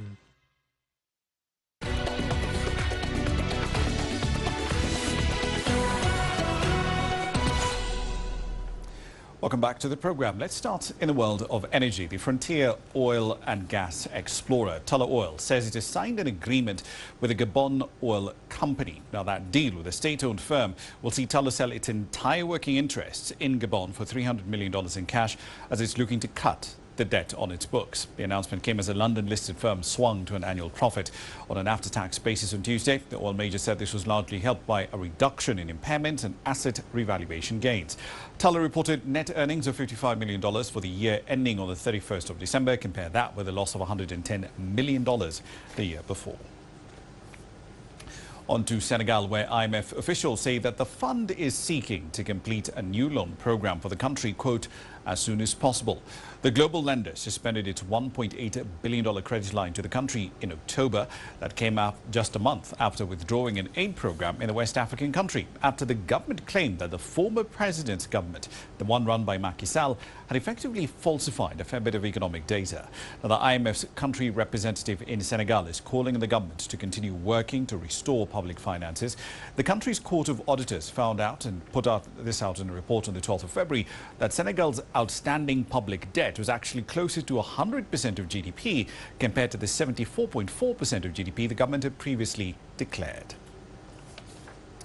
On to North Africa now. Tunisia has granted licenses to 4 international firms to develop solar power plants with a combined generation capacity of 500 megawatts, valued at nearly $390 million. The companies awarded include France's QAir International SAS, that will be constructing 2 solar power plants with a combined generation capacity of 300 megawatts.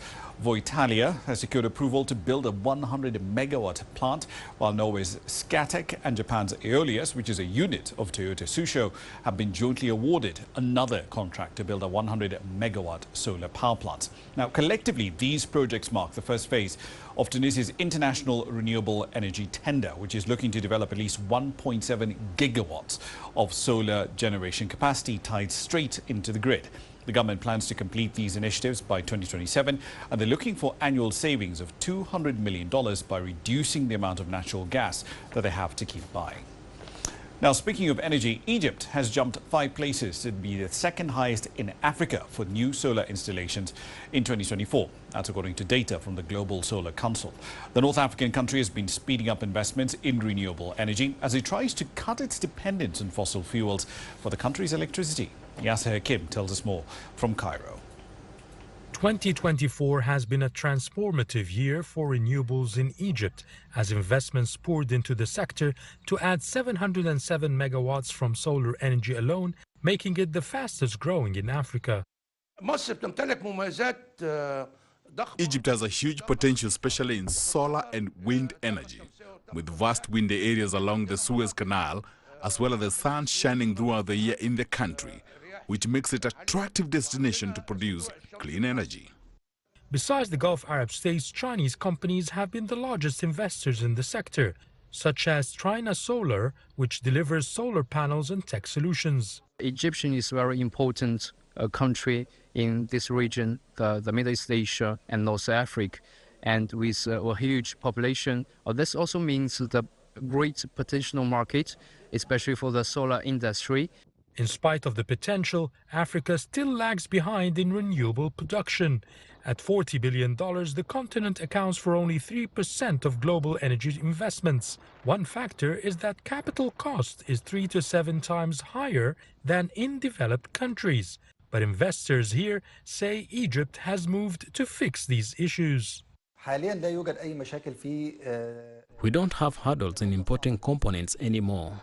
We are offered tariff breaks and discounts to reduce costs, as well as low interest rate loans to encourage more investments in the sector. There are a lot of offers to start manufacturing panels in Egypt as well. According to Global Solar Council, South Africa and Egypt represent 78% of new energy installations in the whole continent in 2024. The North African country targets to produce 10 gigawatts of renewables in 2028, up from 6 gigawatts in 2024, and plans for clean energy production to account to 42% of total electricity production by 2030. And China is considered a focal point in these ambitious plans. We depend on 80% of our renewable energy components on China, which makes China a major influence in our progress. Egypt is also aggressively tapping into the green hydrogen, and this is an opportunity for Chinese investors to work in green hydrogen in Egypt. Finally, the inauguration of the long-awaited Dab'a nuclear power plant in 2030 will boost production to help achieve the country's clean energy goals. Yes, Hakim for CGTN, Cairo, Egypt. South Africa's agribusiness confidence has reached a 3-year high. The Agbiz IDC Agribusiness Confidence Index went up by 11 points from the fourth quarter of 2024 to a reading of 70 in the first quarter of 2025. Agricultural economists believe a number of factors are driving that increase in confidence, including favourable rainfall, especially after last year's devastating drought. Here's CGTN's Travis Andrews with the data. South African agricultural businesses are showing significant confidence in the industry, which is leading to more investment and job creation. That's according to the latest findings by the Agbiz IDC Agribusiness Confidence Index, which shows a third consecutive increase and its highest level since 2021. Some agricultural economists believe the 3-year high confidence index is being driven by a number of factors.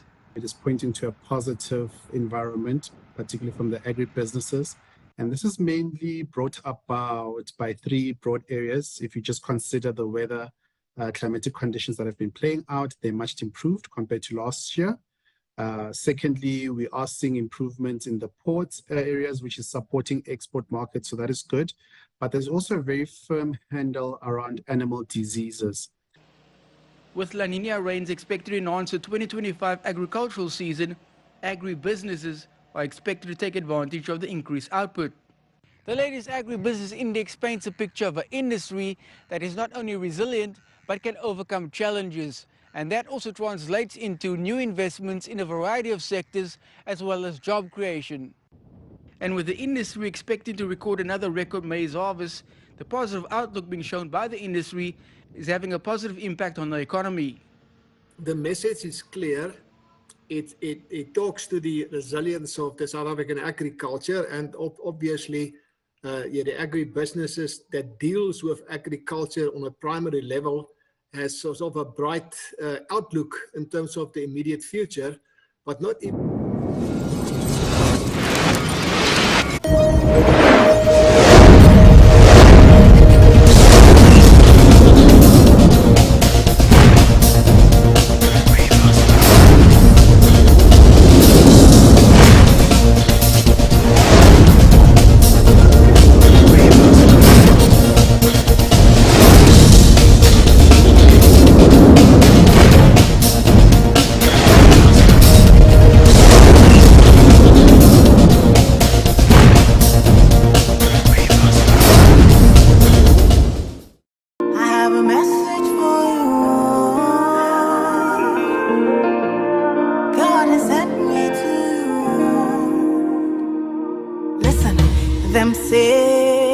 tell you say you can never be your birthday is here again. Happy birthday to FG Commonwealth 21 Genesis Kingdom as you turn 9. Congratulations, you're a symbol of God and prosperity, and may you continue to excel in your academic work. Congratulations and a happy birthday to you. With a new song to sing. This request is coming from your father Ali Kamal, mother Slbc Tv, grandfather Mohammed Kamal, grandmother uncles, aunts, brothers, sisters, and the rest of the family and friends at home and abroad.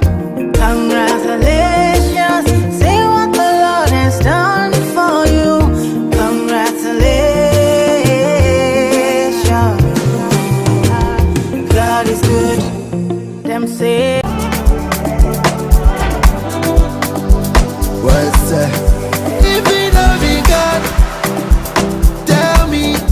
Wishing you, my darling wife, Mrs. Aisatu George Stone of number 11 Isaac Renner Street, Leicester Village, as you celebrate your special day on Sunday, the 24th of March. May you be blessed with good health, long life, prosperity, and all good things you have been praying for. You are such a caring wife. May God continue to guide and protect you as you enjoy your special day. My loving wife, this request is coming from your loving husband, Mr. Archibald George Stone. Children Ola and Emmanuel. Have a blast.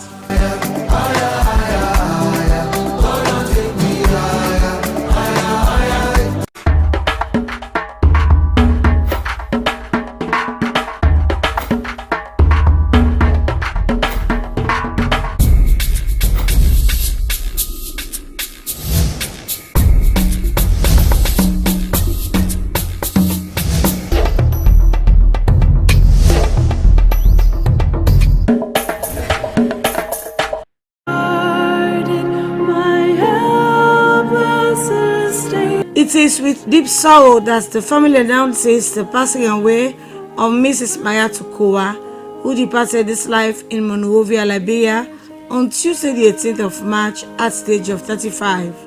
She survived by her husband, Mr. Patrick Bernard Kowa, father, Mr. Abutoronka, and several relatives and friends at home and abroad. Funeral arrangements will be announced later. Sympathizers may visit the following addresses: husband, 56 4th Street on the father at 3 Haududdin Street off Mountain Court, or you may call on mobile numbers 079 453 461 or 076 816 131. And I bear it no more. Praise the Lord, praise the Lord, oh my soul. It is well with my soul. The death is reported of Miss Angela Iyawa Davis, family of Laka, which took place on Friday the 21st of March. Funeral arrangements will be announced later. Sympathizers may call on mobile numbers 076 434 186, 079 334 313, or 079 166 234. May her soul rest in perfect peace. It shall sound, and the Lord shall descend. Even so, it is well with my soul. It is well with my. The death is announced of Mrs. Mary Coker, commonly called Auntie May, wife of PC Robert Coker Shilolo Papawe, the third of Bagua Chiefdom Sembe Unestoka. She died on the 21st of March, age 63. Funeral arrangements will be announced later. Sympathizers may call on mobile numbers 079 852 265 or 076 615 837 or 076 843 623.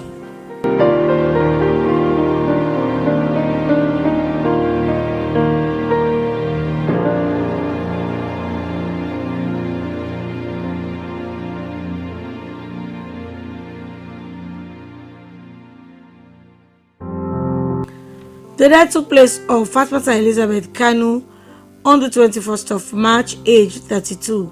She survived by her brothers Brian Kanu and Peter Kanu, sisters Yabom Sise and Mommy, cousins Aja, Aisha, Yaya, Papani, and I, grandfather Paboka Ikonte, several uncles and aunts. Relatives and friends at home and abroad include Cherno, Alusain, Sule, Sento, Bolma, and Balukano. The entire membership of Praise Evangelical Ministries also known as Holy Ghost Praise Chapel, Water Street. Funeral service will take place at the Praise Evangelical Ministries, also known as Holy Ghost Praise Chapel, Water Street, on Thursday the 27th of March at 2 p.m. Burial at the Congo Town Cemetery.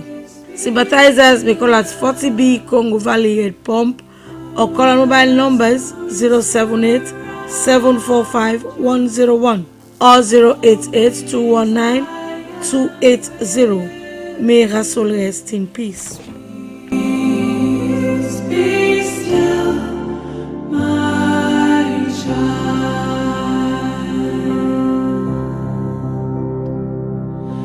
Peace be still.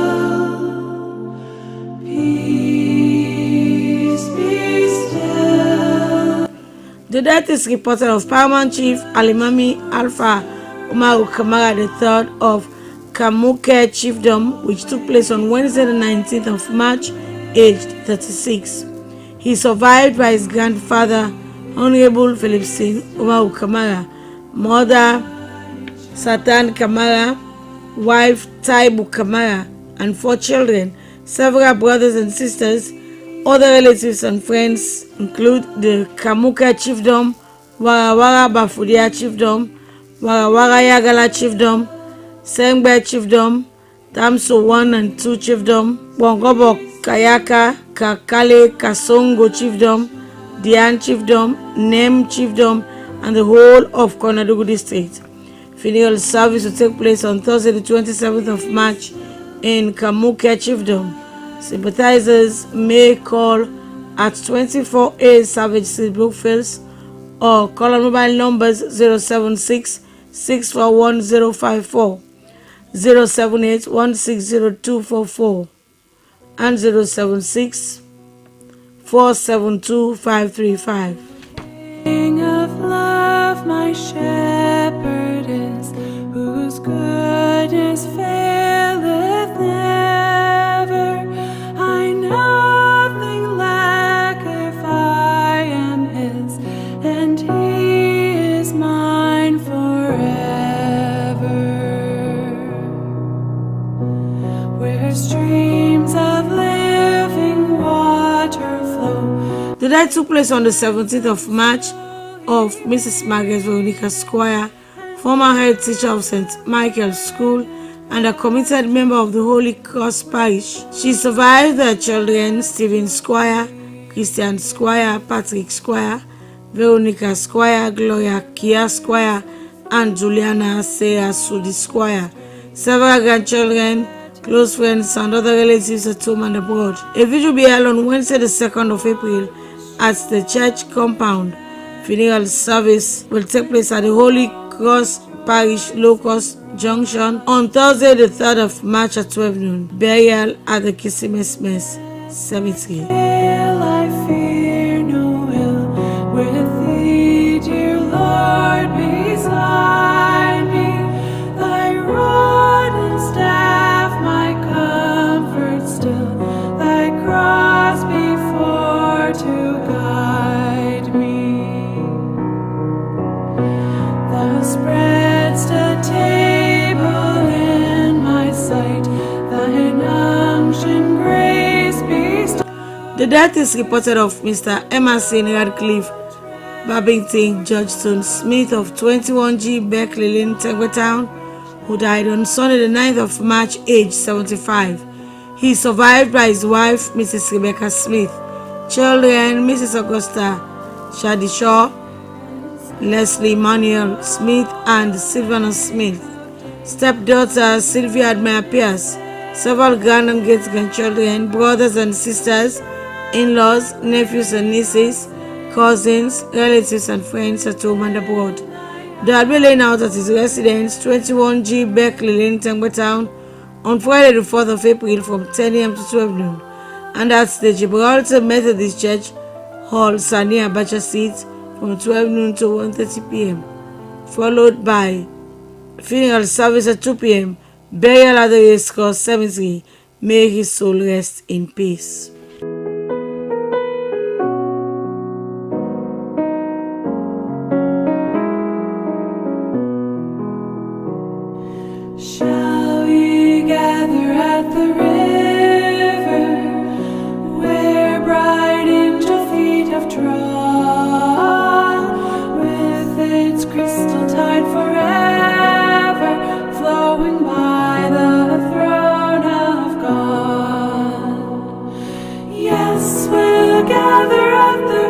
death announced of Mami Fateta Kante Nikoma of 114 Blackhall Road of National Pentecostal Limba Church Kisii.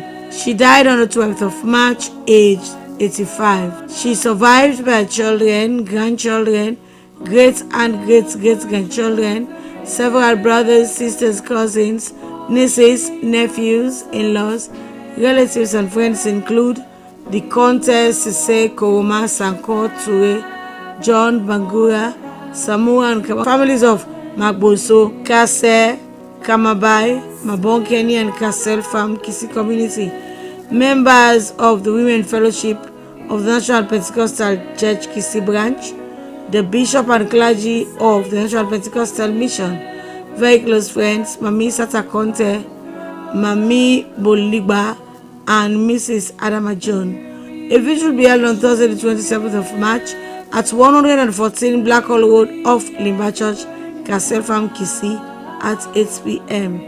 The body will be laid out on Friday, the 28th of March at her residence, 114 Blackhall Road from 10 a.m. to 12 noon, and at the National Pentecostal Church, Kisii, Kasel Farm at 12 noon, followed by funeral service at 2 p.m. Gather with the saints at the river that flows by the throne of God. Soon we'll reach the shining river. Soon our pilgrimage will cease. Soon our happy hearts will quiver with the melody of peace. The death is announced of Mr. John Kista Sr., formerly of 12 Ogane Road, McKinney, a retired vehicle examiner and ex-vice president of the Sierra Leone Football Association. He died on the 19th of March, aged 91. He survived by his children, George Kista, Abdul Kista, John Edward Kista, Chichi, Chei Kista, John Kista, and Aisha Kista. Brothers and sisters, Aisha Kista, Aminata Sharif Nikista, Franklin Kista, and Alice Baby Kista. In-laws, Mr. Abdurrahman Ture, former bank governor of the Bank of Sierra Leone, Mrs. Moyatu Kista, Mrs. Joan Kista, Mrs. Edna Kista, and Mr. Usman Bob Sinkagu. Several grandchildren, nieces, nephews, close friends, and other relatives at home and abroad. A vigil will be held at his residence, 12 Rogbane Road, McKinney, on Thursday, the 10th of April at 8 p.m. Laying out is at 12 Rogbane Road, McKinney, on Friday, the 11th of April at 10 a.m. and at the Holy Trinity Anglican Church, McKinney, at 12 noon, followed by funeral and communion service at 1 p.m. Burial at the Masuba Cemetery, McKinney. Salvation, purchase of God, born of His Spirit, guarded my helpless estate. The family announces the death of their dear and loving daughter, sister, niece, and cousin, Joylyn Omoleye Esther Smith, of 2 Persistence of Charles Street, a teacher of the Joffre Preparatory and Primary School, aged 26. Funeral arrangements will be announced later. Sympathizers may call on mobile numbers 078-082-262, 078-482-253, or 032-000-648. My sin, my soul. The death is reported of Mr. Abdulrazak Kamara Bondo of 15 Greenville Lane of Wilkinson Road, which occurred on Friday, the 21st of March. Funeral arrangements will be announced later. Sympathizers may call at 15 Greenville Lane of Wilkinson Road, Freetown. It is well with my soul.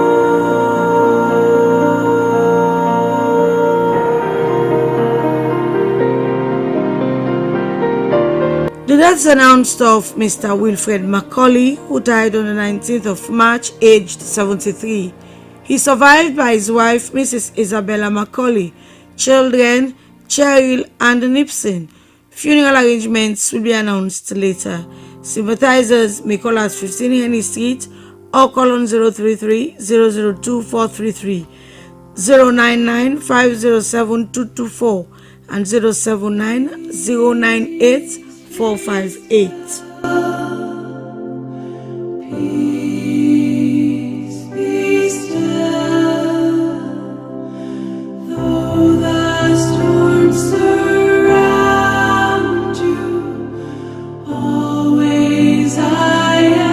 To the glory of God for a life well spent, the family at home and abroad announces the death of Mrs. Veronica Boy Perry, formerly of 47 I Wilkinson Road and the 3A Perry Avenue, Ecobank, Candy Drive, Lumley. She had a home call in the United Kingdom on the 22nd of March. She is survived by her children and the rest of the family at home and abroad. Funeral arrangements will be announced later. Sympathizers may call on mobile numbers 076 525 379, 034 024 465, or 076 737 166.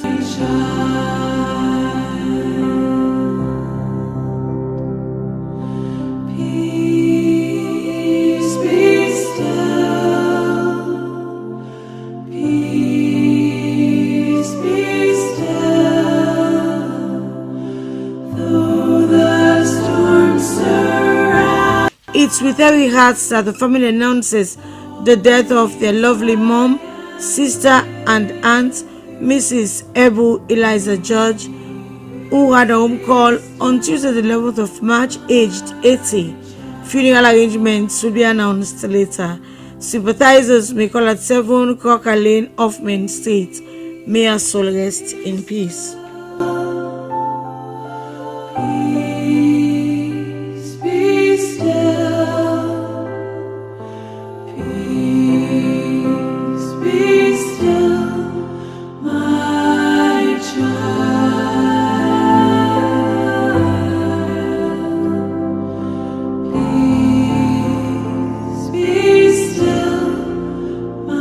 With gratitude to God for a life well spent, the Sise family at home and abroad announces the death of their dearly beloved wife, mother, grand and great-grandmother, sister, aunt, in-law, and friend, Mrs. Matilda Victoria Sise Nishilon, who had a home call on Friday, the 21st of March, aged 84. She is survived by her husband, the Honorable Sani Sise. Funeral arrangements will be announced later.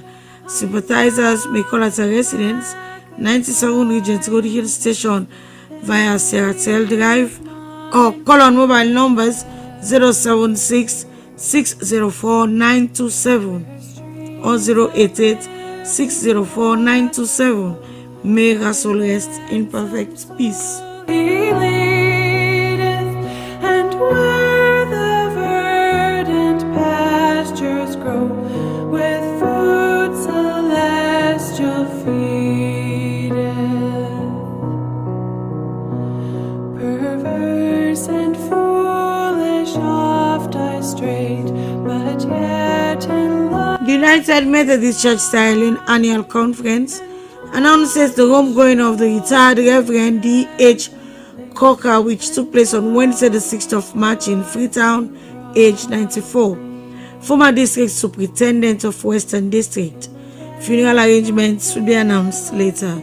Sympathizers may call at 10 Technical Drive, Congo Cross, or UMC House, 31 Lightwood Boston Street, Freetown, or call on telephone numbers 077 727 555 plus 1267 987 5955 or 076 708 975. Thine unction grace bestoweth,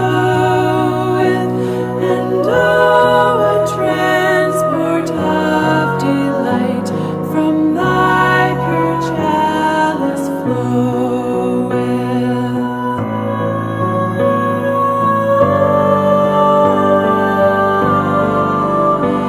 And so The deaths announced of Mrs. Deborah Christiana Lawrence ni Kanu Holloway, formerly of Moyambago Tifunk and USA.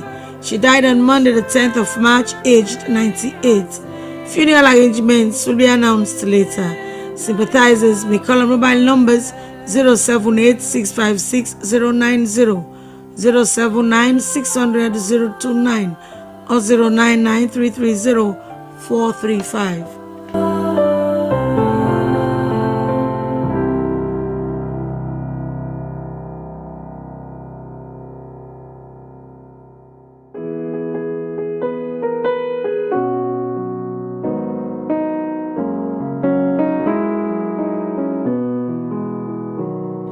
Shall we gather at the river?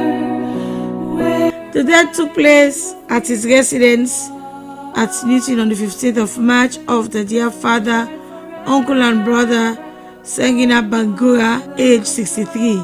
He is survived by his wife Adama Conte, sons Tamba Bangura of the SLBC, John Bangura, Daniel Bangura and Sori Bangura, sisters Musuko Uma and Aisatu Bangura, brother Abraham Masare Sharif, uncles Ali Bangura, Ali B. Bangura, Samuel P. Bangura and Samura Kamara. Funeral service is on Tuesday the 25th of March at the National Pentecostal Church, Newton Branch at 1 p.m. Burial at the Newton Cemetery.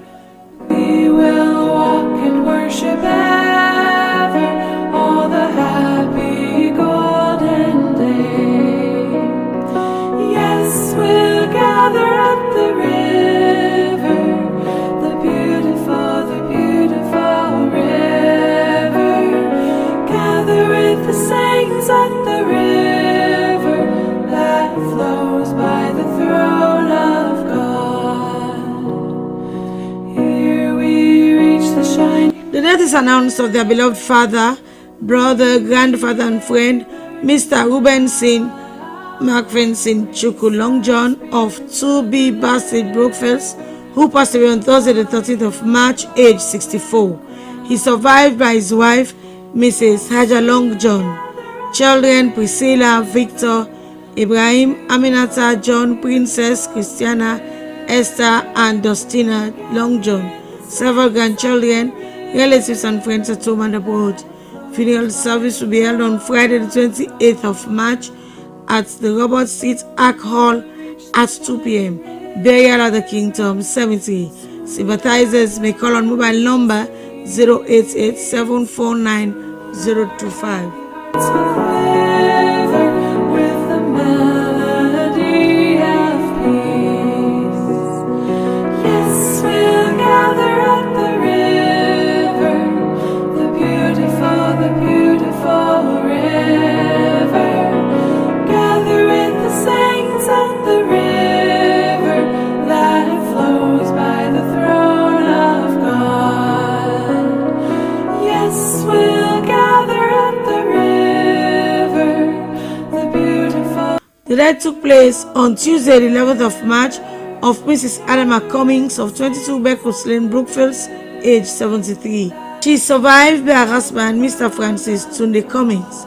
Children, Ernest in the USA and Junior Bundo, adopted daughter Miss Saleh. Several brothers, sisters, cousins, nieces, nephews, relatives and friends at home and abroad. There will be a vigil on Wednesday, the 26th of March at 22 Beckle Street at 8 p.m. Laying out will take place at her residence at 11 a.m. on Thursday, the 27th of March. Funeral service will be held at the Wesleyan Church of Sierra Leone Broadcasting Freetown on Thursday, the 27th of March at 2 p.m. Burial at the Kingdom Cemetery. Taste of glory divine,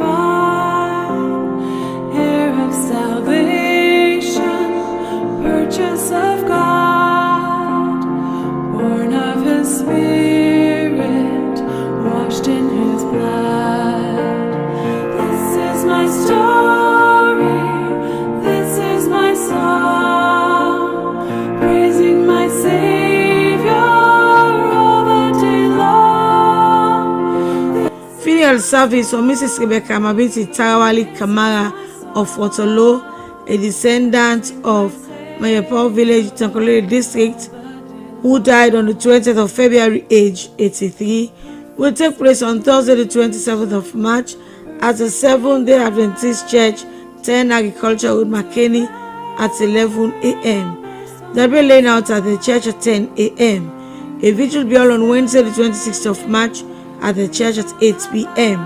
Burial at Robom Village, McKinney. She is survived by her children, Junior, Mabinti, Mariama, Alpha, and Samson. Several grand and great-grandchildren, relatives, and friends at home and abroad include the Kamara and Tawali families. May her soul rest in peace. This is my story, this is my song, praising my Savior all the day long.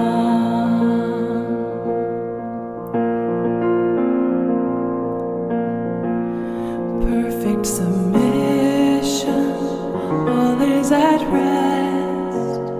I and my Savior am happy and blessed, watching and waiting, looking up. With gratitude to God for a life well spent, funeral service for Mr. Richard Olatunde George of 360 Regents Road, Malama, Kamayama, Lumley, who died on the 16th of March, aged 81, will be held on Friday, the 28th of March at the Samaria West African Methodist Church, Waterloo Street at 2:30 p.m. Burial at the Ascension Town, 70. They'll be laying out at the Samaria School Hall, Wellington Street, from 12 noon to 2:15 p.m. A visit will be held on Thursday, the 27th of March at the End Time Global Ministries, Regent Road, Kamayama, Lumley, from 7 p.m. to 10 p.m. He is survived by his son, Mr. Richard George Jr., daughter-in-law Mrs. Naima George, stepdaughter Mrs. Awana Tutawali, granddaughter Nasia Joan George, and grandson Nathan Samuel George, brothers Mr. Melvin George and Mr. Marcus Johnson, sisters-in-law Mrs. Gloria Johnson and Mrs. Cecilia Green, cousins Mrs. Irene Savage, Mrs. Gloria Thomas, Dr. Sylvia Macaulay King, Mr. All Saints Ojukutu Macaulay, and Mr. Archibald Ojukutu Macaulay, aunts-in-law, cousins-in-law, several relatives and nephews, numerous relatives and friends at home and abroad. What wondrous love is this, oh my soul, oh my soul. What wondrous love is this, oh my soul. What wondrous love is this that caused the Lord of bliss to bear the dreadful curse for my soul, to bear the dreadful curse. In evergreen and affectionate memory of their beloved mother, grand and great-grandmother, aunt and in-law, who departed this world for eternity 5 years ago on the 24th of March 2020, Mrs. Betsy Gwendolyn Abiose Johnson, formerly of 117 Bible Road, Grassfield, Kisimes. You are gone but not forgotten, as only the hearts that love know the sorrow of parting. Sleep on, our dearly beloved. Sleep and take a peaceful rest till we meet again on that beautiful shore to part no more. We miss you so much and will never forget you, but we know you are safe in the arms of Jesus. You will always be remembered by your loving and caring husband, Mr. James Adeyemi Johnson, children, grand and great-grandchildren, and the rest of the family at home and abroad. I will sing to God and to the Lamb, who is the great I am. While millions join the theme, I will sing, I will sing. While millions join the theme, I will sing. And when from death I'm free, I'll sing on. To the glory of God for a life well spent, funeral and communion service for Madam Daphne Thompson Chloe, fondly called Auntie Daphne or Thompson, whose death took place on the 13th of March at her residence, 23 East Brook Lane off Sani Abacha Street, and former head teacher, FSSG Primary School, Kisi Primary, Frabe College Primary, and Meriwether Primary Schools, all in Freetown, aged 84, will be held on Sunday the 30th of March at the Gibraltar Methodist Church, Sani Abacha Street at 2 p.m. Burial at the Kisi Road Cemetery. There will be laying out at a residence, 23 East Brook Lane off Sani Abacha Street from 11 a.m. to 12 noon, and at the church from 12 noon to 2 p.m. A vigil will be held at the Gibraltar Methodist Church, Sani Abacha Street, on Saturday the 29th of March at 7 p.m. She is survived by her son, Mr. Calvin Macaulay. Other children, Fatmata, Arun, Yusuf, Arun Rashid, Maylin, Oceana, Abubakar, and Adiatu. Daughters-in-law, Elizabeth Macaulay, Ernestine Kamara, and Esther Dundas. Nieces, Leo Thompson Chloe, Nanette Thomas, former Minister of Political and Public Affairs, numerous relatives and friends at home and abroad. Are built on this chief cornerstone.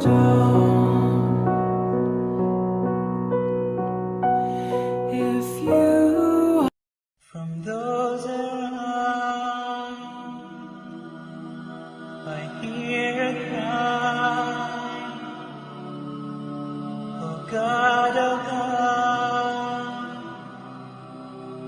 Inna lillahi wa inna lillahi rajiun.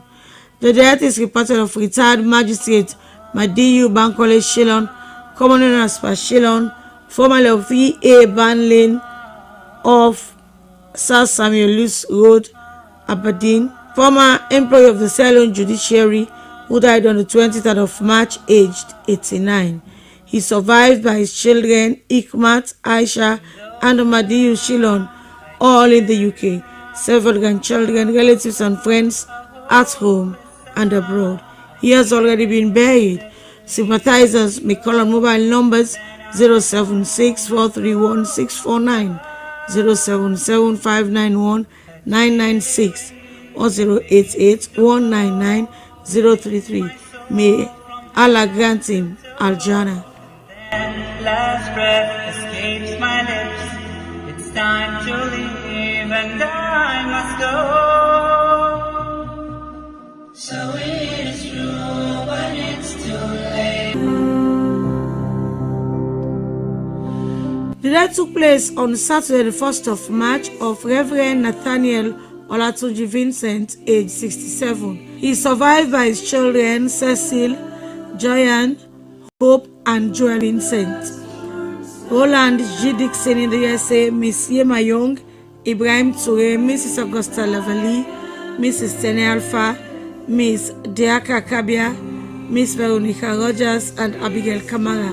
Several grandchildren, sisters and brothers, in-laws, nieces and nephews, uncles and aunts, relatives and friends at home and abroad include the Dixon, Johnson, Koba, Tamba, Koka, and Batua families. Laying out is at the Greater Evangelism on Saturday the 29th of March from 9 a.m. to 9:45 a.m. and at the World Crusade Church, 8th Street of Campbell Street at 10 a.m. The body will be conveyed to Moyamba on Saturday the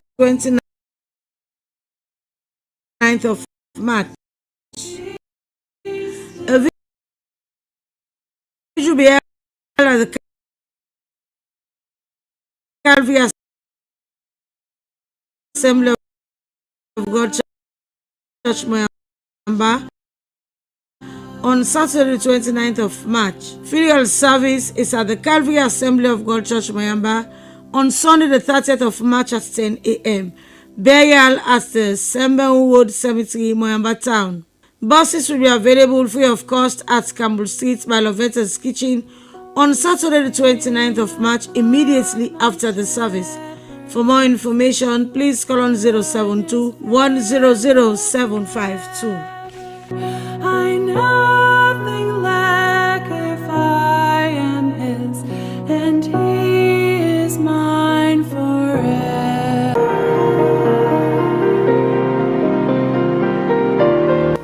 The funeral service for Fudia Toure will take place on Thursday, the 27th of March at the Christ Embassy, Aberdeen Beach, Old Road at 1 p.m. Burial at the Lumley Cemetery, Regent Road. Founder of Jesus Is My Shield Ministry, John Obi. Fudia had her home called on the 20th of March at the age of 53 years. She will be sadly missed by her daughter, Elzina Jallo, brother and sisters, Isa, Yeno, Mariama, Binti, and Aissatou, several nephews, nieces, grandchildren, in-laws, other relatives and friends, including the National Executive, Dr. Samura Wilson Kamara, and the entire membership of the APC Constituency 112, Ward 395. May her soul rest in peace. Peace be still. Peace be still. Guarded my helpless estate. The death is announced of Mrs. Bridget Felinda Ayodele Josiah, former staff of Wokel Commercial Bank Sierra Leone Limited, which took place on the 19th of March. Funeral arrangements will be announced later. Sympathizers may call at 4A Fofana Drive, back of Rasta Garden, Metchem Goddard, or call on mobile numbers 075691382, 079542173, or 034456242. My sin not in part, but the whole.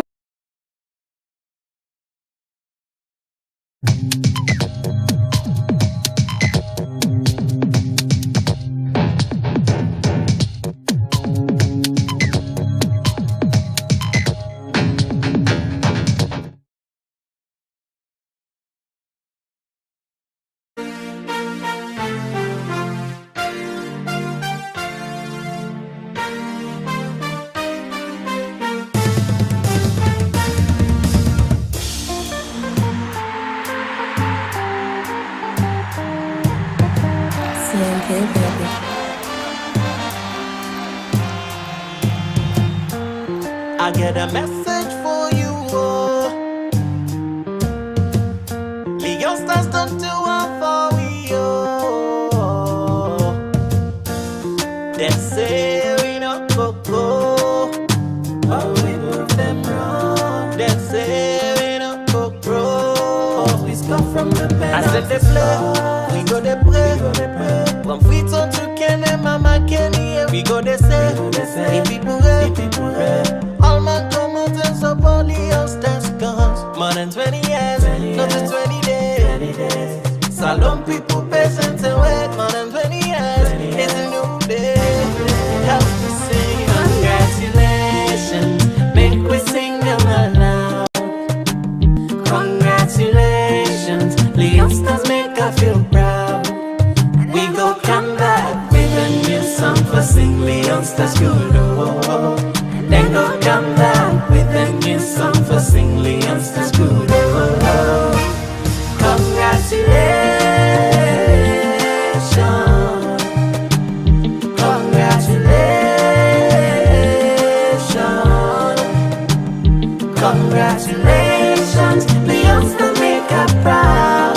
Oh, congratulations, sing aloud. Our Markebi, lady in a holy young. Our Markebi, Jama on no bawamong.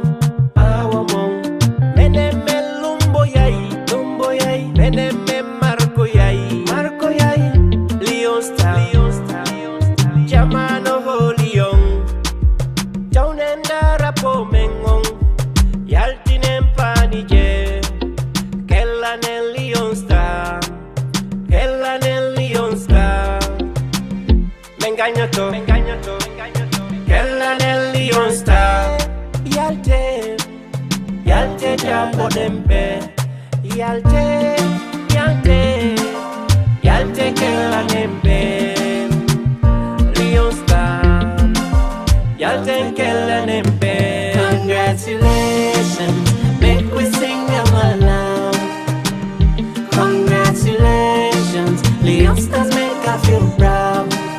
We go come back with a new song for Sing Leon Stars School. Then go come back with a new song for Sing Leon Stars School. Congratulations, congratulations, congratulations, Leon Stars make us proud. Congratulations. Sing aloud. Whoa, me, whoa, my, whoa, Lord. No listen when me sing along. Come, make we celebrate. For we darling, Leon Star. Come, make we jubilate. Well then, Leon the best thing from me heart. Leon Star, number one from me chart. Leon Star, who say me loyalty day. Leon Star, who say a day na day a day. Leon Star, me come for talk about liars, me come for talk about sports. I come for talk about Leon Star, make we all support. Me go so, come, make we celebrate. What the day, what the day, what the day. Come, make we jubilate. Well, I number one for me chart. Leon Star, who say a day na day a day. Leon Star, all the people them they say. Leon Star, who say a day na day a day. Well then, congratulations, make we sing them aloud. Congratulations, Leon Stars make us feel proud. We go come back with a new song for Sing Leon Stars School. Then go come back with a new song for Sing Leon Stars School. Congratulations, congratulations, congratulations, Leon Stars make us proud. Congratulations. well then, sing all the people from the east who no run come support. All the people from the west who no run come support. All the people from the north who no run come support. All the people from the south who no run come support. All the people all around, salute. So that why I'm Yalte jambo dembe. Yalte kela dembe. Leon Star, yalte kela dembe. I said they play, we go they play. From Freetown to Kenema, we go they say, we people red. All my friends just about the congratulations, make we sing them aloud. Congratulations, Leon Stars make us feel proud. We go come back with a new song for Sing Leon Stars School.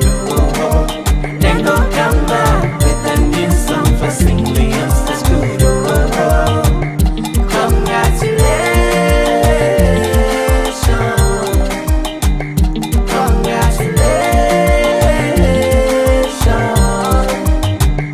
congratulations, congratulations, Leon Stars make us proud.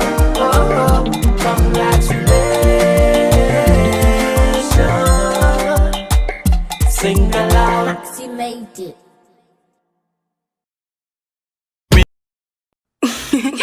That music.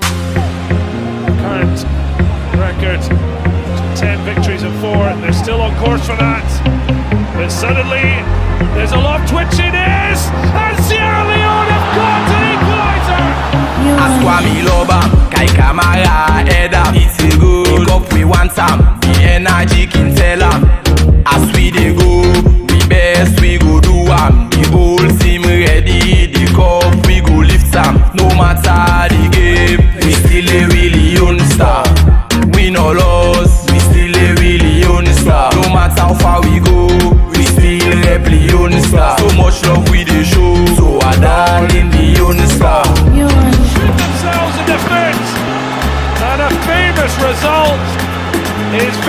is now in the grasp of Sierra Leone. They've shown such determination and belief when no one else would have.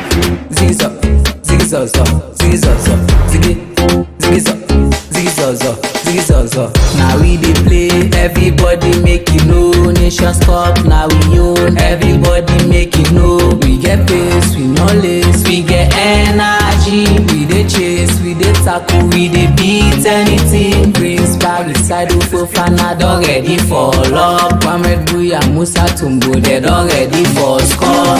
No matter the game, we still a really young star.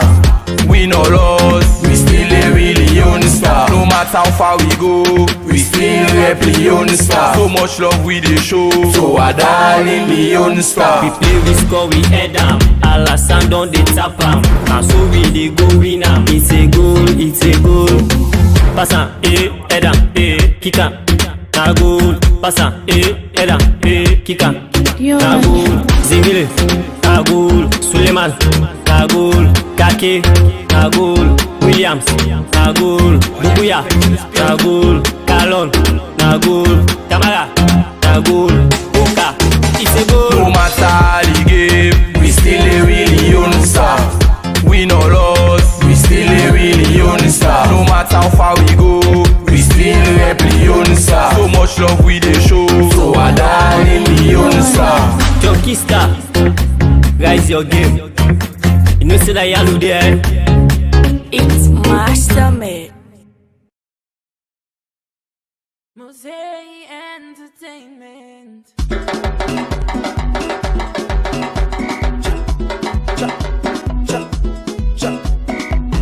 Oh, we just star. Say man.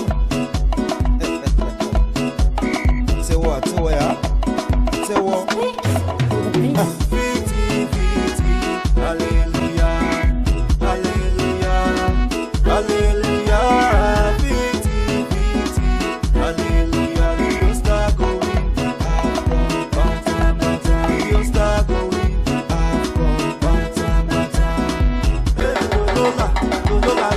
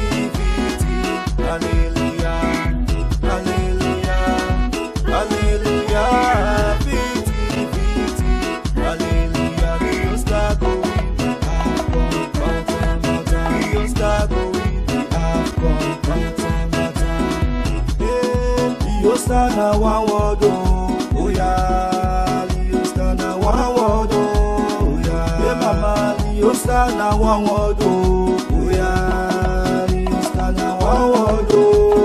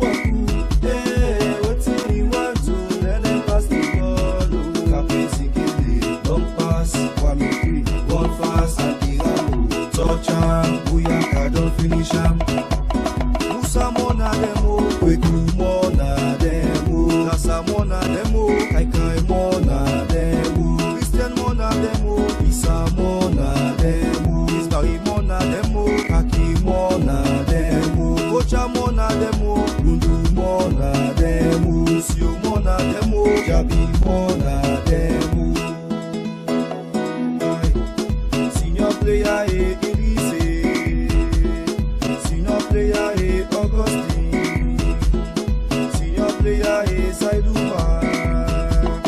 Senior player is John Kamara. If Alasan no dey, Alusan go dey score.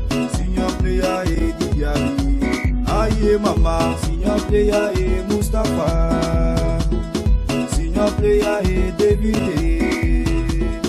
Senior player is Yemi. If Alice is no dey, then Francis go dey play.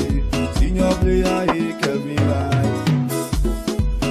Stevie Coker, Saidu Samaria, Augustus, Isaac and Tortoise, Mampiaski, Fishball and Big Lime.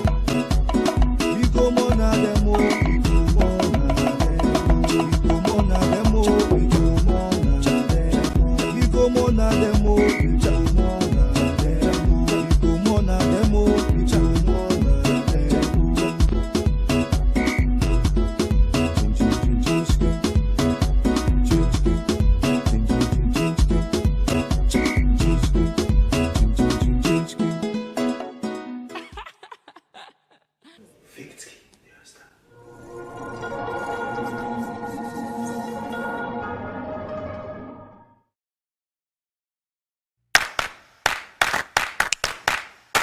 Do you know the TV show that brings to you the decision makers who determine and shape the country's policies and programs?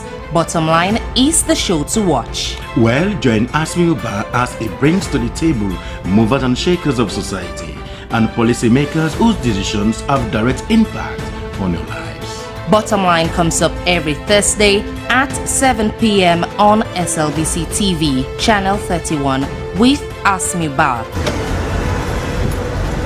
Bottom Line on Slbc TV, a program you can't afford to miss on Slbc TV, channel 31. Join me now. The show that touches every aspect of society as we leave no stone unturned. It's Bottom Line, only on Slbc TV.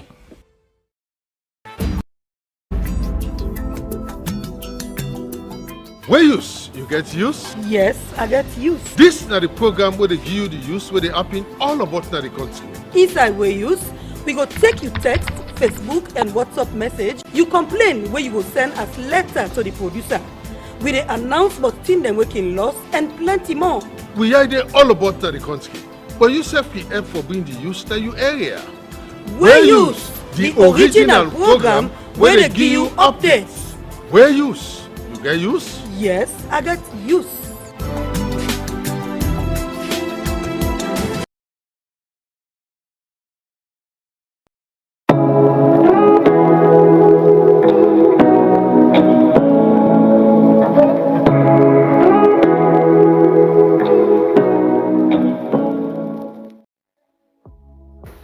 Life no go ever sweet without that thing what we call love. Now that make No fact na a very good program where any big person can look and enjoy. Now the kind of program we for spend time for watch. Now the kind of program we for spend time for sit down for look. And this program it may around land for my and I wonder you say life.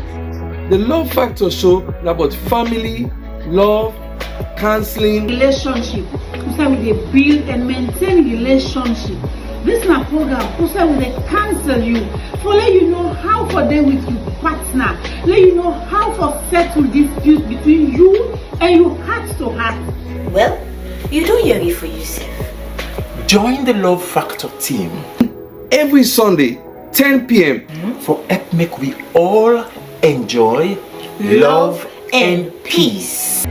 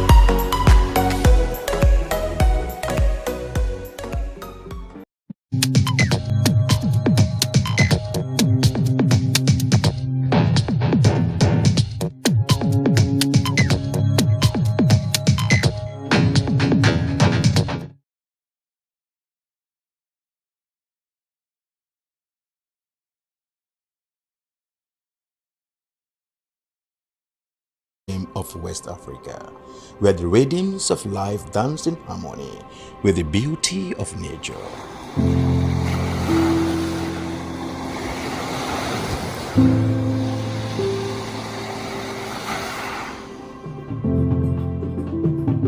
Feel the heartbeat of our culture in every beat of the drum, in every step of the dance.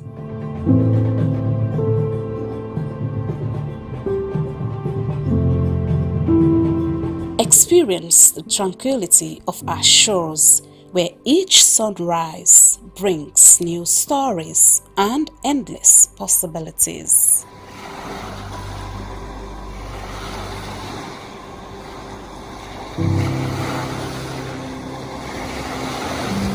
Immerse yourself in the vibrant tapestry of our daily life, where every color tells a tale and every face a friend.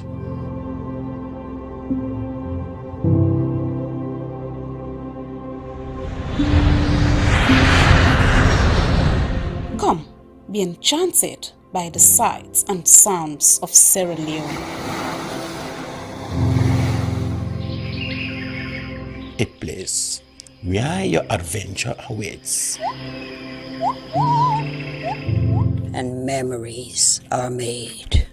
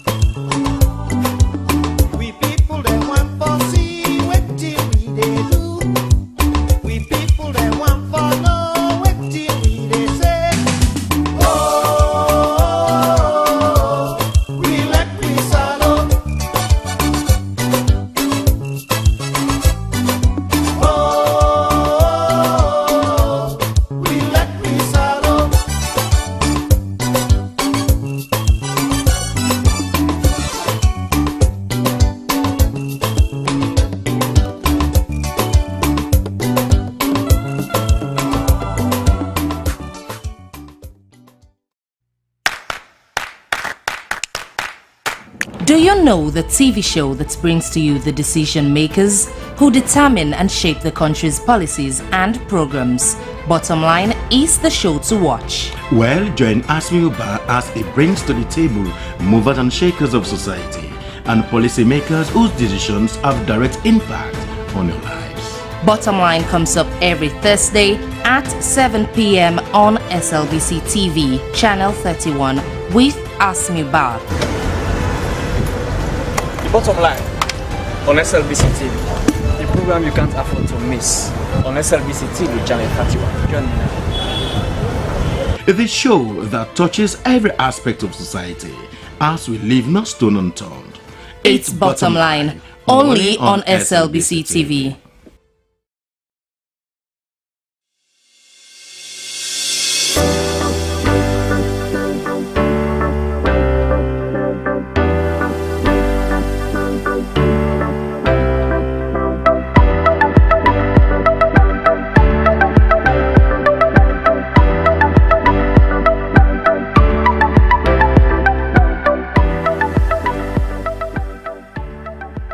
We are the national broadcaster, and I am Sulaiman Baba Toure, a reporter and presenter at the SLBC.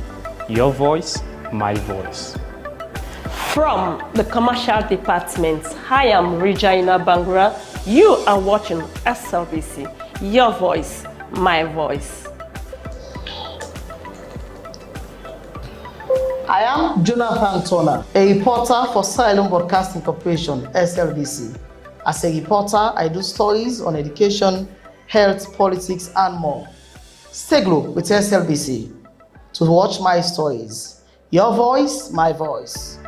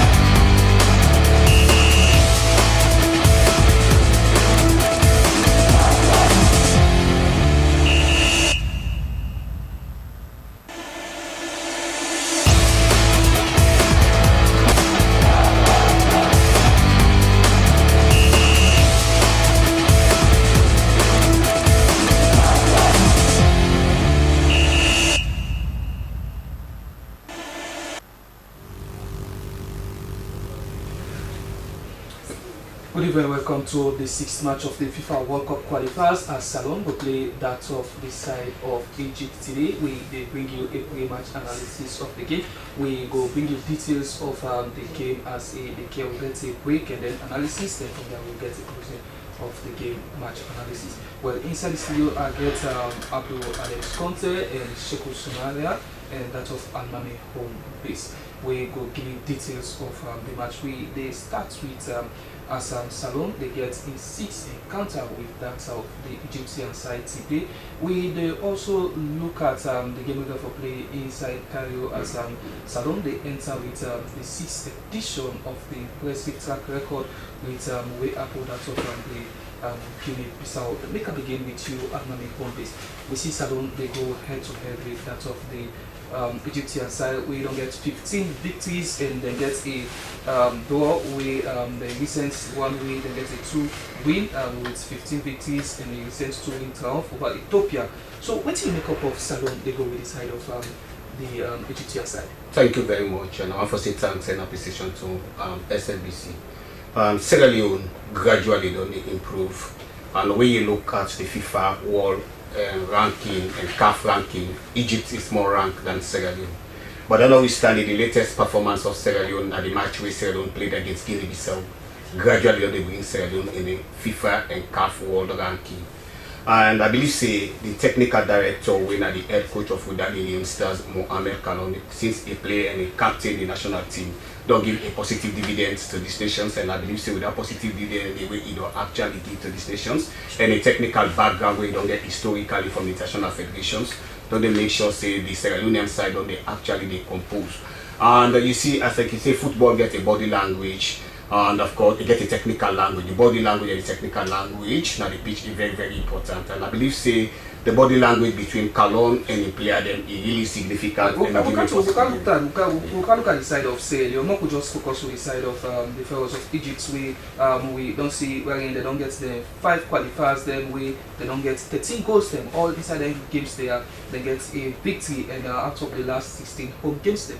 Yeah, the Egyptian side, aside we need a rule out. I mean, in the world ranking, even the prediction sites them all over the world, where you go from all the prediction sites them say the Egyptian side is not a child's play. You understand? But that notwithstanding, football they improve in seconds, and they deteriorate in seconds. And not mean say when the Egyptian side they don't actually get the world ranking, they don't get FIFA ranking, me say their performance against Sierra Leone, it is going to be a different match. Don't wait until after the 90 minutes of play before ever would they would Sierra Leone out. Because when you look at the performance, recent performance of the Leone Stars in the previous match where they played against Burkina Faso, it was really fantastic. When we watch the ball possessions, accurate passes. I mean, Egypt don't make their name historically, they don't go World Cup. They don't African Nations Cup and so many other teams. Egypt still actually go. But Sierra Leonean side, I mean, we're not for Sierra Leonean side in this match. It is going to be a very tight match and a very difficult match for the Egyptian side. We the council Sierra Leone, we get a challenge inside we last 10 games them we don't see where you don't be hopeful with 6 defeats and 4 draw. We don't get a 3-1 win Mohamed Kalon don't get inside the Guinea-Bissau side. You know, the thing is, Mohamed, that just make them very clear. Like, you know, home base with the talk say all the prediction sites there we don't go. Sierra Leone is being seen here as an underdog. But that notwithstanding, I'm not saying we are going with a determined side. 10 games. Yes. Then we will go with a determined, you know, technical team. 6 defeats. Headed by, you know, Mohamed Kalon. 4 draw. Yes, for sure. And this particular group where the youngsters this one, Sierra Leone, group A, this is not a very tight group. This is not a group where anything we get for survival, you get for really what is short. You understand? So, what we know is that Sierra Leone, Egypt, Burkina Faso, you understand? For now, how the table day, then team here get some chances. But to be very honest, the Egyptian side, for now, you know, it's like me that is Sierra Leone. I hope for the best, but we will get for really put the best for make sure. Because look at the squad of Egypt.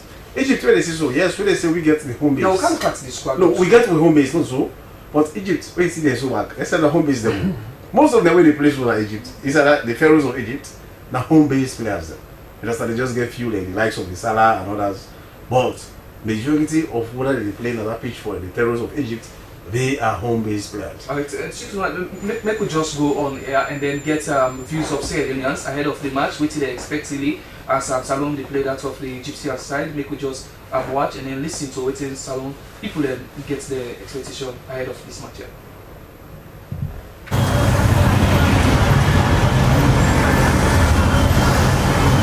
Well, the name is man called Money and the New England parking ground. Would they give Egypt 4 knots? 4 knots. Musa Tombo they score 2. Okay. Mohamed Kalon, Musa Ide today, like God bless her, are the best coach.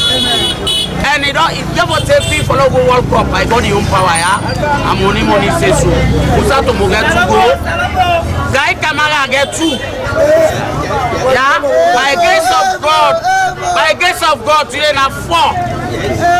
Egypt they score nothing. They stop them. Musa Tombo they stop. Salah. Who they stop him? And money they talk. My name Mambu Christopher Safa. I'm a police officer in Sierra Leone Police. Well, now a tough clash. Omano, we people they talk about Egypt. They remember Mo Salah. But we expect victory because we don't do another today. We take people then on areas in terms of football.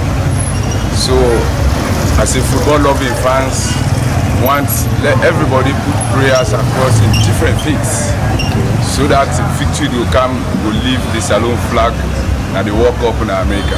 Well, the prediction for this match today will win 1-0. Okay. Though we miss a very tough player with Mustafa Bunu due to injury. We hope say the young one about today when they get opportunity, they would lift the flag up and they use chance this for let them showcase, let them tell them Sierra Leone and they say indeed they're ready for play for the country. Well, me and Mohamed Jallo, first of all, in a fine game, we had 2 country players as well. Of course, as a new country owner, I would expect feedback today. Hope say the player will give performance to the past game. I would pray say the coach will make the selection we do and they pray for luck at the end of it. I'm going to put the field.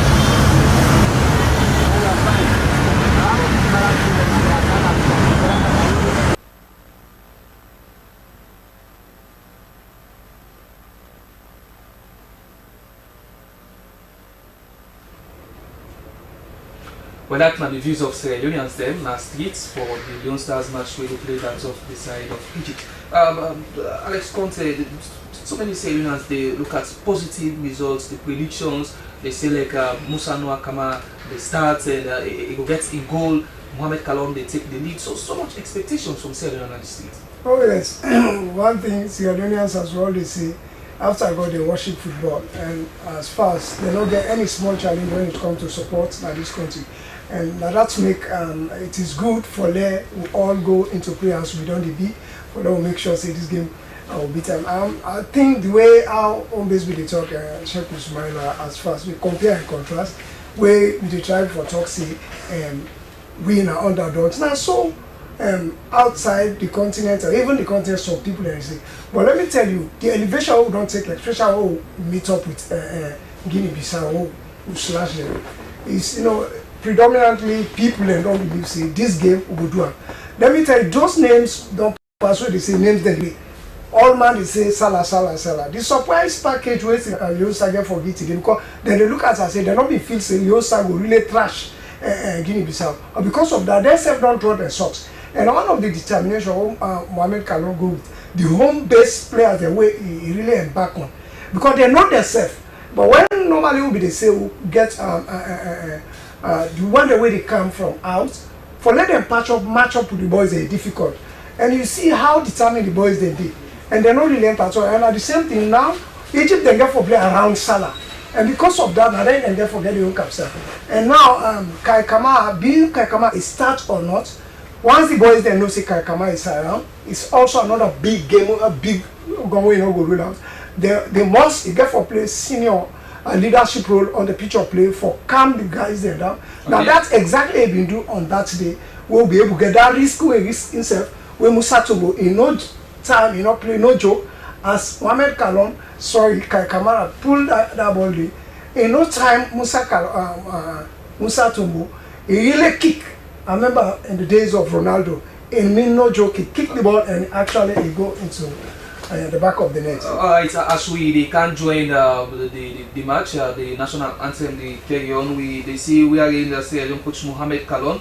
They introduced 3 new players into the starting lineup as the starting side against Egypt, where he introduced MLS icon Kaikama, Momo Aikama, and Emmanuel Samadia. We they play inside the US and they start inside the level side. Sheikh Usmala, which I take on the 3 players already coming. The presence of Kai, the match, inspiration to the younger ones. We see the game in Monrovia, a game, a game at home, but away. I don't know how to put ourselves. At home, but the presence of Kai, like on the field, an inspiration to the younger ones. Now, Somalia, one knows Somalia, we not a man way, in multitasking in a way, but it depends on who's high again for play. But somehow it even build attack from the defense. Okay. It speed up with the midfield, even to the attack. As we join the match shortly, inside the group we get Burkina Faso, the second, we get Egypt with the first and Salon the third. So pick one as we join the match, waiting is me for the country. Well, I mean, it seems to be a blessing in disguise. The only thing we get forget concentrations.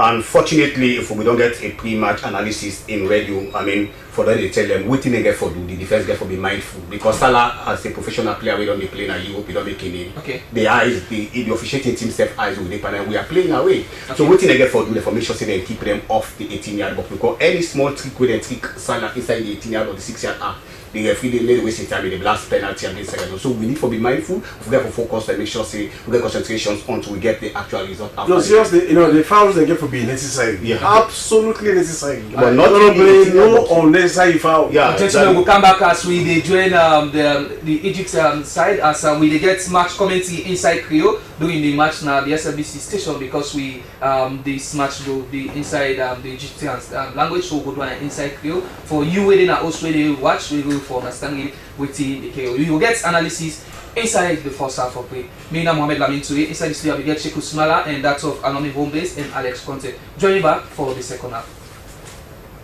القادم من غرب افريقيا سيراليون مع بدء العد التنازلي للتصفيات الافريقيه الجوله السادسه المؤهله الى كاس العالم 2026. 3 نقاط من الماظ، 3 نقاط حلويات